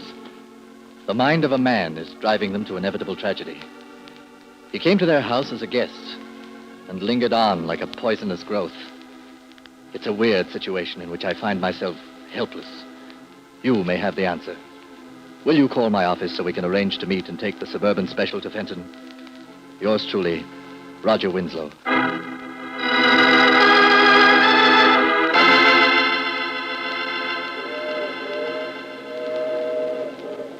No matter how tricky it might seem, Winslow, there's always an answer to that sort of mental gymnastics. I tell you, Valentine, this man really can read your mind. Oh, does he wear a turban and call off the serial numbers on the bills in your wallet? Nothing like that, Miss Brooks. He's very much the continental gallant, with just that touch of the roue women can't seem to resist. Louvain, the mentalist. Yeah, I've heard of him. But how did he get entrenched in your sister's house? Well, that brings us to Birdie. She's the older one. 38, unmarried, frustrated, and a pushover for every cult and fad that comes her way. Uh-huh. She saw Louvain perform in the Fenton Civic Auditorium about a month ago, and she asked him to spend a weekend at the house. He's been there ever since. Well, this is just a random observation, Mr. Winslow, but you seem well able to bounce Monsieur Louvain right out on his psychic phenomena. I tried that last weekend, but my sisters were all over me like a couple of wailing banshees. Besides, Clearview isn't my house. But I thought you... No, before my father died, we both decided that the house and whatever money he had should go to the girls. I'm well able to take care of myself. Well, from what I gather, Winslow, Louvain doesn't just go around reading minds. He seems to have some kind of a hold over Sybil, too. Now, what's she like, your younger sister? I'm afraid you're going to begin to think our family is a roster of improbable characters. Sybil has been starved for beauty ever since she got out of college. She thinks Louvain is the only man who's ever understood her frail, sensitive soul. Oh, I know what you mean. I passed through that poetic phase, too. I thought I was another Elizabeth Barrett Browning, and Except that you had the constitution of a horse. Well, you could have at least said Philip. Go on, Winslow. Well, Sybil is still young and beautiful enough for me to hope she'll desert the muse for marriage and kids before she's 30. Mm-hmm. You said something about the inevitable tragedy. If you're talking about two jealous women fighting over a man, I don't see that I have any place in this picture, Winslow. Well, maybe I'm over-dramatizing it, Valentine, but I'm afraid Louvain is uncovering something in my sisters that they themselves don't know exists. Something hateful and ugly, perhaps. Have you got any reason to think that? My father, he was a very successful doctor, tried to make Clearview a happy place, apart from the world. He built it high on the side of a mountain, a sort of symbol of the way he felt. What do you mean? He wanted his children to be above all the petty meannesses of the world. And now, in the person of Louvain, everything that Dad despised has come right into the house. Sybil and Birdie aren't used to being exposed to anything like that. The poisonous growth you mentioned in your letter? Yes. I get the feeling that Louvain just stands and listens somewhere. Every time Birdie and Sybil fly at each other over the smallest, most trivial things.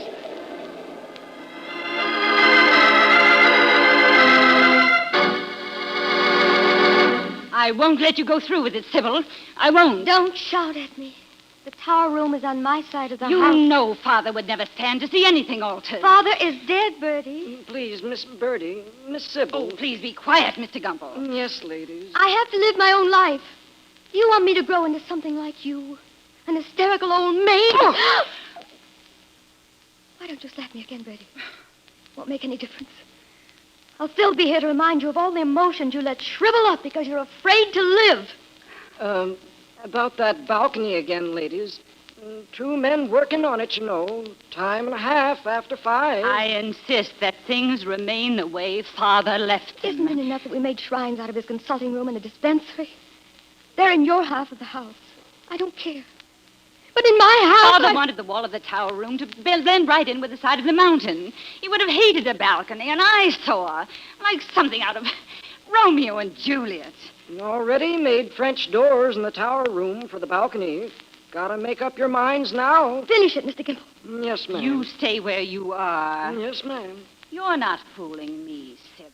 All this sentimental posturing. Your solitary walks in the moonlight, a balcony, so you can feel you're all alone between heaven and earth. All to impress Levain, isn't it? You're in love with him, admit it. Here's my answer. Mr. Gumble. No?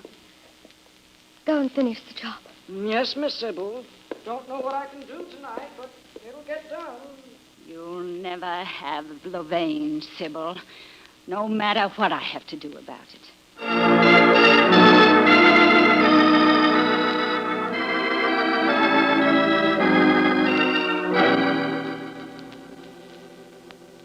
Well, Valentine, now that you've had dinner, what do you think? Well, I think we'd be stupid if we imagined we were fooling Levain. He doesn't believe we're just a couple of friends you brought to your sister's house for the weekend. And my feminine intuition tells me that this war of nerves between Bertie and Sybil is going to turn into a scorcher any day now. You know, frankly, Winslow, what this situation calls for is a combination human relations counselor and a psychiatrist. There's nothing particularly sinister about this setup.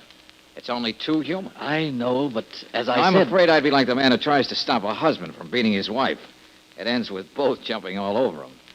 No, thanks. I think Miss Brooks and I will be taking the first train back in the morning. I do hope I am not intruding.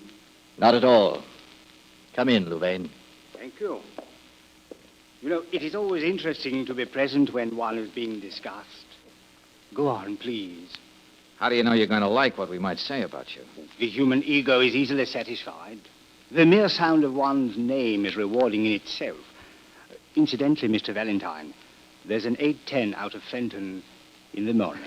Well, now, that's just fine. Is there someone on it you want me to wave to when it leaves? No.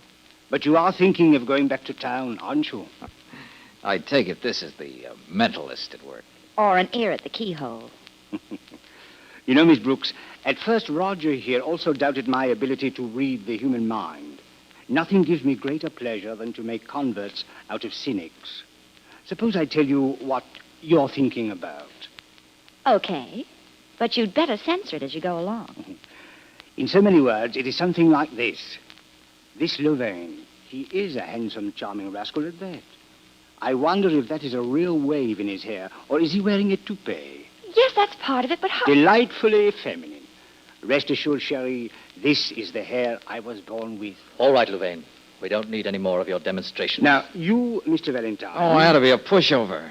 I've only got one thought, and it's not very feminine. I know. You're saying to yourself, in these very words, what I would not give to sock Buster here, right in the kiss her? Huh?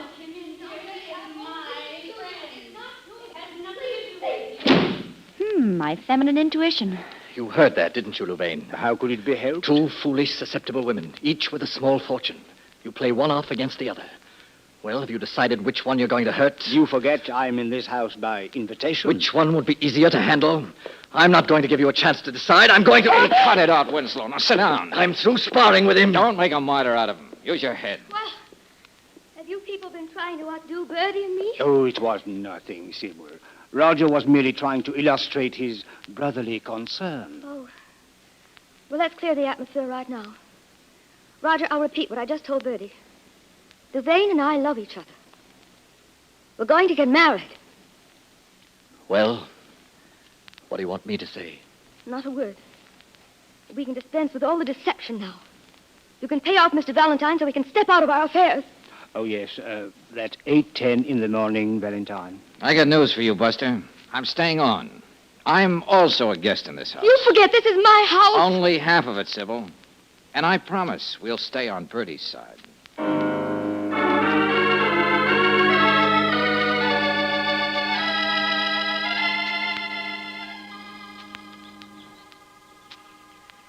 Well, a beautiful Saturday morning in the country, George, and nobody enjoying it except the birds and that character stretched out there on the lawn. You know, he looks beautiful in shorts. Yeah. Levain's supposed to be replenishing his cosmic cells or something. Look at him sipping hot milk on a day like this. Oh, why, that's to relax his nerves, Angel. And, brother, he can afford to relax. He knows Roger isn't getting anywhere arguing with Sybil. And he's just as sure Bertie's tears aren't going to change his plans. Do you think he can really read minds, George? Well, that isn't important one way or the other now. Don't mean to interrupt nothing, but anybody see Miss Sybil? What's that? Mark Gumpel's the name. Contractor. That's nice. Just taking my men off the job for the day. Wanted to make sure Miss Sybil ain't going to change her mind about that balcony. Well, I'm afraid she's pretty tied up at the moment. Did what you told me this morning. Just checking. Levain! George, look. Yeah, see. Good grief. What's going on? Hurry, please. What is it, Bertie? What's the matter with him? Look at me, Levain. What's the matter? I don't know. My stomach. Levain! Oh, darling. Now what? Is this another one of his acts? I came out on the lawn to talk to him, and I found him just. Somebody like better that. call a doctor. Looks like he's been poisoned.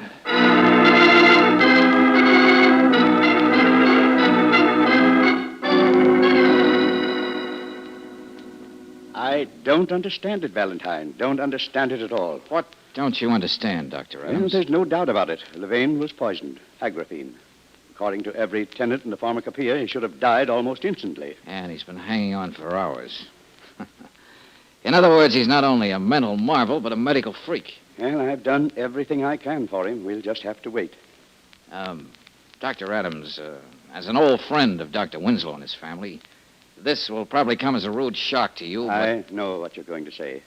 Someone in this house is guilty of attempted murder. One of John's children. It's incredible. A man like Levain makes incredible things happen. Yes, I could see something like this coming. Of course, I should call the police. But perhaps if we wait and the man pulls through... Then we could call it ptomaine. The lobster Levain had for dinner last night? I don't know. In a situation like this, it's hard to be sure when you're doing right. Doctor, there's a row of match bottles in the dispensary. John's pride and joy, that dispensary. Everything so neatly in its place. The bottle of agraphene isn't there. Whoever took it still has it. What? Roger, Bertie, Sybil. They were all in and out of the kitchen when the cook was warming up the milk for Levain. Valentine, they're all nice people. I can't believe any one of them would do a thing like this, no matter what the provocation. Oh, George, Oh, pardon me. That's all right, Brooksy. We don't have to keep anything from the doctor. Well, you were right, George. Someone did come back to put that bottle with the others. Yeah, who? Bertie. Good heavens.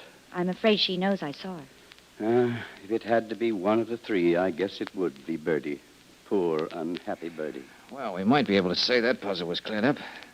Except for one thing. What's that? Well, didn't you notice, Brooksy? There's another bottle missing in that row. What was it, Valentine? The label on the shelf right under the empty space says ferulic acid. Why, that's even more deadly than agraphene. Which leaves us with a question we'd better answer real fast. Who's walking around with that bottle?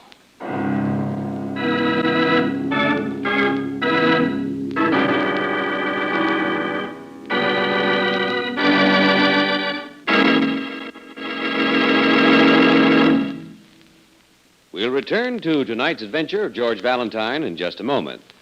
Have you read about it? Heard about it? It's that new, improved Chevron Supreme gasoline. Through constant laboratory research and road testing, Standard of California has perfected Chevron Supreme to give modern cars peak performance. For today's high-compression engines, you can't buy a better gasoline. It's specially blended to assure faster starts, faster warm-ups, extra pep in traffic, and ping-free power on hills. And it's a premium quality gasoline that's climate-tailored. No matter which temperature or altitude zone of the West you're driving in, you may be sure new Chevron Supreme gets the best out of your car. Try a tankful tomorrow. Ask for new Chevron Supreme at standard stations and at independent Chevron gas stations where they say and mean we take better care of your car.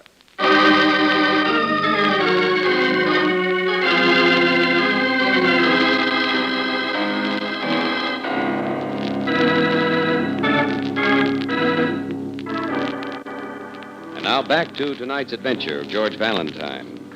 Two sisters jealously squabbling over a man. The man in question, a most unsavory character. But after all, you're not writing a paper on why women prefer heels. But before you can bow out, the man, Louvain, is poisoned. And what's more, while he lingers on, you learn there's still another bottle of deadly poison circulating through the house. If, like George Valentine, you believe in direct action, you don't pull any punches when you talk to the brother of the two ladies involved. Yes, Winslow, it was Bertie who thought Louvain's milk should be fortified with a liberal shot of... What makes you so sure? I'm afraid I saw her going in and out of your father's dispensary, Roger. I'm sorry. I see. Well, Louvain isn't dead yet. No one need ever know if he Now, doesn't... look, I got to talk to Bertie. You know where she is? Yes, I spoke to her a few minutes ago. I needn't tell you what state of mind she's in. And now, to upset her even more... Never mind that. Where did she go? Strange. She said she was going upstairs to the tower room. What? Catch a breath of fresh air on the new balcony. That is strange. After they've been rowing over it so much. George, where are you going? The tower room.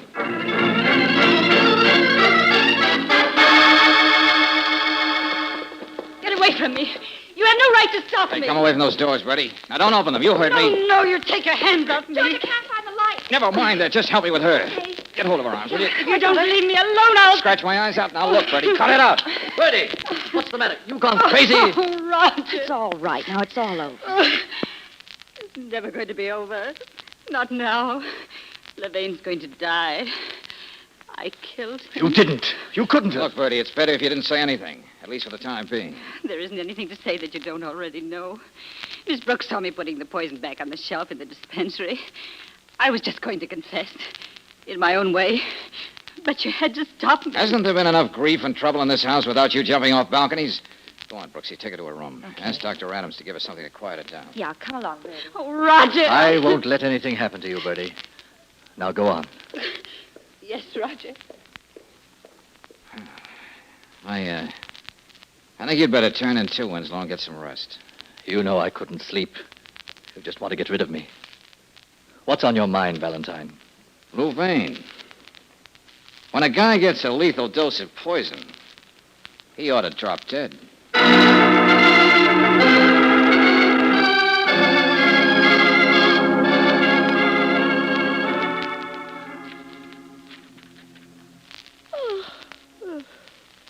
Deadly Poisons, Their Effects and Properties by Sebastian Kinsler, M.D. You going to finish that tonight, George?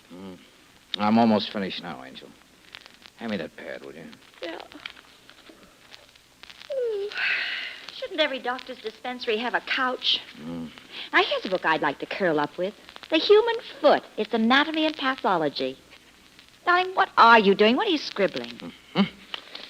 Brooksy, I have just verified a universal truth. Oh, goody. Every cause, and by the same token, vice versa. You know you got something there, mister? Whatever it is. But if you don't break it down so that I can Oh, Roger. I was wondering when you were going to show up. I couldn't let Bertie take the blame for something I did, could I? Hey, what's going on here? You'd better put that bottle of ferulic acid back on the shelf before anybody finds out who took it. You don't seem surprised. I said I poisoned Louvain. I put this stuff in his milk this morning. Here you are, Brooksy. You put this bottle back where it belongs. Yes, but... Oh, okay. Bertie tried to take the blame because she thought I did it. Even tried to kill herself. I'm not going to risk that happening again. But she did poison Louvain, just as you did. What? Both Bertie and Roger? Mm-hmm. She used agraphene. And you, Winslow, you let him have ferulic acid. Dr. Adams diagnosed agraphene poisoning because it was the stronger dose. Well, that's insane, Valentine. He couldn't possibly have lived through that. Yeah. He should have dropped dead twice. So let's go upstairs and see if he's making any concessions to what's expected from ordinary human beings.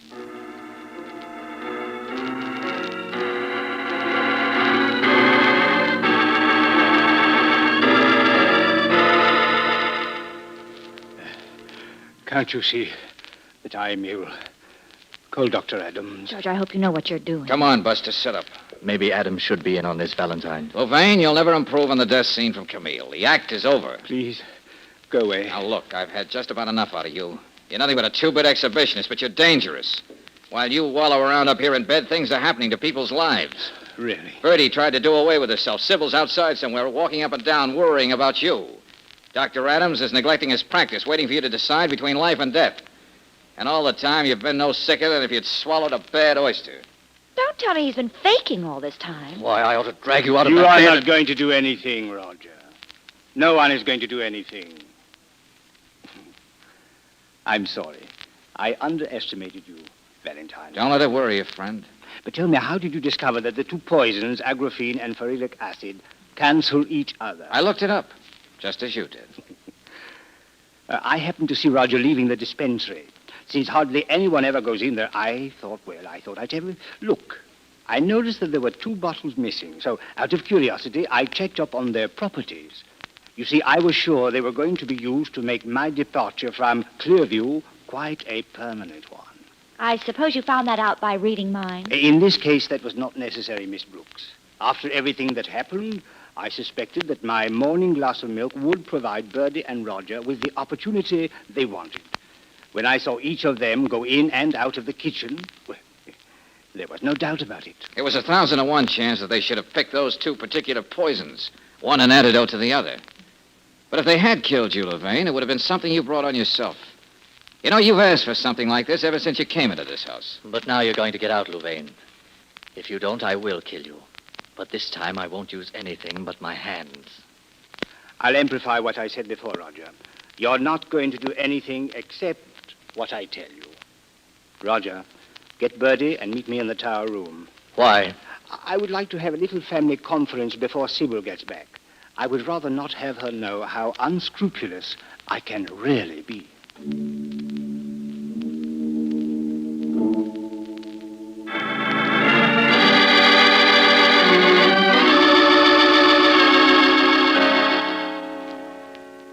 Before you call for the spotlight, Louvain, maybe I ought to remind you of something. What is that, Valentine? There isn't a person in this house who wouldn't be willing to swear you weren't poisoned and the dispensary door had never been opened. Now you are underestimating me. I poured off a little of the milk before I drank it. I have it to be analyzed whenever the occasion calls for it. Why did I bring you into this house? You're not human. None of that, Birdie. Please. Well, here is what I am going to do. My self-esteem would suffer badly if I did not take advantage of my improved position after 2 attempts on my life. George, can't you make him get to the point? You'd better, Louvain. Sybil will be back any minute. And she'll be up here in the tower room looking for us. I shall, of course, marry Sybil. Sorry, Birdie. But then we'll always find room somewhere in the house for you. I shall expect you not to tell my future wife anything about our conversation here tonight. Now, about the financial arrangements. I was wondering when you were going to get to that. Naturally, I shall have Sybil's half of the estate. But I know that you and Birdie will be very happy to add to that, generously. Because I've spared you all scandal and unpleasantness. Roger, you are the spokesman for the family. What do you say to my terms? Valentine, what can I do? Tell him you're not buying any of it. People have lived through worse things than what happened here today, Roger. Let him shoot his mouth off. You know the holiday the papers would have with this story? We'd never live it down. And Sybil, still in love with him. He'd make her hate us for what we did. She'd never believe anything about blackmail. All right, Louvain. I know when I don't have an out. So, Where's everybody? Dr. Adams said that... Oh, Louvain, darling. You're all better. Yes, of course, Sybil. Thank heaven. I was so frantic. All that talk about poison, so much nonsense. It was nothing more glamorous than ptomaine. And all is sweetness and light once again. Yes, I was wondering about this conclave in the middle of the night. Oh, just to congratulate us, my dear. Even Birdie wishes us the best now. Don't you? Don't answer, my dear. Let me read your mind. Oh, another performance yet. Oh, Birdie, how can you be thinking of Sybil's new balcony at a time like this? At least let my thoughts be my own. Oh, Birdie, I meant to tell you... Life just beginning for me in this lovely place. I owe myself a view of what shall be mine for years to come. When I need to step out... George! Oh, dear Lord! There is no balcony. Nothing out there. He said he was reading my mind. I thought the balcony was there. I honestly did. I was trying to explain. This morning I ordered Mr. Gumple to tear it down.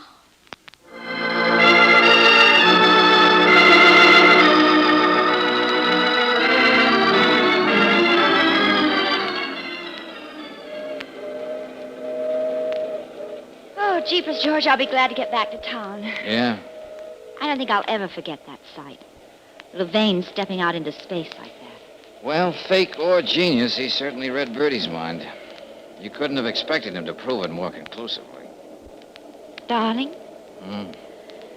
I'd feel a lot better right now if you could read my mind. Well, let's see now. I got it. Exactly what I was thinking of. How'd you ever do it? Guesswork, Brooksy, guesswork. When you closed your eyes like that, it could have been that you were just, sleepy.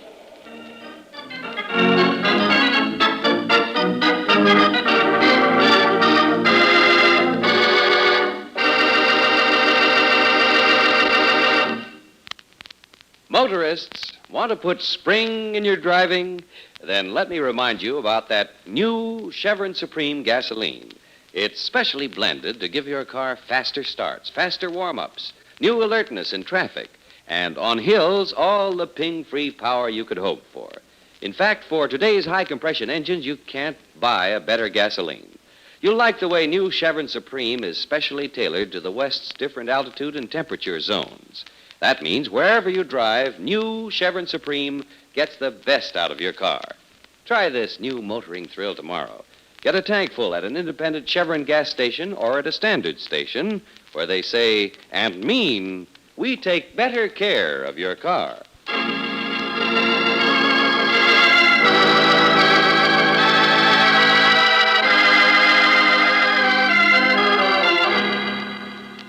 Next week, when a somewhat breathless George Valentine rushes into a lavish apartment to meet Brooksy, we'll hear... Hey, what goes here, Brooksy? Has Nick been over there like that all that time? I don't know, George. I just found him that way. Where have you been? Now, somebody wanted that briefcase so bad they floated me out of town.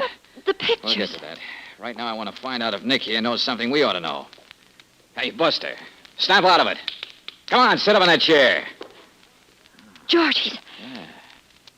One of our friends fixed it so Nick will be stone cold on the hottest day in July.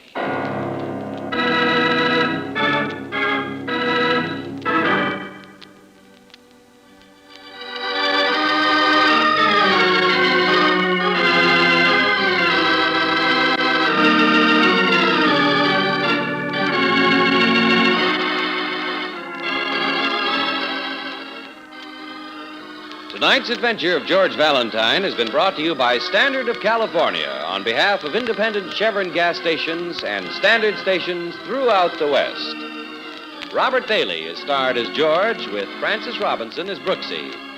Let George Do It was written by David Victor and Herbert Little, Jr.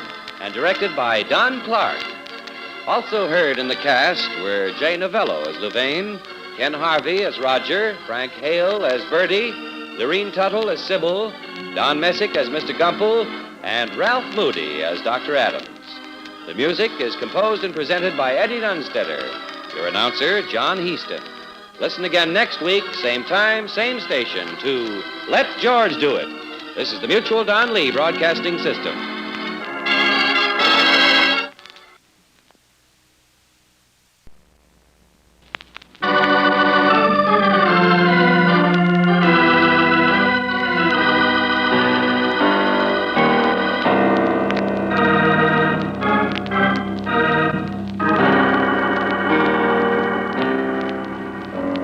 Standard of California, on behalf of independent Chevron gas stations and standard stations throughout the West, invites you to Let George Do It.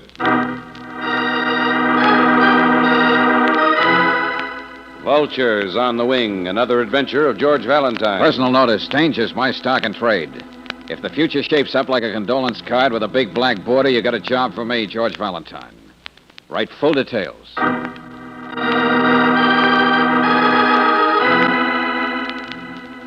Dear Mr. Valentine, because of a stroke of extraordinary luck, an investment of $20,000 promises to yield me $500,000. But the transaction must be closed swiftly, tonight, because with so much money involved, there are, naturally, vultures on the wing. I sing in the colonnade room at the Savoy Wilton, but I shall be home this afternoon at 3, if it is convenient for you. Signed, Maria.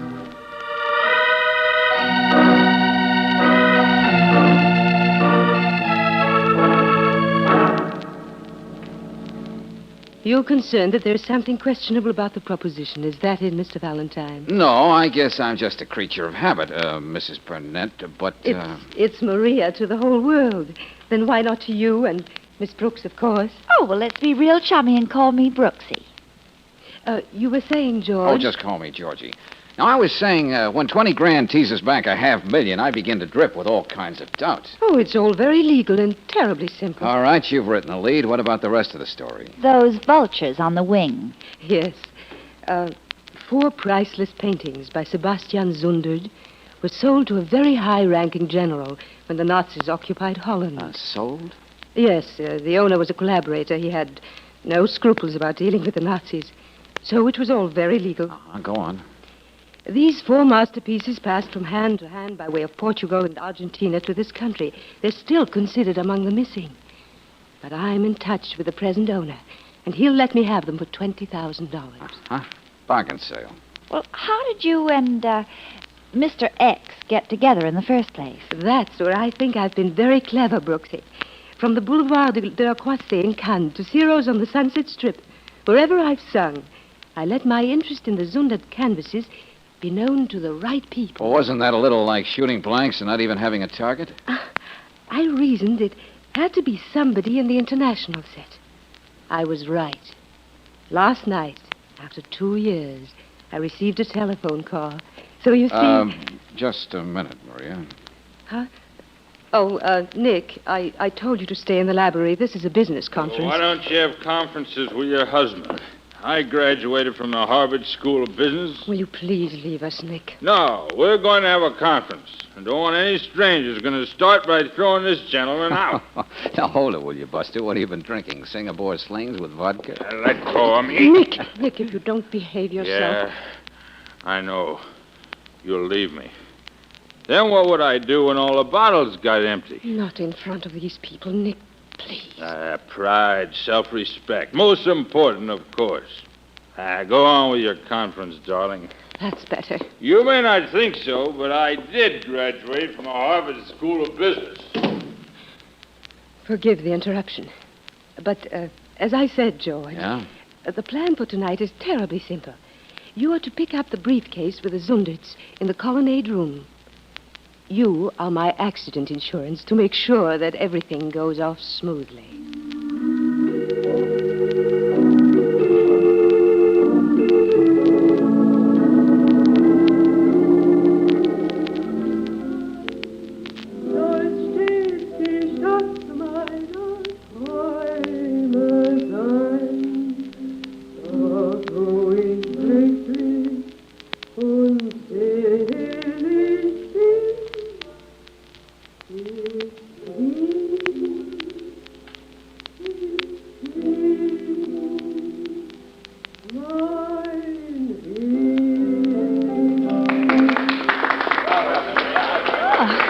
Maria is beautiful, isn't she? Oh, not any more than Hedy Lamarr. Now, look, we have just about 10 minutes before you meet the man with the briefcase down in the lobby.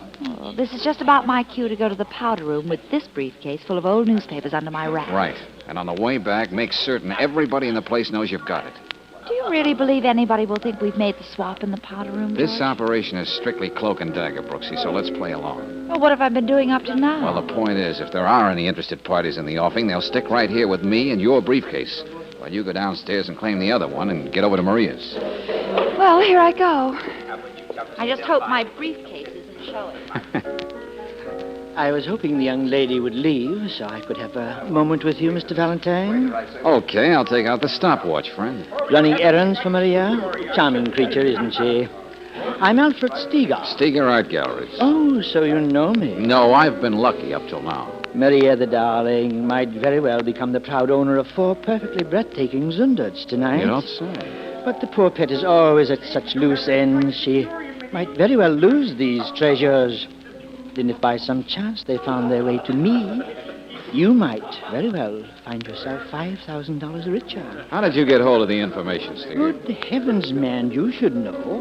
Hasn't Maria even mentioned my name? I really believe I feel slighted. Oh, you'll bounce back. Just because I'm considering double-crossing her doesn't mean I don't think the world of the dear girl. However, what have you to say about being $5,000 richer? Scruples, awkward things, always getting in the way. But think it over, Valentine. Good evening, Steger. Oh, Van Brooklyn. Would you mind returning to your table so I could speak to Mr. Valentine? Now look here, old man. Oh, please, boys, don't fight over Please do not make me ask you again, Steger. Oh, very well. I was quite through anyway. Oh, by the way, Van Brooklyn. Yes? Why don't you drop around at my galleries? I have some excellent reproductions. Why do you speak to me of reproductions? Because these might fool even you, despite your reputation as a connoisseur. Good night. You belong in this act, too, Mr. Van Brooklyn? In a manner of speaking, I am the act, Mr. Valentine. Oh? If Maria has deemed it wise to hire you to ensure the safe transfer of the Zundert canvases tonight, that is her affair. But I must make sure you understand one thing. Well, now, just understanding one thing would be a great improvement. The $20,000 Maria entrusted to you belongs to me. She is merely a commission agent. Someone I hired more than 2 years ago to make it known in the right places that I was in the market. I'd like to know who isn't in the market for those things. I myself am merely a representative of a syndicate. A group of men who intend to acquire those paintings at any cost. So it would be most sensible if you made sure they found their way to me. Mr. Van Brooklyn, at the moment I'm playing bouncy ball with Maria. Now, if you want to get in on the game, you'd better talk to her. Otherwise, somebody might get hurt. I see. Well, I am afraid I must leave you. Your lovely companion is returning. It was a great pleasure. Oh, don't mention it. Who was that sinister character with a beard? His eyes look like a couple of boiled onions behind those thick glasses. Who is it, Later, George? Brooksy, later. Let me have that. You can't say everybody in the place doesn't know I came back with a briefcase. I did everything but play catch with it. Yeah, I saw you. Now go on and get the one we really want. Yeah, okay, George. But be a nice, peace-loving decoy, darling. I want you back all in one piece. Okay, go on now, Angel. Get on your tricycle. Yeah, okay. See you at Maria's. Nice rent you've got there, Valentine. Well, thank you. I've got very good taste. Except in the kind of people I seem to attract to this table. Why don't you be satisfied? Stay away from Maria. Who are you, Buster? And don't tell me I can find out at any post office by just looking at your picture, front and side. Maybe you've heard of me, Jim Fowler. I hope you noticed I just went pale. Hey. Now, you shut up all over and listen. Maria and me are friends. Good friends, catch. That's cozy, Fowler.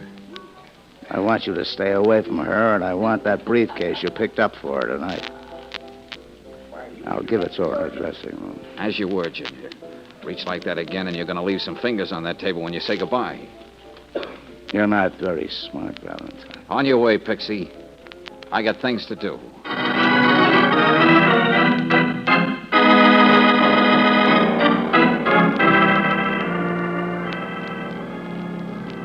You heard me. In the car. Oh, you're the muscle boy for Van Brooklyn, Steger, or Fowler? Get inside, or you're going to collect yourself a lot of holes that'll spoil your appearance. And give me that briefcase. Suppose I pout. You're not going to shoot me down on the street, are you?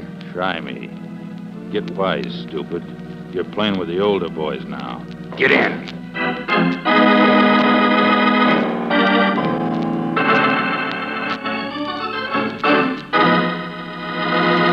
Hey, Brooksy, what happened? Well, it's all pretty vague, George. I got here just before you, George. Hurried here after my last show. I found her on the floor. Yeah? And the paintings she brought, they're gone. Yeah, well, we'll get to that in a minute. Hey, you sure you're feeling better now, Angel? Yes, darling, I think so. Well, I came right here, just as you told me. Then when I opened the door, it was all dark. Then, zowie, somebody hit me. Uh-huh. Hey, has your husband, Nick, been over there like that all the time? I don't know. I found him that way with his head down on the table. He's no good to anybody. Well, George, you don't look fresh as a buttercup yourself. Where have you been? Somebody wanted a briefcase full of newspapers so bad they floated me out of town. I had to walk back till I got a cab. Oh. But the pictures... I told you we'll get to that. And the next time around, I'm going to get the truth from you. Right now, I want to see if your husband here knows anything we ought to know. All right, you. Hey, Burnett. Come on, Burnett. Snap out of it. Come on, sit up in the chair. Nick! George. Oh. Yeah. One of our friends fixed it so that Nick will be stone cold on the hottest day in July.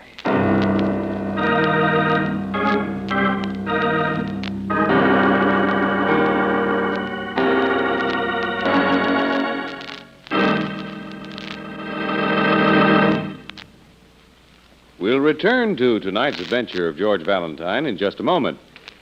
If you're driving a new car, you're probably getting a lot of pleasure out of its smooth performance. But wait until you try a tank full of new, improved Chevron Supreme gasoline. It gives car performance to delight the heart of every motorist. Thanks to special blending agents, new Chevron Supreme gives your car faster starts and faster warm-ups. It gives your car new alertness in traffic, ping-free power to lift your car over hills. In fact, for today's high-compression engines, you can't buy a better gasoline. And premium quality Chevron Supreme is climate-tailored. So wherever you drive in the West, no matter what the temperature or altitude, you'll agree new Chevron Supreme gets the best out of your car. Try a tank full tomorrow. Get it at standard stations and at independent Chevron gas stations where they say and mean, we take better care of your car.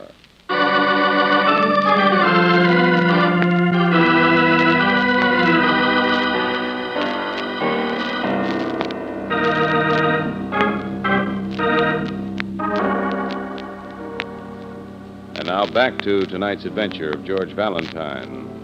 A glamorous lady known simply as Maria to the international smart set sends you on an errand, namely to drop off 20 grand and pick up for painting. Then various and sundry personalities start double-crossing each other all around you to snare the above-mentioned canvases. And as an added fillip, Maria's husband is found stabbed to death. Momentarily, you bide your time, which, if you're anything like George Valentine, you devote to cerebral contortions while Lieutenant Riley does the talking. Mrs. Burnett, did your husband know all three of them? I mean Van Broekland, Steger, and Fowler? Yes, more or less. Uh-huh. Well, I've got an all-points bulletin out for them. We'll have their stories in the morning. Right now, I want to get the picture here straight. Now, Miss Brooks. Yes, sir? You're sure there isn't anything you forgot to tell us? No. It was dark. I hardly got in the door. Then I thought I saw somebody looking at me. Well, then that may be imagination. I came here directly from the Savoy Wilton. Anybody can tell you that Okay, Mrs. Burnett, okay. Nobody is questioning your alibi. Anything else, Miss Brooks? Come on, think hard, Brooksy. Yeah, well, just as I passed out, I remember hearing a loud noise. Uh-huh. A crash of some kind. That's all. Hey, Riley, that means the lamp on the stand over there were knocked over when the murderer was leaving, and not in the struggle with Burnett. Back to the same thing. They both knew each other, and there was no struggle. But, Valentine, maybe you can explain something else to me. The bloodstains near the foyer door, and Burnett lying with his head on the table a good dozen feet away. How did he make the trip with the knife in him, and why no signs of blood in between? Yeah, I've been kicking that around too, Riley, but it keeps bouncing back at me. Yeah. Well, we'll leave the whole thing until tomorrow when I know a lot more than I know right now. Well, good night. Oh, you'd better stay put, Mrs. Burnett. Oh, we'll come along with you, Lieutenant. All right. May I see you a moment, George? I'll be right there, Brooksy. Yeah, Maria? You're not walking out on me, are you? I need you more than ever now. I can't imagine you needing anybody. But if it's going to make your dreams any sweeter, I'll be seeing you in the morning. Better get your story straight.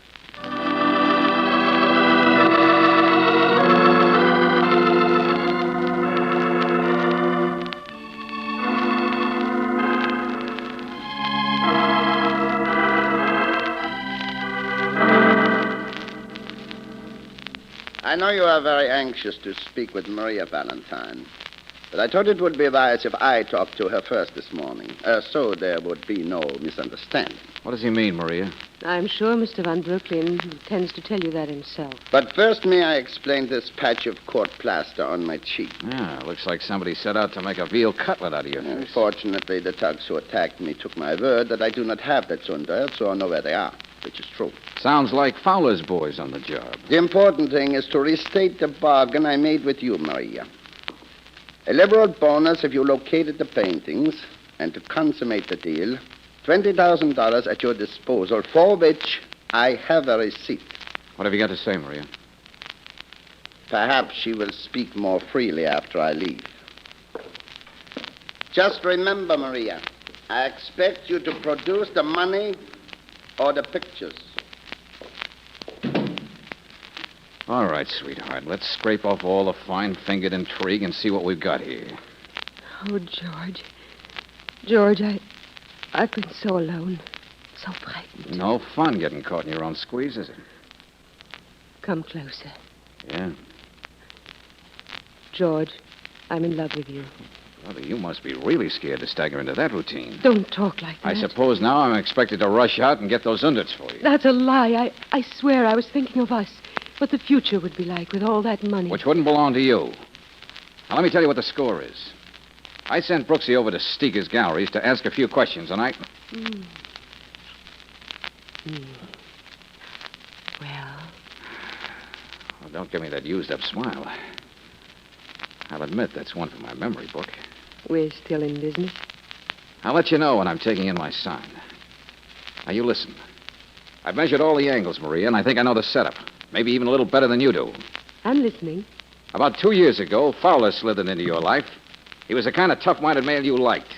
An exciting contrast to Nicky boy, who was always lit up like a busy switchboard. No character analysis, darling. Just the facts. What if I told you your boyfriend moved in on you, shoulder holster and all, after working out a deal with Van Brooklyn? What? But they don't even know each other. I'm guessing it was Fowler who sicked the Dutchman on you to suggest you pass the word about the paintings to your friends.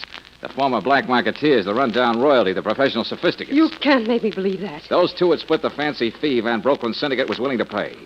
That is, if one or the other wouldn't work a double cross. Why, those two conniving... Makes sense, doesn't it? But then you and Brother Steger were going to pull a fast one, too.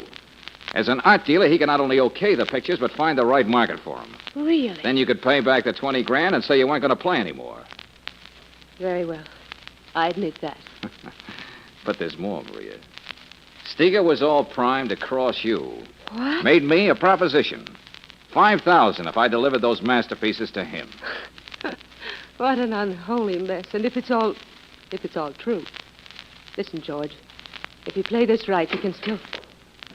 Wow. Hello, Fowler. I told you to stay away from her, Valentine. Bad memory. One of my worst faults. Go over him, Batsy. See if he's carrying a rod. Stand still while I fan you, bud. Never mind. Here you are. Jim, what are you going to do? We'll talk later. Hey, look at this fancy heater this guy cuts around, Mr. Fowler. Look at me. I'm the Green Hornet. I got a whole army coming at me. But I go... Where did you pick that up, Fowler? Well, Batsy is missing a couple of brain cells. He reads too many comic books. But he does what I tell him. And that's all that matters. Valentine, where are those pictures? I got the same story I gave your boys last night. I wouldn't know. Jim, is it true about you and Van Brooklyn? Sure. Like I said, we'll talk later. Batsy. Yeah, Mr. Fowler? Drag this peeper over to my hotel. Keep him there. He's got a lot of talking to do. If he doesn't, he's not going to walk back from this rag.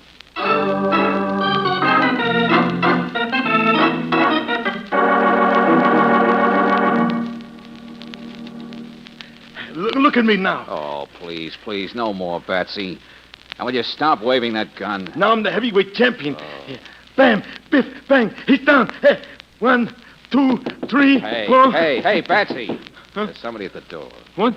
Oh, hey, one squawk out of you and you know what you get. I know. What's more, I believe. What you want, sister? I'm here to clean up Mr. Fowler's suite. I ain't got all day, you know. Hey, wait a minute. Oh, I didn't know you had company.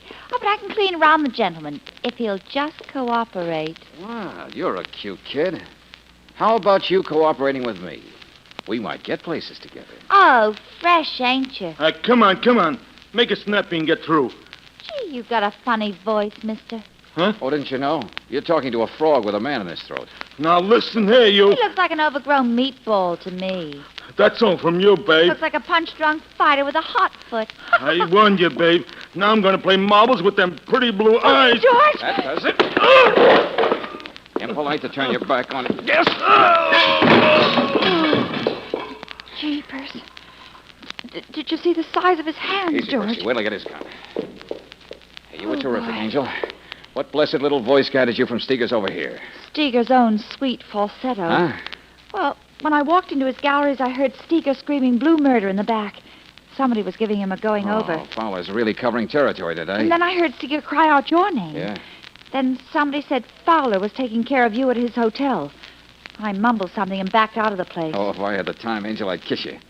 Oh, I ought to get something for the $5 I slipped the chambermaid. Now we got to give this place a double quick canvas for those Zunderts. Yeah, but if they were here, George, why would Fowler be picking up assault and battery charges all over the city? I don't know, Brooksy, but there are a couple of weird angles that keep popping up in my mind like three blind mice. Such as? Well, never mind now. Get on the phone and ask Riley to get our all-star cast at Maria's.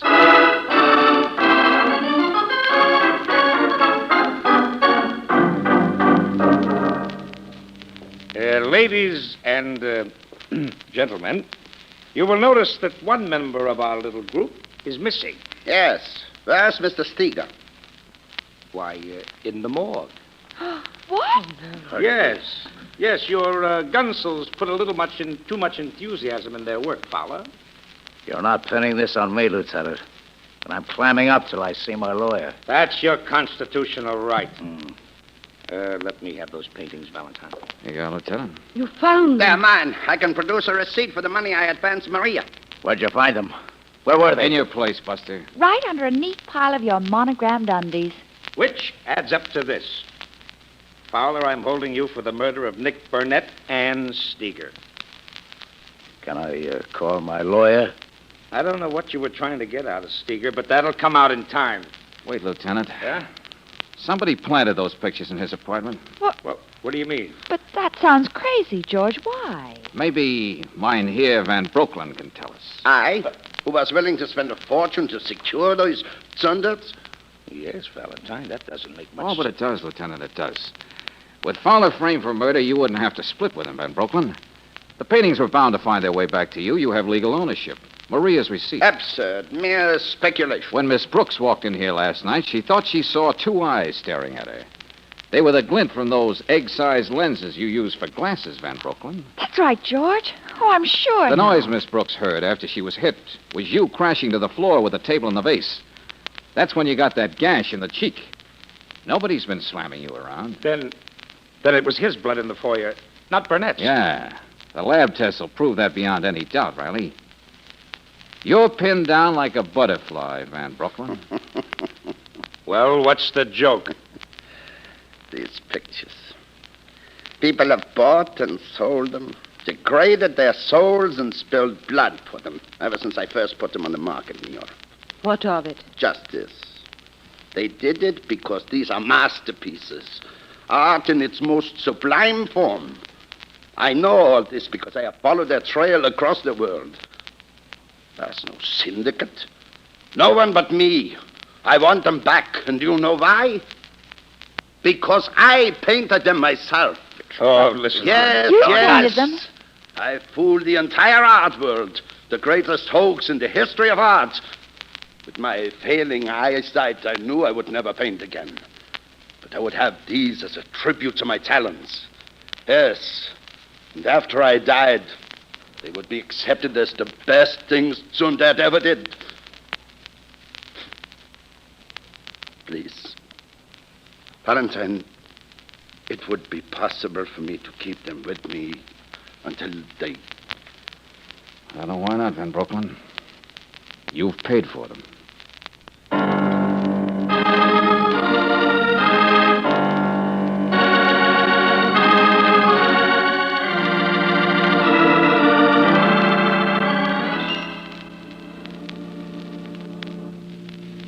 No, Brooksy, Fowler's goon squad merely gave Steger a good roughing up. Van Brooklyn delivered the coup de grace. Oh, George, the reason sounds fantastic, even though I know it's true. Yeah. Van Brooklyn was that fabulous character the papers were full of after the war. He sold $1 million worth of fake art to Goering and Company. Steger recognized him despite the beard. Yeah, this shindig takes the cake for pure, concentrated finagling. Yeah, awful tempting, all that dough. Mm. Hey, now, Angel, just out of curiosity, what would you do if you found $500,000? Oh, well, let's see. Well, if it belonged to a poor person, I'd return it. To a poor... Okay, don't explain it. The pain will go away in a few minutes.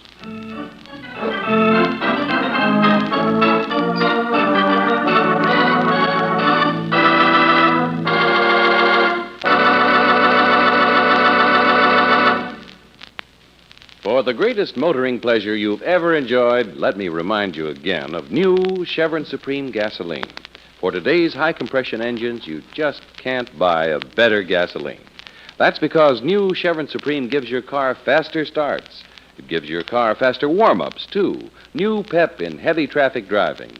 Power to lift your car over the hills with never a ping. And it's a premium quality gasoline that's climate-tailored. That means it's specially blended for each different altitude and temperature zone in the West. So wherever you drive, try a tank full of new Chevron Supreme, and you'll agree it gets the best out of your car. Get it at independent Chevron gas stations and at standard stations, where they say and mean, we take better care of your car.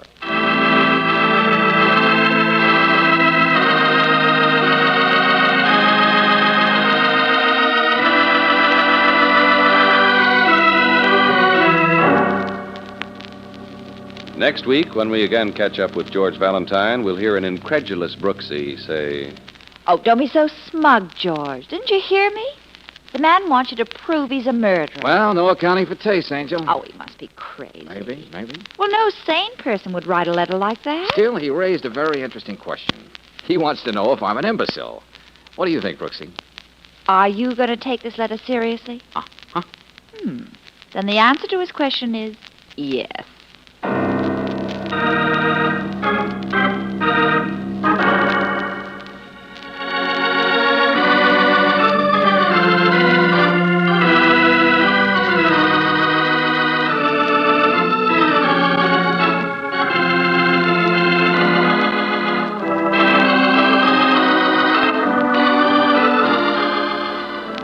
Tonight's adventure of George Valentine has been brought to you by Standard of California on behalf of independent Chevron gas stations and standard stations throughout the West. Robert Bailey is starred as George with Francis Robinson as Brooksy. Wally Mayer appears as Lieutenant Riley. Let George Do It is written by David Victor and Herbert Little, Jr. and directed by Don Clark. Also heard in the cast were Maria Palmer as Maria, Ted DeCorsia as Van Brooklyn, Leo Cleary as Steger, Ed McDonald as Fowler, Barney Phillips as Nick, and Frank Richards as Patsy. The music is composed and presented by Eddie Dunstetter. Your announcer, John Heaston. Listen again next week, same time, same station, to Let George Do It.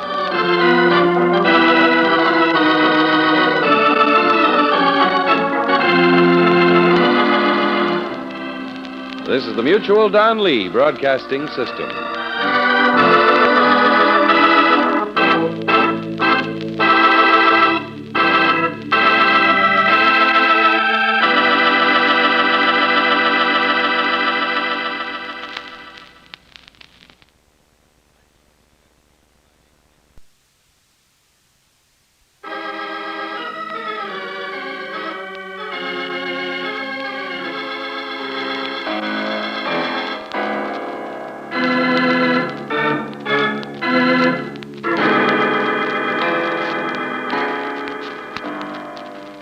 Standard of California, on behalf of independent Chevron gas stations and standard stations throughout the West, invites you to Let George Do It.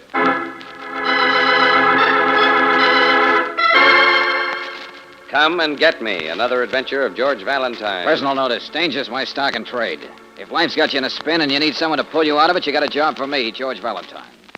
Write full details.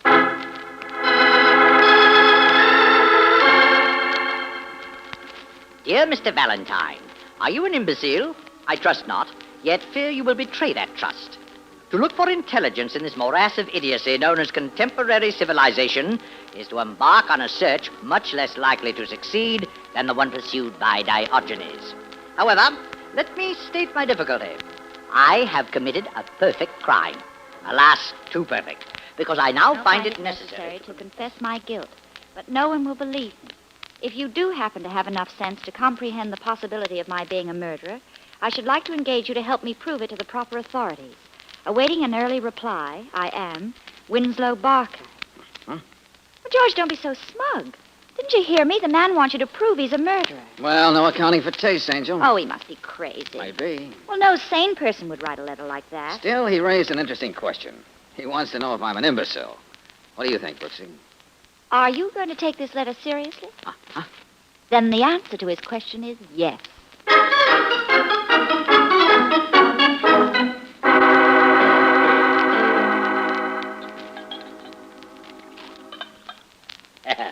Good of you to come, Valentine. And you, Miss Brooks. Thank you. Not at all, Mr. Barker.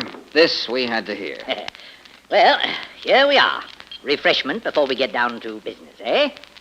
See how you like that. Little concoction of my own. Oh, thanks, Barker. Long life. Even though you don't happen to subscribe to that old-fashioned notion. Oh, this is delicious. Yeah? Fools. What's that? You will notice I lifted my glass to my lips, but I did not drink. Yet you both went right ahead. How do you feel? How should we feel? Oh, never occurred to you that I'd poison you, did it? George. Hey, wait a minute, Buster. With pleasure. Why should you poison us? Who knows? But this fact you do know. I am a confessed murderer. Yet you take not the simplest precaution. Brooksy, remind me to buy a portable stomach pump. Not a joking matter, Mr. Valentine. You know, I may be quite mad. Oh, don't try to tell me you really have poisoned us. Very well. Wait and see. Oh, or have you? Yes, wait and see. The lady said, have you? No, Mr. Valentine. As a matter of fact, I haven't poisoned you. You're perfectly all right. Perfectly? You just took 10 years off my life. Oh, no, I haven't poisoned you, but I have tested you, Mr. Valentine. Yeah, how'd I do, Professor?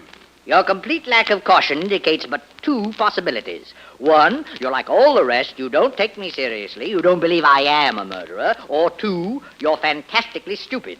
In either case, you're of little use to me. Now, good day. Not so fast, Barker. Let's ride with possibility number one for a minute. Oh, you don't believe that I am a murderer, is that it? A man's presumed to be innocent, Barker, until... Even if he presumes himself to be guilty? Well, I'm willing to be shown. Who'd you kill? Donald Anderson. And I want you to prove it, so the police will come and get me. Why did you kill him? Anderson was ugly. Ugly in mind and in spirit. So I removed him. Just like that, huh? Yes, just like that. And no one knew. But now you want them to know. Yes. You think I'm mad? No. You don't? You must be crazy. All sane people think I'm a crackpot. Just why do you want the world to know you're a murderer? Well, you see, Anderson's wife, Teresa, has been arrested for the murder. Now, I didn't anticipate that the police would be so gullible. Oh, I don't want anyone else to have to pay for my deed. I see. I've confessed. The police laugh at me. They have their suspect. They don't want to admit they're wrong. Oh, but they are devilishly wrong. And it's up to us to prove it. Well, Valentine, will you take the case? Well, what have I got to lose except my time and your money? And I have lots of time. And I have lots of money. Yes, perhaps you are worthy of the assignment after all. Thanks. Now, is there anything at all to prove that you killed Anderson? No, not a thing. That's the trouble. I was too brilliant, too disgustingly brilliant. There's not a shred of evidence. Oh, great. But don't you worry, Valentine. With your brawn and my brains, we'll find something.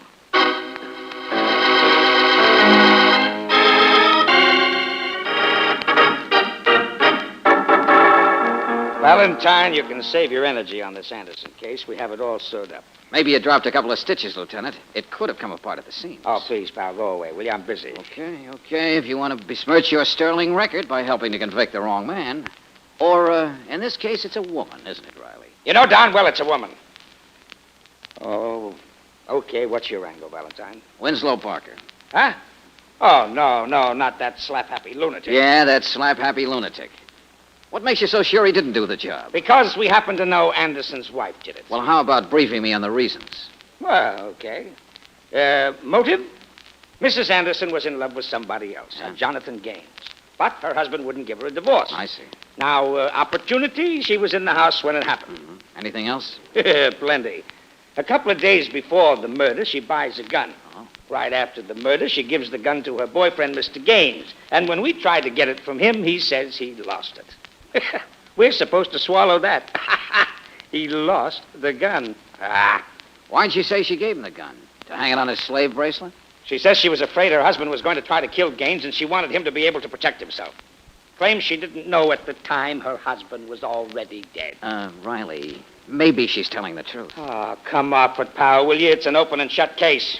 All we need is the gun to clinch it, and I think we can hang it on her even without it. Especially with Farnsworth's testimony. Hey, now, wait a minute. Who's Farnsworth, an added starter? Anderson's valet. He overheard Mrs. Anderson giving the gun to Gaines and practically admitting she did the job. Well, satisfied yet? Not quite. What more do you want? Conversation, Riley, conversation. With a valet.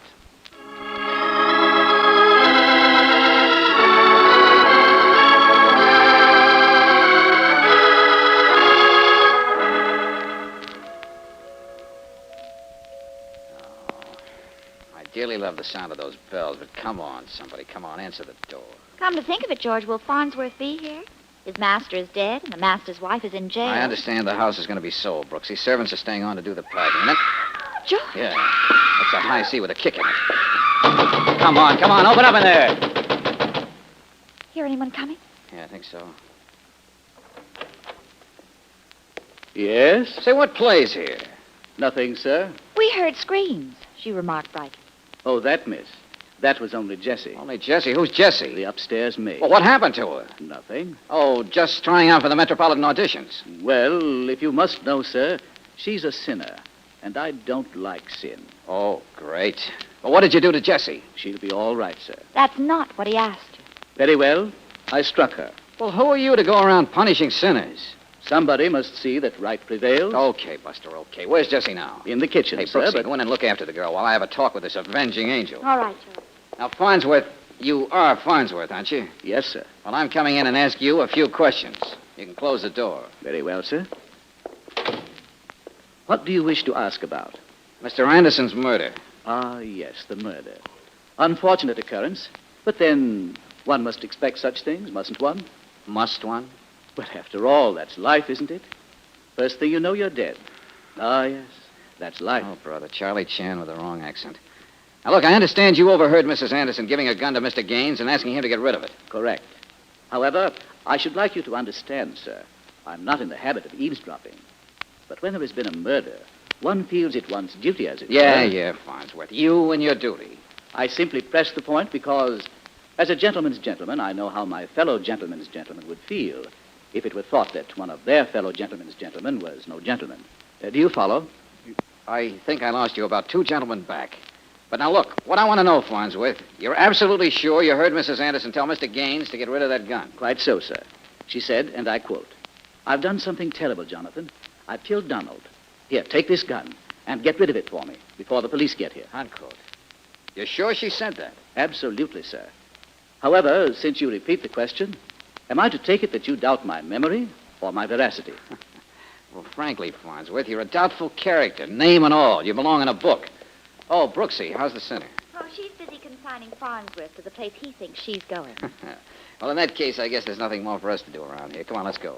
Where? Police headquarters, Brooksy. Oh, want to join us, Farnsworth? I? Why, no, sir.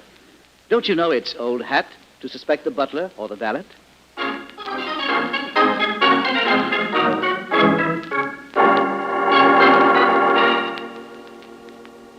Now, will you please look, Lieutenant? You refuse to take my client seriously because you've got a hotter suspect. But suppose I can toss a bucket of ice water on your hot suspect. All right, Valentine. Toss. Okay, the valet, Farnsworth, is one of your chief witnesses, right? So? So? Did you know he's a religious fanatic, a one-man vice squad? Again, so? All right, now. Mrs. Anderson has been, shall we say, wandering a bit. Now, that's your big motive. And believe me, the way this Farnsworth is whacked up, it's just the sort of thing that would make him decide it's his duty to punish her. Oh, you think Farnsworth is framing her for the murder as punishment for waltzing in 2 times? Oh, it's amazing how clear I make myself sometimes. But we know part of his story is true. The Anderson woman admits giving Gaines the gun, and he admits getting it from her. Yeah, but she doesn't admit the murder. Now, look, it's no use, Valentine. Mrs. Anderson gave Gaines that gun for him to get rid of. Okay. Well, why should she, unless she committed the murder? Riley, I've been checking. Anderson didn't have any cash when he died. House was mortgaged to the hilt. Everything he had was tied up in a heavy insurance policy he bought a year and a half before he died. All right. All right, well, don't you see? Barker could have killed Anderson with Mrs. Anderson's gun and left the gun by the corpse. Mrs. Anderson finds it, thinks her husband has committed suicide. So she takes the gun away and tells Gaines to get rid of it so she'll be convicted of murder. Ah, for the She love wanted it to look like murder instead of suicide. But she didn't count on Farnsworth pinning the murder on her. But why would she want to... Oh, the insurance policy. Oh, you're a dazzling sight, Riley, when you light up. Yeah, the insurance. The company wouldn't pay off on a suicide since the policy was less than 2 years old. Well? Well, stop gloating, Valentine. You could still be wrong. Stop griping, Lieutenant. I still could be right. Okay. I suppose I'd better look into it. Yeah, force yourself. I think I'll go report to my client. He'll be delighted to know I've practically got him at the door of the gas chamber.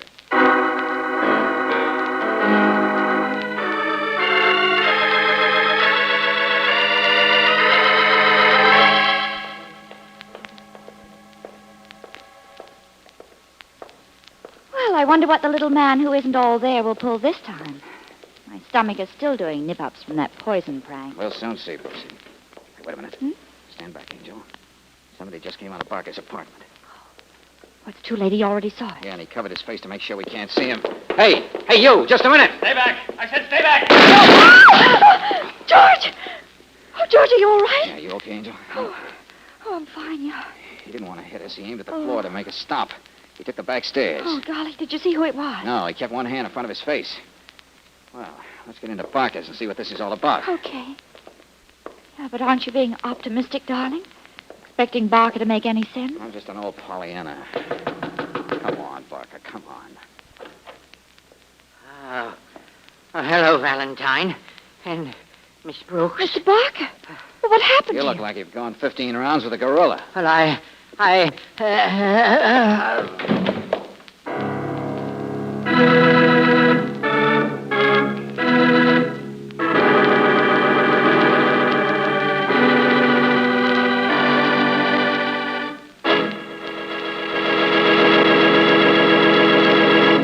We'll return to tonight's adventure of George Valentine in just a moment.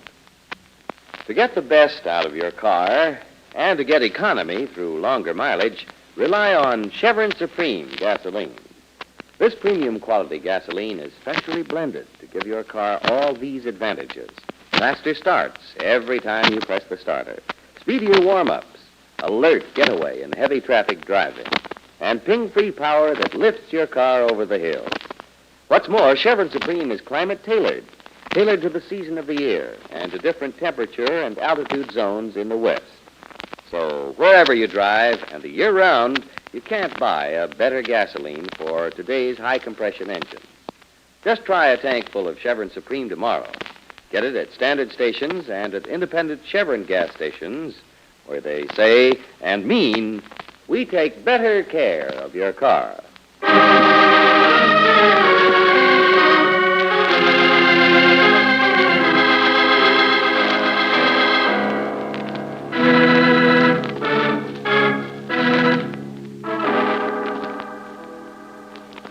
Now back to tonight's adventure of George Valentine.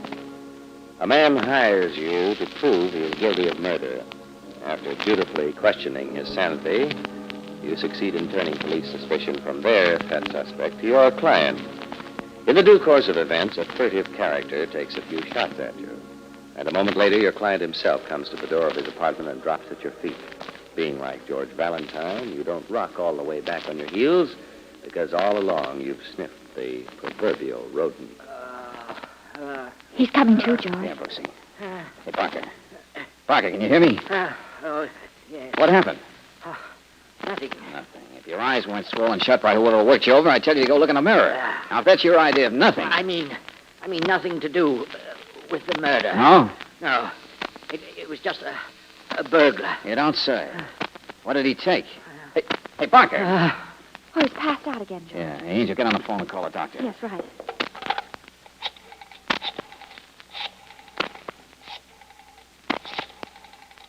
Oh, would you look at this? What, George? Some boards in the floor have been pried up. Oh. Barker must have had something hidden under there. Oh, something was stolen after all. Come on, hurry up with that phone, Brooksy. I want to talk to Lieutenant Riley.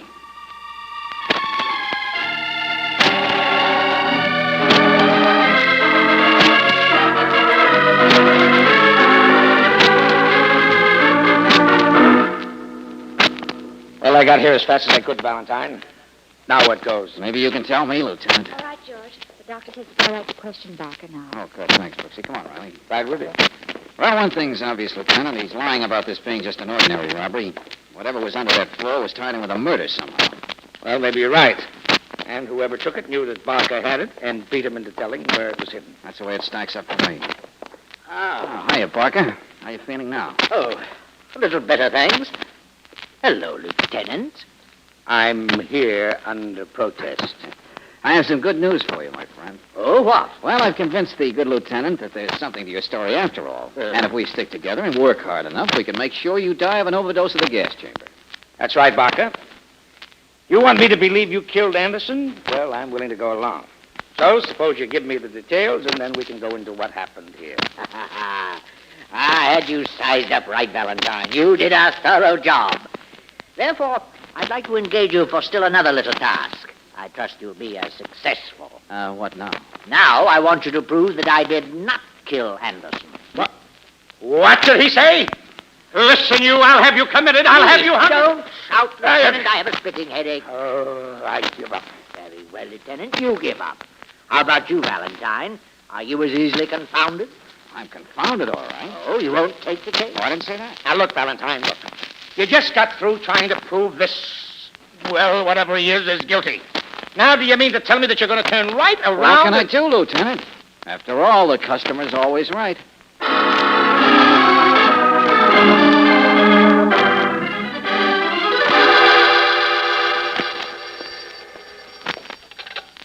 Yeah.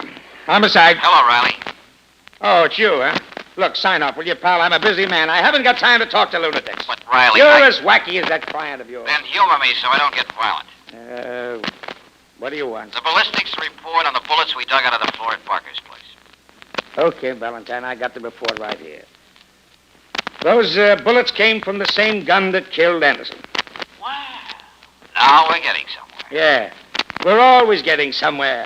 I'd like to stay put for a change. Tell me something about that fella Gaines, Lieutenant. You're not holding him, are you? No, we haven't been able to tie him to the actual murder. We booked him for his shenanigans with the gun, but he's out on bail. Why? Oh, I think I'll have a talk with him. Now, where is that going to get you? There's no telling, Riley. If I'm real lucky, maybe somebody will try to kill me.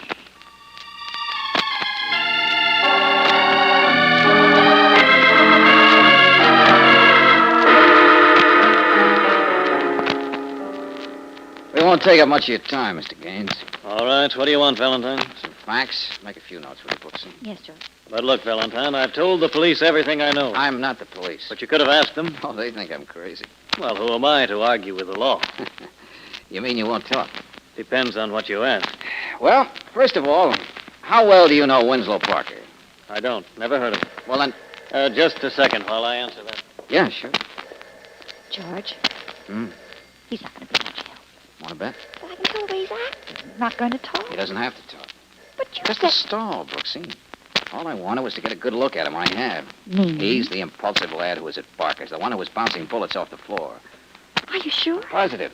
He tried to hide his face when he was there, but I saw enough. And I recognize his voice, too. Then he's lying. He does know our erratic client. And now that I know it was Gaines who made that hasty exit, it all fits. Oh, don't keep it a secret. Well, look, Barker hired me to prove he killed Anderson. Yes. Then all of a sudden he wants me to prove he didn't kill Anderson. I know. I was there, remember? Okay, then. Why the switch? Well, don't ask me. This is your party. Well, look, consider when Barker made the switch. Right after something was stolen from him.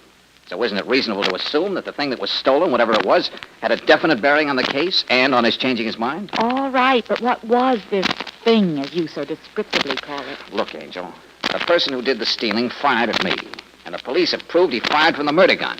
He had the gun, so couldn't that be what he stole? Maybe. Okay, let's go back to the murder. We never left it very far behind. Now, look, I built up a theory around Anderson's insurance policy. You mean that the company wouldn't pay off in case of suicide? Yeah, but there's another situation in which they wouldn't pay off. And that seems to be the real cause of everything that's happened. What? The insurance company wouldn't pay if the beneficiary killed in order to collect. Oh, now I see what you're driving. Yeah, Mrs. Anderson kills her husband, gives the gun to Gaines to get rid of it. But Parker happens to see Gaines throw away the gun. He gets it and tries to blackmail Gaines and Mrs. Anderson with it. Very neat. The gun is registered in Mrs. Anderson's name so that if it's found and proven to be the murder weapon, it would clinch the case against her. The trial would be just a civilized formality, Brooksy. But she can't pay blackmail because she has no money and can't collect the insurance as long as she's suspected of the murder. So Barker agrees to confess so that Mrs. Anderson can collect and pay him off. That's it, Brooksy. He plays it wacky, hoping to get off with an insanity plea. But he has an ace up his sleeve in case anything goes wrong. The gun. If he is convicted of first-degree murder, he can always throw the guilt back on Mrs. Anderson by producing the murder weapon. That is, he could until Gaines stole it. Exactly. Gaines let Barker stick his neck out, then stole the gun from him, hoping to pin the murder on Barker. Gaines and Mrs. Anderson walk hand in hand into the sunset. Feeney. Nicely put, Valentine. Ah, my. What big ears you have. Don't move, either of you. Why should we? We're just as relaxed as a weightlifter in a barbell ad. This is the gun you were talking so much about, Valentine. Looks like it still has one more job to do. You're so right. It has. Riley. Stop it, Gaines. What's that? You heard the lieutenant. Careful, George. Let it drop or you'll be carrying this arm around in a paper bag. Well, you know, sometime you'll have to show me how you do that, Valentine. Yeah, just call me Gorgeous George. Gaines, you were right about this gun having one more job to do. It's going to sew up the case against you and Mrs. Anderson. This time for good.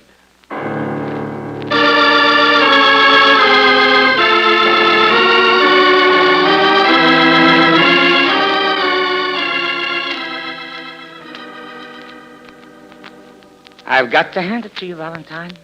How do you do it? Oh, clean thoughts, fasting, daily showers. Sending in box tops. First you prove Barker guilty, then you prove him innocent. Well, I ain't pleased. Then you trick Gaines into producing the murder gun. Oh, getting him off to the phone for a fake call was my idea. You risk your own life. Brooksy's here, and not that it matters, mine. And where do we wind up? Where? Well, Lieutenant... I'll tell you. Just where we started. I already had Mrs. Anderson booked for murder, remember? Yeah, but before your whole case rested on the testimony of a feather-headed valet. Even though he was telling the truth, a good lawyer would have tied him in knots. True? Well, I see you're standing on your constitutional rights and admitting nothing. Well, Riley, now the gun is your clincher, and with Barker involved, you have him as a witness, too. He'll talk, so you'll go easy with that blackmail rap. Okay, Valentine, okay.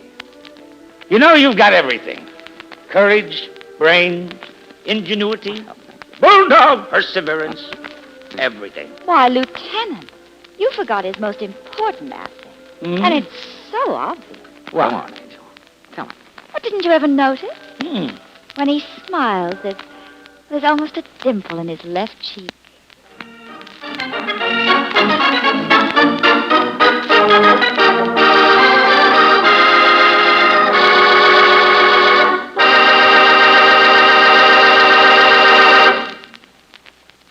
Anyone who has ever run a vacuum cleaner knows it has to be emptied at regular intervals or it's no go. Same thing holds true for your car's engine. That's why a crankcase drain and a refill with compounded RPM motor oil at regular intervals is so all-important.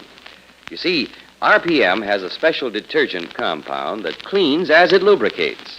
It controls the harmful wear-causing particles that collect in any engine, prevents them from depositing on and scratching finely polished interior engine parts, and gets rid of them when you have the oil changed.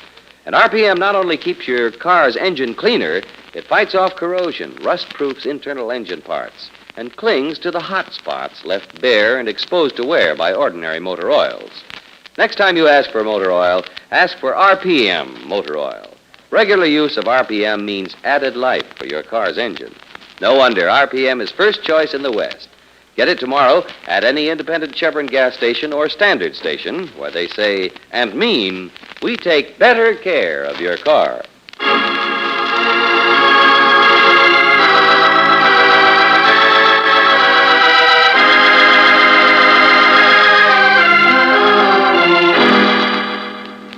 Next week, we'll come upon George Valentine in the study of a luxurious home in an exclusive section of the city, and Brooksy will be saying... George, I was just trying out this typewriter. I know, Brooksy, I heard you. But don't you see? Yeah, the lady lied. Well, you think she took a shot at her husband and then came to us? Why would Peggy I don't admit know, Angel, I don't know. But unless I have the proud Victoria sized up all wrong, the lady is still out to do murder.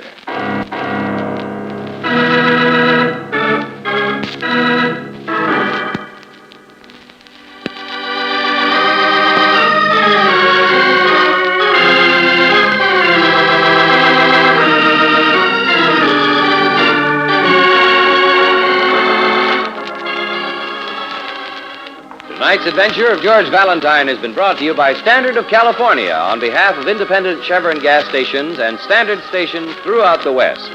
Robert Daly is starred as George with Frances Robinson as Claire. Wally Mayer appears as Lieutenant Riley. Let George Do It is written by David Victor and Herbert Little, Jr. and directed by Don Clark.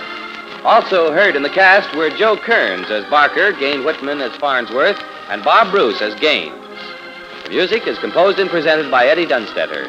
Your announcer, John Heaston. Listen again next week, same time, same station, to Let George Do It. This is the Mutual Don Lee Broadcasting System.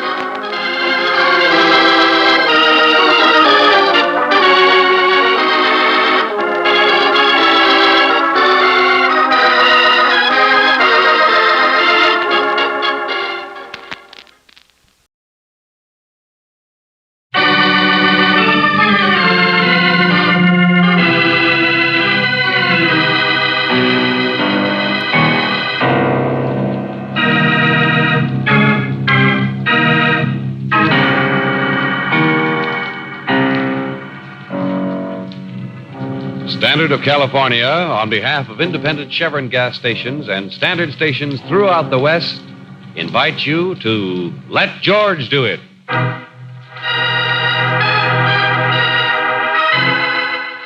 Stranger Than Fiction, another adventure of George Valentine. Personal notice, danger's my stock and trade. If life's twisting you like a tornado and you want out, you got a job for me, George Valentine. Write full details.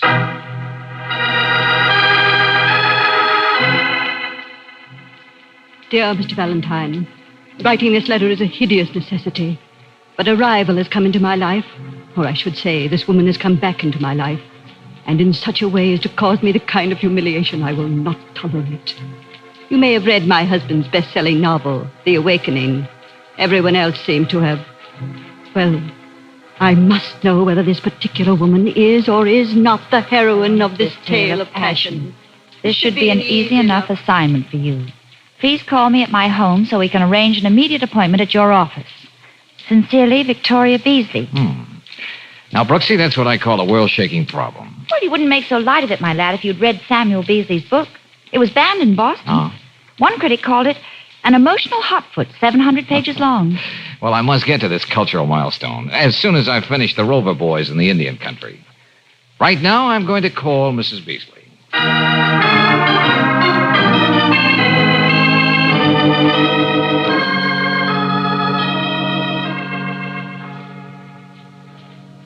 Okay, Mrs. Beasley, I'll just sit here and wait until you stop prancing up and down. Mr. Valentine, you don't seem to appreciate the position my husband's placed me in with this book. Here, Mrs. Beasley, have a chair. Nobody's made you look ridiculous. Friends don't snicker and whisper behind their hands every time you pass. Look, please, So lady. you can sit there with that superior smirk on your face. Well, if I'm smirking, it's because I'm trying not to laugh out loud. I didn't come here to... With someone like you, Mrs. B, I've got to say what I mean to make a dent.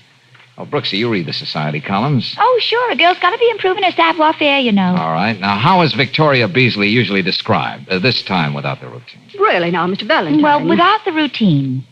Victoria Beasley, Glacial beauty, wondrous wit, soul of poise. Please. Evoked an almost audible gasp of admiration when she arrived at the Duchess's party, late as usual. I'm leaving. Now, wait a minute.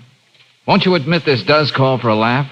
A woman with all those assets getting green-eyed over a fictional gal her husband dreamt up in a novel? Sam is a broker, not a writer. Oh, say that about Samuel Beasley on a quiz program, and the man will come up with, too bad, better luck next time. I cured him of all his literary pretensions 10 years ago when he married me. Lord knows where he found time to write this book. He did it out of sheer malice. You mean you thought you had a colorless milquetoast character for a spouse, and now he's the pop of a bestseller, stealing all the limelight from you? No, that's not it at all. Then what is it? The Diana in Sam's book actually exists. Everything that happened between her and the hero actually happened. Almost every critic said it has the ring of truth. Oh, well, that doesn't mean that... The whole situation. A community like our own, Deer Lake Park. The description of Diana. The cold, distant wife who didn't know what was going on. The glacial beauty, huh?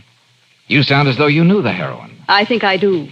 And that's where I need your help, Mr. Valentine. Well, look, haven't I tried to explain So many that- things are so very clear now. For instance, every Thursday for the last year, Sam's received a telephone call at 5:30. He's always made a point of answering it himself. Well, does it have to be another woman? It could have been his bookie. They're very punctual, too. Once I reached the phone before he did. The party hung up. I'm sure it was a woman. The woman. You recognize the perfume, no doubt. Let me finish.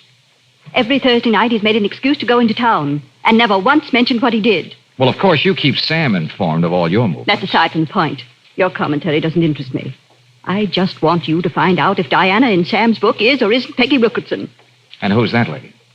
Her family has the estate next to ours at Deer Lake Park. She's always loved Sam. Probably would have married him if I hadn't come along. You mean except for the last year, Peggy's been content to forget, if not forgive. Peggy's the kind of girl who's willing to wait things out. She makes a career being naive, wholesome, and athletic. And you think she's the Diana in The Awakening? You may have seen Miss Wilkinson in the Sunday supplements. She's always carrying not one, but 6 tennis rackets. Say, tell me, Mrs. Beasley, what's it going to do for your pride to find out if all this is true? Or is it a little feminine mayhem you have in mind? What I have in mind is none of your business. Question is, are you interested in a flat fee? Oh, excuse me, will you? Valentine. Oh, yeah, Riley. Oh, what's on your mind, Lieutenant? What? Hey, look, start from the beginning, will you? And this time, stop for the red lights. Huh? Oh, now, wait, I can't answer that. Looks like I'm going to take the case, so I might be violating the confidence of my client. Okay, stop yelling, will you? We'll be right out there. Mrs. Beasley? Yes? Do you know a man named Michael Waldron? I do. And you left my telephone number in case he wanted to get in touch with you? That's right. We were supposed to have lunch in town together today. How do you know? Who was that on the phone? Lieutenant Riley. Homicide. What's the tie-up, George? Well, what did he say? Enough to take this out of the class of a family brawl. Mrs. Beasley, somebody tried to kill your husband.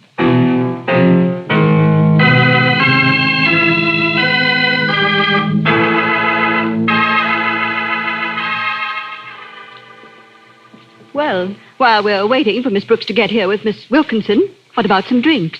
Oh, Sally. Yes, ma'am. Right away, ma'am. Just a minute here. Yes, Lieutenant? Mrs. Beasley, suppose we forget about the social graces until we get rid of the business at hand, huh? The business being to prove I took a pot shot at Beasley here. Take it easy, Walden. Hey, Lieutenant, Mr. Beasley's been strangely quiet. Would you mind him telling us what happened? Oh, that's going to be just dandy. He'd like nothing better than to pin it on me. Michael, please. Let's face it, Vicky, he resented every moment we've been together. Why should I, Waldron? You're 5 years younger than my wife. Our friends applaud her choice for a companion when I'm occupied. You're handsome, very charming. Okay. You guys can knife each other some other time. Are you sure nobody wants anything? What, are you still here? I told you that... No, Sally. Nobody wants anything. I was talking to Mr. Beasley. You can go now, Sally. Just as you say, Mr. Beasley. Mr. Valentine, a moment ago you asked me for my version of what happened here in my study. Yeah, it seems to have been lost in the shuffle. I can be very brief about it. I was sitting there at my desk, typing, doing some work on a new story. Suddenly there was a shot through those French doors. I didn't see anybody, and I assure you I didn't stop to investigate. I get it. I made a beeline for the drawing room. And strangely enough, a minute later, in walked Waldron. Here we go. Let me ask you something, Beasley. I'll ask the questions if you don't mind, Valentine. And when I'm through, I've got something to ask you. Why you're mixed up in this at all, Mrs. Beasley. I don't think I can be of much help, Lieutenant. when I left for Mr. Valentine's office, Sam was here in the study. I decided I wouldn't bother him. Didn't you even tiptoe up and peek in to say goodbye? I told you. He was working. I could hear him at the typewriter. As far as I'm concerned, I was merely dropping by to pick Vicky up for lunch. I didn't even hear a shot. Of course, it might have been one of my readers expressing a critical opinion. Please, Mr. Beasley, don't try to be funny. You know, you people rank pretty high socially in our fair city. That's why I'm here. Ordinarily, you'd have to be a corpse before I arrive. Just 1 minute, Mrs. Beasley. I'll take that. What do you mean? Whatever it is you're trying to slip into your pocketbook, I'd like to see it. You haven't anything to hide, have you, Mrs. Beasley? Why, no. This is just a... A gold cigarette lighter. Yes. I must have dropped it over there by the doors. Very interesting. Initials M.W. Lieutenant, you needn't look at me like that. It's not mine. Well, we'll see about that, M.W. And you weren't supposed to have been here in the study. That's all right, Vicky. They can think whatever they want, but they'll never prove anything. I'm sure that's a world of consolation to my wife. Isn't it, my dear? Well, suppose we go back downtown together, Waldron. While we check on this lighter, you and I have a few things to talk about. Why not? Oh, Lieutenant. Yeah? I admit this lighter might point very definitely to Waldron, but it doesn't stop there. What do you mean? All right. Where does it stop? I'll be able to tell you better when Brooksy gets here.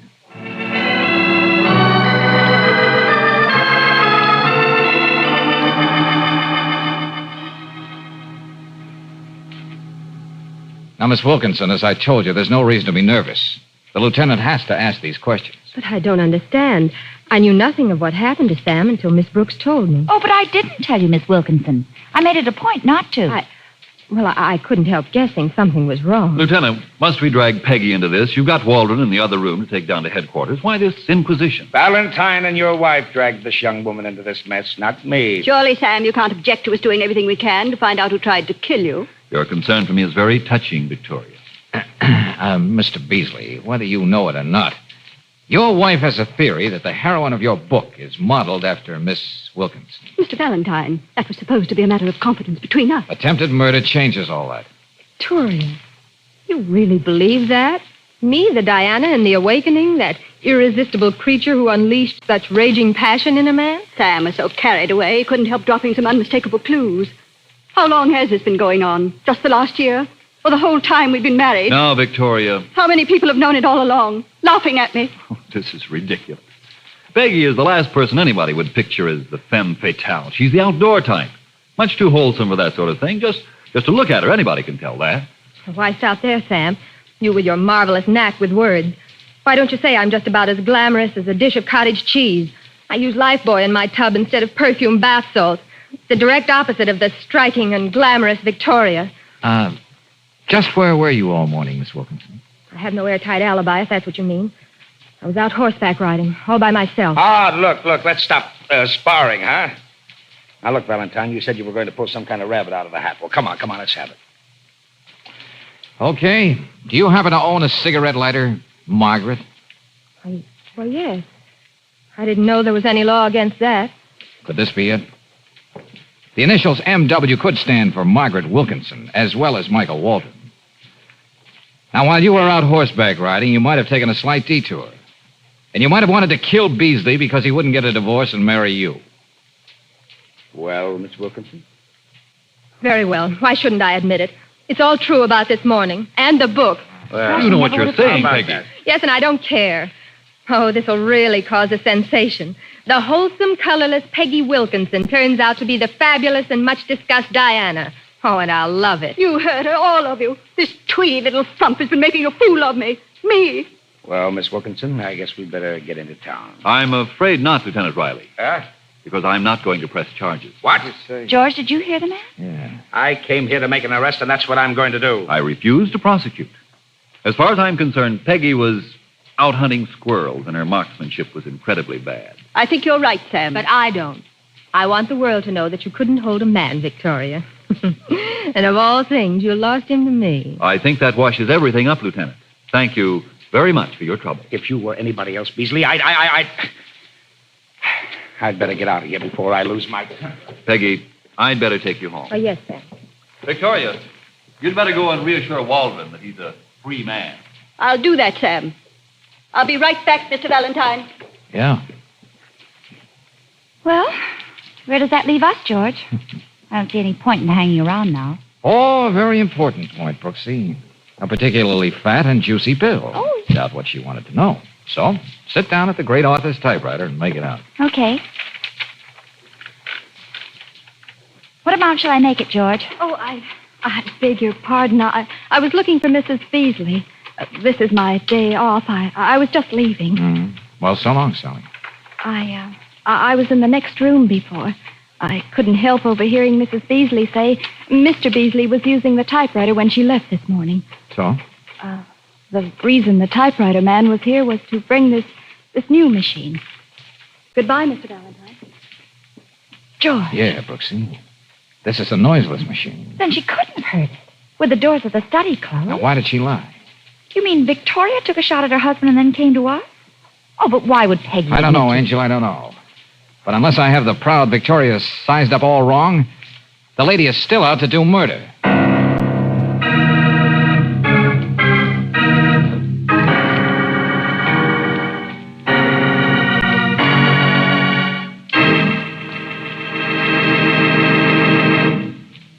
We'll return to tonight's adventure of George Valentine in just a moment. You like your car. Probably everybody in your family and most of your friends like it. But there's someone who doesn't like your car, and his name is Old Man Rust. He's most destructive when your car is standing idle for long hours. He sneaks in with condensed moisture and starts nibbling at internal engine parts the moment you cut the ignition. But if you've got RPM motor oil in your car, don't you worry. So when you cut the engine, RPM doesn't drain off vertical parts. It stays on the job and prevents rust from ever getting started. Other compounds in RPM, motor oil, prevent gummy carbon and lacquer formations, put a stop to corrosion and oxidation. It adds up to complete protection, another reason why RPM is first choice in the West. Ask for RPM at standard stations and independent Chevron gas stations where they say and mean, we take better care of your car.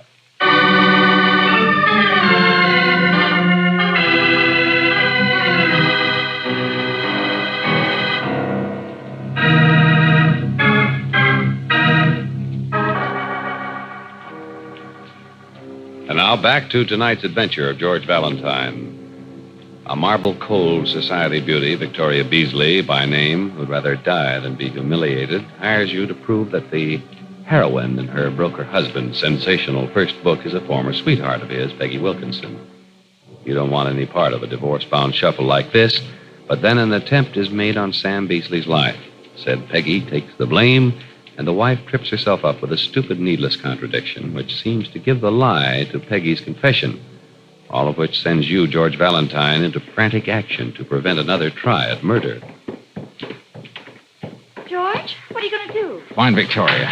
Okay, Walden, where is she? That's what I'd like to know, Valentine. What did you say to Victoria? She just brushed past me, told me to stay here until she got something cleared up once and for all. Yeah, that's what I was afraid of. Well, wasn't Mrs. Beasley more specific? Where was she going? What was she going to do? That's all she said.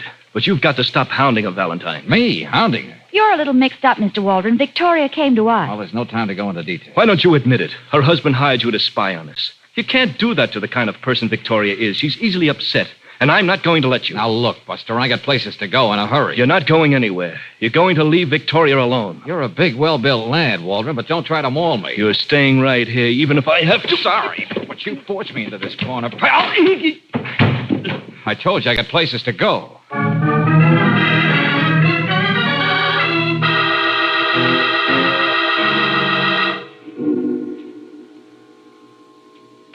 Don't keep looking around like that for help, Peggy. I waited till Sam left so I could be alone with you.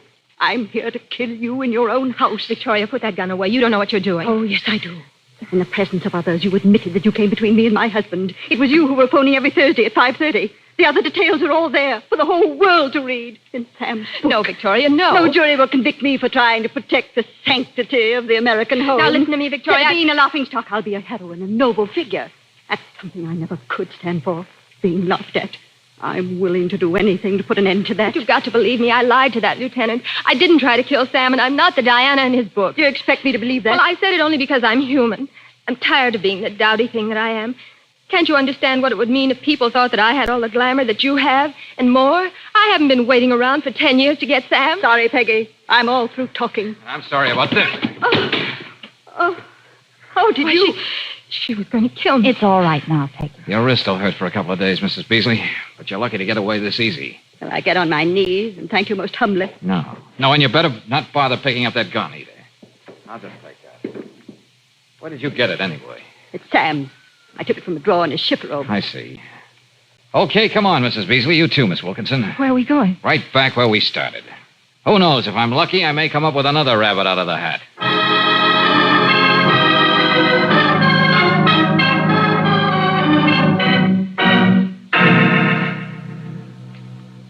Well, ladies and gentlemen, I don't like hogging the floor, but the time has come when you're going to have to do the listening. Well, get it over with, Mr. Valentine. I'm sick of this whole thing. I'm sure the ladies, too, are anxious to hear what you have to say. Well, you should be more than anxious, Mrs. Beasley. You should be shaking with fear over what you might have done today. You mean committing murder? I had every intention to. Victoria, you can't go on feeling that way about me. I told you you're all wrong. Stop sniveling, Peggy. You're safe. I doubt if I could work myself up to the same fever pitch again. Oh, now you're just being an old softy, Mrs. Beasley. What I meant to say is that if Miss Wilkinson is right, you would have killed the wrong woman and paid for it with your life. I'm just as sure as ever that she's the Diana Sam wrote about. And about that attempt on your life, Mr. Beasley. Oh, yes, we mustn't forget that. If Miss Wilkinson has recanted her confession and Waldron here is staunch in his denials... I certainly am. That leaves only you, Mrs. Beasley. Oh, you placed much too much importance on my hearing Sam's typewriter. I only said that to make my story sound more convincing. I didn't want to be implicated in something I had nothing to do with. Well, it seems we're right back where we started from, with a full-blown mystery on our hands. Maybe it would be best just to forget it. I don't know about that. Stay where you are, Victoria. No, I'll answer that, Mr. Beasley. Oh, yes, but 5:30. Thursday. Same call, same time. Every week. Yeah, the other woman. Hello? Is that you, Sam? No. No, but I've got a question for you, lady. Oh, dear Lord, what I almost did. Yes, Mrs. Beasley. There is a real-life Diana, and that was she on the phone. Okay, who is she, Beasley? If a writer learns nothing else, he learns the value of confounding and bewildering the reader. That's the way I choose to leave it now. Oh, Peggy, I couldn't help believing what I did. And if Mr. Valentine hadn't Brooksy, stopped come me, here I a would... minute. Yes, George. Get on the phone and tell Riley to get back here. Oh, he's going to just love that. Well, it's only right that he should be in on the payoff. Same rabbit in the same hat? Nope. You've heard about how those long-eared critters increase and multiply. Well, at this point, there's a whole slew of the little beasties. Huh? In other words, Angel, now we've got all the answers.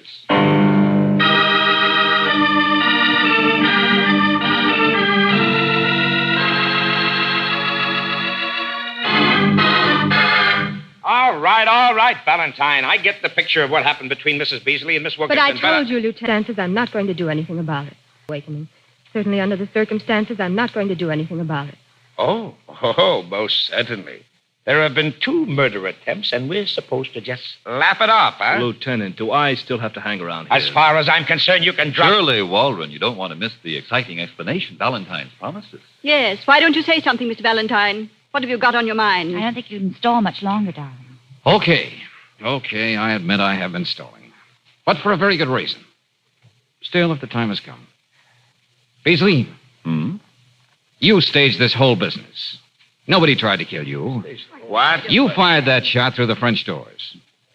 You're going to have trouble proving an obvious absurdity like that. Okay, if someone really wanted to kill you, some person in this room who knew you, he would have walked right up to you and let you have it, not resort to any hit-or-miss tactics. That makes sense, Valentine. Go on. The gun your wife wanted to use on Miss Wilkinson, your gun, has 1 bullet missing from it. And that's the bullet embedded in the wall over your desk. Are you sure of that? Quite sure, Lieutenant. Mr. Beasley was so convinced that suspicion would never fall on him, he was, well, let's say, careless enough to put the gun back in his room where his wife found it. But why would Sam do such a thing? I'll tell you why. He'd make the headlines, more publicity for that book of his. Yes, dear, that thought did occur to me. The sensation the awakening caused was beginning to die down. Something like this would have started people talking all over again. Make me seem even more ridiculous. It was fit payment for the 10 years you lorded it over me, making me a laughingstock among our friends. And I was to be the patsy in the deal. I've been waiting for this, Beasley, and now is a Well good... put, Buster. And the lighter, Sam? Were you going to purposely implicate me? No, Peggy.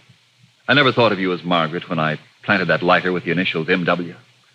I wanted it to point to Waldron, but I never intended to press charges. Oh, there must be something in the books that applies to a case like this. There's got to be. And I'm going to find it. Look, Beasley, I don't care how big a man you are. Lieutenant, you haven't heard the whole story. I don't think I can take any more. Oh, you don't know about rabbits, Lieutenant, and how they increase and multiply. Miss Brooks, there's an awful lot of things I don't know, but I'm going to find out right now. Oh, Mrs. Beasley, I didn't know you had company. What, Shelley?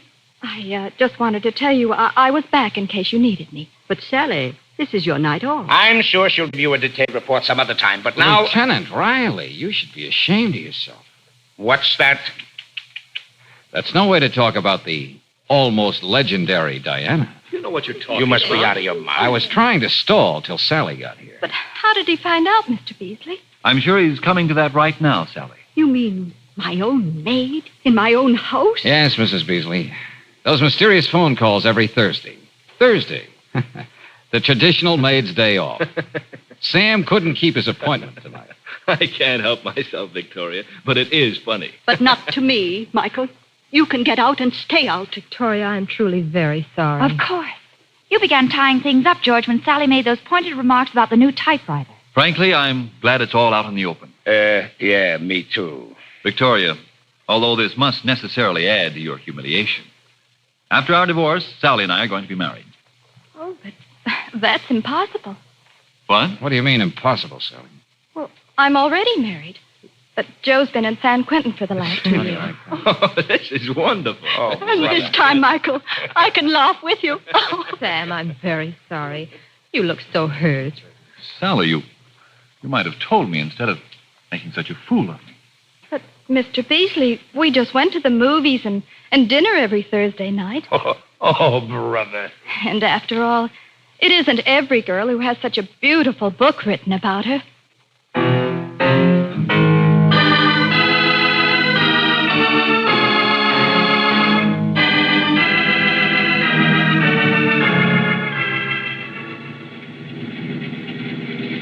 Oh, I don't know, Riley. I think the whole thing's pretty understandable. Oh, don't you even talk to me about the Beasleys. The suppressed middle-aged man turns an innocent little affair into a literary heat wave. The book Victoria kept him from writing for 10 years. Yeah. This seems to be the night for laughing jacks. What goes with you, pal? Well, Sam's book should have an aftermath. The awakening is complete. How come? Well, I'm betting Victoria is going to feel sorry for her spouse now. And after 10 years, they're really going to get together. Yeah. Who cares? Well, that's the beautiful part about marriage, Riley. It really can take a beating and still survive. Oh, you're so right, darling. More people ought to try it. Or am I being too subtle again? Oh. Well, well, what I really meant, Angel, was that, well, you see... Go on. Squirm, pal, squirm. For the first time today, I found something to laugh at.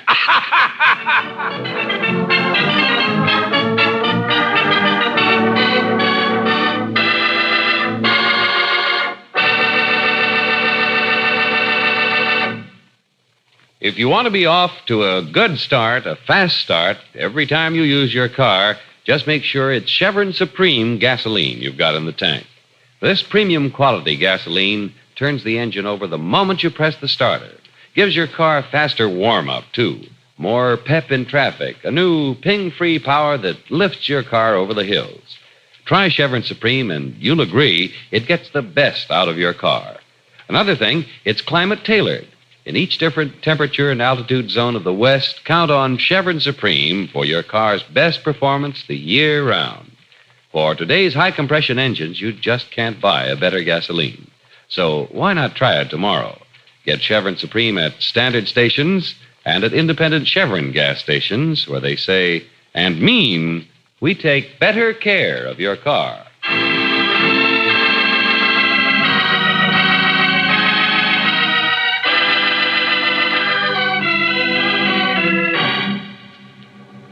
Next week, as George Valentine is poking through the tall grass in a vacant lot, we'll hear him saying to Brooksy, Well, looks like we walked into something, Brooksy. What? That looks like part of a man's shirt. The collar of a man's shirt with blood on it. Golly. Stephen must have torn the collar off so he could cover the wound. And the shirt came from Jonathan's. That's the shop where they look down their noses if your bill runs under $200. Then we better work faster. Yeah. Because young Steve's life is worth under 2 cents.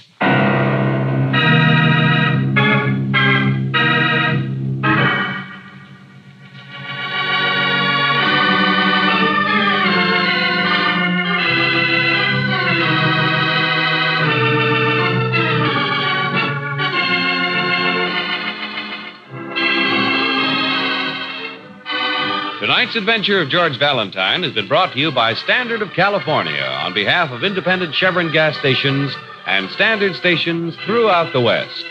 Robert Bailey is starred as George with Frances Robinson as Claire. Wally Mayer appears as Lieutenant Riley. Let George Do It is written by David Victor and Herbert Little, Jr. and directed by Don Clark. Also heard in the cast were Lee Patrick as Victoria, Frank Martin as Sam, Peter Leeds as Waldron, Mary Shipp as Peggy, and Bernice Barrett as Sally. The music is composed and presented by Eddie Dunstetter. Your announcer, John Heaston. Listen again next week, same time, same station, to Let George Do It. This is the Mutual Don Lee Broadcasting System.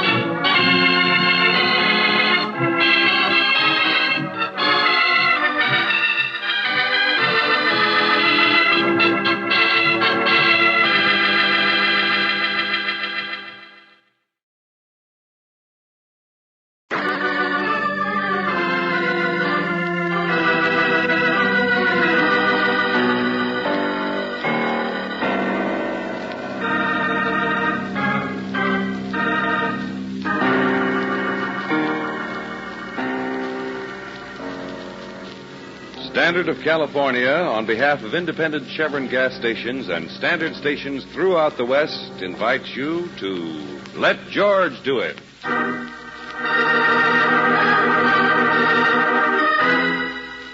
A Matter of Doubt, another adventure of George Valentine. Personal notice, danger's my stock and trade.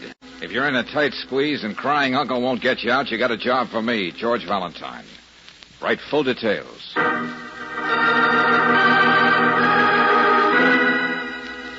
Dear Mr. Valentine, recently my young son Stephen has been hurt twice, and what he insists were just accidents. It's true they were the kind of things that might have happened to any active youngster, but I refuse to accept that explanation. And I believe all this goes back to the time Stephen told a fantastic story to the police about an altogether different matter. It's this very story that keeps them from believing what I suspect now, that something terrible is happening to my son. I'm sure if you'll let me talk to you, you'll realize I'm not just imagining things. And it's signed Eleanor Rollins. Uh-huh. Regis Park. That new development for XGIs out in the new lots section. That's right, George. I wonder why Mrs. Rollins wasn't more specific about... About the clash Stephen had with the police? Yeah, frankly, Angel, I think this whole thing is nothing more than the overstimulated fear that every mother has for her young ones. Oh, maybe you're right. Why don't you do the easiest and obvious thing? Huh? Call Lieutenant Riley and find out what trouble Stephen's had with the police. Go ahead. And that's the last thing in the world you want me to do, isn't it, Brooksy? Oh, I didn't say anything. No, but the way you didn't say it. I simply Since meant... we've gone this far, let me go on reading your mind. You, being a woman, can tell the mother isn't just clucking like a hen. After all, I am a potential mother myself. And if I do decide to look into this hazy hassle, I should get all the dough firsthand from Mrs. Rollins herself. I don't want you to feel I'm talking you into this, George. No, nothing like that. Come on, grab that undernourished garden you call a I'll hat, have and you let's know get that going, potential mother.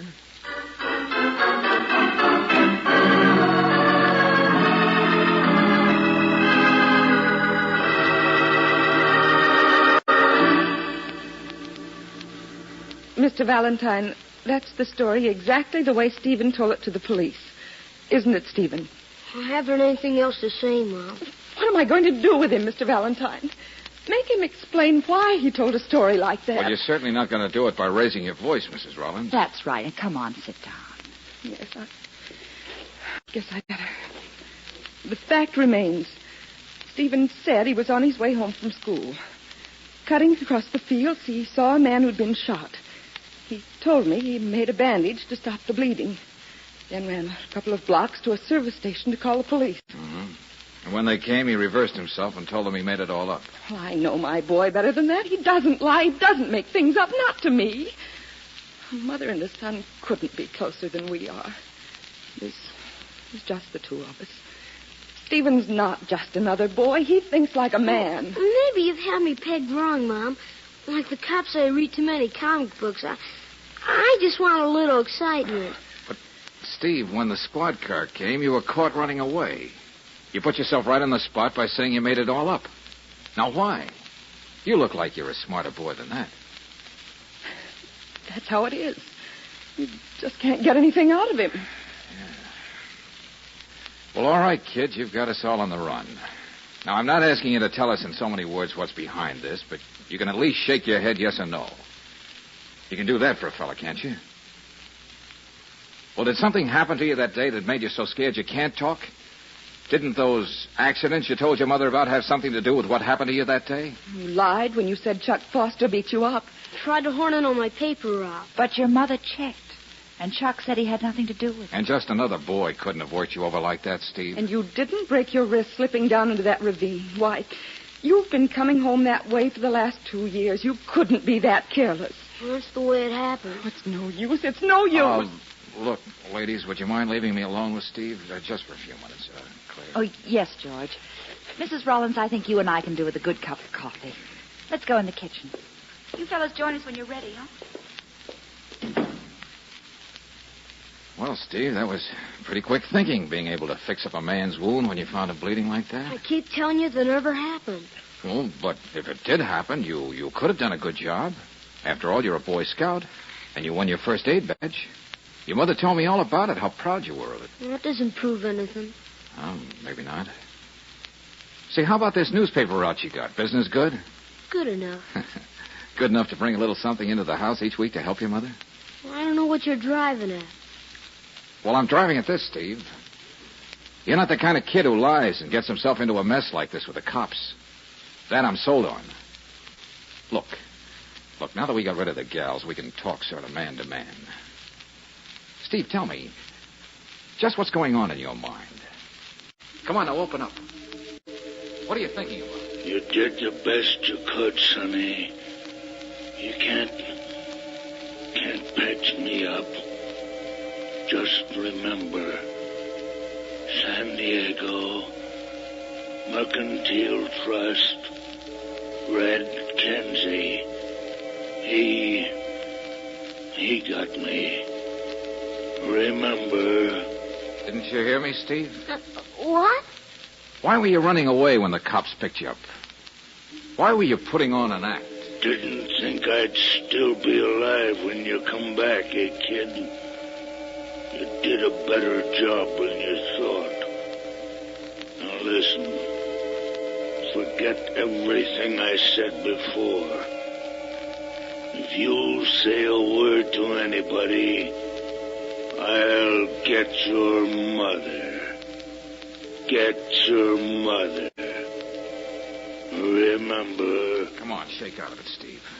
Don't stare at me like that when I'm talking to you. I'm not telling you anything. Get that straight. Look, don't you see? You've got to get it off your chest, son. Your mother believes in you. You've got to do it for her sake if you're in any kind of trouble. Yeah, for her sake.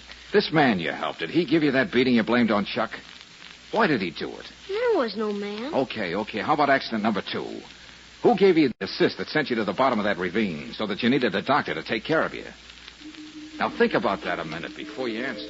Come on, pick yourself up, kid. You're gonna get worse than this if you don't talk. I'm the guy who messed up the job killing that rat you found. Me, Red Kenzie. Why'd you lie to the cops? Where's he hiding out? Better come clean. Now you got both of us on your tail. Okay, Steve, okay. I see you'd rather die than say anything. And maybe you think you got your own good reason. Yeah. Get your mother. Get your mother. Well, Steve, you're going to find out that I can be a pretty stubborn character, too.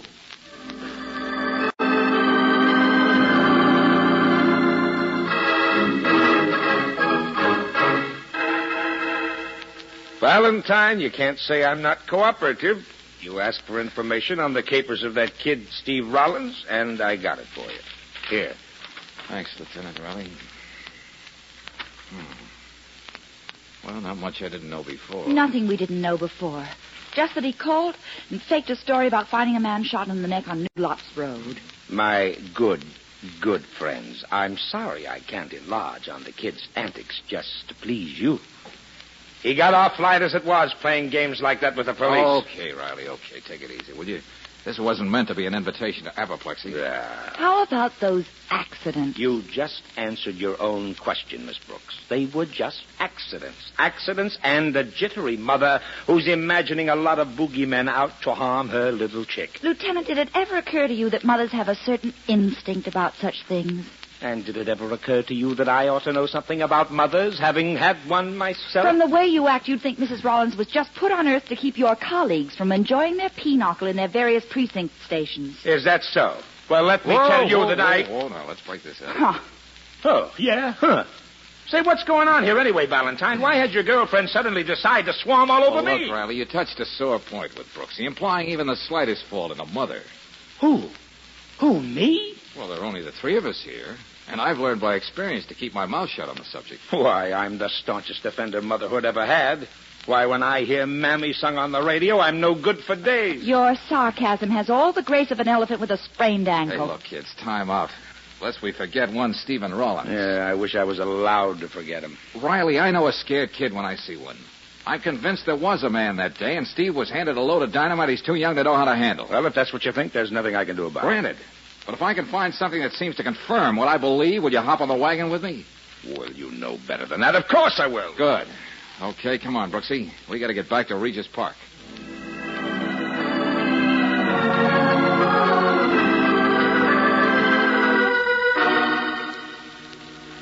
Surely now the police will believe you, Mr. Valentine. The car deliberately tried to run Stephen down. When did this happen, Mrs. Rollins? Just about an hour ago when he was coming home from school. Would you recognize the car if you saw it again, Stephen? No, Miss Brooks. I wasn't looking where I was going. It was just an accident. I was just imagining things. Mr. Crawford, the druggist, happened to be looking out of his window. He says the automobile kept coming right at you. You had all you could do to get out of the way. It's nothing to worry about. I only got a scraped knee out of it. These accidents keep happening to you, Steve, and even faster now. Still, you're holding back. I'm just telling you what happened, Mr. Valentine. So afraid. I'm so afraid. Come on, don't. Hey, Steve, look. The reason I dropped by was to see if you'd take a walk with me over to New Lots Road, where the whole thing started. Do you think you're up to it? You don't need me. The police told you where they found me. Son, please. Be honest with Mr. Valentine. Do as he says. He's trying to help You were running away when the squad car picked you up. Now, I want to know the exact spot where you found that man. What man? Well, Steve, I guess you win this round, too. We'll just have to see how far we can get without you.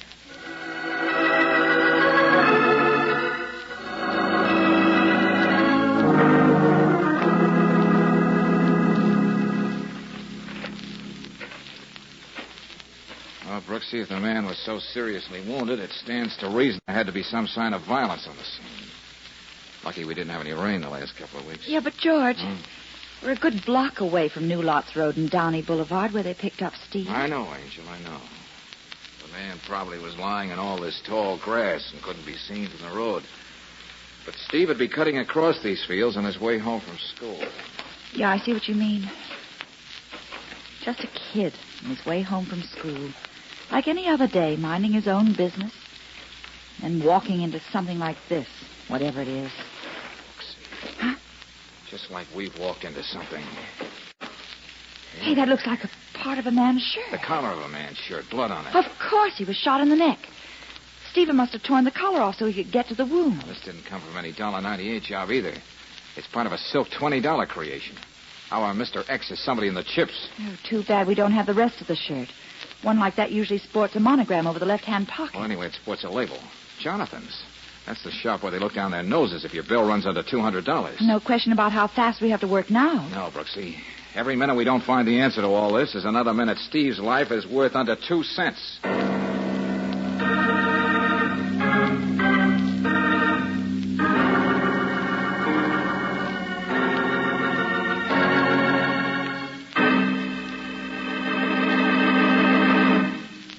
We'll return to tonight's adventure of George Valentine in just a moment. In an average day's driving, how many times do you think you cut the ignition, park for a while, and then start out again? If you say 10 times, then let me tell you how to be sure of 10 fast starts. Just switch to that great Chevron Supreme gasoline. It's specially blended to give faster starts and faster warm-ups. So you're off to a good start every time you press the starter. Chevron Supreme gives your car new alertness in traffic, too. Gives ping-free power that lifts you over the hills. In fact, for today's high-compression engines, you can't buy a better gasoline. Another thing, premium quality Chevron Supreme is climate-tailored. Tailored to the season and to the West's different temperature and altitude zones. So wherever you drive, go on Chevron Supreme, and you'll agree it gets the best out of your car. Ask for it at standard stations and at independent Chevron gas stations where they say and mean, we take better care of your car.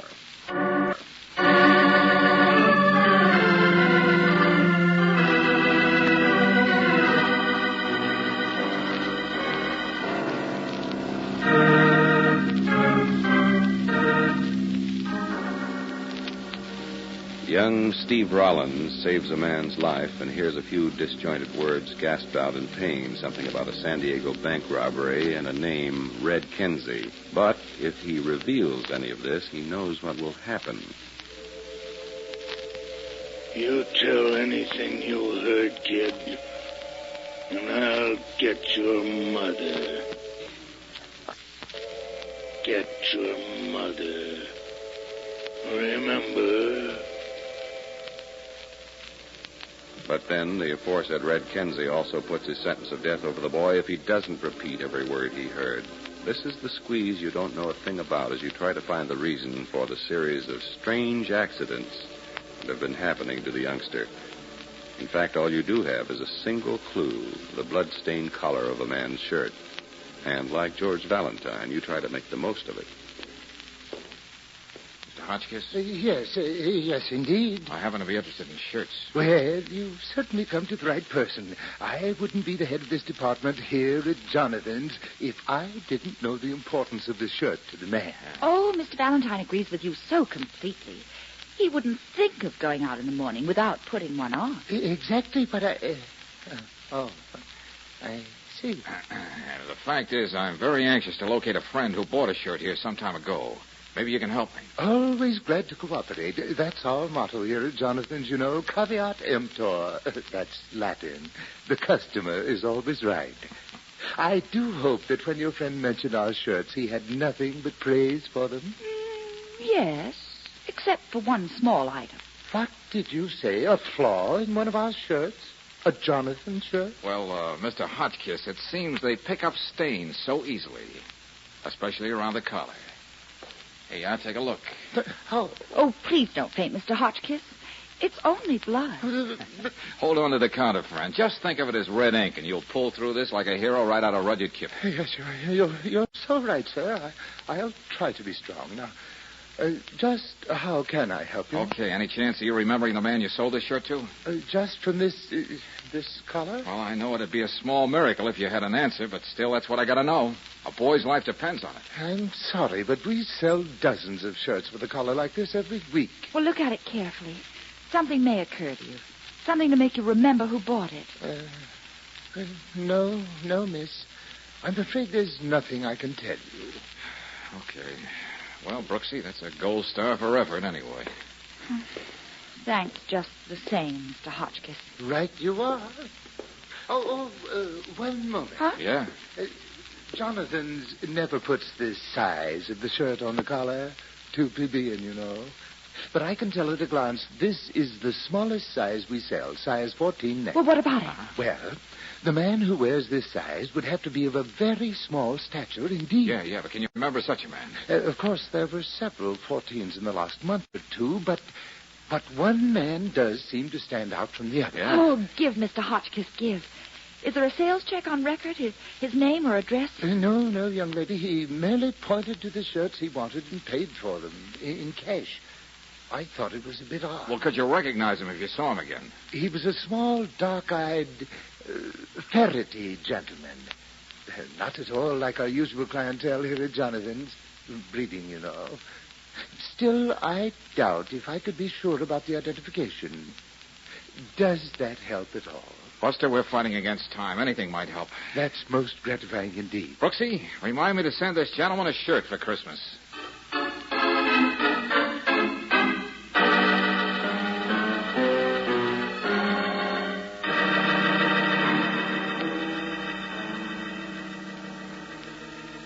Hey, Angel, go over to the window and let us know when Steve turns into the block. Okay. Lieutenant Riley, are you sure nothing can happen to my boy while he's out to the store? Not unless I have a very dumb flatfoot shadowing him, and I haven't, Mrs. Rollins. When Valentine told me about finding that collar, I made up my mind. If it's the last thing I do, nothing else is going to happen to Steve. Besides, we had to get him out of the house to the bakery for a while so we could set up this plan of mine. Yes. Now, are you sure you still want Valentine to go through with it? Do you think there can be any question? For weeks I've been frantic about whether Steve would come home alive. This has got to stop now. He can't go around with a bodyguard the rest of his life. No matter what Mr. Valentine has to do to trick Stephen into telling us who's threatening him, it has to be done. Well, I realize it's a drastic step we're taking, Lieutenant, but, well, I'd like to avoid it. But do you think there's any chance of us going through the files and finding someone like this small, dark-eyed, ferrety individual? No, not a chance. Any harness bull can name me a dozen bookies and pool-room sharks that would fit that description. Yeah, I guess so. Well, nothing to do but wait now. No sign of him yet. The squad car's here. All right, now look.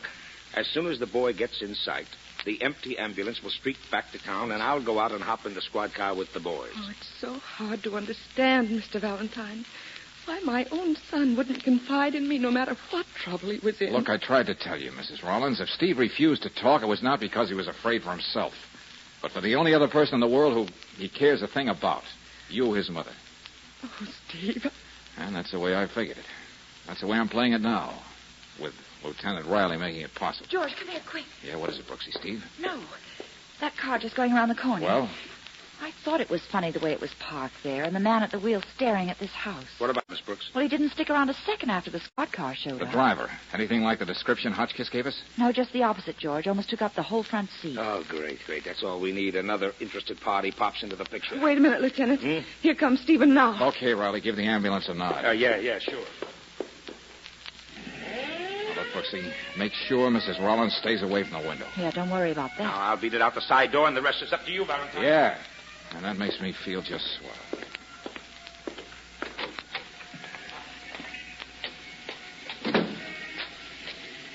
Oh, Steve, just a minute. I want to talk to you. What is it, Mr. Valentine? What happened? What's the matter? Now, look, don't fly off the handle, kid. Why are you talking to me this way? Tell me. You're not giving me a chance. I'm not blind. I just saw that ambulance drive away. I know, Steve. I know. And the police car in front of our house.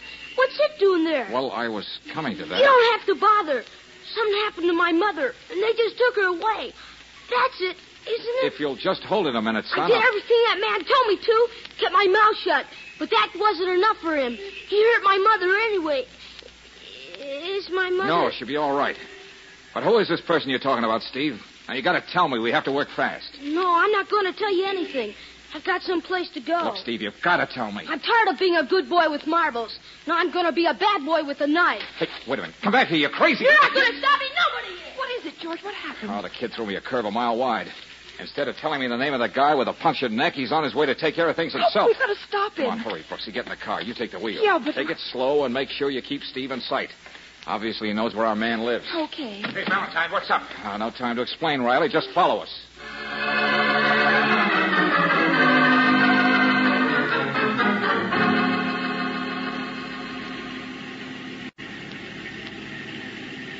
This must be the street, George. Steve's slowing up. Yeah. Hibiscus Drive. Fine name for a street lined with nothing but run-down rooming houses. One looked the same as another. Number 21. 23. Okay. George! Just want to be ready, Angel. The moment he picks out the house, I got to be right on top of him so I can take it from there. Number 31. Slower, Brooks. Slower. I wouldn't be surprised if this is where Steve got the beating. That's why he knows where he's going. George, look, this is it. Yeah. That's all for you, Steve. What? I told you... Now go over there and stay with Miss Brooks. Down the stoop, Steve. Let go of me, Mr. Stay where you are, Valentine. stay where you are. Now, what's the guy's name so I can go in there and get him? I don't know. I just call him the Weezer, 'cause the way he talks. Hey, that man running into the house. Yes, Steve? That's the other man, Red Kinsey. He tried to make me tell about the Weezer. Okay, let him get in the house. This looks like more fireworks. It is Riley now. George, that man who just went in, he was the one in the car in front of Mrs. Rollins. Brooks, you should have stayed where you were. The guy inside wants to shoot it out. Mr. George Valentine? Yeah, Roland. Yeah, Riley. Sergeant, keep the people off the street and take care of these two. Okay, Lieutenant. Come on, Riley, let's go.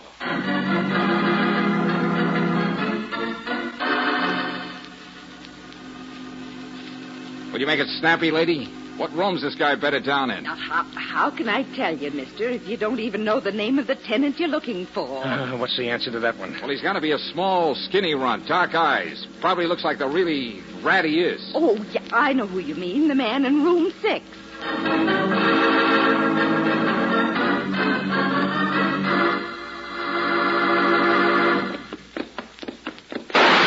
Hey, Riley, somebody got his. Oh, one less to worry about. You can drop that arsenal now, brother. Can I argue about it, Kenzie? No, hero stuff for me against a raft of cops. That's smart. Even if it isn't going to change your destination. Well, this guy here is cold turkey. That's the way I should have been a couple of weeks ago when I plugged him. I left him in that field out there in Regis Park. What kind of game were you kids playing anyway? What were you trying to get out of him? About $200,000 we got from a San Diego bank. They supposed to meet me later. But he double-crossed me. He's got all of it stashed somewhere. Sure, the San Diego job. We've had you on the pickup list for that deal. And that must be Mitchell. I would have let that punk live. He'd have told me where he hid the dough. But he just stood there flapping his mouth with no words coming out. You know, Kenzie, you're going to get the business because of a dirty trick you played on yourself. What are you bleating about? Just this. Your friend here was trying to tell you, but he couldn't make with the words. You forget. You shot him through the neck.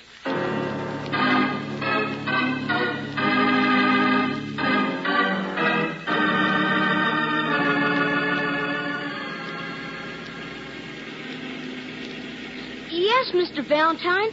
It was Kinsey who pushed me down to Selvins Gulch. And I recognized the wheeze when he tried to run me down today. They really had you between and betwixt, didn't they, Steve? Yeah, and I don't know what I'd have done if it weren't for you and Miss Brooks. But I just couldn't let anything happen to Mom. Well, looking back on it now, Steve, don't you think you should have confided in your mother? She would have found an answer. That's what mothers are for. Corny as it sometimes sounds, mothers do know best. Sure. I think I'd better warn you, Buster. You're going to be on the losing end of this argument. You're tangling with an authority on that particular subject. Huh? Don't listen to him, Steve. Mr. Valentine is just trying to be funny. Oh. Yeah, don't you listen to her. She's just trying to blacken my character. Oh. Steve, all you ever need to know about mothers, you'll learn from that lady up there on the porch. Go on, scram, kid. Don't keep your mom waiting.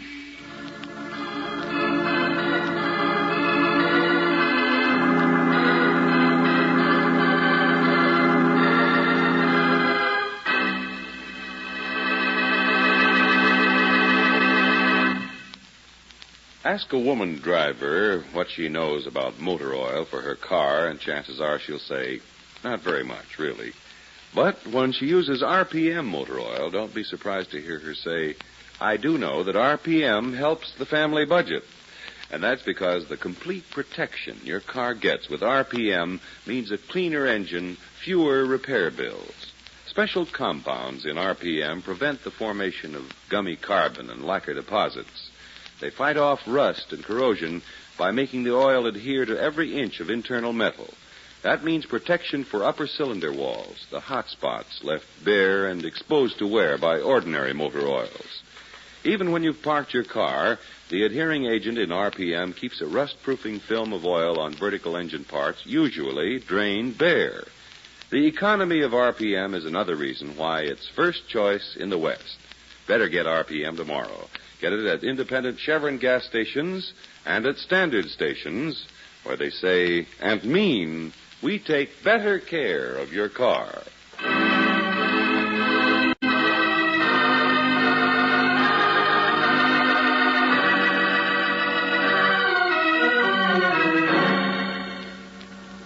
Next week, when we catch up with George Valentine as he is doing a little investigating at a mother lode town, we'll hear him saying... Hey, now look, Sheriff, isn't there something you could tell us about this case? Hey, come on, Sheriff. George, I think he's going to... I've got him, Brooksy. Mr. Stevens, anybody get a doctor, quick! It won't do much good, Brooksy. What? The sheriff seems to have had too much to drink. Too much poison.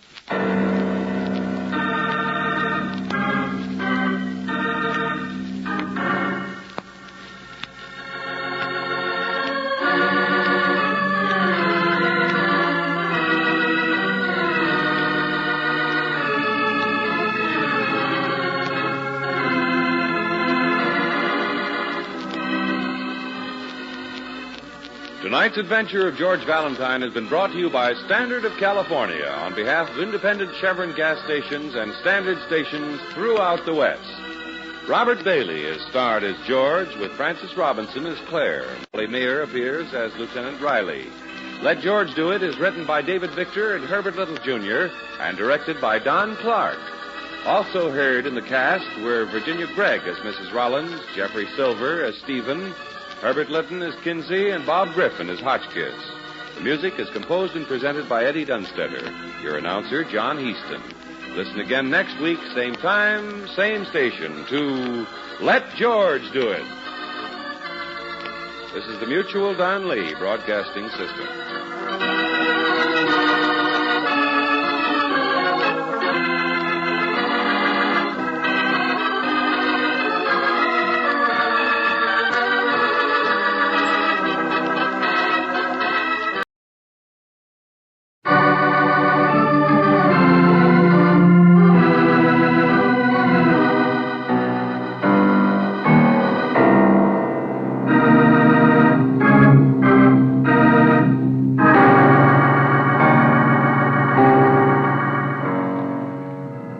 Standard of California, on behalf of independent Chevron gas stations and Standard stations throughout the West, invites you to Let George Do It.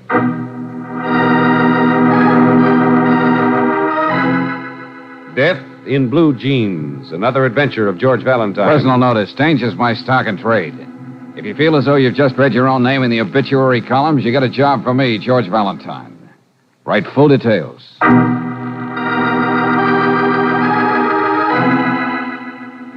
My dear Mr. Valentine, as the librarian in a small mother-lode town like Benson Flats, I don't see much of the world, but right here in my own books, I can see murder. And the horrible part of it is the man who will die won't believe it. Mr. Valentine, he's the man I've chosen to marry. Please come, please hurry. But don't on any account let anyone know why you're coming, or all of us will be in terrible danger. You can find me alone at the library in the evening. Yours truly, Miss Emily Wintrick.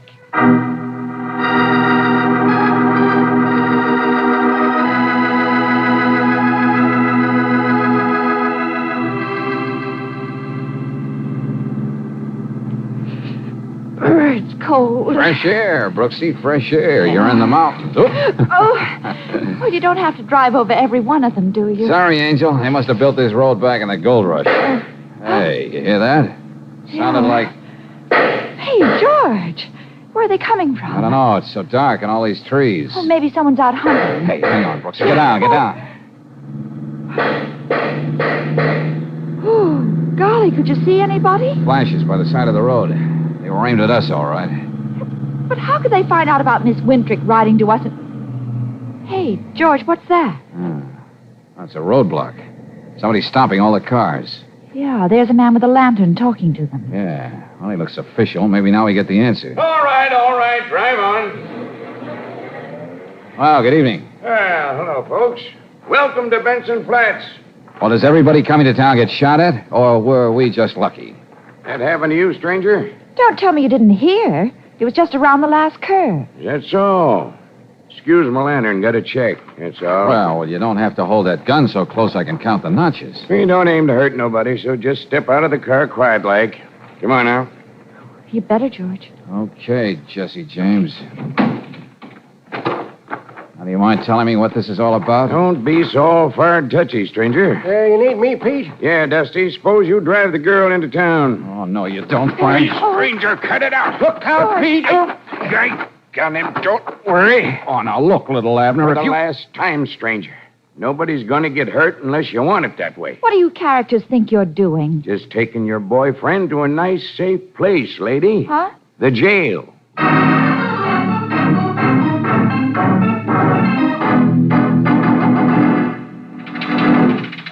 Hey, come on. Jailer. Anybody. All right. Simmer down. I don't feel so good. I don't like all that noise. Well, that's tough, Buster. What's this all about? Just call me Saddlebags, partner. Everybody else does. Why? Because you wear them under your eyes? Oh, hey, that's pretty good. No, I'll tell you. I come to see you because I'm the judge. Judge? You look about as legitimate as this jail does. Well, it used to be the jail back in the old mining days. I remember back in... Forget it, will you? Now, what do you want? What did they do with the girl, Miss Brooks? Ain't interested in history, huh? Okay, partner. If that's the way you feel. Come on, but only mind you, no tricks now. Don't worry. I'll wait till we're using my deck. Maybe it's ulcers you got that makes you act like... Oh, I know. All you care about's the girl. All right, partner, take a look. What? Hello, George. Hey, Brooksy, what on earth is this? Order in the court, everybody! Order in the court! Oh, George, you look so funny. He sure does, miss. And it's going to cost him $20. What? Would you... You don't have a beard. $20 or back to jail. If you shave while you're in town, $20 more. A beard? Oh, brother, now I've heard everything. Welcome to the Benson's Flat Centennial Week, partner. Everything like it used to be 100 years ago.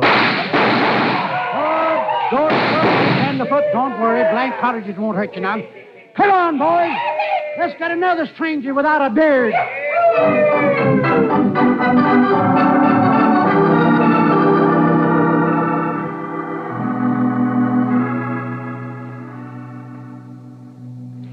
Oh, Mr. Valentine, I'm so glad you finally got here. It took him a little time to count out $20, Miss Wintrick. Shh, not so loud, please. Does one always whisper in the library, even when there's nobody around? Oh, but there is someone over there behind the magazines. Now, if you'll follow me, we'll go in here where we can talk. But take a good look at it as you go by. Yeah, all right, Miss Wintrick. There. That's why I asked you to come in this evening. Did you see him? Yeah, tall, graying, dignified, but dressed in homemade clothes. He looked like he was just staring at those comic books. He comes in here every night. He just sits there. He's trying to be casual, that's all. But then he takes his real books out.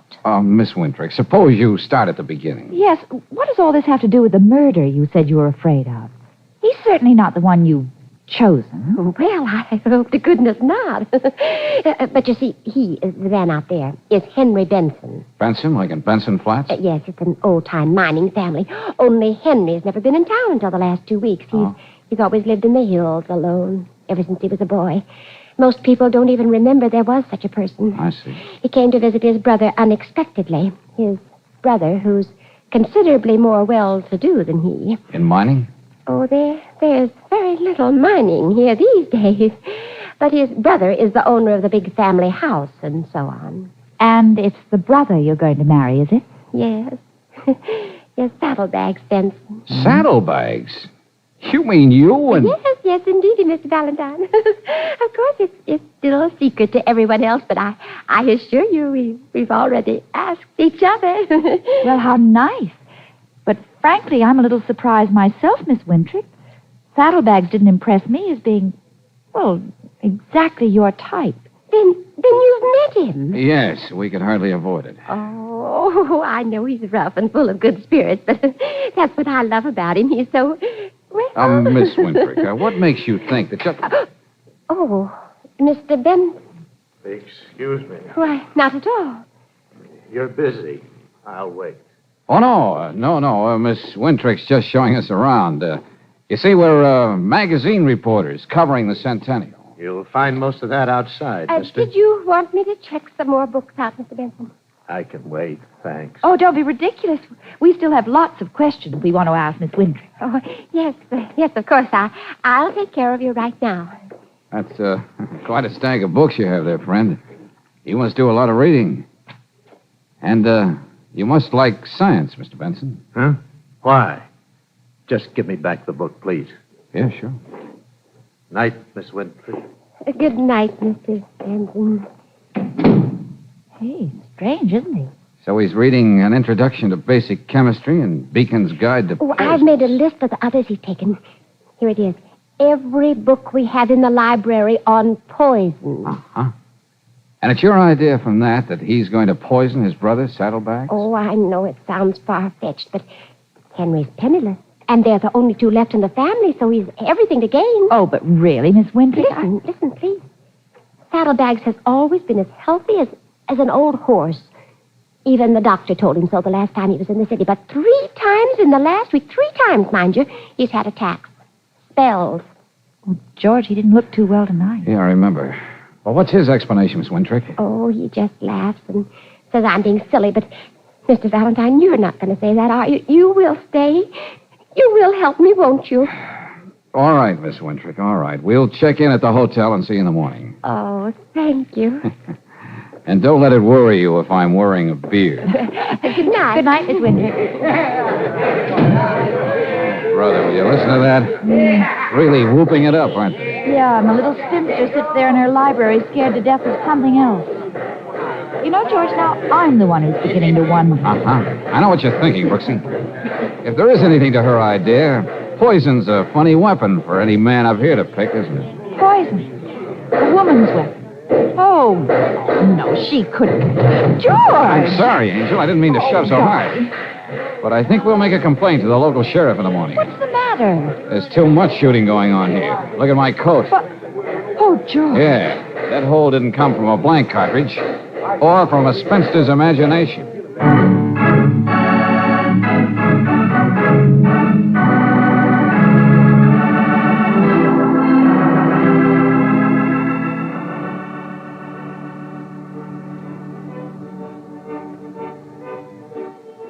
Yeah, square dancing in the street, 10 o'clock in the morning. Oh, boy. Yeah, sounds like fun, Sheriff, but I wish you'd... Yeah, sure is, but being shot at's a little different, eh, Mr. Valentine? Yes, I know. My assistant out there, Stevens, told me you complained about it. Well, I'm just touchy about things like that. Last night, eh?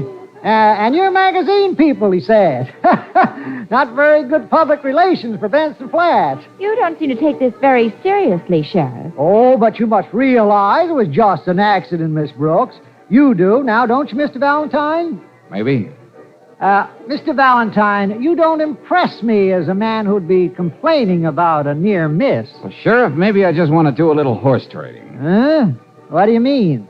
We forget to advertise the bullet, and in return, you give us some good stories. You know, good local color. Oh, well, now you're talking my language. What do you know about the Benson family, Sheriff? Huh? Benson's? Why? Well, it's Benson Flats. That'd make a good article. Yeah, I can see how you'd feel that way. Saddlebags is certainly a colorful character. No soap. Saddlebags is pretty busy right now. Centennial Committee and all. I'm not sure he'd want to be bothered. I'm asking you, Sheriff. Sorry. Can't help you, Mr. Valentine. Well, what about his brother, the big silent mountain man? There's such a contrast.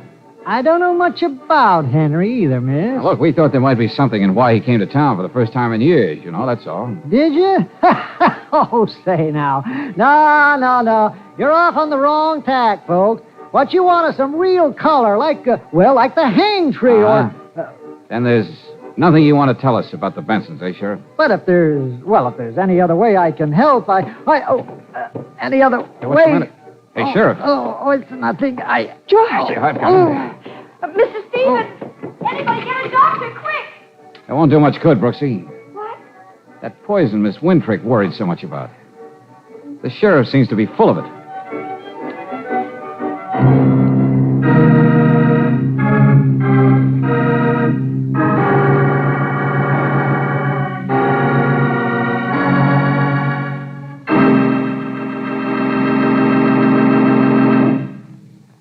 We'll return return to tonight's adventure of George Valentine in just a moment.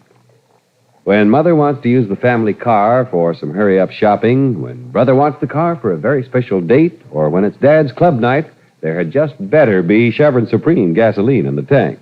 For there are no slow starts with premium quality Chevron Supreme. The moment you press the starter, you're off to a good start, a fast start. Chevron Supreme's special blending gives your car faster warm-up, too, and ping-free power on hills. Count on it to get the best out of your car wherever you drive and whatever the reason. You see, Chevron Supreme's climate-tailored, specially blended according to the time of year and to each different altitude and temperature zone in the West. For today's high-compression engines, you can't buy a better gasoline. Try Tankful tomorrow. Get Chevron Supreme at standard stations and at independent Chevron gas stations where they say and mean we take better care of your car.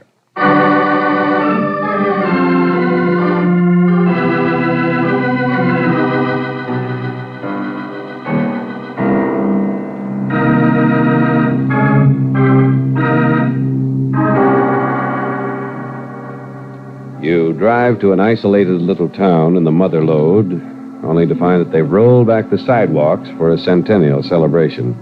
Before you know it, you're not only charged $20 for not sporting a beard, but you're shot at. You go to see your client, a timorous spinster who fears that the man she's chosen to marry will be murdered by his brother.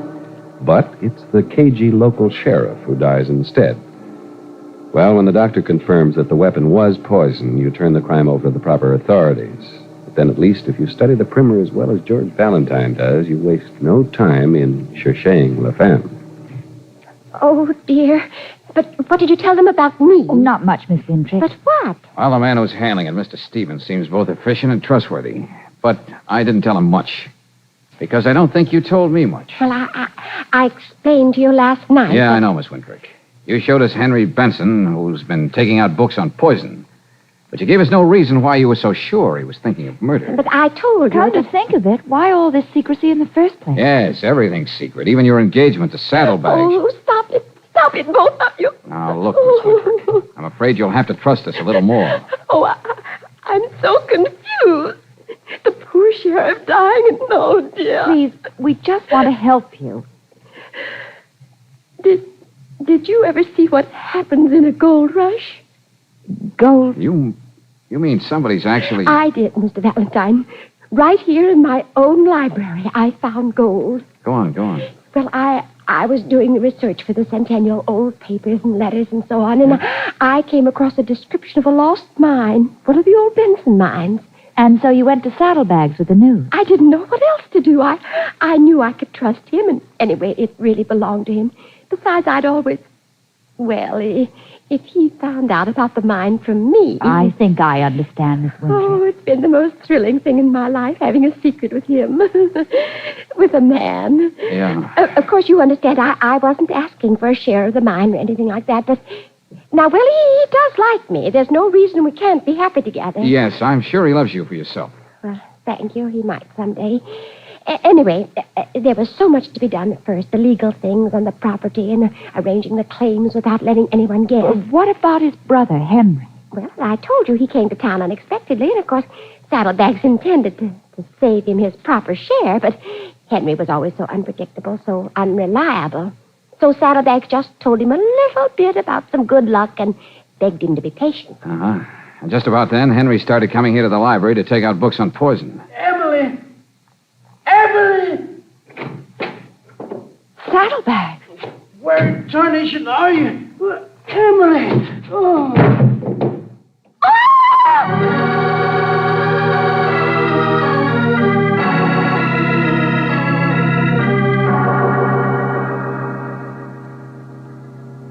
Now, come on now, Saddlebags. The doctor said you should keep drinking this. Come on. No, don't taste good, Miss Brooks. Yeah, I know. Why can't I have some whiskey? You'll have no such thing, Saddlebags. Oh, blast your skinny soul, Emily. Okay. That's better. Come on. Where am I, anyway? You're all right, Saddlebags. Doctor will take you home in a few minutes. Oh, hello, Stevens. And partner. Uh-huh. Going whiskers now, I see. Good. Yeah, that's right. I wanted to be in the spirit of things. for the gold rush. What? Well, I told them. I had to tell them. Oh, Saddleback, I'm so sorry. Oh, it's all right, Emily. It's all right. Everything's been taken care of anyway. Legal stuff all finished. Okay, then maybe you'll answer some fast questions. Maybe. We talked to the sheriff earlier, but he didn't want to talk about you. That's natural. Why? Well, he's in on it with me, that's why. Helping with the legal end. He's sort of a small partner. You mean was. The sheriff's dead. Dead? But he stopped by the house just after breakfast for a little... The sheriff was poisoned. And he ate breakfast in a drugstore. We checked. Who's we? Him and me and... And Henry? Told him all about the mine this morning. Figured it was time to. Then he poured the drinks. I know he did. He must have. Oh, shut up, Emily. No, he didn't. Only, come to think of it, he didn't take one either. He said he'd wait till later. You know where he is now? No, darn it, I don't. Look, Stevens, he's a Benson, and I don't care what Emily thinks. Saddlebags. The doctor said you had more poison in you than the sheriff. Now, come on. You've got a pretty good idea where he is, don't you? Why don't you spill it? All right. Heading for the mine, of course. A little while after the sheriff left the house, I went into my desk to look up the papers. Yeah? Only when I opened the desk, I saw the old original letter telling about the location of the mine was missing. Yelled for Henry. He wasn't anywhere in the house. Well, I thought maybe Emily had it. I was on the way to the library to ask her when the pains got me. Okay, Saddlebags, thanks.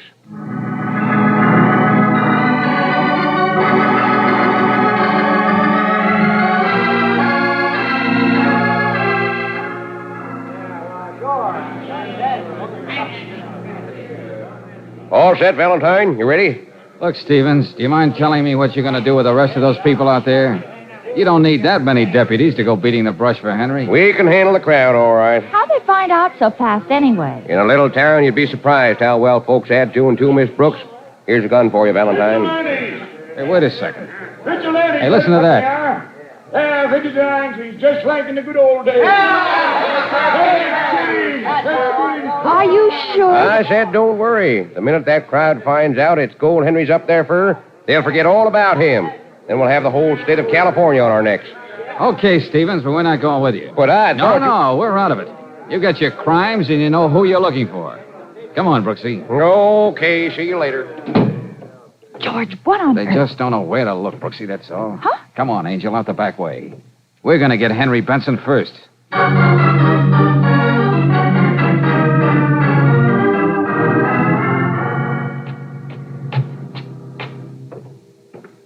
Say, this must have been quite a place in the old days when it was kept up. Yeah. Take it easy, Angel. I don't know exactly what we're going to find, but I think we'd better go in without knocking. California hospitality. Yeah. Well, here goes nothing. Mr. Benson? Mr. Benson! Well, George, it's only a hunch Henry's here anyway. It's only... Hey, wait a minute. Let's... That's upstairs. Come on.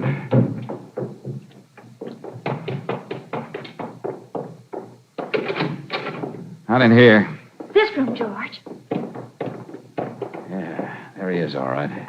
Oh, not again. I'm afraid so, Brooksy. More poison. Look, George, he's still holding a bottle. Come on, get his collar loose. Must have just taken it a few minutes ago. George, the bottle's even marked. Penciled on the whiskey label. Special bottle. I guess that's it, all right. Exhibit A. Now, look, Brooksy, there's got to be a phone. Or if there isn't, take the car and Yeah, be sure. I know, George. Hey, how about that? Right in your pocket, huh? The old mine letter. Saddlebags! Doctor! Uh-huh. Doctor, hurry! Hey, hurry up here, will you? Come on, get up here. Yes, coming, I'm coming. What is it? Got another customer, Doc. Well, looks like he paid his own bill, don't it? Henry!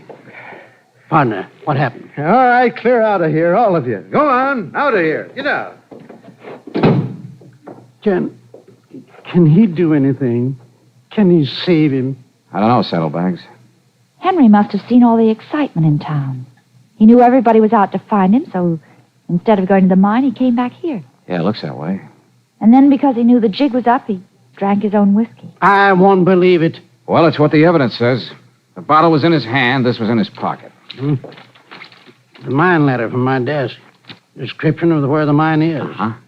And nobody could have planted this stuff on him after the poison hit, because that only happened a few minutes ago. Anyway, he was the one who took those books on poisoning out of the library in the first place. I know, but doggone it. Buck up, Saddlebags, buck up. You're taking this too hard. George is gone. Pardon? Sidearms, Brooksy. Only now I've got it. How do you like that, tenderfoot? Little trick I learned from seeing westerns. And I'll bet this isn't loaded with blanks either. And the bullet that just missed me last night came from this gun. Partner, what's the matter with you? Your brother didn't leave this house since breakfast, did he? He didn't even know there was a mine to go look at. Well, what are you talking about? You, Saddlebags. A guy who's so greedy for gold, he's got to rub out everyone who owns a share and blame it on his brother. What are you going to do with Emily? Just not marry her? You're out of your mind. You've been working on it for a couple of weeks. You even gave yourself small doses of poison to build up a resistance, so you wouldn't die when you drank it this morning with the sheriff. George. Well, you just been seeing the evidence is the letter. That's easy, friend, like the bottle.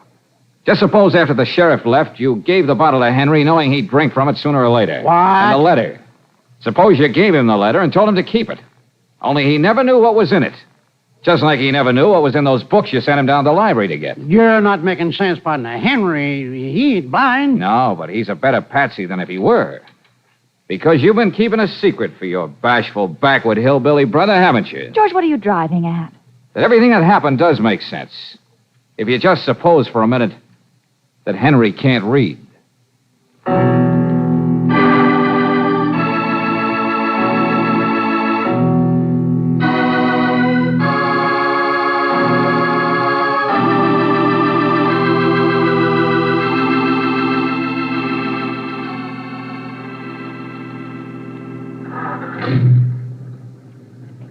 Yes, Henry took the books out by number, index number. I understand, but... Oh, well, Miss Wintrick, we have to be going. It's a long drive. But how did Saddlebags persuade Henry to run his errands for him? And why was Henry so bashful about not being able to read? Do we have to draw you a diagram? Ask him. He's all better. Henry liked to come to the library. He liked to sit there pretending he was reading the comic book. What's that? You see, Emily, he really wanted to look at the library. Oh, but you don't. Oh, Henry Benson? Do you really think so? Goodbye, Miss Wintrick. Good luck. Well, if at first you don't succeed, try again. Oh, George, do we have to go so soon? We haven't even seen the centennial. We have much time, Angel. Hey, what are you doing? Loading a square diamond pot. Oh, darling. Maybe it's not such a bad idea. Ooh, your beard, George, I forgot. Well, so long, Benson Flat. See you when you have a shave.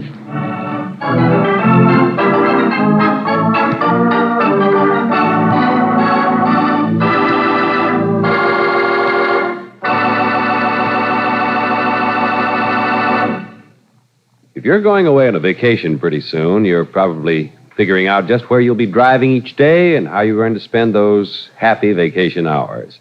To help you stay on your carefree vacation schedule, why not give your car's engine the extra protection of RPM motor oil? This compounded premium quality oil cleans the engine as it lubricates. A special detergent in RPM disperses sludgy carbon particles, keeps internal parts cleaner, free of carbon and lacquer deposits. Other compounds in RPM stop corrosive rust, protect the hot spots left bare and exposed to wear by ordinary motor oils. So rely on RPM motor oil to help keep your vacation free of trouble. Remember, the extra protection RPM gives car engines makes it first choice in the West. Ask for RPM at independent Chevron gas stations and at standard stations where they say and mean, we take better care of your car.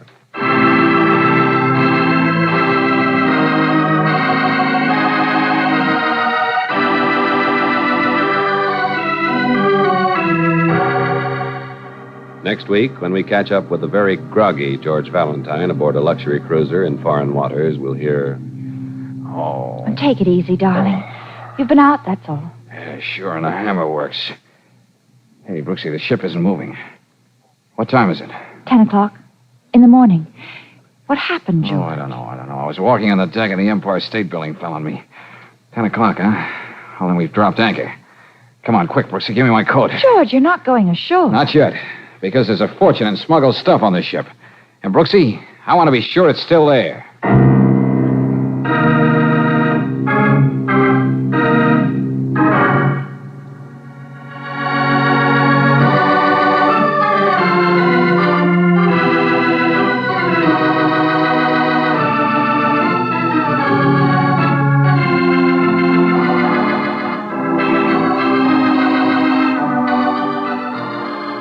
Tonight's adventure of George Valentine has been brought to you by Standard of California on behalf of independent Chevron gas stations and Standard stations throughout the West. Robert Bailey is starred as George, with Francis Robinson as Brooksy. Let George Do It is written by David Victor and Herbert Little, Jr. and directed by Don Clark. Also heard in the cast were Sarah Selby as Emily, Horace Murphy as Saddlebags, Stephen Chase as Henry, Dick Ryan as Sheriff, Ken Christie as Pete, and Jack Mather as Stevens. The music is composed and presented by Eddie Dunstetter. Your announcer, John Heaston. Listen again next week, same time, same station, to Let George Do It. This is the Mutual Don Lee Broadcasting System.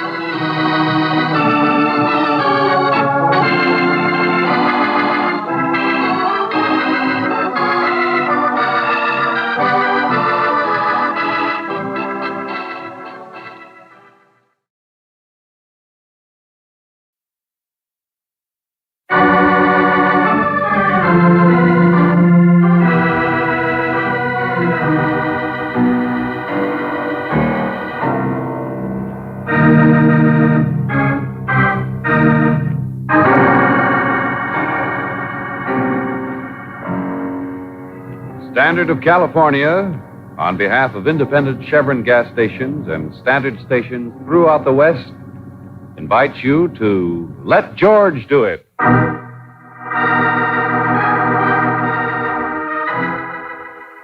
Serenade to the Southern Star, another adventure of George Valentine. Personal notice, danger's my stock and trade. If life is a whirlpool and you're smack in the middle, you got a job for me, George Valentine. Write full details.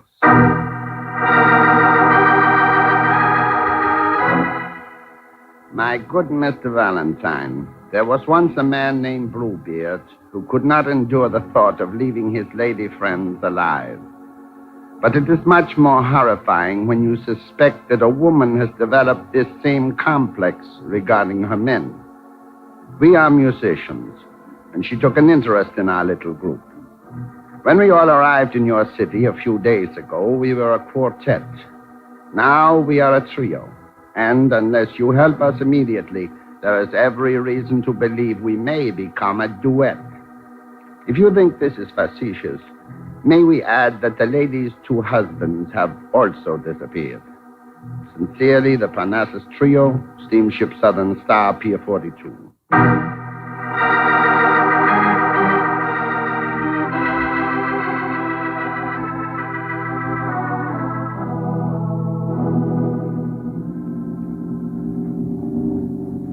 Mr. Valentine, Miss Brooks, my name is Paul. I am the conductor of our little symphony. Oh, how do you do? Paul? And this young man is Stuart, my drummer. Hello. About as musical as a pelican, but he so politely said he wanted experience for his college education. Don't worry, I'm getting it, too. Stuart, are you the one that this female Bluebeard has her eye fixed on? Oh, gosh, no. No, her tastes are a little more sophisticated. It is our third member, Fabio. He is in there in the next room asleep. Yeah, he always sleeps. Sleepiest piano I ever had. So amiable, though. He is Latin, that is all. Well, so my letter intrigued you, huh? Oh, how could it help it? Who is this femme fatale? Her name, Mrs. Devereaux. Her age, who cares? She would not admit it anyway, but her wealth is enormous. Uh-huh. Where'd you meet her? She traveled with us on the last trip. Now we find she is going to repeat the voyage, leaving tonight for the sake of Fabio. Hey, wait a second. You mentioned another musician. Yeah, you see, he was a fellow I will tell the story. It was Jose, the cello. First, Mrs. Devereaux liked him. They left the ship together 2 days ago, but yesterday at the company office I ran into her, and she claimed she had not even seen him. We checked, we called. He is nowhere. Did you try missing persons? Of course, that is all taken care of. Well, surely he'll show up sometime before you sail. I hope so, but I'm afraid not. Anyway, what we need you for is poor Fabio. Why, Paul? What makes you positive Mrs. Devereaux's so deadly? Yes, how do you know anything has really happened to this Jose or to the two husbands you mentioned? As I told you, Miss Brooks, there's nothing we can prove, but the woman is... She's simpatico. She's charming. She is beautiful. Like you are, Miss Brooks. Oh, Fabio, please. But I'm not wealthy. Oh, well, life is full of tragedy. How do you do, Mr. Valentine? So you're Fabio, huh? Well, don't say it like that. I'm a nice guy, just a lazy egotist, that's all. I gather you weren't in on writing the letter. Oh, well, I knew about it, but, well, if there's thinking to be done, I leave it up to Paul and Stu. And the same goes for action. You guessed it. Well, I am on my way topside now. I sleep better in the lounge, but she is a lovely woman, Mrs. Devereaux. Hasta la vista.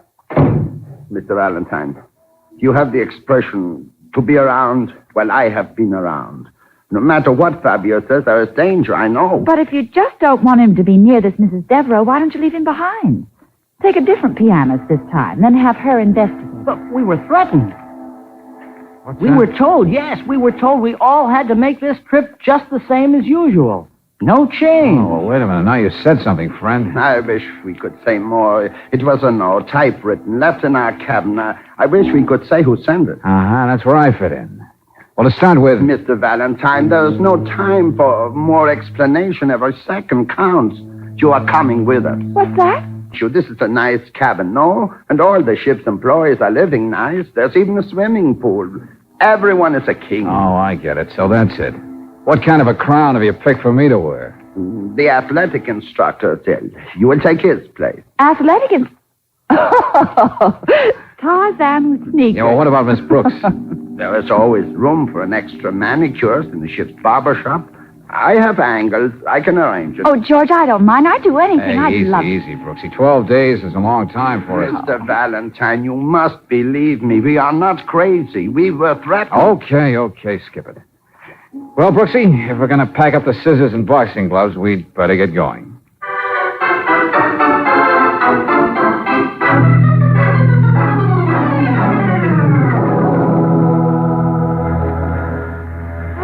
Good old gangplank still here. May I have your stateroom numbers, please? We're ship's personnel. Oh, give me your names. I'll check them off. Claire Brooks, manicurist. Okay.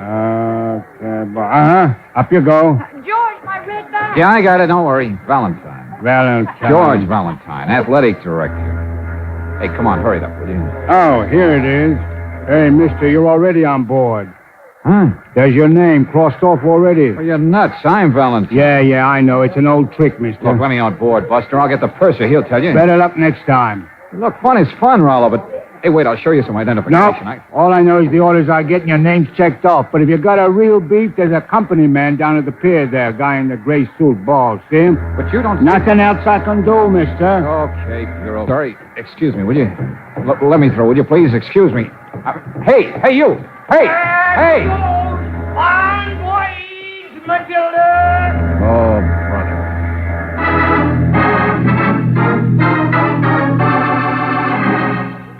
I don't care how much it costs. You run a water taxi, don't you?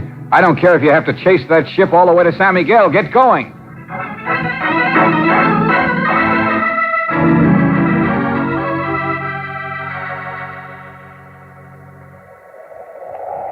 Well, Valentine, the captain was certainly not impressed with your little demonstration of climbing ladder. But, Mr. He Kelly, said, Purser, I want you to speak harshly with this man. Very harshly. He held up the boat 5 minutes, 5 full minutes. Yes, sir, I know. He said some other things, too, which I won't repeat. But look, Mr. Kelly, I told you the guy at the gangplank had crossed my name off. Nonsense. Bonded employee of the docks. Been there for years. Never makes mistakes. Well, then somebody else used my name. I don't know. Well, we've just completed our usual inspection. There's no one extra on board. Excuses won't get you anywhere, Valentine.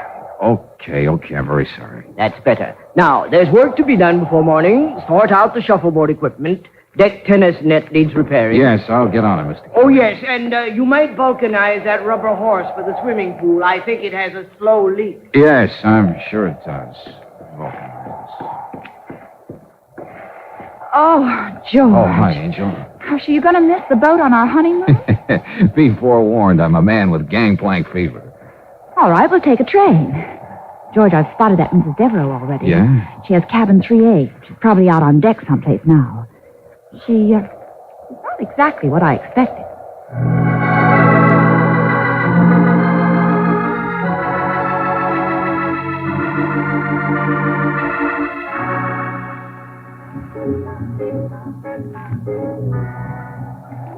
Oh, excuse me. Good evening. Oh, hello. My name is George Valentine.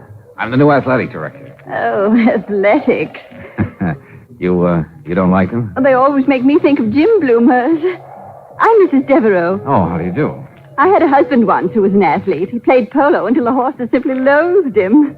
Oh, I see. That's how he died, you know. One of the horses hit him back, right there in the fourth chukker. I didn't know. I'm sorry. Why? Nobody else was. Well, I mean, I didn't realize Mr. Devereaux was... No, you're all confused. Mr. Devereaux ate himself to death. It was frightful. The doctor told him 300 pounds was too much, and it was. Oh. The one with horses was Mr. Phipps, my first. Now, do you understand? Oh, perfectly. Oh, the music stopped, hasn't it? It's such a shame making them play the first night just because it's a cruise ship, don't you think? Yes, it is. I have to be going now. I'm meeting someone. Mr. Valentine, was there anything in particular you wanted to say to me? Oh, well, no, I just understood you'd been on this trip before, and you see, I'm new, so... Well, I thought you might be able to give me some suggestions on organizing games and so on. Oh, you certainly came barking up the wrong tree, didn't you? I may as well tell you this. Everyone else aboard gossips about it, I suppose. I'm only here for one reason. There's a musician named Fabio. The sleepy one. Yes. Yes, he's lazy and charming and probably a liar. But he flatters me, Mr. Valentine. Yes, I can see that. Mrs. Devereaux, didn't the orchestra used to be a quartet? Wasn't there another musician? A Jose or something like that? What? Gracious, now you're getting confused again, aren't you? Then I suppose it's because of all that exercise you do. Well, they've always been a trio. Bye-bye, Mr. Valentine. Always a trio, huh?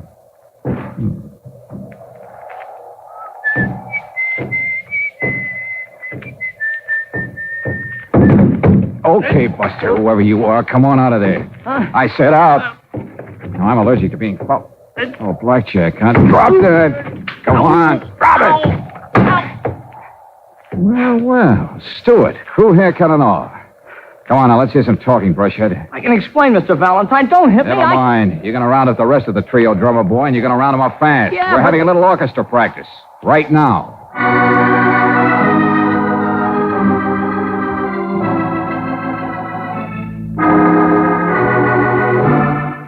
You young fool, Stuart. But I told you I was only going to use the blackjack on myself. I mean, just lie there and make Mr. Valentine think I'd been knocked out. See? Romantic you. Please, I have business to attend. Okay, all of you. You're going no place. And neither are we. That was the idea, wasn't it, gentlemen? To get us aboard the ship by telling us a phony story? Yeah, I mean, no, it's not phony. There was no musician named Jose who disappeared. And you neither know nor care about Mrs. Devereaux's ex-husband. Does that check? I told you she's a lovely woman. I would not lie. Very well, Mr. Valentine, you're right. Mrs. Bluebeard was a figment of the imagination, and we did want to lure you aboard. Sure, I wanted to make the story look better by having you find me like that, but we did get a note. That part of it is true. We were threatened. Well, we were. Okay, why? And this time I want the truth. Here, Mr. Valentine. We were going to tell you in due time. Look here in this drawer. Oh, look at all the cigarette cases. Uh-huh. And lighters, camera, a wristwatch. And please understand, they are gifts. Gifts, not stolen. Oh, they're worth only a couple of $100 altogether. Nothing big. Where'd they come from? Well, you see, a ship's musician is not overpaid, but when you have been around a while, there are tricks to help. Go on. You see, in the days of Prohibition, I was on European boats. And when we got to New York Harbor, I would invite a few friends aboard for, well, shall we say, parties. You mean you smuggle liquor? No. Parties, that is all. Sell a few drinks to my friends. Uh-huh. And now what do you sell? To Mexico and back? For the ladies, naturally perfume. But we don't even sell it. A few lovely friends come aboard. We exchange gifts, that is all. Tiny bottles, nothing the officials would object to. Yeah, but duty-free just the same. Oh, you are splitting hairs. At least you will admit it is nothing important enough for someone to threaten our lives over. Yet the note told us we had to make this next trip as usual. We had to. No change or else. Well, it could make sense if someone is using you for real smuggling. Exactly what we thought. Something they put in the gift bottles of perfume, I suppose. Now, where'd you get them? There's a man in San Miguel who gives us cash for these presents. He also sells us the perfume. I see. And you got me along to hold hands with you the next time you go ashore to meet him. But don't you see, our only hope is to catch the real smugglers. Now, if we just came out and told anybody about all this, well, golly, the steamship company would fire us. The union would take away our car. You guys ought to have your heads knocked together. And I should have mine examined. Please. In the meantime, you will enjoy the voyage. Look, friends, somebody's already tried to scratch me off. His name on the gangplank list. And the only one who could possibly have touched that list are the ones who came up the gang. Yeah. Whoever runs this deal, whoever threatens people, is right here on this ship. Oh, bon voyage.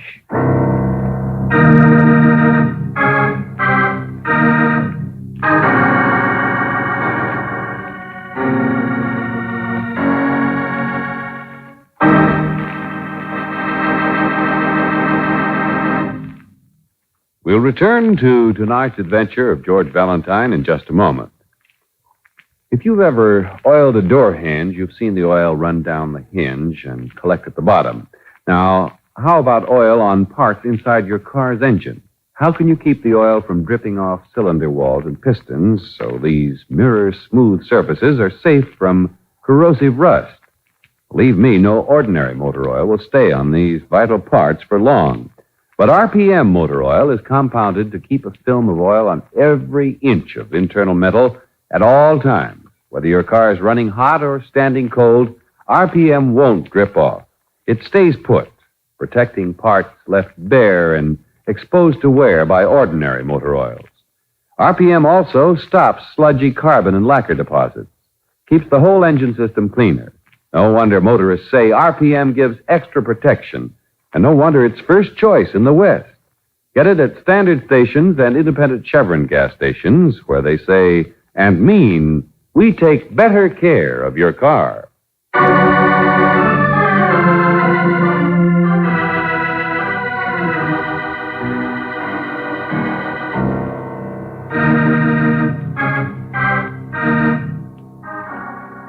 And now back to tonight's adventure of George Valentine. You're aboard the palatial luxury cruiser Southern Star under false pretenses, and the three musicians who hired you were so nervous they played false notes on the truth. However, the voyage is well underway now, and it's no secret that there's somebody aboard who doesn't want you around, somebody who's already tried to get you off the ship, somebody who has something to do with a dangerous bit of smuggling. Still, if you're as much a philosopher as George Valentine is, you resign yourself grimly to the hardships of a pleasure cruise to San Miguel. Any luck, George? No, you, Angel? Well, down in the beauty shop, they think I'm crazy. You know, eager beaver kind of crazy. I've managed to give a manicure to every woman on this ship, plus half the men. All you've learned about a hangnail. Yeah, just about. George, I'm scared. Oh, now take it easy. Well, they're not going to just let you go ashore with Paul at San Miguel. I know it. What do you suppose is in those bottles of perfume? Narcotics? Oh, I don't know. The way I see it, Brooksy, our job is to run a switch, change the whole routine. Oh, excuse me. Oh, Mrs. Devereaux. Well, I see you've met somebody, haven't you? Isn't it wonderful aboard ship how everybody manages to meet somebody? Yes, we were just talking about talking about the dance tonight, of course. You are coming, aren't you? Everyone's invited, you know. The dance. Oh, yes, I'll be there. But you'll dance with me, won't you, Mr. Valentine? I mean, it's frightful if you like to dance and like a musician at the same time. I mean, never the twain shall meet. I mean, well, don't you think so?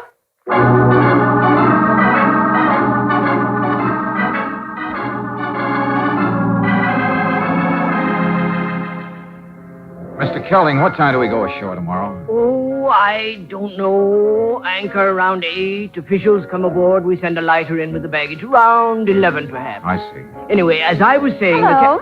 Well, you look very lovely, Miss Brooks. Perhaps you'd care to... Mr. Valentine. Oh, look, Mr. Kelling, all day that woman's been hounding me. She's afraid you won't ask her to dance. Why? Mr. Valentine. Yeah, she thinks you're the best dancer on the ship. Why, if it isn't Mrs. Devereaux, shall we, Mr. Valentine.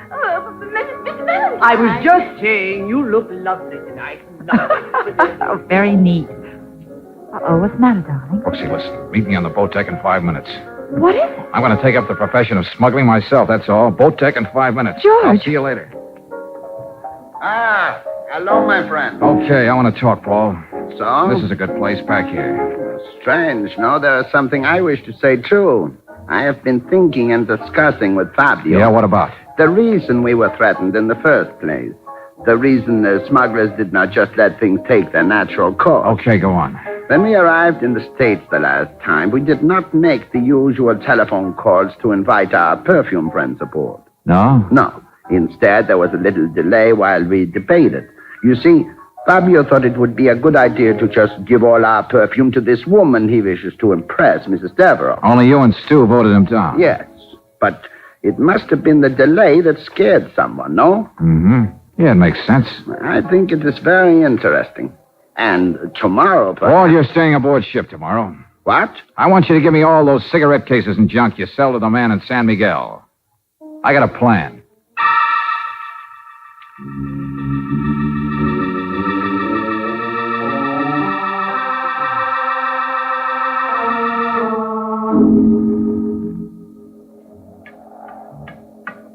George? George? George! It's me. Oh. What's the matter? You disappointed? No, Oh, of course not, Stuart. Well, it's so hard to ever find you alone to talk to. Oh, we're all so busy. This is the boat deck, isn't it? Uh-huh. Best place to be alone on the whole ship. Yeah, I suppose it is. Gee, you're beautiful. You've got eyes like the stars. Why, Stuart? A fella gets a lot of experience traveling, you know, but I've never had anything happen like this. You mean smuggling? Oh, that. Only, yeah.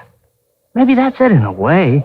Gosh, tomorrow we may all be thrown in jail or die or something. Stuart, what time is it? I don't care, though. None of it's important. Time or space Oh, Stuart, for heaven's sake. Huh? Listen. Oh. Somebody's overboard. No, the pool. Look, it's a man. I think I can reach him. George!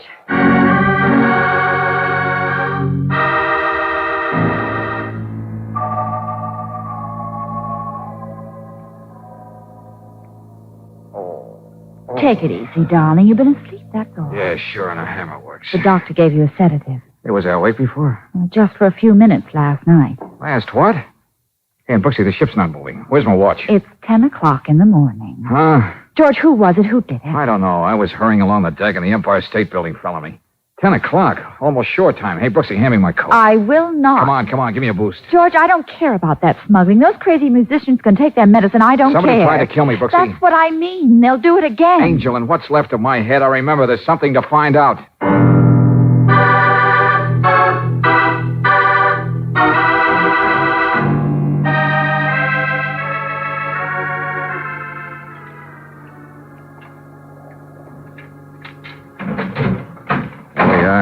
Oh, the cigarette cases Yeah, last night I picked up this stuff. Then after Paul left, I dumped it in this locker for safekeeping. I was planning to sneak it ashore on the first lighter as a baggage boy, try to trade it for perfume. But I guess it takes a knock on the head to give you perspective. What do you mean? I mean, everybody figures a smuggle only works one way, into the United States. But remember that threatening note the boys got? Yeah? Well, that threat would make a lot more sense, wouldn't it, if the sender of the note knew the stuff was already in their hands, packaged for delivery? And ready to be smuggled into Mexico. Yeah. Oh, golly. Well, there's nothing in this one. Oh, wait a minute, Angel. This camera. Oh, George, it's a bracelet. Yeah. Little bauble that's too hot to be peddled in the States, I guess. And there are some millionaires in South America, too. Well, hello. Oh, Fabio. The boats are here. Our music is over. I'm on my way for A little nap. Oh, what are you doing? Mr. Valentine, you should not be up. I'm all right. Oh, but your head, gee. Yes, you should sit down. You look pale. First boat for shore, everyone. First boat for shore. Hurry, please, everyone going ashore. Mr. Kelling. Hurry, please. Mr. Kelling, come here. What? Why, Mr. Valentine, you shouldn't. No, I'm all right. I'm all right. I just realized I like a lot of people around. That's all. I need them. Oh, please, I am so sleepy. Then wake up, Fabio. Brooksy, show it to him. See? Huh? Well, Yeah. Sure, it's pretty, isn't it? Maybe there's even some more on this trip. I don't know yet. What in heaven's name are you talking about? Okay, Mr. Kelling, I'll make it fast. Somebody in the United States wants to send this stuff to somebody in Mexico. Somebody like the perfume man. They get a smuggler to supervise the deal, and the smuggler picks a patsy. No. 3 patsies, Mr. Valentine. Only this time the smuggler knew I was aboard, and he made a slip of the pencil. I do not understand. Well, I'll tell you. It's been bothering me for a long time, and now I think I've got it. My name was crossed off the gangplank list, remember? Yes, someone did it while coming aboard to stop you from being here. You keep saying that, Fabio, and you'll realize how silly it sounds. What? Now, how could anyone walking up a gangplank draw a line on a piece of paper in somebody else's hand? Well, gee, maybe he... It just didn't happen, that's all. Oh, now, really, the line was there. Correct, Paul. But the line must have already been there before the gangplank guard ever got the list. Okay, Mr. Kelling, you're the purser. Maybe you can tell me what on a ship or who on a ship would be responsible for marking up such a list. Can you tell me, Mr. Kelling? And who'd have access to everyone's cabin? To smuggle things in and out. And leave typewriting notes. I got him. Look out. He's tougher than you think. I should have used the gun on you last night, Valentine. Oh, no, Buster. Here's your chance for round 2. Well, Angel, that's it. And like Fabio, I'm very sleepy.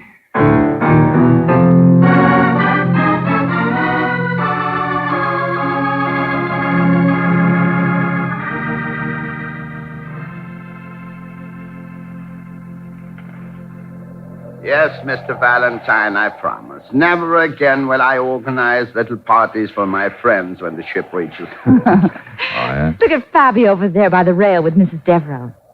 He has the right idea. No. I'm too old, much too old. But I've been thinking, stamps. People collect stamps. And I travel many places. Perhaps if I could organize... Paul, if you don't mind, we'd like to be alone. Huh? Oh, excuse me. Excuse me. Well, this is something new, darling. Well, I just like to look at the moon, that's all. All right, I will look at the moon. George, it's still several days until we get back home. And the captain does seem to be an obliging sort of man. There's even an orchestra right here. I mean, well, doesn't it give you any ideas? Oh, sure, Angel, sure. How about organizing a game of shuffleboard tomorrow?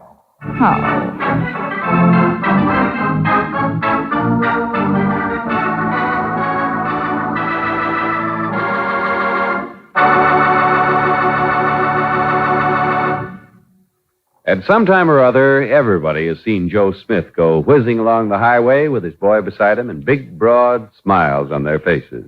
If we were in the back seat, we might hear Junior say, "Gee, Pop, what did you do? Soup this car up?"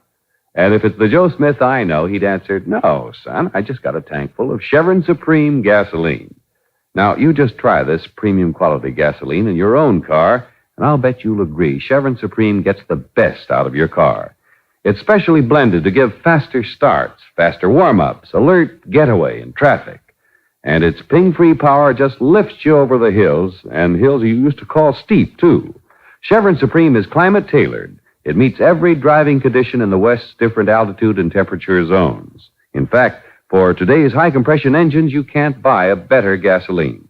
Ask for it at independent Chevron gas stations and at standard stations, where they say and mean, "We take better care of your car."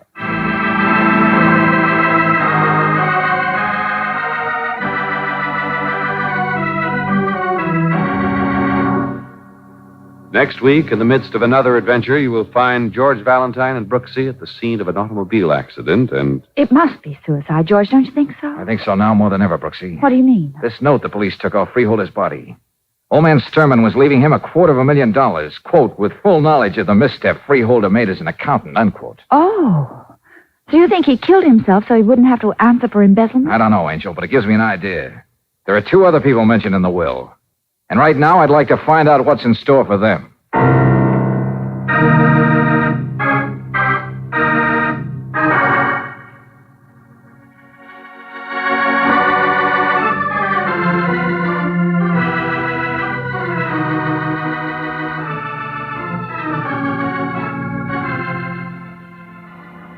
tonight's adventure of George Valentine has been brought to you by Standard of California on behalf of independent Chevron gas stations and Standard stations throughout the West.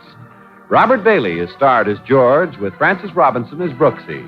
Let George Do It was written by David Victor and Jackson Gillis and directed by Don Clark.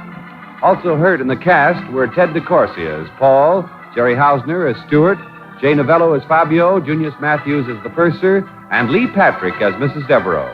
The music is composed and presented by Eddie Dunstetter. Your announcer, John Heaston. Listen again next week, same time, same station, to Let George Do It. This is the Mutual Don Lee Broadcasting System.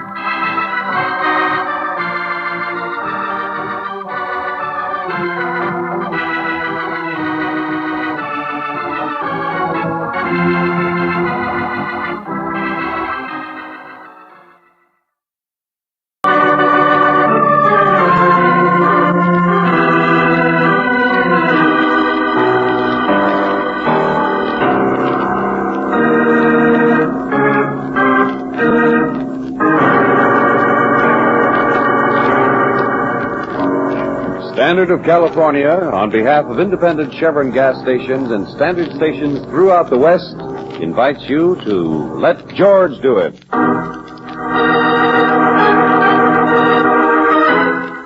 The next to the last guest, another adventure of George Valentine. Personal notice, danger's my stock and trade. If you're so touchy you can't stand to have the finger put on you, you got a job for me, George Valentine. Write full details.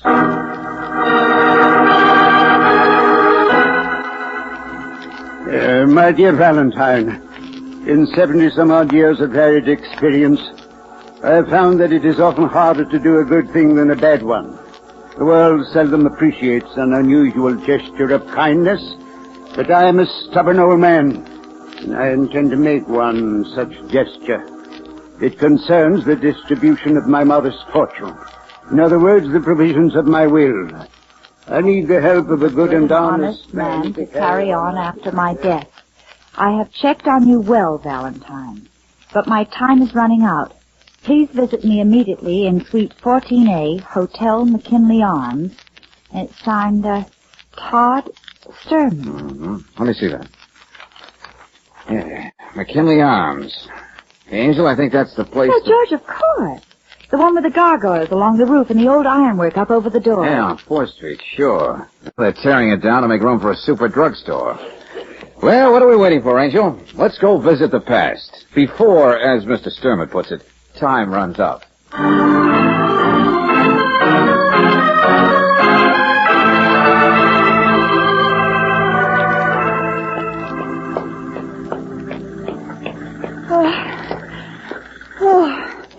Oh, I thought at least the elevators would still be working. Chin up, Angel. 14A should be right down here. Well, exercise is for youngsters. Only how do you suppose an old man like Mr. Sturman... Maybe he doesn't, Brooksy. Maybe he just hibernates up here. Uncle! Get out! Uncle, you don't have to throw things. I only said... Get out of here! You and your visit. It's my duty, Uncle. Like a ghoul or a vulture, come to see if the carrion started rotting yet. Well, I'm still fit. You see that, don't you? Still fit. I'm glad you're so healthy, Uncle. But you do have to move somewhere. And I only suggested there's room in my house for you. Francis, you're about as subtle as a stick of dynamite. But I'm not going to oblige you by getting angry again and bursting a blood vessel. Oh, here he comes. This is it, Angel. Yeah. Mr. Sturman? Bet you got an earful, didn't you, Valentine? Well, yeah. Oh! Don't look so shocked, Francis. I'd fire anyone who wouldn't admit he liked to eavesdrop. That infernal racket. I hate noise. Come in, Miss Brooks. Yes, thank you. I want you both to meet my nearest living relative, Miss Frances O'Neill. How do you do? Hello, Miss O'Neill. Oh. Do you work for Uncle? Do you? I should have said my most curious and tenacious relative, shouldn't I? It's none of your affair, Francis. What do you do, Mr. Valentine? What's your business? Francis, please. Oh, I'm so sorry. It is dreadful of me to be upset by just a material thing. But the hotel is being torn literally from under his feet, you know. Oh, but there, enough of that. You and I, my dear, can have a nice little gossip, can't we? While the two men talk about their business. We won't interfere at all. Will we, my dear? Will we? Francis. Yes, Uncle. Goodbye, everyone. Tragic. They call her poor Francis. She fell in love once, 20 years ago, and the man turned out to be no good. She's lived on sympathy she gets ever since. Her position, social standing, everything depends on it. Poor dead memories. Poor Francis. Well, Mr. Sturman, when we were out in the hallway, you didn't sound quite so friendly to her. I'm just a cranky old man, that's all. It's this blasted hammering gets me, I suppose. You know, I was the first guest to take a suite in this hotel 42 years ago. I just made my first 10,000. I bought a Chalmers, and the stable boy kept the lamps polished for me out back. Well, from the looks of things, you'll be about the last one to leave, too. Yeah, I have until this afternoon. 42 years. But the management's been very kind, very kind. And then where are you going? It's none of your business either, Valentine. Okay, Mr. Sturman. You hired me to handle something about your will, so let's hear it. You're right. Enough of sentiment. Here, I'll show you. Uh-huh. Stocks? Securities, some bonds, a few foreign things. About $750,000. Oh, you've done all right. Yeah, I just set it up here checking it to make sure I divided it right. Oh, that's a pretty big piece of pie. How are you cutting it up? Mr. Valentine, I watch people the way I've watched you. It's about the only pleasure left to an old man. Go on. There's a little accountant, for instance. Never been anything but little, never anything but honest. Worked for me once years ago. Now I see he has heavy responsibilities, a large family, many debts. His name is Henry Freeholder. And you're going to give him happiness. Nonsense. The next is an ex-pug named Kid McClintock. A pug? A man, Miss Brooks. I saw his one big fight and I enjoyed it. Since then, I've watched him, too. Yeah? McClintock runs a little bar in the tough section, but he doesn't drink. Sort of a popular hero with even the delinquent kids of his neighborhood. He's ignorant, poor, but very proud. Another worthy case. Money should go where money is deserved. Anyway, yesterday I wrote letters to both men, but I want you to make sure they understand what I'm doing. And make sure they understand that whenever my will is probated, you will be there to scrap for them. With legal help, publicity, everything. Well, just who do I scrap with? Who's got a chip on his shoulder? The third equal-sized piece of pie. Francis. Oh, but if you're giving her a share. Only because of her little tragedy, I assure you. Oh, but she wouldn't interfere. Where money is concerned, everyone interferes. There's no one who's immune. Why do you think she's so curious? Why do you think she makes all these duty calls?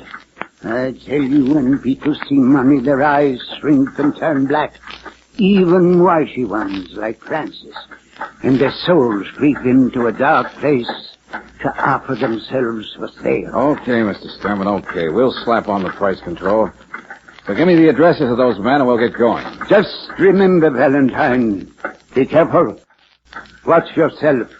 And, never underestimate the power of a woman.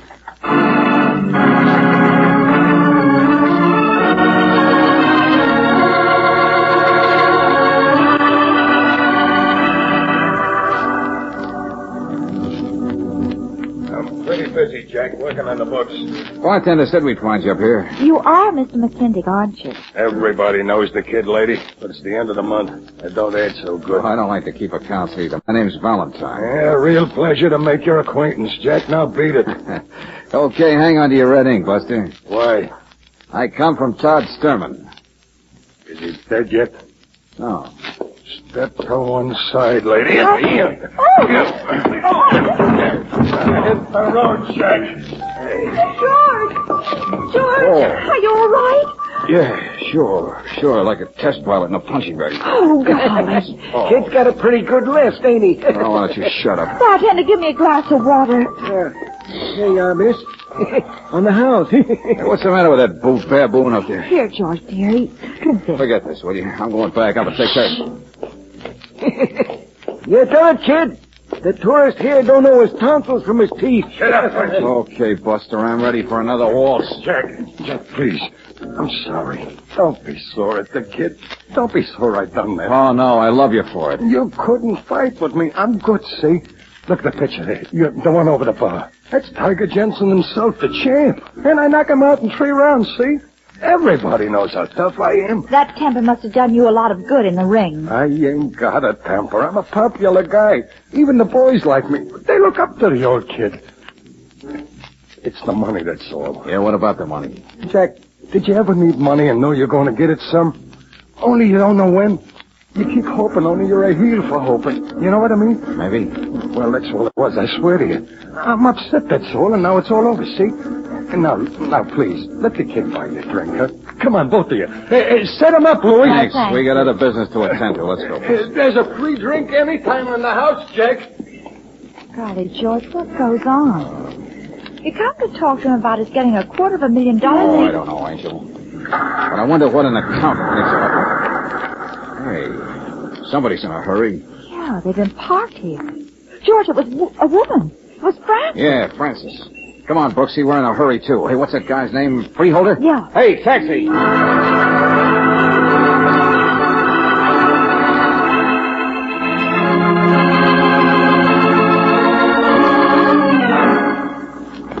Mrs. Freeholder, you said your husband left only a moment ago. If you could just tell us when he'll be back. He won't ever be back. Not to this house. Not if I can stop him. Oh, well, we're sorry. We didn't understand. Oh, excuse me. Excuse me. We've always been a respectable family. We've had our little troubles, but we've always managed somehow. We have our position in the community. Henry's treasurer of the church. Look, what's happened, Mrs. Freeholder? I can't tell you. It's none of my affair any longer. You'd have to see Henry. You don't know where he is. Said too much already. I'm leaving in a few moments for a little trip with the children, and there's lunch to prepare. Oh, you might try. Well, he was going someplace downtown to meet a woman, telephone. A woman? Somebody named Frances O'Neill, something like that. Miss Freeholder, the reason for your upset has to do with money, doesn't it? No, it doesn't. It has to do with money and an old gentleman named Todd Sturm. Get out of here! Both of you, don't you ever mention that man's name here!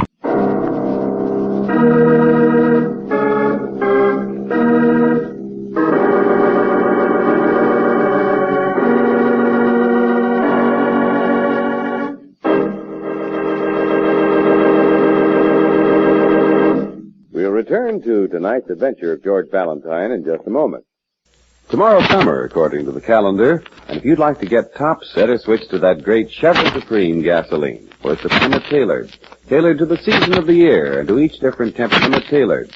When in the wet, means blended for faster start, getaway in traffic, count on it to get the best out of your car. All the power your car was designed with Supreme. You'll find you can't buy us to drive this summer. Go on Chevron compression engine. Just try a tank full of Chevron Supreme tomorrow. Get it at standard stations and at independent Chevron gas stations, where they say and mean, we take better care of your car.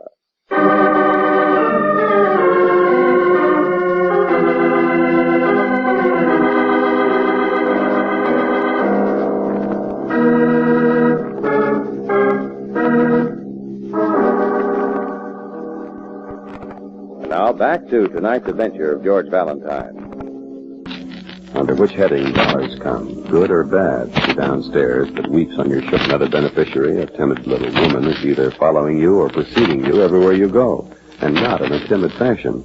A third beneficiary you can't even find. Yes, it's beginning to look like money is the root of all evil. But if you're anything like George Valentine, you suspect that there may be other roots, too. Now, look, it's not such a big job, Lieutenant. Just check on the histories of these people, that's all. Look, Lieutenant, you've got the machinery. Your file boys can check their own stuff fast, and the records of the boxing commission are all... Okay, stop bribing me. I'm interested. Here's something that just came in. Huh? 1 o'clock from traffic, item 6. Dodge Coupe, Mason Street curve, 1245. Vehicle crashed through guardrail into concrete retaining wall. Estimated speed 50 miles per hour. Single occupant, Henry Freeholder, dead.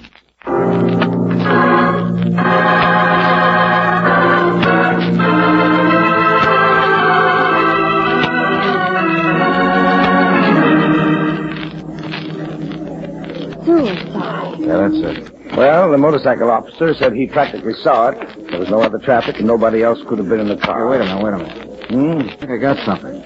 The stuff the doctor took off his body. Well, that's a farewell note, I suppose. No. The letter Todd Sturman wrote Henry Freeholder yesterday. Remember, Brooksy? Yeah, what's it say? Well, it's mostly about the securities, how much they probably would be worth. But here, there's a direct quote from his will. To Henry Freeholder, an exact 1/3 of the amount of my fortune. This bequest is made in full knowledge of Mr. Freeholder's past and of the single misstep he made as an accountant. Well, so our suicide was an embezzler one. Well, the records will give us the story. Sure, but this gives us a clue to motive, don't you see? Sturman's will would be probated someday. That means it would be available for the newspapers. And if the family, like Francis, contested the will, there'd be even more publicity.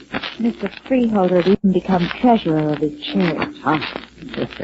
The good, honest man wouldn't be so good anymore when this became known, would it? Well, so what? He'd have $250,000, wouldn't he? Riley, my hunch is that his wife didn't feel that way about it. Yes, she must have wanted him to refuse the money. Anything to hide the secret and protect their little place in their community. But dear old Henry just couldn't resist the glitter. Yeah. And he's just so unhappy about fighting with his wife over it that he goes out and kills himself. Maybe you're right, Riley. It's not enough. But maybe it will be enough when I find out what kind of correspondence a boxer gets.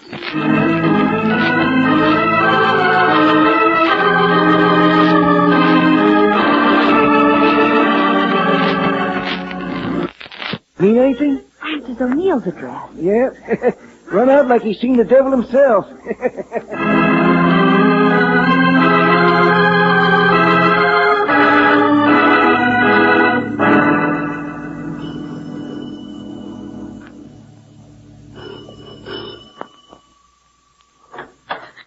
Hello, Miss O'Neill. Do you mind if we come in? Yes. Oh, thanks. I knew you'd mind. Well, Mr. McClintock. Jack and Jill. Please, Mr. Valentine, there's no Get out cause of here. to... Get out of here, both of you. Look, he's wearing his chip The again. lady don't want you here. Relax, Buster. Sure, like this. Stop, George. Yeah, that's different, isn't it? Yeah. Sucker for a jail. Stop. Lick me. Stop! Stop! O'Neill! Miss O'Neill! Stop it! Oh! I can't stand violence. I can't stand Come on, Miss O'Neill. George, I'll take her in the next room. Just cause I'm out of condition, overweight. Maybe you never were such a great fighter. Maybe you never did knock out Tiger Jensen. What are you picking on me for? I'm not. I just want to know what kind of a paragraph you drew in old man Sturman's will. Hey, give me 1/3 of it. Okay, keep talking. I can't. Miss Francis. It's all right. It's all right. We must tell him. Please, Mr. McClintock. It's about my big fight. It says I paid Tiger Jensen to take a dive. Huh? Your one big claim to fame is a phony, isn't it? George, there's something about Miss O'Neill, too. Huh? Yeah. She says she'll tell us if we promise not to repeat it. What is it, Miss O'Neill? 20 years ago, there was a young man. I cared so much for him. We had all our plans made. I had thought he was so nice. And then at the last moment, well, I was simply forced to reject him. And people were so kind, so sympathetic. Only in Uncle's will. Only in the will, it's just the other way around. You were the one who was jilted. Yes. And that's the way it really was. Just like Mr. McClintock won his fight by crookedness. And Mr. Freeholder's embezzlement that everyone had forgotten. And you're the three people that Sturman picked to leave his money to. Yes. Now that you know, you won't tell anyone, will you? You will keep our secret. You will leave us alone. I didn't promise. You see, that's why we took you in our confidence. So you'd understand. There's something you don't understand, Miss O'Neill. A slight case of suicide on the part of one Henry Freeholder. Oh, no. But now I think I'll wait till later to find out why you were the last person to see him alive.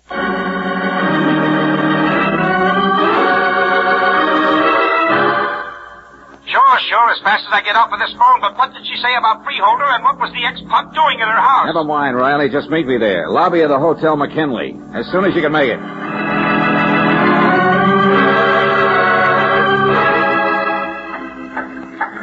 There he is, George. Lieutenant Riley. Oh, lobby, he says. The place hasn't even got a lobby anymore. Just a pile of junk. Okay. The stairs are through here. Wait a second, Valentine. Listen to me, listen. Before we go looking for eccentric millionaires, the file boys have finished their checkup. Yeah? And there's not one single whisper of embezzlement on the whole dull story of Henry Freeholder. What? Yeah, that's right. I know it. What? You know it? Sure. And the boxer never fought a dirty fight in his life. Not even with Tiger Jensen. And as for Francis... But George had just got through confessing to it. Angel, Santa Claus told us the truth a long time ago. He gave us the answer to everything. Now, come on, let's get upstairs. We got a date to pull off his beard.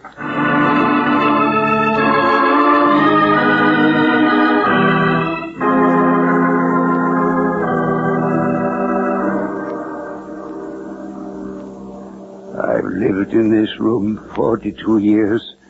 I was the first guest in this hotel. I'd made $10,000 and I bought a Chalmers. You told us that before, Mr. Sturman. You better save your breath. The lieutenant's gone to get a doctor. Those flights of stairs were too much for me, I guess. My heart. But I couldn't live by myself after this hotel is gone. I don't see how you ever could have lived with yourself. What's that? I'm talking about that fancy deal with the will. Why did you hire me in the first place? I told you to see the will would go through all right. You mean to make sure they understood their secrets would be publicized? Oh, I knew even if your sympathies were with the other people, Valentine, it wouldn't make any difference.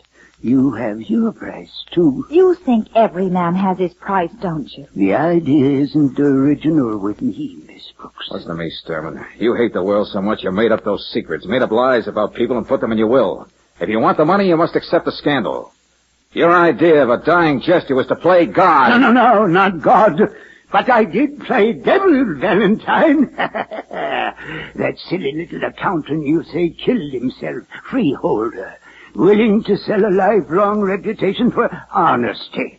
And the kid, the boxer, who willing to sell his pride and strength, pride in the one big thing he ever did. Francis, she lives on sympathy, doesn't she? Poor Francis. But she would have made a joke of herself for money. All for money. Every one of them. Haven't you ever met anyone who did anything just out of kindness? No. If you had your eyes open, you'd see the same thing. It's always money. Look at these people. They've already told you the lies as though they were true. They already pretended for the sake of money. I just wish there was a law that'd make it legal to hang you. There isn't. Anyway, I'll die soon now. Very soon. My securities will be sealed in a box. My will, it'll be probated. Then the publicity. And someone else will know what it feels like to sell your soul for silver. Someone beside me. Uncle? Miss O'Neill. Uncle, is he all right? No, he's not. The last duty call. I really should increase your legacy, my dear. But, Uncle, Mr. Valentine, I had to come. There's something I must tell you. I can't keep it a secret any longer. Francis. Oh, Uncle, I know.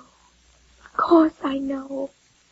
How could I avoid it when I've tried to help you with with handling your things. Francis, you don't know. Better lie down, Mr. Stern. Get out of my way. Francis, you want money, that's all. That's all anybody wants, isn't it? Isn't it? Please, Uncle, please. I've only tried to humor you, tried to protect you. I didn't know you were involving anyone else in that will but me. Francis, but then you do like me. For myself. Oh, yes. And my whole life, I wanted somebody did care. Oh. Maybe it's just as well. Georgie. Yeah, yes, Brooksy. Well, he wasn't the last guest. The next to the last guest.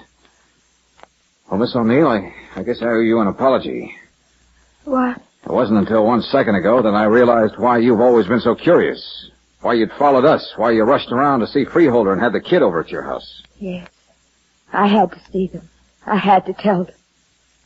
Uncle used to be wealthy, you know. But now those securities of his aren't worth a single penny. He saw it there. What's that? Yeah, Brooksy. The last joke of the man who played devil.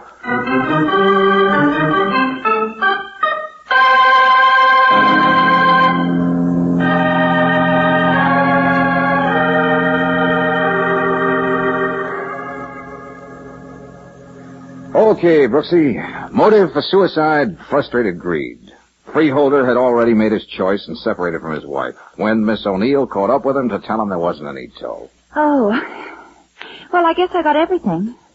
Only what about Kid McKinley? He was all upset over taking the money. And when Francis told him there really wasn't any, he stood by her, helped to pretend those lies in the will were true, helped to protect the old man. Protect him from what? The booby hatch. The old man deliberately made his worldly fortunes a nice round zero. The barns were all defaulted, the houses mortgaged. All for one last thumb-to-the-nose joke. Oh. What do you suppose makes a man be like Mr. Stern? Oh, I don't know, Angel, I don't know. Blindness, I guess. Not being able to see the nice people who are there all the time. People like Francis. Maybe. But I bet if he weren't alone, if he were happily married... Oh, you aren't trying to play God, are you, Miss Brooks? No, Mr. Valentine, I'm just playing Cupid. And I'll succeed.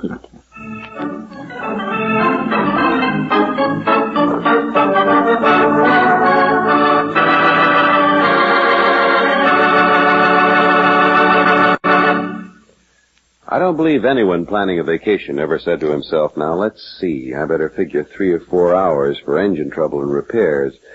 But that unhappy situation happens surprisingly often on vacation trips. The best preventive I know is to start giving your car the extra protection of RPM motor oil tomorrow. This premium quality oil is compounded to take care of your car's engine as no ordinary oil could possibly do. RPM cleans as it lubricates, disperses sludgy carbon particles so they can't interfere with the smooth operation of close-fitting parts. RPM clings to upper cylinder walls and other hot spots left bare by ordinary motor oils. And when you cut your motor, RPM won't rip off internal parts. It stays on the job to fight off corrosive rust. No wonder RPM motor oil is first choice in the West. Get it at independent Chevron gas stations and at standard stations where they say and mean, we take better care of your car.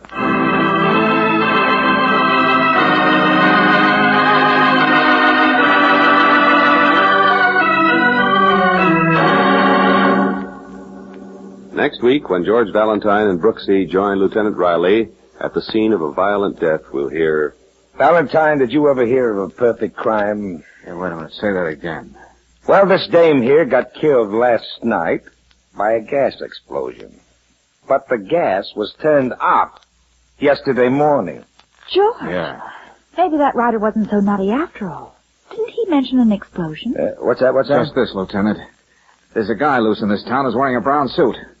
And it just so happens he's the lucky guy my client told how to commit a perfect crime.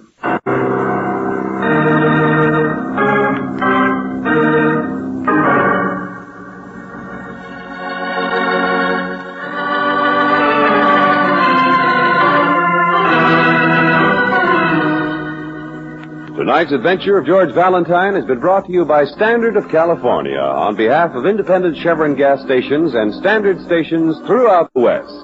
Robert Bailey is starred as George with Francis Robinson as Brooksy. Wally Mayer appears as Lieutenant Riley. Let George Do It was written by David Victor and Jackson Gillis and directed by Don Clark.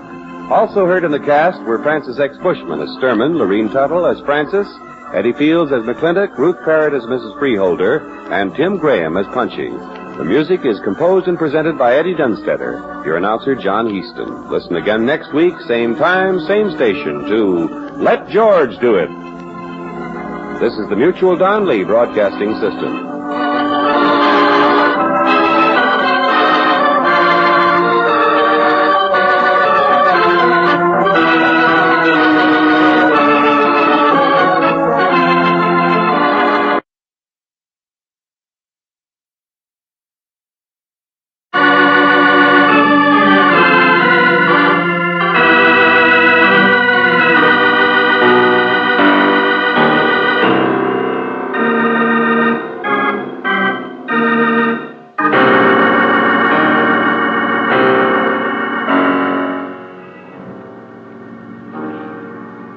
Standard of California, on behalf of independent Chevron gas stations and Standard stations throughout the West, invites you to Let George Do It.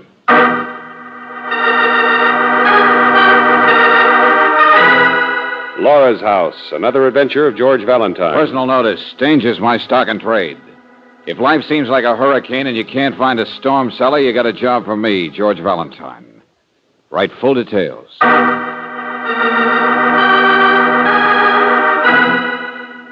Dear Mr. Valentine, my name is Miss Torrance. Next to Bonnie Burke, Francine Melton is my dearest friend. I don't want to leave Francine unless I have to. After all, we've been together for years, ever since the days when we taught in the same grade school together. But, Mr. Valentine, I can't stand it much longer. Francine has become hypnotized. Now, I don't believe in supernatural things, but I can see what will happen to the three of us unless you come to help.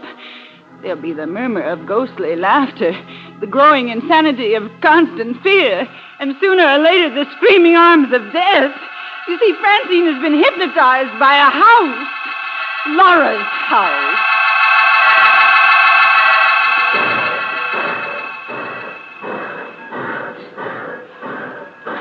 You George Valentine, Claire Brooks? Yeah, that's right. Well, come on, hop in.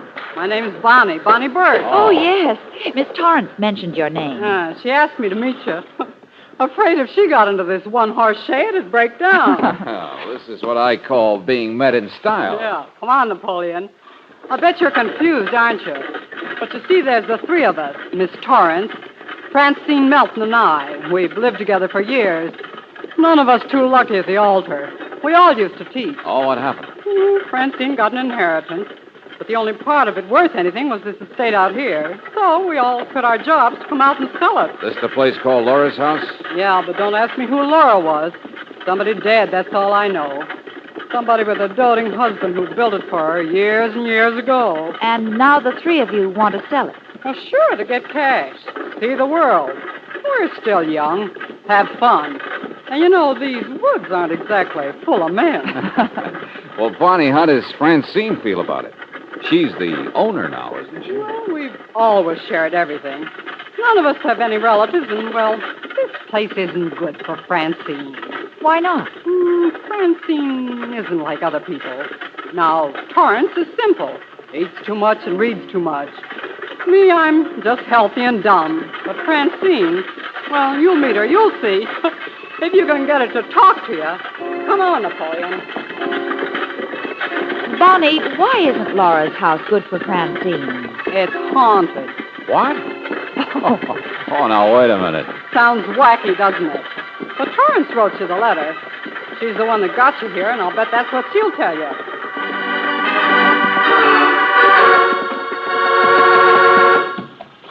Whoa. Well, there it is, kid. Laura's house. Oh, that place can't have spooks. No. Really something, isn't it? Why, it's like a great big white doll's house.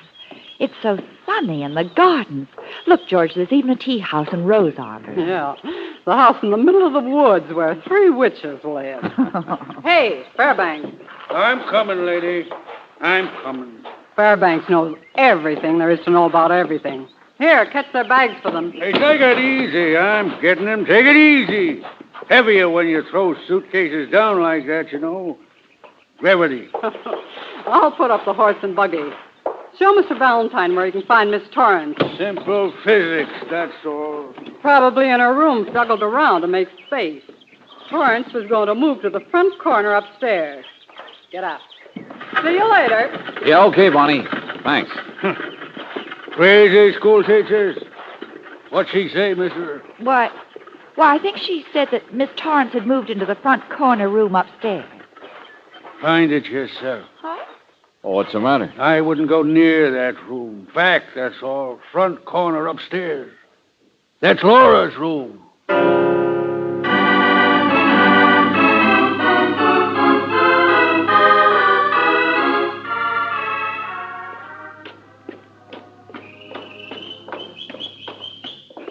Oh, George, it's all so ridiculous. The inside is even prettier than the outside. Wait a minute. Easy, Brooksy. Huh? That must be Miss Torrance there through the open door. Oh, reading her book. I'll bet it's Edgar Allan. Why, she's fallen asleep, George. Miss Torrance. Miss Torrance? Oh! Yeah, Oh, she's dead. just sitting there in the sunshine. There's not a mark on her, Brooksy. Nothing seems to be wrong. George, listen. It's a carousel. Yeah. Now, what in the deuce is a carousel doing in a place like this? It's Laura's home. Oh. What? It's Laura's. On the back lawn. Her husband had it built there for her years ago. I love carousels, don't you? Well, yes. You must be Francine Melton. Yes. Yes, I'm Francine. But you don't have to look at me, you know. I just didn't realize your leg. Oh, I'm sorry I said that. I haven't said a thing like that since I was a little girl. But I'm so upset. Torrance is dead, isn't she? Yes. You already knew? I found her 5 minutes ago. I'd been in my room crying. I phoned the doctor. He said there was nothing I could do. No, I guess not. He'll be here as soon as he can, though. He's the coroner, too. Miss Melton, had she been sick? I mean, well, what happened? Her heart, didn't you know? She said you were friends of hers coming to Well, visit. yes, that's right, but... But then didn't she tell you? She's always had a dangerous heart. Didn't she tell you about her heart? Oh, Miss Melton, car coming up the drive. Looks like it might be the... Oh, All right, Fairbanks. That will be all, thank you. dead. Dead, ain't she? That makes 3 of them dead. 3 of them, I tell you. Fairbanks, please go. No, wait a minute. What's he talking about? I might have known it happened sooner or later. 3 of them dead in the same room. I told you I wouldn't go in there, mister. Death likes that room. Fairbanks. Oh, those horrible lies. Those awful, fantastic things to say. To think. What sort of things do you think, Miss Melton? I'm glad my friend died in here. It's a beautiful room. A happy room. Laura was beautiful and happy, too. There's a painting over there, you see? Laura loved the world. I know she did because she was a cripple, just like me. Laura wouldn't want to hurt anyone.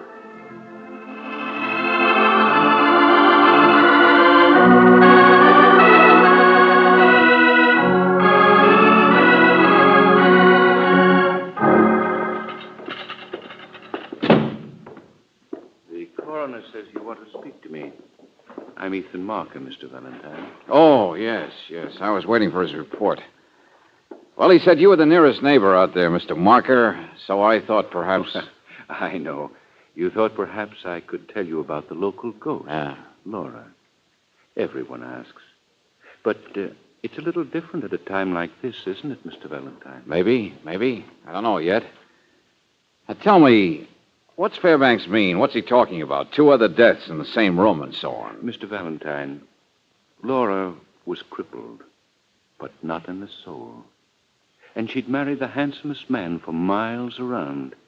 He built the place as a sort of house for his bluebird, the carousel for her to ride around on because she couldn't dance, the island in the wilderness. There are many of us who would like to find such a place. Yeah, sure, I agree. And it's very interesting, Mr. Marker, but... All right. Yes, the deaths. After Laura passed on, many legends grew up about her. Naturally, the sheltered one. Fascinating legends, too. But anyway, the house reverted to banks and so on. Only 2 people who bought it tried to live in it. They both died. How? Quite mysteriously. One was 90 and had a stroke. Huh? The other one shot himself cleaning his own gun. Oh, but I assure you the legends have colored all this. It wouldn't sound the same if Fairbanks told it to you. He'd say Laura did it. Uh-huh. But you're telling me it's all Tommy rot. Well, of course. You don't believe in the supernatural, do you? Okay, Mr. Marker. Thanks very much. Not at all. And now the school teachers. Mr. Valentine, I hope you won't feel it necessary to pry about. Why not? What do you mean? Oh, nothing. But you're not just here as a friend, are you? I admire Miss Melton very much. Oh, I see. She's beautiful, as Laura must have been. I wouldn't want her annoyed. All right, Mr. Valentine, here's that report. Okay, let's have it, Doctor. Miss Torrance died of a coronary condition, all right. Heart just stopped, that's all. Oh, sure. But what made it stop? Well, really, to the layman, It could have been a shock, couldn't it? If she had a weak heart and somebody told her stories, scared her. I found no evidence of foul play. I said scared her, Doctor. Now, she heard something. She saw something. There was a shock that was too much for her. Mr. Valentine, I've already checked with her city physician. She had a coronary disease. Not nerves, disease.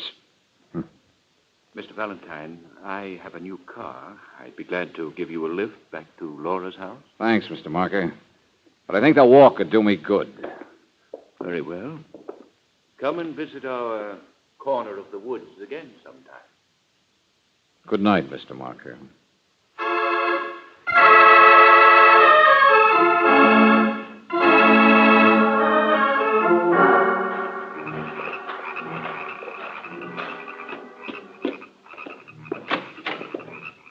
Oh, Brooksy, I'm back. Brooksy.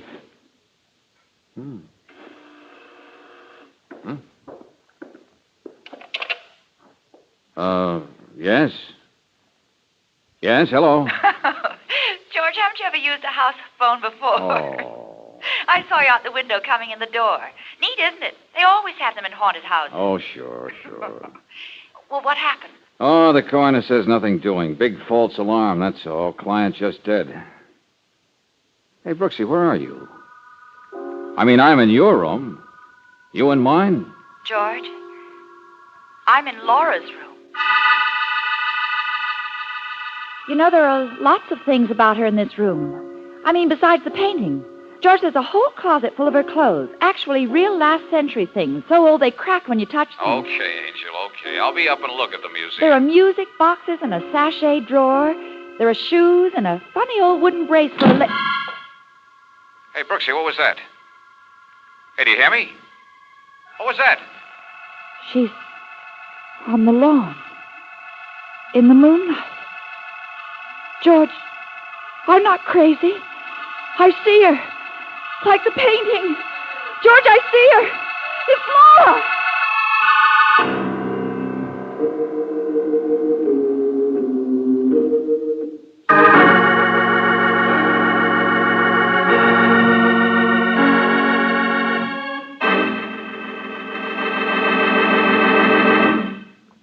We'll return to tonight's adventure of George Valentine in just a moment. When you go on your motoring vacation, rely on Chevron Supreme gasoline to get the best out of your car. This premium quality gasoline is climate tailored, specially blended to give your car perfect performance at home or 1,000 miles from home. That's because the special blending agents that go into Chevron Supreme are determined by the various altitude and temperature zones in the West. For today's high compression engines or for older cars that need new power, you can't buy a better gasoline. You'll find Chevron Supreme gives your car faster starts. You'll find it's terrific in traffic for alert getaway, and that it gives your car extra power on hills, ping-free power. Try a tankful tomorrow. On your vacation, remember, you'll find Chevron Supreme at all standard stations and independent Chevron gas stations where they say and mean, we take better care of your car.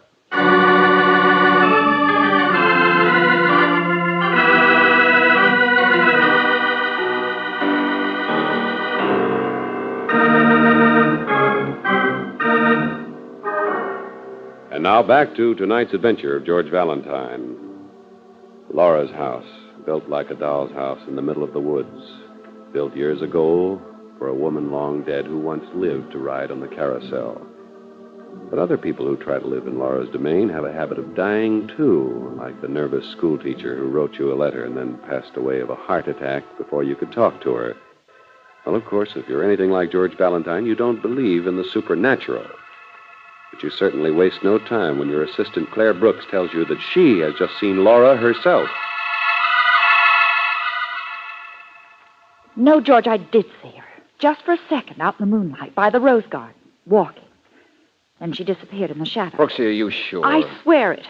She looked just like the picture, even to the little lace parasol. Okay, then, Angel. What you saw must have been a real person. Yeah, well, now that you're here, yes. Somebody must have got one of these dresses and dolled up for the job. Only why, Brooksy? What's the point of playing ghost, trying to scare people? Who's trying to do what? Well, for crying out loud. Well, what are you doing in there, Valentine? Picking out a dress for your girl? Oh, hello, Bonnie. I was just getting ready to hit the hay. What's going on? I heard you racketing here. I knew it wasn't mice. So did I. Francine. What was it, Mr. Valentine? What was it? I'll tell you. I'll tell both of you. I saw a ghost. No, you couldn't have. Don't say such a thing. What Miss Brooks means is she saw somebody out by the rose garden in one of Laura's dresses. Maybe Torrance saw something, too. I don't know. This awful house scared her to death, whatever it was. It was just her heart. I don't believe in all this junk, but Torrance did. Oh, I'll be glad when it's all over, when we get out of here. Oh, Sam's so tough and dumb, and maybe I am. But there's something crazy here, something insane, abnormal. And, Valentine, if you don't find out what it is, I'm going to. Bonnie! Oh, she doesn't understand. No one does. Miss Melton, I was telling the truth. There was someone out there. I saw her. No. I'm sure you were mistaken. But I tell you, No, I'm not... stop it, please. This is my house. Well, this isn't easy to say, Mr. Valentine. I hope you understand I'm not trying to offend. But I want you to go. I want you to get out of here. I want you to leave my house. The door. Excuse me.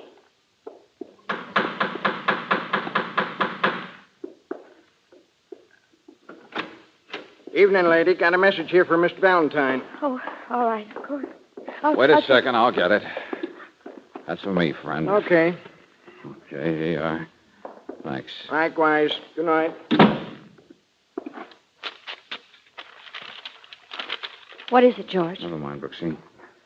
But, Miss Melton, I guess we might as well take your suggestion. We will get out of here. Oh, thank you. George. We're fairly unpacked anyway, and it's a short walk to town, so you won't have to bother about anything. We'll just plain get out of your hair. That make you happy? Oh, Mr. Valentine. There's some things too fragile to be touched. That's all.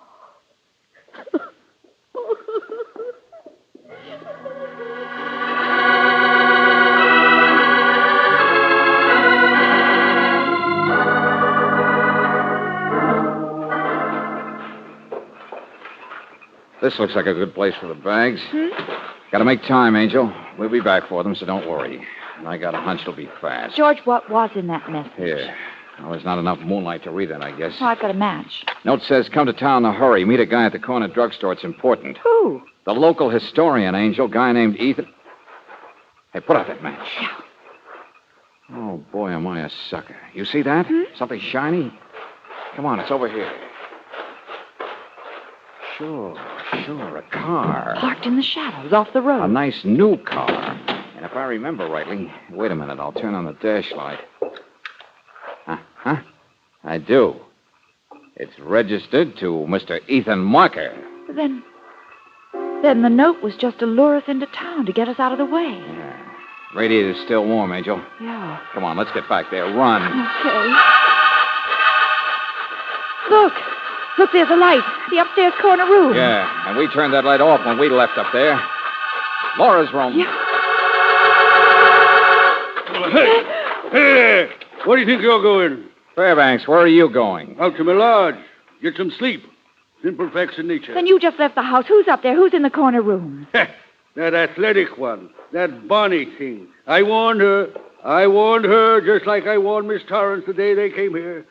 Stay away from Laura, I says. It's death. Death loves Laura's room. All right, Banshee, I got the idea. Up there with the door locked. Says she's going to stay a coon's age if she has to find out what's wrong. Ha! Lights won't help.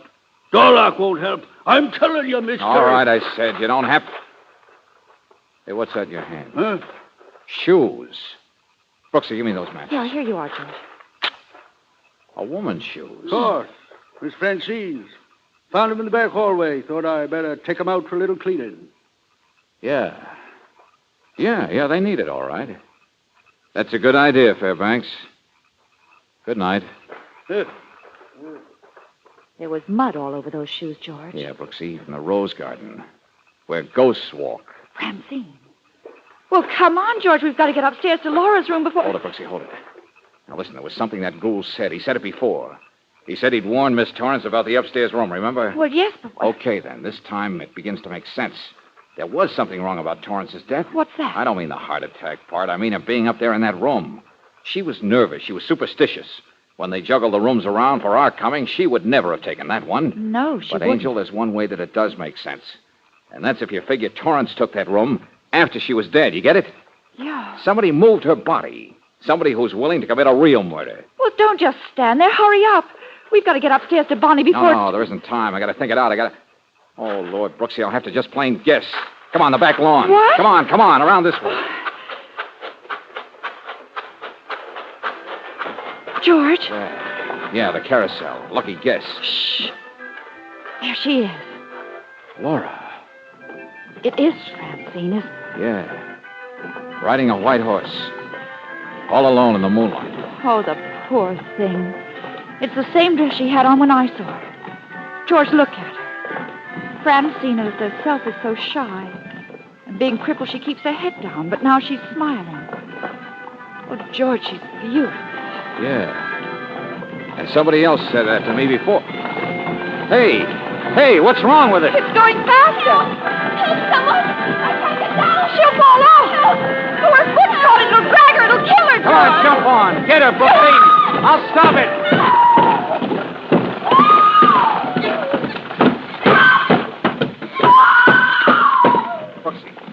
Brooksy, did you get her? Is she all right? Yes, George.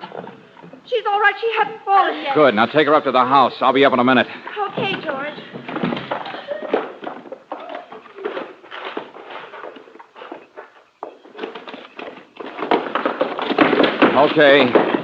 Okay, come on out of there, whoever you are. Come on now, I know you're in there. Oh, no, you don't. Come on, slow down, Sprinter. All right, I don't like to tackle ladies, but you... Let go of it! Let go! All right, sit still, sister. Well, so you were supposed to be in Laura's room, were you? Well, Bonnie, you almost did it, didn't you? Almost killed the poor crippled girl. I suppose you were the one who sent me that note signed Ethan Marker to get me out of here so you could do it. And who else around this house would have been strong enough to move Torrance's body into Lawrence's room? Muscle girl? She was dead. I didn't kill her. No, but you tried to make it look like she'd been frightened, make Francine feel guilty, hate the place. But none of it worked, did it? She still wanted to stay on. Valentine, I wasn't trying to kill Francine. Honest, I wasn't. Yes, you were, Bonnie. You thought you had to. No. You knew she'd been secretly tying on those dresses, taking walks in the rose garden. You know, if she had an accident out here in costume, everybody'd agree she was nuts. But she's different.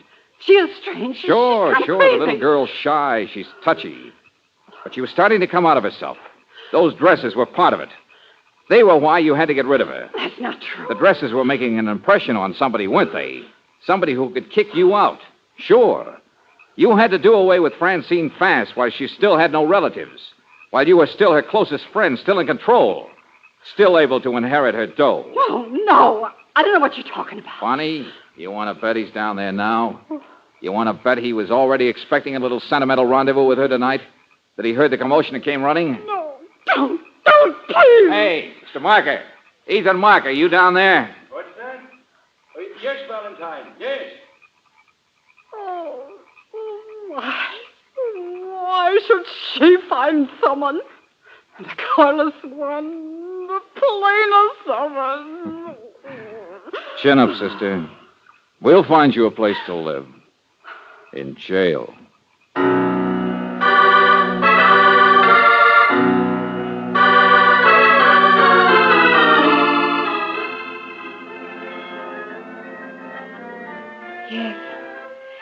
Yes, I know Bonnie needed my money. But perhaps she was right. Listen, Francine. They've got the carousel fixed again. And Torrance said so, too. Perhaps I don't belong here. Telling the things that I'm not. Dreaming. Milady, the carriage awaits. Your steeds are prancing. Oh, stop it, Mr. Mark. It's silly. It's ridiculous. I'm going to sell this awful place. I'm Francine Melton, and I'm plain looking, and I teach Latin. And you don't have to look at me, any of you. I beg your pardon, miss, but I wasn't addressing you. Will you do me the honor, Laura? Beautiful Laura. Thank you, sir. You are being most patient with me. I do believe I'd be delighted. My arm, my dear. Oh, George. She was beautiful again. Some things are almost too fragile to touch. Well, come on. How about a ride for us? No, not our style. We're built for reality, you and I, Brooksy. Oh, George, what's not real about a carousel in the wilderness? You asking me? But that's exactly what love is, isn't it? Okay, you win, Angel. The lady, will you do me the honor? My arm.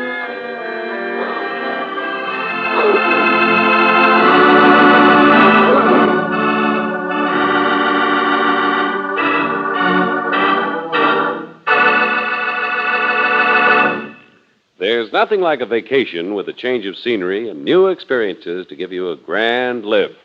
Two, when your vacation means a motoring trip, there's nothing like knowing your car's engine has the best possible protection.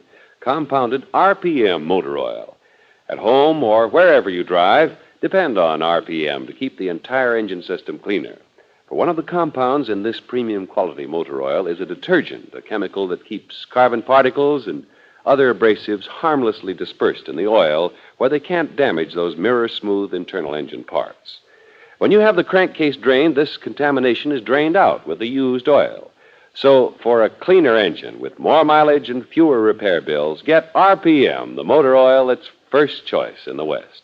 Get RPM at independent Chevron gas stations and at standard stations where they say and mean we take better care of your car.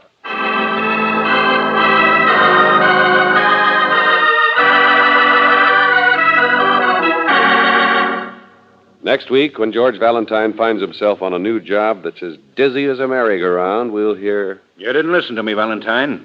You're still on the Farrell case. Now, look, last time we met, Redhead, you were offering me $200 to get off the case.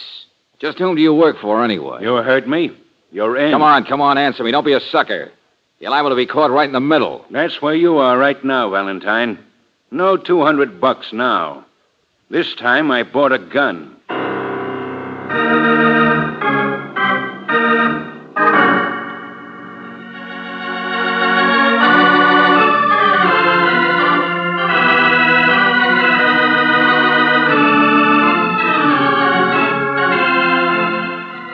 Tonight's adventure of George Valentine has been brought to you by Standard of California on behalf of independent Chevron gas stations and Standard stations throughout the West. Robert Daly is starred as George with Francis Robinson as Brooksy. Let George Do It is written by David Victor and Jackson Gillis and directed by Don Clark. Also heard in the cast were Frank Hale as Miss Torrance, Florence Ravenel as Bonnie, Herbert Butterfield as Fairbanks, William Johnstone as Marker, Lorene Tuttle as Francine, and Stanley Farrar as the coroner.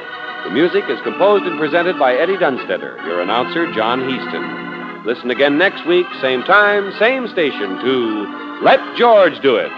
This is the Mutual Don Lee Broadcasting System.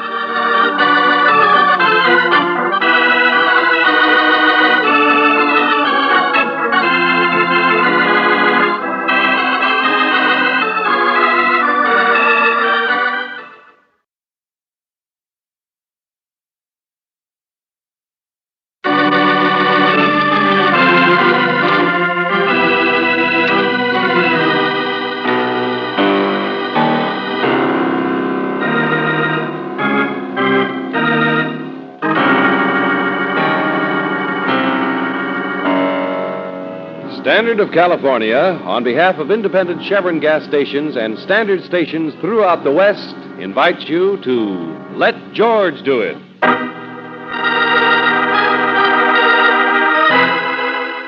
The Perfect Alibi, another adventure of George Valentine. Personal notice, danger's my stock and trade. If the heat's on and you can't seem to cool off, you got a job for me, George Valentine. Write full details.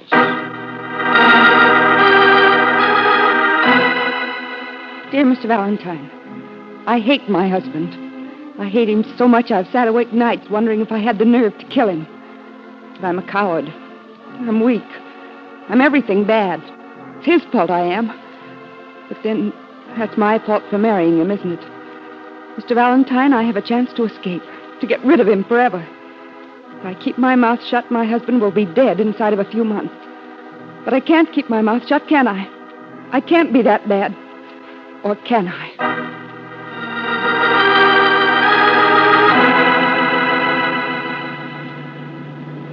I'll be standing at the corner of 47th and Maple Drive at 2 o'clock this afternoon.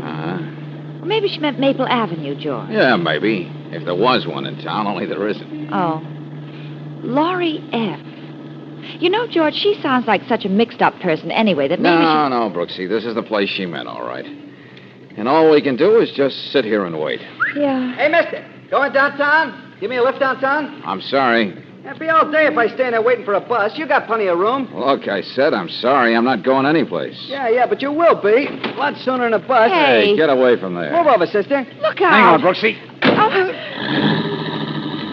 Well, hitchhikers are getting persistent, aren't they? Yeah. And a funny-looking hitchhiker for a ritzy district like this. Hey, watch it, George. Red light.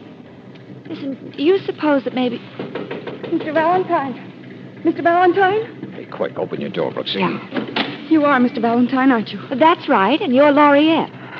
I knew you must be. I saw that man there trying to get into your car. I was hiding in the drugstore, hoping he'd go away. Why? Who is he? I don't know, really, but he works for my husband. I know he does. He was following me, watching me. He was. Okay. Well, I don't blame him. You're attractive. Now, suppose you relax and tell us about it. No, not here. Let's go someplace where we can talk.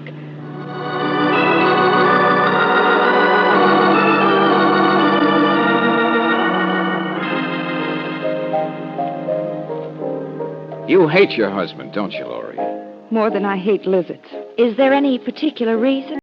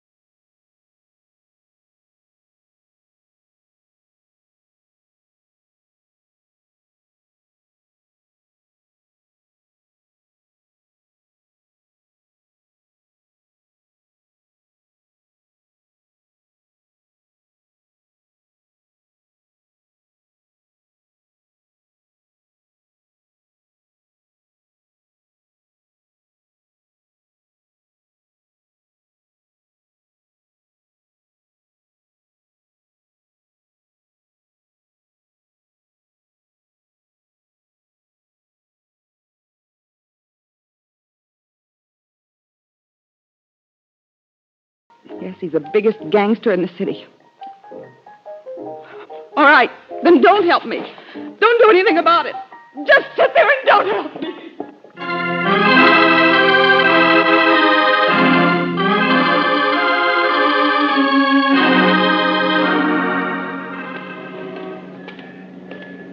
Well, George?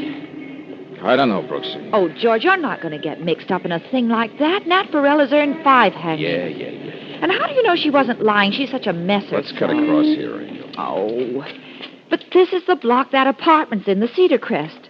George is just sticking your neck out. All you'll do is end up a patsy or a corpse. Look, save the obituaries, Angel. All I want is the newspaper. Yeah, I'll bet. Come on, in here. Well, the old man did it again today when he lifted one over the wall in the Which third. one a newspaper By the end of the for? 6th inning, the league What'll it be, mister? Make it fast. Giants won, you hear that? That's all I want, thanks. Next edition has some of the baseball scores. That's okay. I'm just a funny paper man. today that he has turned down an offer to play another season. There it is, Angel. All over the front page. Nat Burrell. Behind bars for the first time. Hand-painted necktie, not even must.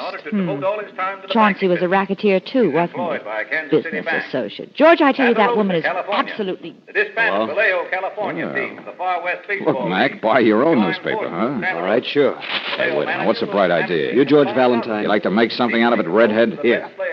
Here's $200. It's all I could raise on short notice. Well, you should have tried harder. You're passing out money. Haven't you got some for me, too? Stay away, will you, Valentine? Just stay away. That's all I want. The guy's no good. He's an egotistical, selfish, I cold-blooded... suppose you're talking about Nat Burrell. I said just stay away. Leave him in jail. Why, redhead? Because I said so. You start messing around, Valentine... Now, look, you just keep your hair on. Let go of me. Hey, keep it down, will you guys? They give the Major League scores now. See? Isn't polite to fight in a public place. Valentine, I'm warning you. You'll get a private place, all right, if... I'm sorry. Give me my money back. Only leave him in jail, you hear me? Leave him in jail. Ah, now look at what you guys done. I don't even know who's going to pitch for Boston.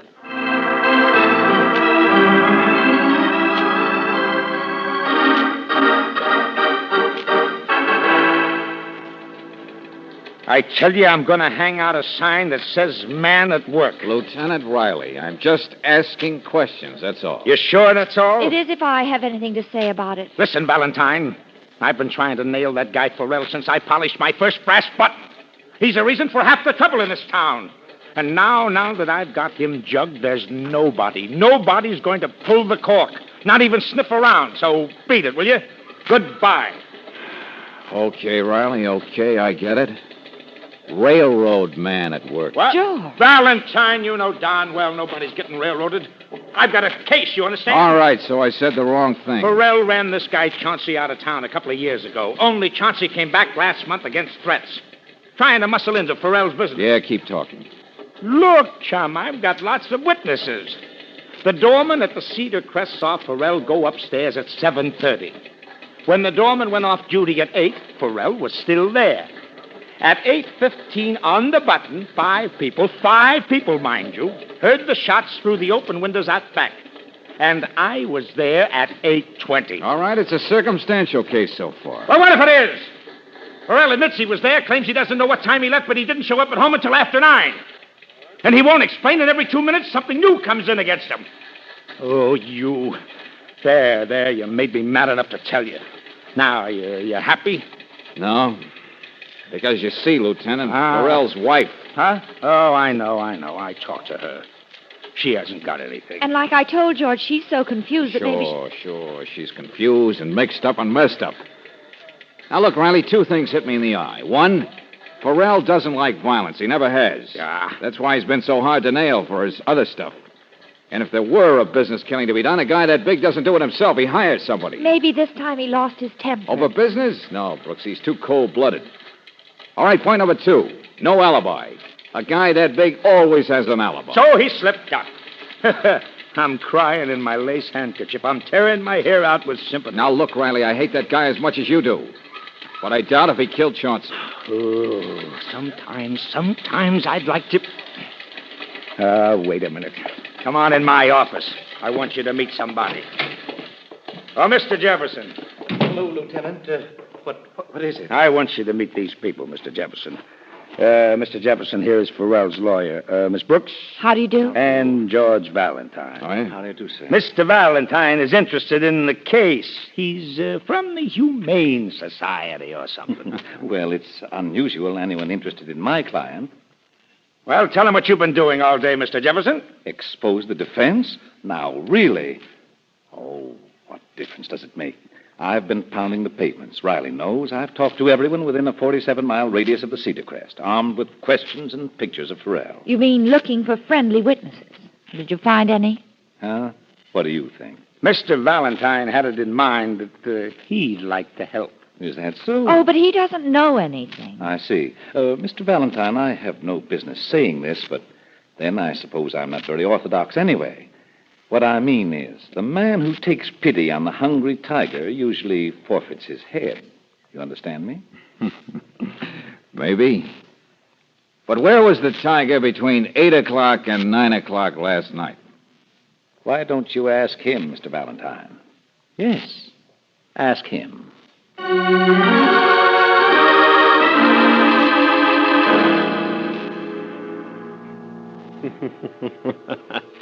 What a presumptuous question. Where was I?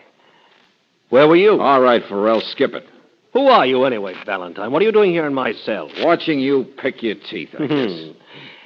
Pâté sandwiches. I had them sent in from Pierre's, you know. Only decent pâté in town. Yeah, you lead a hard life, even in jail, don't you? You think I appreciate the finer things? You should have met Chauncey. He went in for coffins. Inevitably, with his business habits. But I had no quarrel with him personally. And when it came to taste, here, you see my jacket? Gold buttons, gold trim. It's my own design. I took Chauncey a duplicate last night as a gift, as a matter of fact. He collects them. And silk shirts. And his collection of rare books.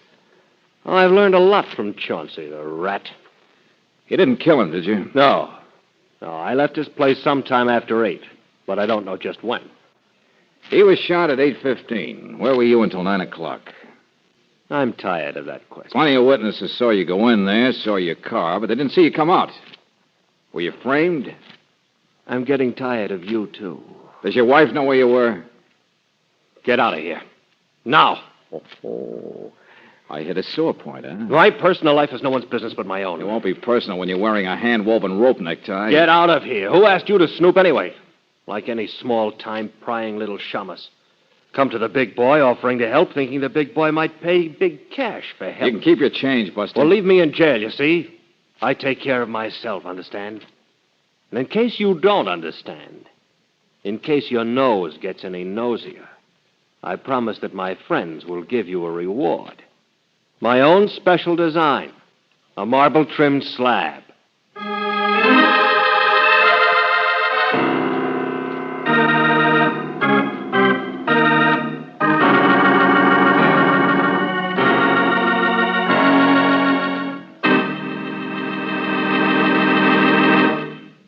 We'll return to tonight's adventure of George Valentine in just a moment. When your car wants to tell you it's wasting power, you'll hear from it, all right. And what you'll hear is engine ping. It's a noise that also means your car's engine is strained and laboring, wasting fuel as well as power. To avoid this power robbery, depend on Chevron Supreme gasoline. It's specially blended to give your car ping-free power under every driving condition. Faster starts for cold engines, quicker pickup for traffic, and extra power on hills. Chevron Supreme's a premium quality gasoline that's climate-tailored, too. Whether you're on the coast, in the desert, or in the mountains, depend on it to help give your car its best performance. In fact, for today's high-compression engines, you can't buy a better gasoline. Get Chevron Supreme at standard stations and at independent Chevron gas stations where they say and mean, we take better care of your car.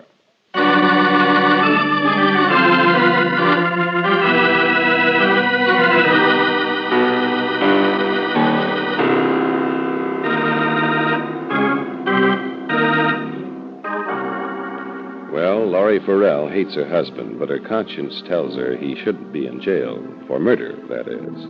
He's just not the type. Of course, Lieutenant Riley insists he'll have a case against Nat Farrell, and you certainly agree that the fastidious gangster looks his best in stripes. But you can't help suspecting that the woman is right, that this time her husband has been miscast. And if that's so, then this isn't justice, is it? If your name is George Valentine and you, too, have a conscience, you stick right on the case. You didn't listen to me, Valentine. You're still on the Farrell case. How come? Last time we met, Redhead, you were offering $200 to keep Mrs. Farrell's husband in jail. Who do you work for, anyway? Okay, I'll play a guessing game with you. Somebody trying to frame him, maybe. Muscle into his business while he's locked up, huh? Oh, wait a minute. She's got a boyfriend. Maybe you work for him. Goodbye, Valentine. Come on. Answer me, chum. Don't be a sucker. You'll be caught in the middle. That's where you are right now, Valentine. I bought a gun since the last time.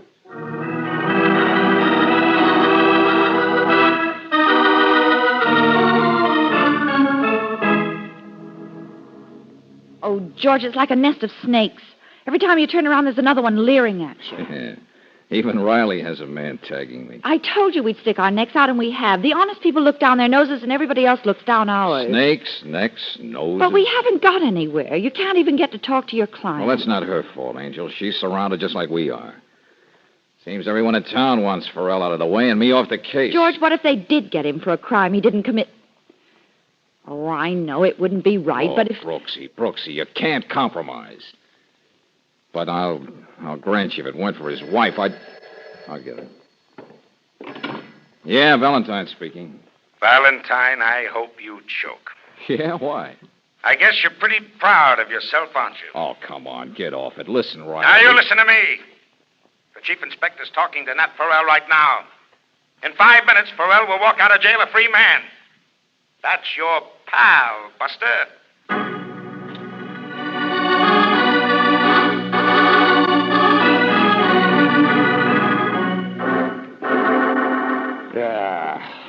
Look, I tell you, I didn't have anything to do with it. I didn't dig him up any alibi. Honest, Lieutenant, all the people we talked to couldn't remember anything. Nobody sees him leave Chauncey's apartment. Nobody remembers any times. What times? We know Farrell was still up there at 8 o'clock.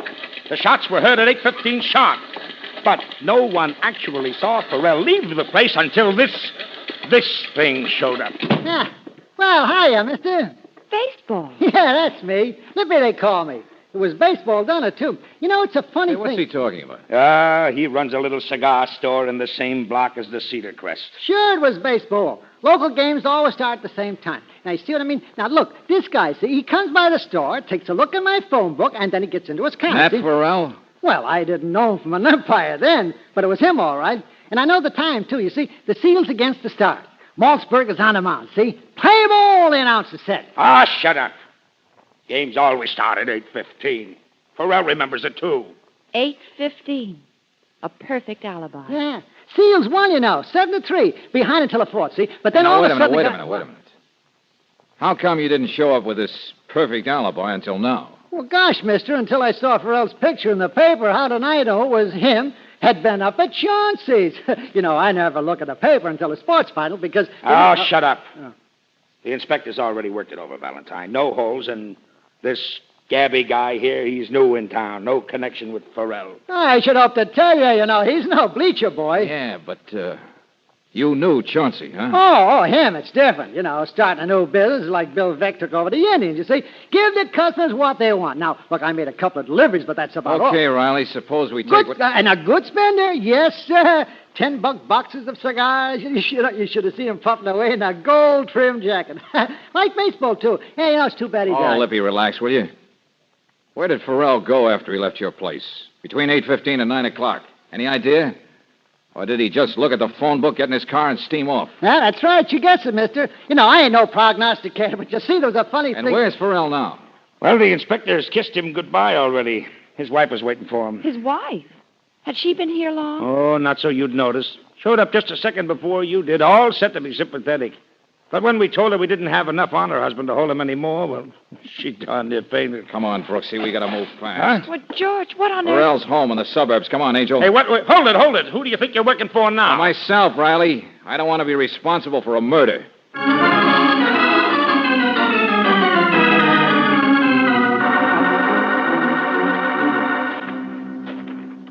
They must not be home yet, George.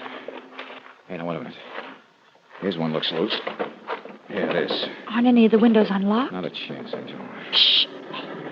Oh, George, hurry up. They're coming. Okay, take it easy. There. Now, come on, in you go. Ouch. What's the matter? Stove. Okay, it's the kitchen. Shh, quiet.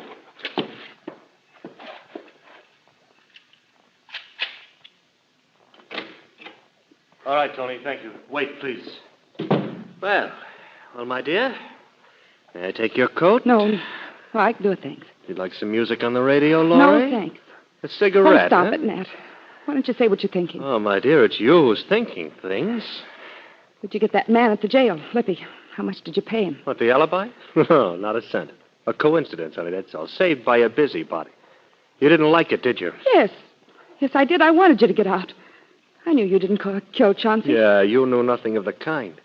But I didn't tell anyone about it last night. I was crossing my fingers, biding my time, giving somebody enough rope. There was nothing last night. From whenever it was, I left Chauncey's until 9 o'clock.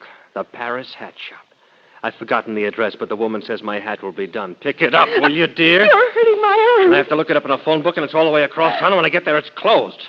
You knew it'd be closed. No. A little wild goose chase with no one for an alibi. You were with a man, weren't you? Leave me alone. A man? I've guessed it before. There's one thing I will not abide. Stop it. What if I was? Is it wrong to be sick of this life? Being watched all the time? Now, who is he? Who is he? No, I won't tell you. I give you everything and you go. Who is he? Okay, lover boy, that's enough. Valentine. Yeah, you got quite a way with women, haven't you? What are you doing in my house, Valentine? I thought you were touchy on the subject of your wife. Ned, I hired him. I did. I hired him to get you out of jail, honestly. Didn't I? I didn't think you'd kill. Yes, sister, but you also admitted you had a boyfriend. Hey, where you going? I have a man outside who's bigger than you, Valentine. We'll find out who's telling the truth. We'll find out who's... Stand still. Valentine said... Answer it, Laurie. Yes, Nat. Hello, Laurie. I was just... Well, Mr. Jefferson. Come in, come in. Matt, what do you do? Wait, it's good to see you. My lawyer, Mr. Valentine. He doesn't even know I'm out of jail. I'm not surprised. What? Oh, Nat, I just thought I'd run over and check your papers, see if there was anything needed to be done. He can't get over it. Here I am. Of course he can't. He took your photograph for blocks around the Cedar Crest, trying to find someone who'd give you an alibi. And yet somehow he overlooked the most obvious person. Who do you mean? The guy in the corner cigar store. What? Shut up, Valentine. I can do my own thinking. I'm way ahead of you. Deliberately overlooked that man, didn't you, Jefferson? Nat, take it easy. So convenient if I would stay in jail, if I would be hung. You've been trying to get control of my business for a long time. I'm your lawyer, Nat. That's all I'm... The man with the keys to my house, the knowledge of my papers. You were making sure that I'd be hung. No, And Nat. my wife. You're the one. You and my wife. Stop it, no. Morel. No, you don't, Valentine. Stop, there's a gun in that desk. Get away from me. Nat, don't do it. Now. Don't shoot. Get away. Morel, no. Who's the boss? Show you who runs this town? I'll show you. Yeah. You showed us, all right. Well, it's about time, Lieutenant Riley. I guess it's all right if I arrest him for murder now, isn't it? Okay. Take it easy, Mrs. Farrell. Your boyfriend's all right. What? With 6 shots in him? Don't jump to conclusions, Riley. Jefferson here might have been trying to take over Farrell's business. But the boyfriend is somebody else. And I guess the guy who begged me to leave hubby in jail. What's that? He was so afraid Nat would find out. Kill us both. A guy like a redhead, maybe? I was out with him last night while Nat was at Chauncey's. And that store I sent him to. I told Red I thought it was hopeless. I'd never get free of Nat. Well, lady, you're rid of him now. The man who couldn't stand violence.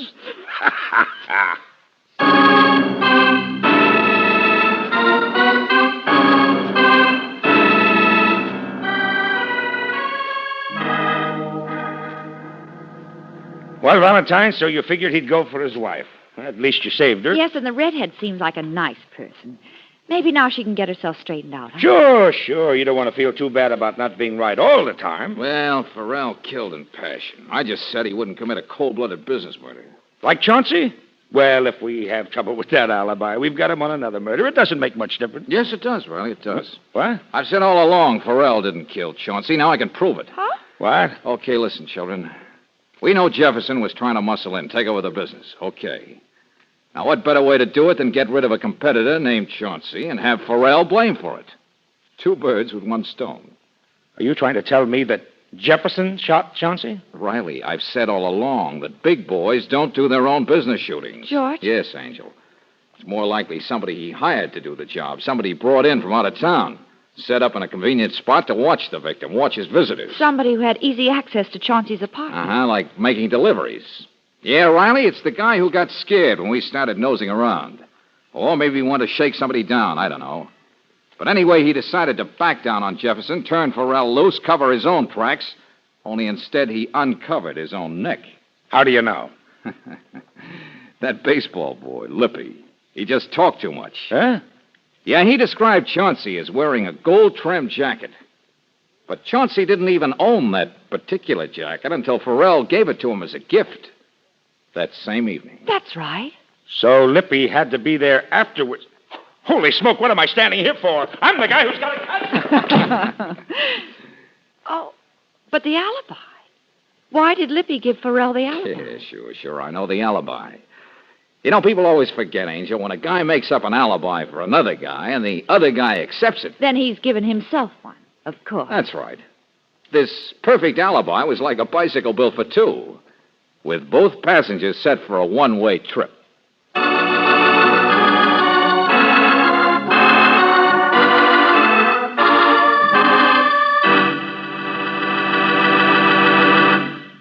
It doesn't cost much to keep the outside of your car bright and shining, but an engine repair is another matter. That costs real money. That's why I want to tell you about RPM motor oil, how it saves the life of your car's engine. Let's start with the proved fact that corrosive rust is the cause of 80% of engine wear. It starts the moment your engine stops and is caused by condensation of acid-laden moisture. But RPM motor oil is specially compounded to prevent this internal rust. It contains an adhering agent that coats the inside of an engine with a moisture-proof film. Even though your car stands idle for days or weeks, RPM stays on the job, wards off the attack of moisture and consequent rust. No wonder RPM is first choice in the West. It's the oil that stops 80% of engine wear. Ask for RPM at independent Chevron gas stations and at standard stations where they say and mean we take better care of your car.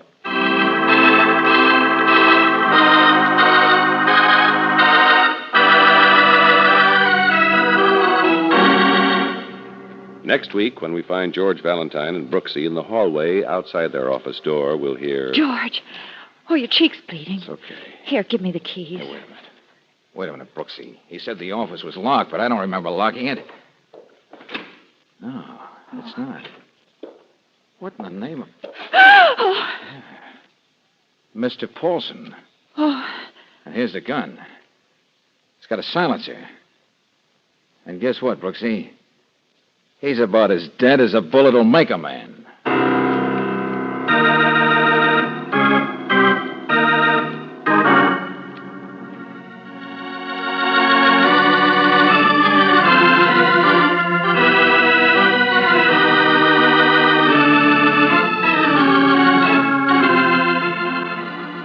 Tonight's adventure of George Valentine has been brought to you by Standard of California on behalf of independent Chevron gas stations and Standard stations throughout the West.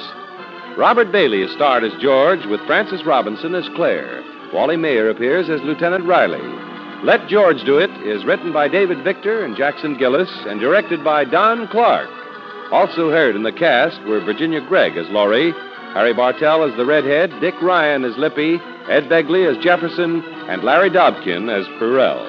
The music is composed and presented by Eddie Dunstetter, your announcer, John Heaston. Listen again next week, same time, same station, to Let George Do It.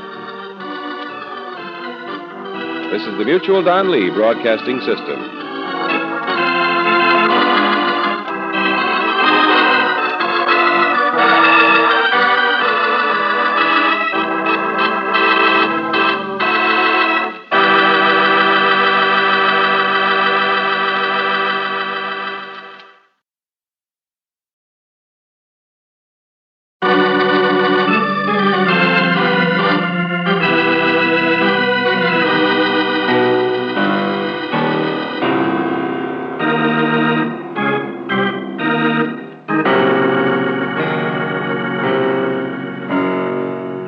Standard of California, on behalf of independent Chevron gas stations and standard stations throughout the West, invites you to Let George Do It.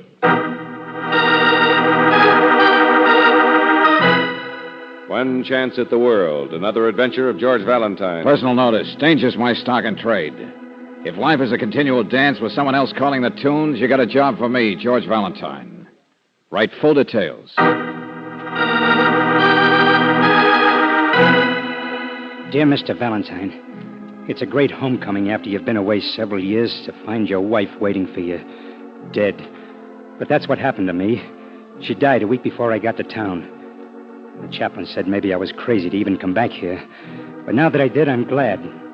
Because my wife was murdered, Mr. Valentine. And what do I find? The guy who killed her still sits at home eating squab and drinking champagne. Well, that's what you said in your letter, Mr. Evans. Murdered. It's what I meant, and the name's Nard. I'm not used to being called Mr. Okay, Nard. Your wife's name was Verna. Yeah, that's right. Well, the newspapers indicated Verna Evans was hit by an automobile when she was walking across an intersection out by the edge of town. Yeah, a week ago Saturday night. And it said the driver was exonerated. Sure. Dismissed with a couple of words, like she was, about the size of a death notice way back on page 7. But did the article say who he was? But no. nephew... Probably knows the editor, that's why. It was Mr. Farrell Paulson. Now what do you think? Look, Nard, I know that Mr. Paulson's important. He's a big man. And the kind that doesn't like to have his name in the paper, but... I'll say he doesn't. Not unless he's kissing a baby or But something. I also know that the police in this town don't play favorites. And I know they must have looked into this case thoroughly. I was afraid that that's what you'd say. I went to the police. They said the whole story was in the papers. So I went to Mr. Paulson himself. You'd think he'd at least feel sorry about killing a woman, but he wouldn't even see me, Mr. Valentine. Not even see me. Oh, he wouldn't, huh? Hey, look, Nard, tell me a little more about yourself, will you? In the letter you mentioned chaplain. Where have you been, the Army? Prison. Oh, I see. You're pretty young, aren't you? 23. How long were you there? Good behavior. Only 2.5 years. What for? Assault with a deadly weapon. Want to tell me about it? No, why should I? It's over with. I paid for it. Okay, Nard. Being bitter never helps, you know. I try not to be, Mr. Valentine. I know I shouldn't be. I know Verna wouldn't want me to be. But it's not so easy when things like this happen. We were always so close. Married when we were just kids. We started our own little business, laundry and cleaning. I even worked out some new machines, fast presses. No, we had big plans. But I haven't even got that anymore. What do you mean? She had to sell out while I was away. I told her not to, but I guess she had to eat somehow. Grove Laundry's got everything I own. I don't know why I'm telling you all this, except, well, I haven't got a penny to pay you with. Who says I'm going to do anything I need pay for? You mean you won't help me? You mean I get the brush from you, too? Sorry, jailbird, it's just tough, now, that's look, all. Why don't you, kid, will you hammer something into that head of yours? The world is not against you. I know maybe it looks that way to you, but it's not. Yeah, sure. That's what the chaplain kept saying, and I believed him, too. All I'm trying to tell you is I'm going to do something about it. I'm going to prove it to you.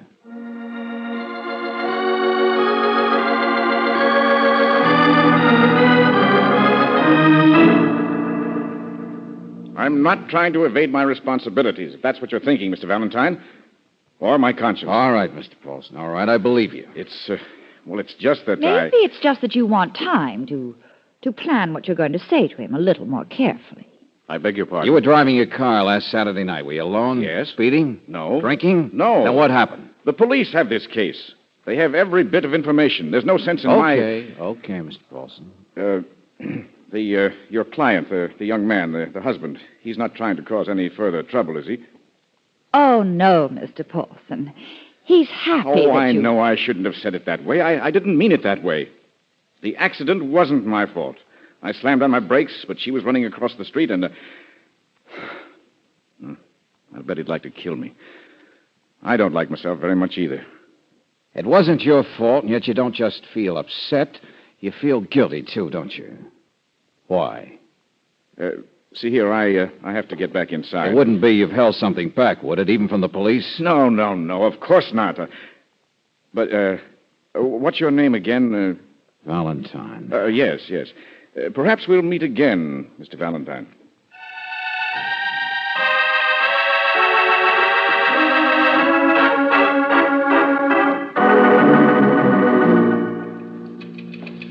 Lieutenant Riley, what's homicide got to do with Verna Evans' death? And how did you know what we're here for anyway? Paulson called me. Oh. But as regards your first, homicide has nothing to do with it. Just Riley the sucker. Good old Riley, everybody's friend. Just what are you talking about? Oh, never mind. Wait a second. Hewitt, this is Miss Brooks and Mr. Valentine. Well, how do you do, Hewitt? I'm Nard's cousin, miss. Sure pleased to meet you. Oh, Hewitt.